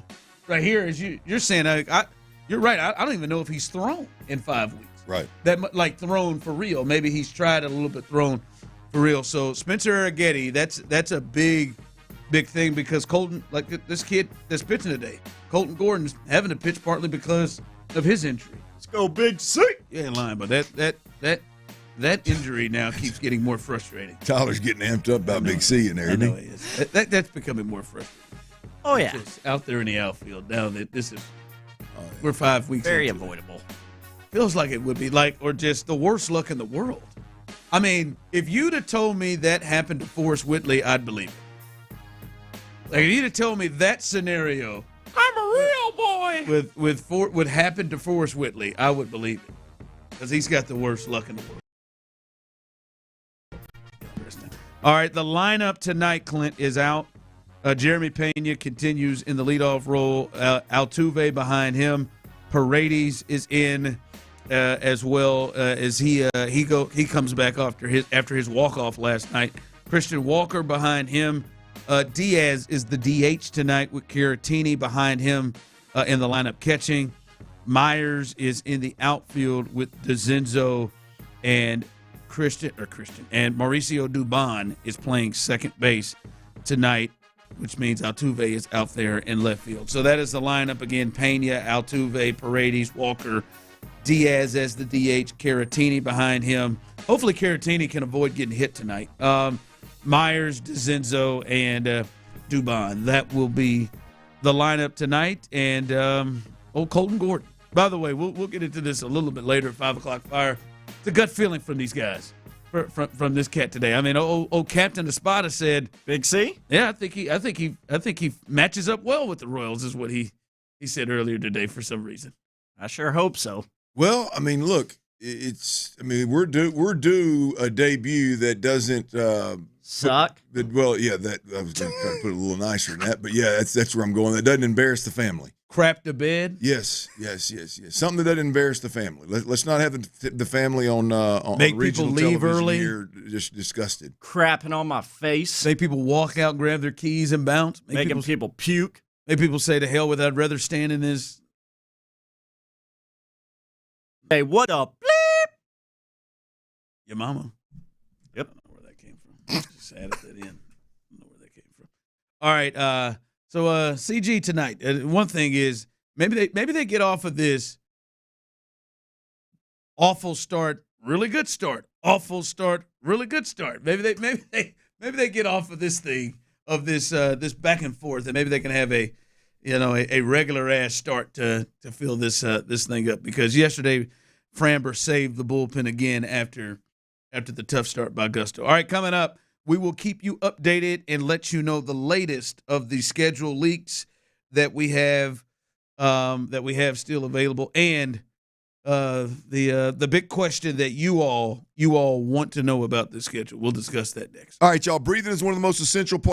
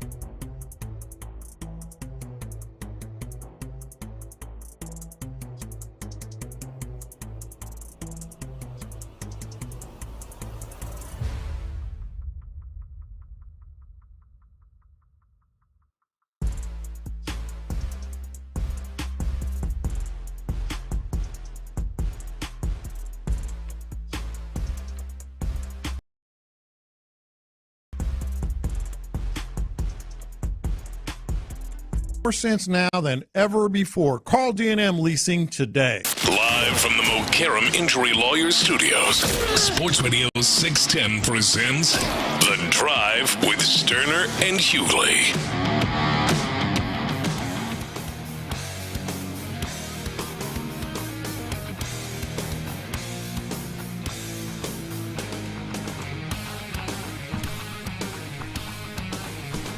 All right, stay tuned with us as we continue to keep you updated on any of the leaks, any of the Texans schedule leaks that are out, any of the latest ones, and we have about 8 games at this point. We will. Well, hell, let me do that now. Let me let you know. Ooh, excuse me. That came rolling out, rolling with the homies came out there. We'll let you know the 8 games that we have right now. And again, if you have just joined the show, anytime that we get any new leaks, any new games that are leaked out, you will hear this to signal you that, hey, we've got a new game. We've got a new... Been a little leakage. There's been a little leakage. That's right. Good call. Been a little leakage. And we've had a little bit of leakage that has come our way today. Again, the entirety of the schedule will be released a little bit later on, and you should be listening right behind us on Access and Area 45 as they get those schedules that will be officially released, and I'm certain we'll break those down as we will tomorrow. But here is what we have reported now. This is unofficial, but being reported out by what appears to be credible sources. Week 1, Clint, the Rams on the road in L.A. Week 2, you host your first of what we see now reported 4 primetime games. You host the Tampa Bay Bucks. The last time they came to town, that was one of the games of the year 2 years ago. Then you go on the road for the first divisional opponent against Jacksonville. And Week 9, the Broncos. Week 12, another primetime game against on Thursday Night Football against the Buffalo Bills. By the way, Week 7, also another primetime game on the road in Seattle. You play the Seahawks on Monday Night Football on the road in Seattle. As I said, Buffalo Thursday Night Football, Week 12. Week 14, Kansas City will host the Texans on Sunday Night Football, another primetime game. And then the final week, reported it will be the Indianapolis Colts. As we always know, it's a division game, the last game of the schedule. All right, Clint, what do you think about the start of this thing? What do you think about that? Because a lot of times, you look at teams, and I think the Texans fall into I think it's a big deal for them to get off to a good start. Really immediately run away with this division, if the schedule shook to a point where they got off to a great start. Now, they may do it anyway.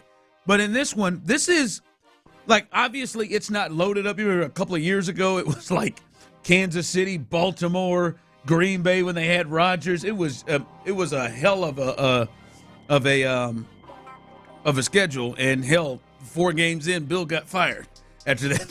They went 0-4. It's not like that. But the Rams won their division and won a playoff game and took Philadelphia to the brink, the eventual champions last year in the divisional round. The Bucks won the NFC South and lost in the playoffs.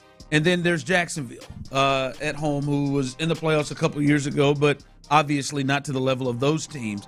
But your thoughts about the draw that it appears the Texans got the first 3 games of the season? Yeah, look, I'm intrigued. I'm excited about it. I think they're going to be tremendous games.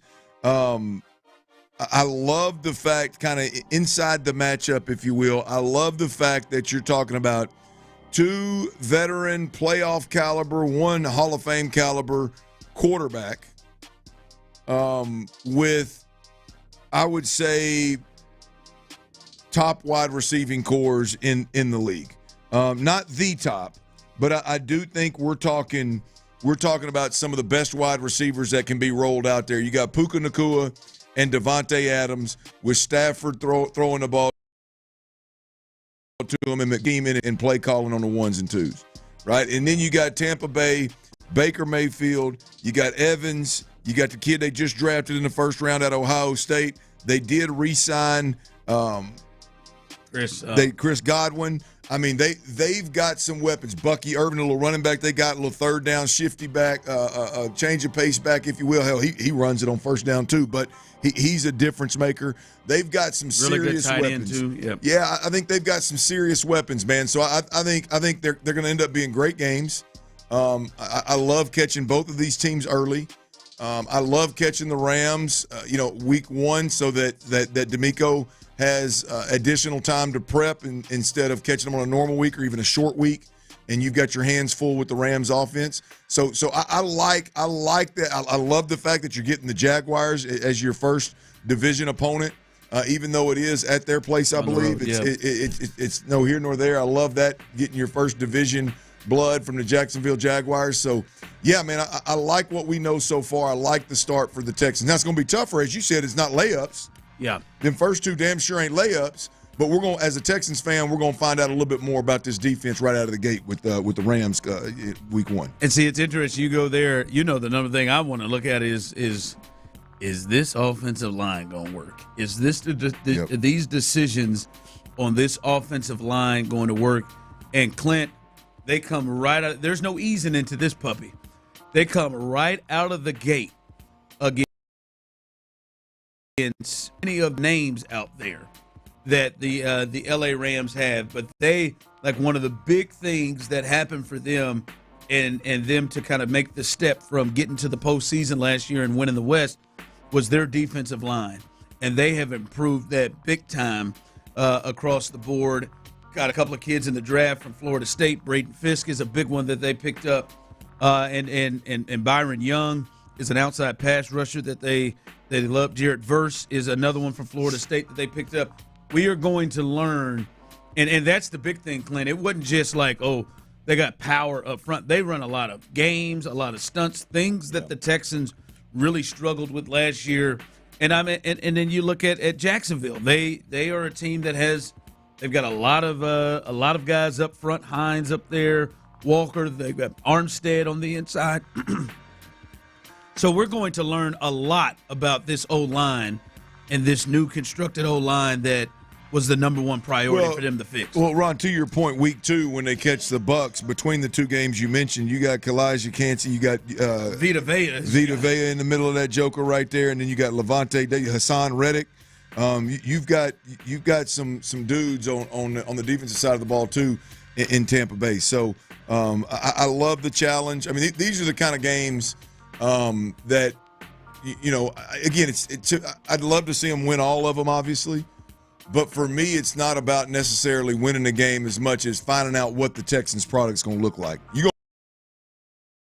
going to get challenged in the Rams, and we'll know a lot more about our team, win, lose, or draw. We'll know a lot more about our team, the weaknesses, the strengths, pretty early this season. Yep. Yeah, and there's some entertaining games. 4 primetime games thus far, Clint. 4 thus far. I said 3 or 4 at first, but then started getting a little like, hey, what's going on? Like, we're not seeing a lot of them involved in all of these primetime games they were letting off. There was no chance they'd be shut out, but nothing like that. But then the thought of, like, maybe 4. They had 6 standalone games last year. Maybe that drops down. They may have 6 again. We'll see. They've got 4 right now, and there's still some games that haven't been released on the schedule. But 4 primetime games, Clint, that feels about right, fair. Maybe they get a 5th. Or maybe they get 2 more, but that feels about right there. 8 games have been released. 4 of them are prime time. It wouldn't shock me if there's not another one out there, another 2 of them out there. And look, it goes to show me, like, there's several things that we're going to be able to surmise about the Texans moving forward. Is, what is the national narrative around the Texans? I thought that personally, I believe there's some shine that has diminished with the Texans. Clearly, according to this primetime schedule, the schedule makers don't feel that way. No. It's I don't know if they get to 6, but 4 of the first 8 games at league being prime. Good for them. No, so it should be, as we said, we will continue to update you when we get any new additions to this schedule. There are still several teams. We don't know. They play the Niners. We've not seen that game listed or reported. They play the Ravens. Have not seen that game listed or reported. They've got a rematch in the playoff game against the Chargers. We have not seen a report. Those are all games. Hell, if Seattle in Houston could be a Monday Night Football game, hell, any of those games could be an additional primetime game. So a lot to get to here as that thing continues. We will let you know up until 6 o'clock what we have found and what we see here. All right, coming up as we continue to ride here in the drive, 5 o'clock fire, a little 5 o'clock fire, as we'll get you ready for tonight's game, the latest here with the Astros, the lineup, and get you ready with Colton Gordon, who's going to make his MLB debut. As well, the NBA playoffs tonight. 2 series that could get closed out as Minnesota and the Knicks have a chance to move on, and Derrick Henry continues to defy the odds when it comes to running backs. We'll discuss all of that coming up next. All right, y'all. For 8 years now, man, QC Kinetics, they've been the nation's leader in non-surgical relief for joint pain, man, with over 50,000.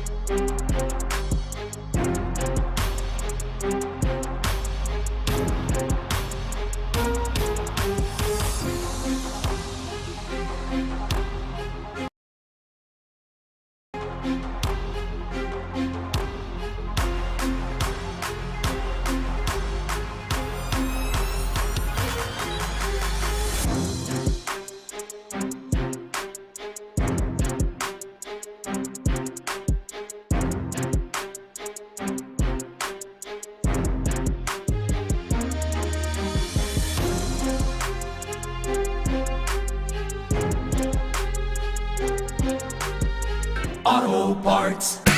KILT FM HD2 Houston. Insider access, exclusive content. Sports Radio 610. The Texans play here. An Odyssey sports station.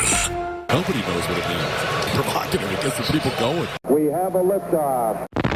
Sports Radio 610 presents The Drive with Stoerner and Hughley. It's the 5 o'clock fire. It is 5 o'clock. Congratulations. Hopefully you're off work. Luckily for you, old dirty show and Psycho T, a.k.a. T-Mill, have the latest. And the latest is the rubber match tonight as the Astros and Royals have split the first two games of this series. They will play the third one coming up tonight. We will be in attendance. When I say we, myself and Tyler will be in attendance out there tonight as Colton Gordon makes his first major league start tonight. Big sweet. What'd you say, Clint? Fifth pitcher in the major league in the Astros organization over the last 2 years to make their major league debut. 5 times it's happened. This is the fifth one. Times. Yeah, so they'll get the lefty. He will go tonight to see if he can try to help the Astros win this series. The lineup is out tonight. We'll let you know who is going to be swinging the sticks in front of him to try to help him get this win. They're leading off with Jeremy Pena. Altuve's in left. Paredes, who had the big walk-off last night, is batting third with Walker. Diaz as the DH. Caratini is catching Myers.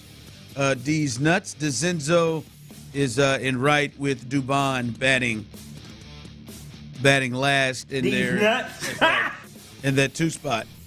So they will run it back again to see if they can get another dub. Update injury-wise, Jordan is getting close but not able to go tonight. Spencer Arrighetti has the broken finger, if you remember the very odd way he was injured. He is still working through it. There is no timetable at this time of when he will come back, but they say he's feeling better. So that is the latest there. And Clint, this is as we talked about, this is a stretch for the Astros where the outside of this series against the Royals, they're playing teams that either are below 500 or right at it, and to see if they can take advantage of this stretch ahead of them playing the first series against the Reds. This will be a big one going towards trying to continue to get consistent and win some of these series. Well, I think they've weathered the storm of a super slow start for the entire lineup, with the exception of how Altuve, I think, came out of the gate. They've weathered that storm nicely. Now you've got some starting pitching injuries that are an issue. Now you've got Yordan Alvarez, which is an issue. They've weathered the storm nicely, being above 500, much better than they did last year. And you got some guys that are going to be critical down the stretch if you're going to have success in the playoffs that have started to step up. Now, tonight we'll see if they can pull a rabbit out of the hat. No Yordan Alvarez, this Colton Gordon kid making his major league debut. That has not gone well for a handful of pitchers. Unfortunately, I can just, every time I think about major league debuts, Astros pitchers, I think about their families being devastated in the stands. Have they all been rough? Oh, it's been rough. No, they ain't all been rough, but there's been 2 or 3 of them that have been. I don't remember the good ones. I don't remember the ones that weren't just absolutely. I'm having a hard time because I remember Blaine Henley.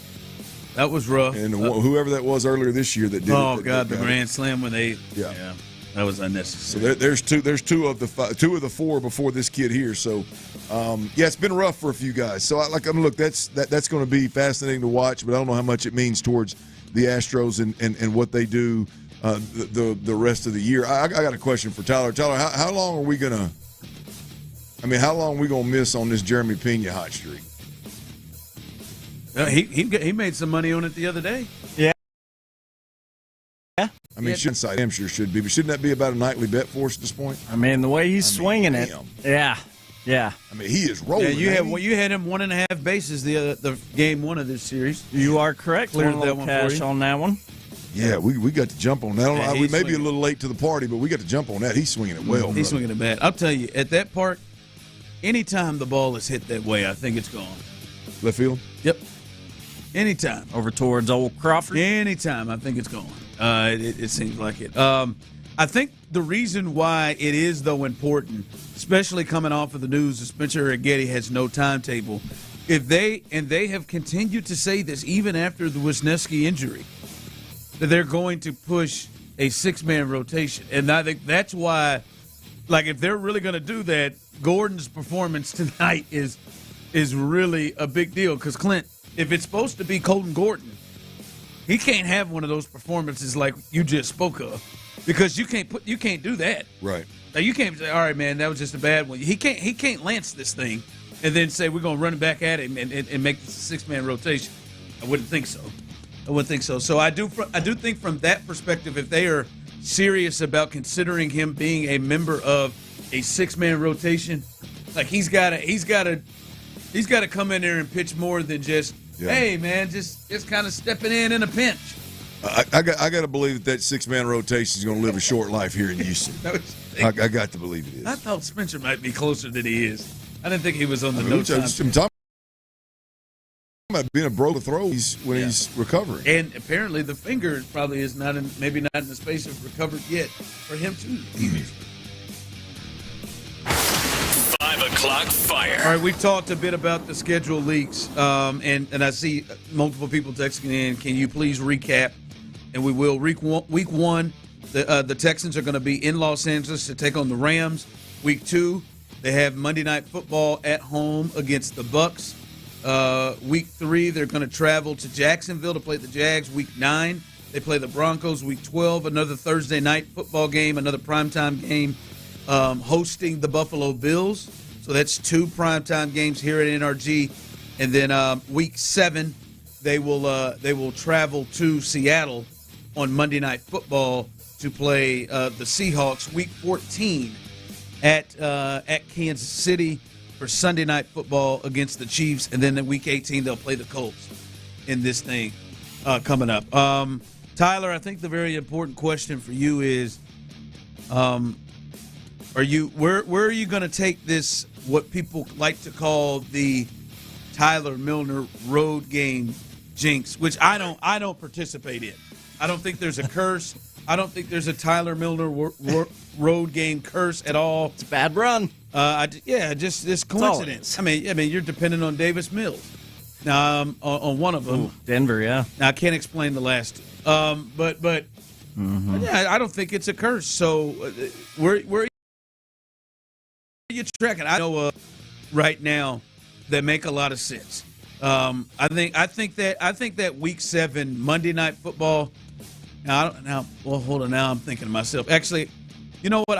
I'm against the Monday Night Football one now.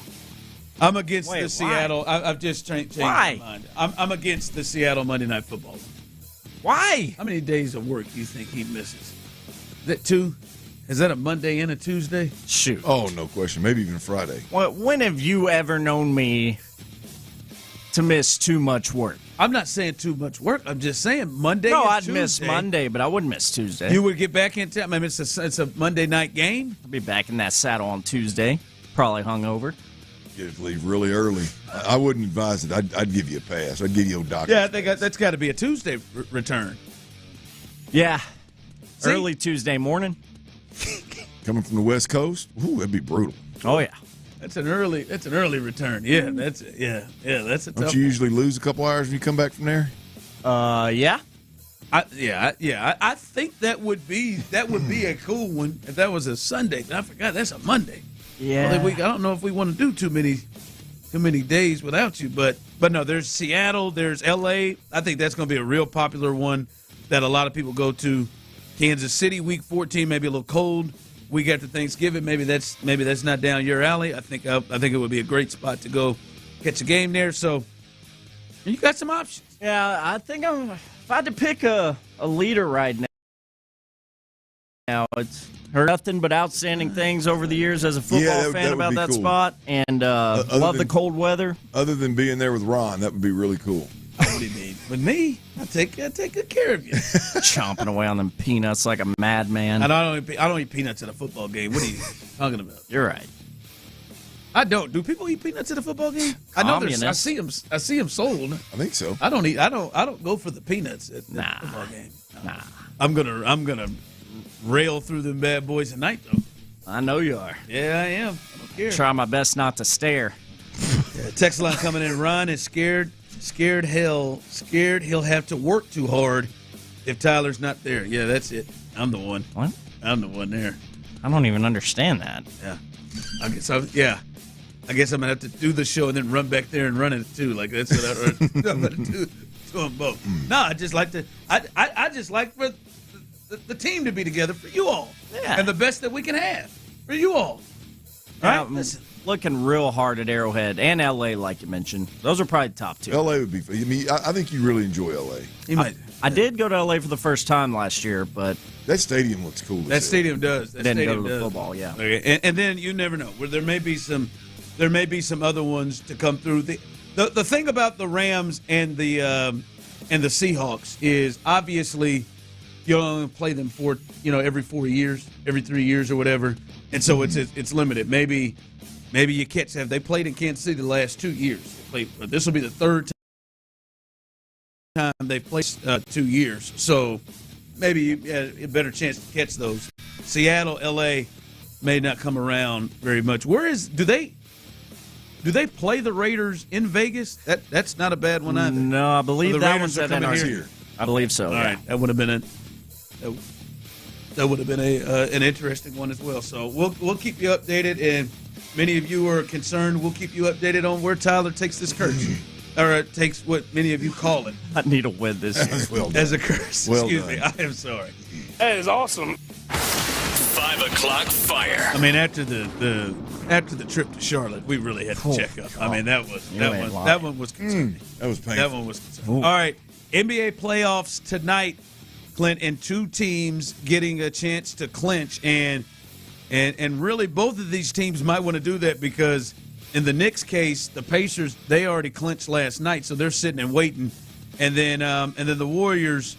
They're done. Steph's not being able to play. Hell, they've now even said they're not even certain Steph could play Game 6 if they had to play that one with the amount of days they're going to have off.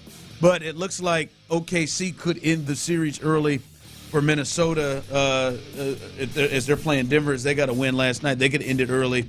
So Minnesota and the Knicks may want to get this thing over with right now tonight. Let's start with the Knicks and the Celtics. Obviously, we know Jason Tatum is out, and this is a game. Their best player is going to be out, and the Knicks can kind of. Do you think the Knicks are the best thing that the NBA has going right now? Like when you think about Steph is injured, and obviously Tatum is out. There's no LeBron. There's no Luka. There's no, other stars in the league right now. Does it feel like that the Knicks are the best thing that the league has going right now? Yeah, I mean, it's got to be one of them. I put OKC up there with them. I mean, the small market team that's kind of done it unconventionally without going out and bringing in a bunch of high-priced superstars. That turns me on. I mean, I know I'm not like most NBA fans, I guess, but that turns me on. But yeah, look, the Knicks are. The way in which this series they have gone in there before Tatum got injured and just put it to the Celtics has to be the biggest story in the NBA. And then this Brunson, the small man that gets it done at the end, that is not just a great player, but unbelievably clutch. And then obviously it's the Knicks, man. The history there, I think, is really cool. So it's got. I'm gonna tell you, I'm not one to want to go watch Knicks Celtics typically. This is a series that I've been dialed into more so than anything Rockets. And even with Tatum out, before. I am still intrigued by this. Yeah, I mean, I am. The Jaylen Brown thing is fascinating. On the other side of it, I don't expect him to be able to bring the Celtics back from a 3-1 deficit, but I am fascinated and I am interested to see what Jaylen Brown looks like in that Tatum role, where he's got to be Batman now instead of Robin, and what does that look like? So I think there's fascinating storylines, with all of them. I'd imagine they may shoot 83s tonight. Celtics light it up. Just get them up. No, I think the Knicks. It's they have this weird deal of being the biggest market team, but somehow being the lovable underdog. And I don't know that the Knicks normally play this role. they've got not to this extent, but they've got a Cubs feel to them. Like they haven't won it since the 70s. It's been a long time. They look, and then they've got this, as you said, Jalen Brunson, the smallest guy on the floor, arguably, that is the most dominant player, and he just feels like an underdog player. So, I don't know. Like right now, they're staring. Yeah. They're staring OKC versus Minnesota and just from a television perspective and history perspective, like those aren't teams that you're looking at to have the Pacers, OKC, and Minnesota in your conference finals, the potential to go to the final. I mean, they're staring down the fear of Indiana and Oklahoma City final. Like I think that scares them to death. And like if you could get the Knicks and Anthony Edwards, I think that's probably the best scenario they have right now. By the way, your boy Draymond got fined $50,000 because he questioned the integrity of officials. It made me smile for him to get fined, boy. He's a tough watch, man. He is. They nailed his ass for $50,000. You think the Celtics win tonight, 4-6, Game 6, without Tatum? I think they're cooked at home. I think they're done. I think they're cooked in Game 6. I think it takes one more, huh? I think they're going to hit about 25 threes tonight. I think they're going to shoot the hell out of it, and they're going to hit threes. So I like them. And then I'm sorry.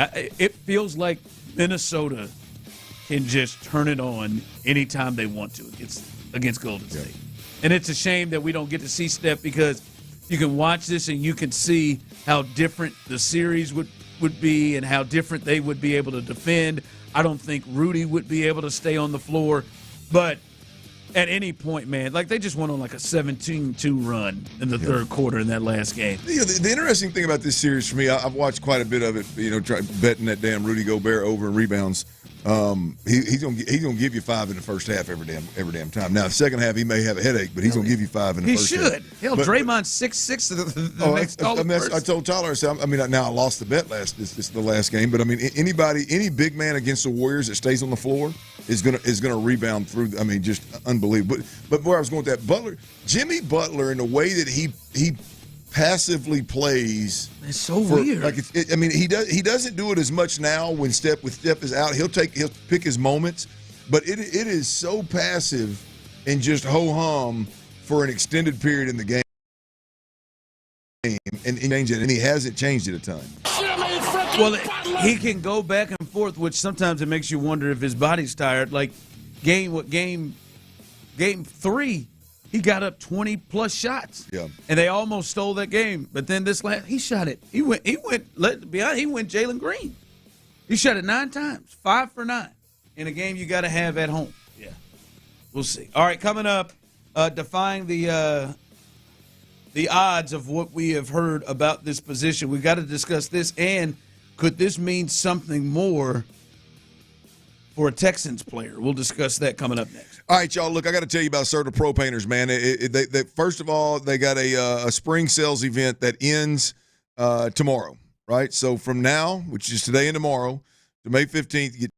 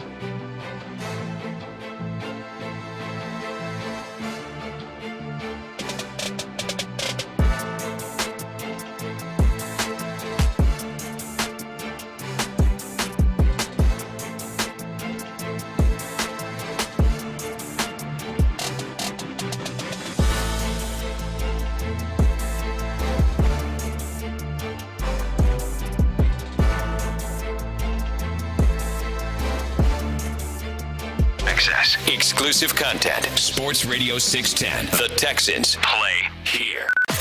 Sports Radio 610 presents The Drive with Stoerner and Hughley.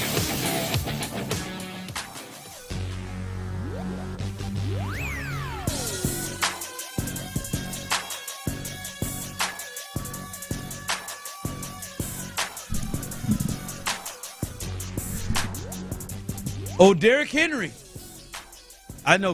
Tyler's probably losing his mind at this thing. As we know, Tyler is still, and I love it, man. I love it. Dig in those heels. Tyler is still on the no exception. Do I pay running back? The agency and pay running backs. We're in the draft. Like, what round is acceptable for you to draft a running back? Would you draft one in the first round? No. 2 at best. Probably more like third round or later. Third or later. I mean, you can get Woody Marks in the 4th. Exactly, and he's about to ball out. There you go. Bingo. And he's cheap. Told you, Ron. Hey, thank you, Tyler Joe Mixon's a third-round draft pick. Joe Mixon came in the third round. Yeah, Joe had a little, make some sense runny. over Joe here. had a little runny, and he'd have been a little earlier. Yeah, he would have been. Maybe a round. I love Joe Mixon. Yeah, me too, Bob. Boy, that got away from him that night. Well, the Baltimore Ravens, who have been a pretty good and successful franchise, they have decided to give Derrick Henry an extension. Today, a 2-year, $30 million extension that includes $25 fully guaranteed right now over the next 2 seasons, per Todd France at Athletes First. It is, Clint and Tyler, the largest deal in NFL history for a running back over 30 years old. And he is 31 right now. And he, first off, before we, get into this, Clint, he is somebody that I am not going to lie. If you have listened to this show, you remember, and I'm sure many of you remember, I thought he was going to slow down a good 3 years ago. Yeah. And he was still in Tennessee. I thought he was going to slow down. I remember that 1 year where games on the Texans, and maybe that wasn't just 1 year. I think that spanned over a couple of years. Even when it didn't matter, he still did it. Yeah, you're right. Tried to get to 2,000 yards. He was able to do it. But then he would just, he has just continued to go. And then that last year in Tennessee, when they had that god-awful offensive line, and he only ran, he only was the second leading rusher in the league and ran for 1,200 yards. We thought, well, maybe this is the slowdown. And then if it wasn't for Saquon Barkley, he would have been maybe the offensive player of the year. He would have been, I think he's 1,700 yards. He was going off with him. He is not slowed down like we have seen backs like LaDainian Tomlinson, other guys that hit that 30 mark, and you can see they've slowed down. He is still as dominant as he was 2 or 3 years ago, Clint. Well, look, he's obviously built different. You hear the stories about how well he takes care of his body and how he doesn't party, doesn't do this, doesn't do that. I would imagine that's going to add a couple of years to the expected career length. I would think that's going to add some time there. Then too, Ron, he gets into a spot, had 1,921 rushing yards, by the way, last year. Almost hit 2,000 again. Did he get to 1,900? Yeah. You put him in the same backfield now with Lamar Jackson too, Ron. Oh my God! You want to talk about Saquon obviously is the tip of the spear in Philadelphia, but the 1-2 punch I think is a game changer for a running back. You want to talk about a legit real game changer for a running back is when you can 1-2 punch with Lamar Jackson. It's a beautiful thing to watch. The way Derrick's built, obviously he's gonna last longer than most smaller framed backs, but yeah, man, it's a hell of a thing to watch. But as much well deserved, by the way. If you're gonna pay a guy $15 million a year, this is the one. But as much as he gets hit and lays punishment as well. Earl was a big guy too. You know what I mean? You're surprised those hits haven't completely taken its toll yet. It does seem like we have made a swift change. Now, Tyler has not changed, But it does seem like the NFL has made a swift change on how they view running backs now. We just saw Saquon. They tore up his deal after the year he had, and Saquon is 28, probably pushing towards 30 in a couple of years. Yeah. They tore his up and gave him new money. Derrick Henry, they're setting this. It feels like we were in that camp of like Tyler. Nah, man, you ain't drafting. Don't pay no running backs. Don't do that. Like Jerry just made a terrible decision what he did with Zeke.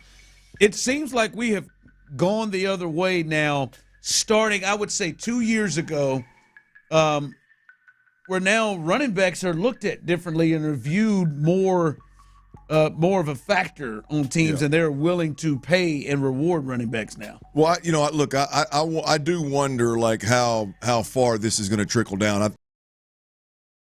I think when you look at Derrick Henry, you're looking at two otherworldly type players. I mean, these are two absolute, different human beings than most running backs that are out there. So I do wonder how much it's going to pertain to the rest of the running back room beyond these two horses in Derrick Henry and Saquon Barkley. We'll see. I've always thought there's a top 2 or 3, 4 guys that deserve, whatever money they deserve. Now, I understand the overall group of running backs not getting paid like some of the middling tight ends or some of the middling wide receivers get paid, but boy, the top notch guys, the top 3 or 4 guys in the league are going to get paid.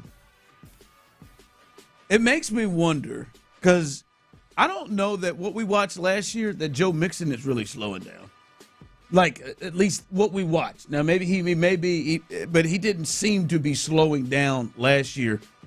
Do you think that there's a chance that Joe Mixon signs another extension or is here longer than his deal? Yeah, no. I definitely, I definitely think there is, Ron, and there's because he'll be 30 when this is up. Well, he'll be, and we've talked about this many times. There's no way that Nick and D'Amico don't see it. He is the only legit, proven alpha leader on this offense, and assuming that doesn't drastically change over the next year, I would think that he'd be a candidate, not just because he is a horse out of the backfield, but also because of his leadership qualities that he brings to the team. I think right now they're as important as his actual tangible ability. The other thing, I got to see. I don't know. I'm confused. Not confused, but I'm in a weird spot with Joe Mixon. I believe that Joe Mixon was used poorly last year. The fact that we didn't see more Dameon Pierce just to give Joe Mixon. He was overused. Yeah, and maybe it was the injuries. And not as much in the passing game either. Just not used effectively. That's one of the biggest, I think, knocks on Bobby Slowick, beyond the stuff we're not privy to, the communication issues and not letting your quarterback command the line of scrimmage.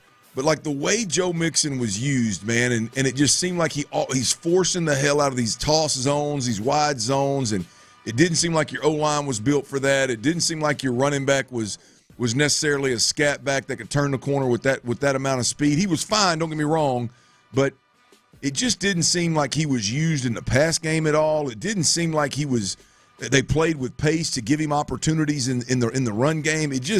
It was odd to me, man. I look back on it, I think Joe Mixon is so much better than what he showed. And that's not a knock on Joe. I think it was the system. And he was pretty good last year.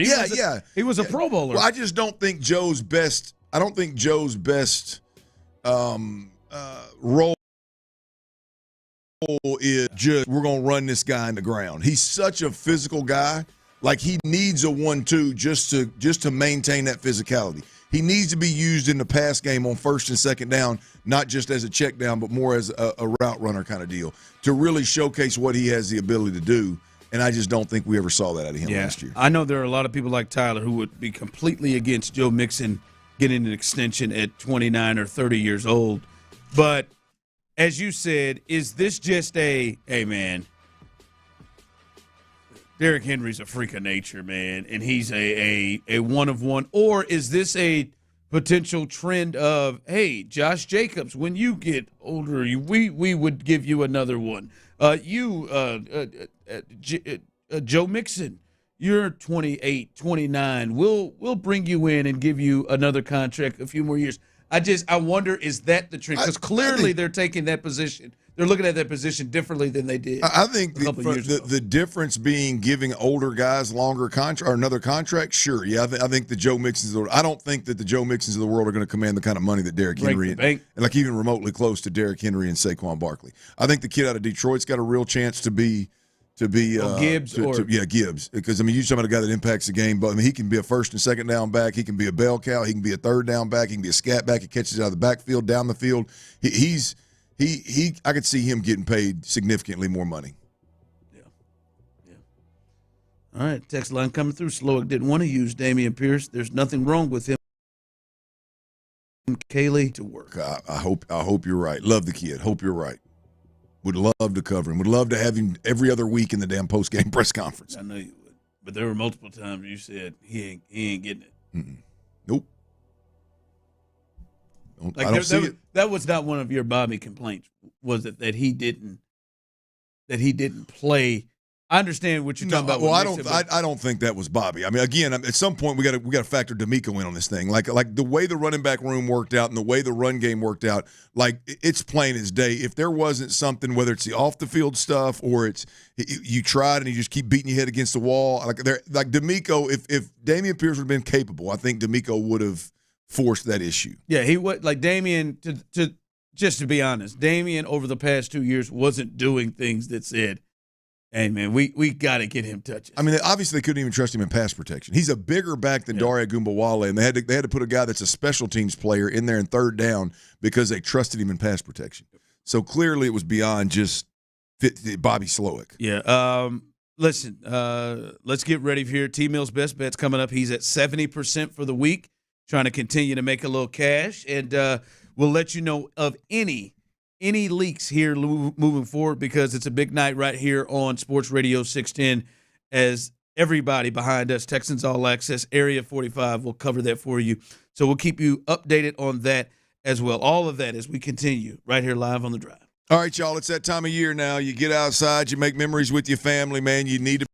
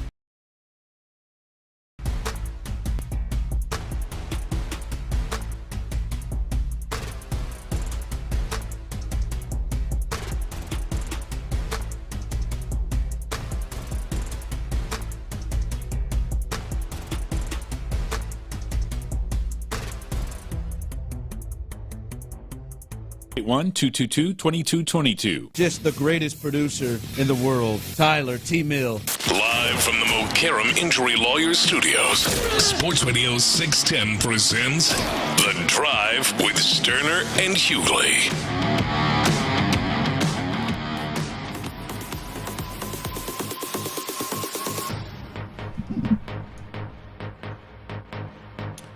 Make sure you stay with us right here throughout the evening on Sports Radio 610. Coming up behind us, Texans All Access. They will discuss the schedule and will be around as we're leading up to the schedule officially being out and released. And then after that, the fellas from Area 45, the best late-night sports talk show host on even days of the year,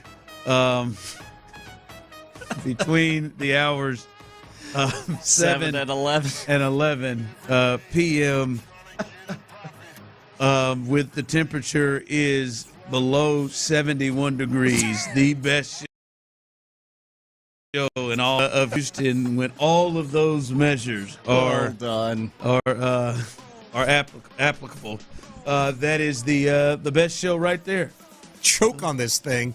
Yeah, I'm telling you, right there. That's why. What's the temperature today? It's under 73. 92. Oh hell. Where's Andy? Where you need him? It's 92. 92. So rough. Damn it. 78 degrees when I get off the air tonight. So, maybe not tonight, but yes, great show. But no, the fellas will break it down as at that point they will have the complete schedule, and they'll knock it down. I think Chris is in tonight, and Sean Bijani, and I saw Chris Santiago sashaying himself in down the hallway. So an old Chris Partee. Yeah, Chris Partee is in the building as well. So stay tuned for all of that as a big night that we'll go into tomorrow as we look at this full schedule. And speaking of the schedule, I will remind folks on the way out of the schedule, but that we have at least the leaks that we have up to this point. But I did want to make a note. Week 2, and we've been reporting this leak. Week 2, the Texans will play their first primetime game at home, hosting the Tampa Bay Buccaneers on Monday Night Football. That will happen week 2. That's not going to completely be a standalone game because there is a second Monday Night Football game the same night. The Raiders will be hosting the Chargers on Monday Night Football as well, so it should be a little bit later. I'm going to guess one is going to be on ABC, the other one's going to be on ESPN. And the Texans Bucks is a better draw. That's who's getting Joe Buck and Troy, right? I would imagine. I'd imagine that the Raiders and Chargers are starting later, and that feels like a good, who's that? Chris Fowler, Dan Orlowski, and Lewis Reddick. I think that's their second team. That feels like a Dan Lewis and Chris Fowler ball game, and that the Texans will get Joe Buck and hell, maybe none of y'all want Joe Buck, but we'll get the A-team, Joe Buck and Troy Aikman. Yeah, no, I got to think that Tampa Texans is the better matchup there. Yeah, I mean, I got to believe Herbert and Geno. It really gets you turned up in Vegas. No, the locale maybe the Vegas or L.A. Where is it at? It's in Vegas. I mean that may get it, but the two teams on the field, I'll take the Texans Bucks in that one. Yeah, I'd imagine that is probably where they go there. By the way, if you have missed it, this is the schedule of what we have. We'll check one more time to see if there's any more leaks from our little source. So no more leaks. That is the latest. What we have up to this point, and just updating those of you who are just getting in, as I've seen that throughout on the text line. Week 1, The Texans will start on the road just like they did last year. They will face the L.A. Rams. I know you're excited to intrigued to watch that one. Mm-hmm. That's a 3:25 start. They will then play Monday Night Football against the Bucs in the prime time. They will then play the Jags on the road as their first division game. The next primetime game, Week 7, against Seattle on Monday Night Football. They will have the Broncos. This is a playoff team last year, the Broncos, with Bo Nix and Sean Payton and company. They will face the Broncos coming up in Week 9. And then another primetime game in Week 12, Thursday Night Football against the Buffalo Bills. Week 14, they will go back to where their season ended in Kansas City and play Sunday Night Football against the Chiefs. And then Week 18 is the divisional game against the Colts. So that is the updated schedule right now for those that are just jumping in. And obviously, over the next couple hours right here on Sports Radio 610, they will give you the full schedule. Yeah, Texans All Access. Those guys will have they'll have it lock, stock, and barrel, no doubt about it. And they'll break it down. There's no doubt that you break this schedule, whew, you're gonna know everything you need to know about it. And I'm sure we'll hear a couple of more come out before 7 o'clock when that gets started, and then that's when Area 45 will take over. All right, let's make a little cash as Tyler 70% thus far to start this week. Little tripped up a little bit yesterday in the red, but that's why that 5 for 5 was a big start for Tyler. We'll be at the game tonight, by the way, and so I'm sure the Astros, will factor in on this. So what are your bets tonight? Yeah, I got five more baseball wagers for you on a hump day, one of which does pertain to our game we're going to in just a little bit over at Daikin between the Astros and Royals. Here are your 5 best bets. Need to get back on track. Reds minus a 1.5 tonight as they host the White Sox. We know how bad that team is. Braves minus 1.5 runs at plus 125. Really like those odds as they host the Nationals. I got Tony Gwynn Jr.'s Padres minus 1 run this evening as they play the crap-ass Angels. The Angels are rolling. I don't think they ever actually. That happens. And here's your 4th best bet tonight. This is where our game comes into play. I'm on the Astros money line. Let's go, Big C! Astros money line. I got it at minus 120 for this rubber match tonight against the Royals. And then lastly here, I got an under for you. There's a doubleheader going on today between the Twins and Orioles. In the second game of that doubleheader, I'm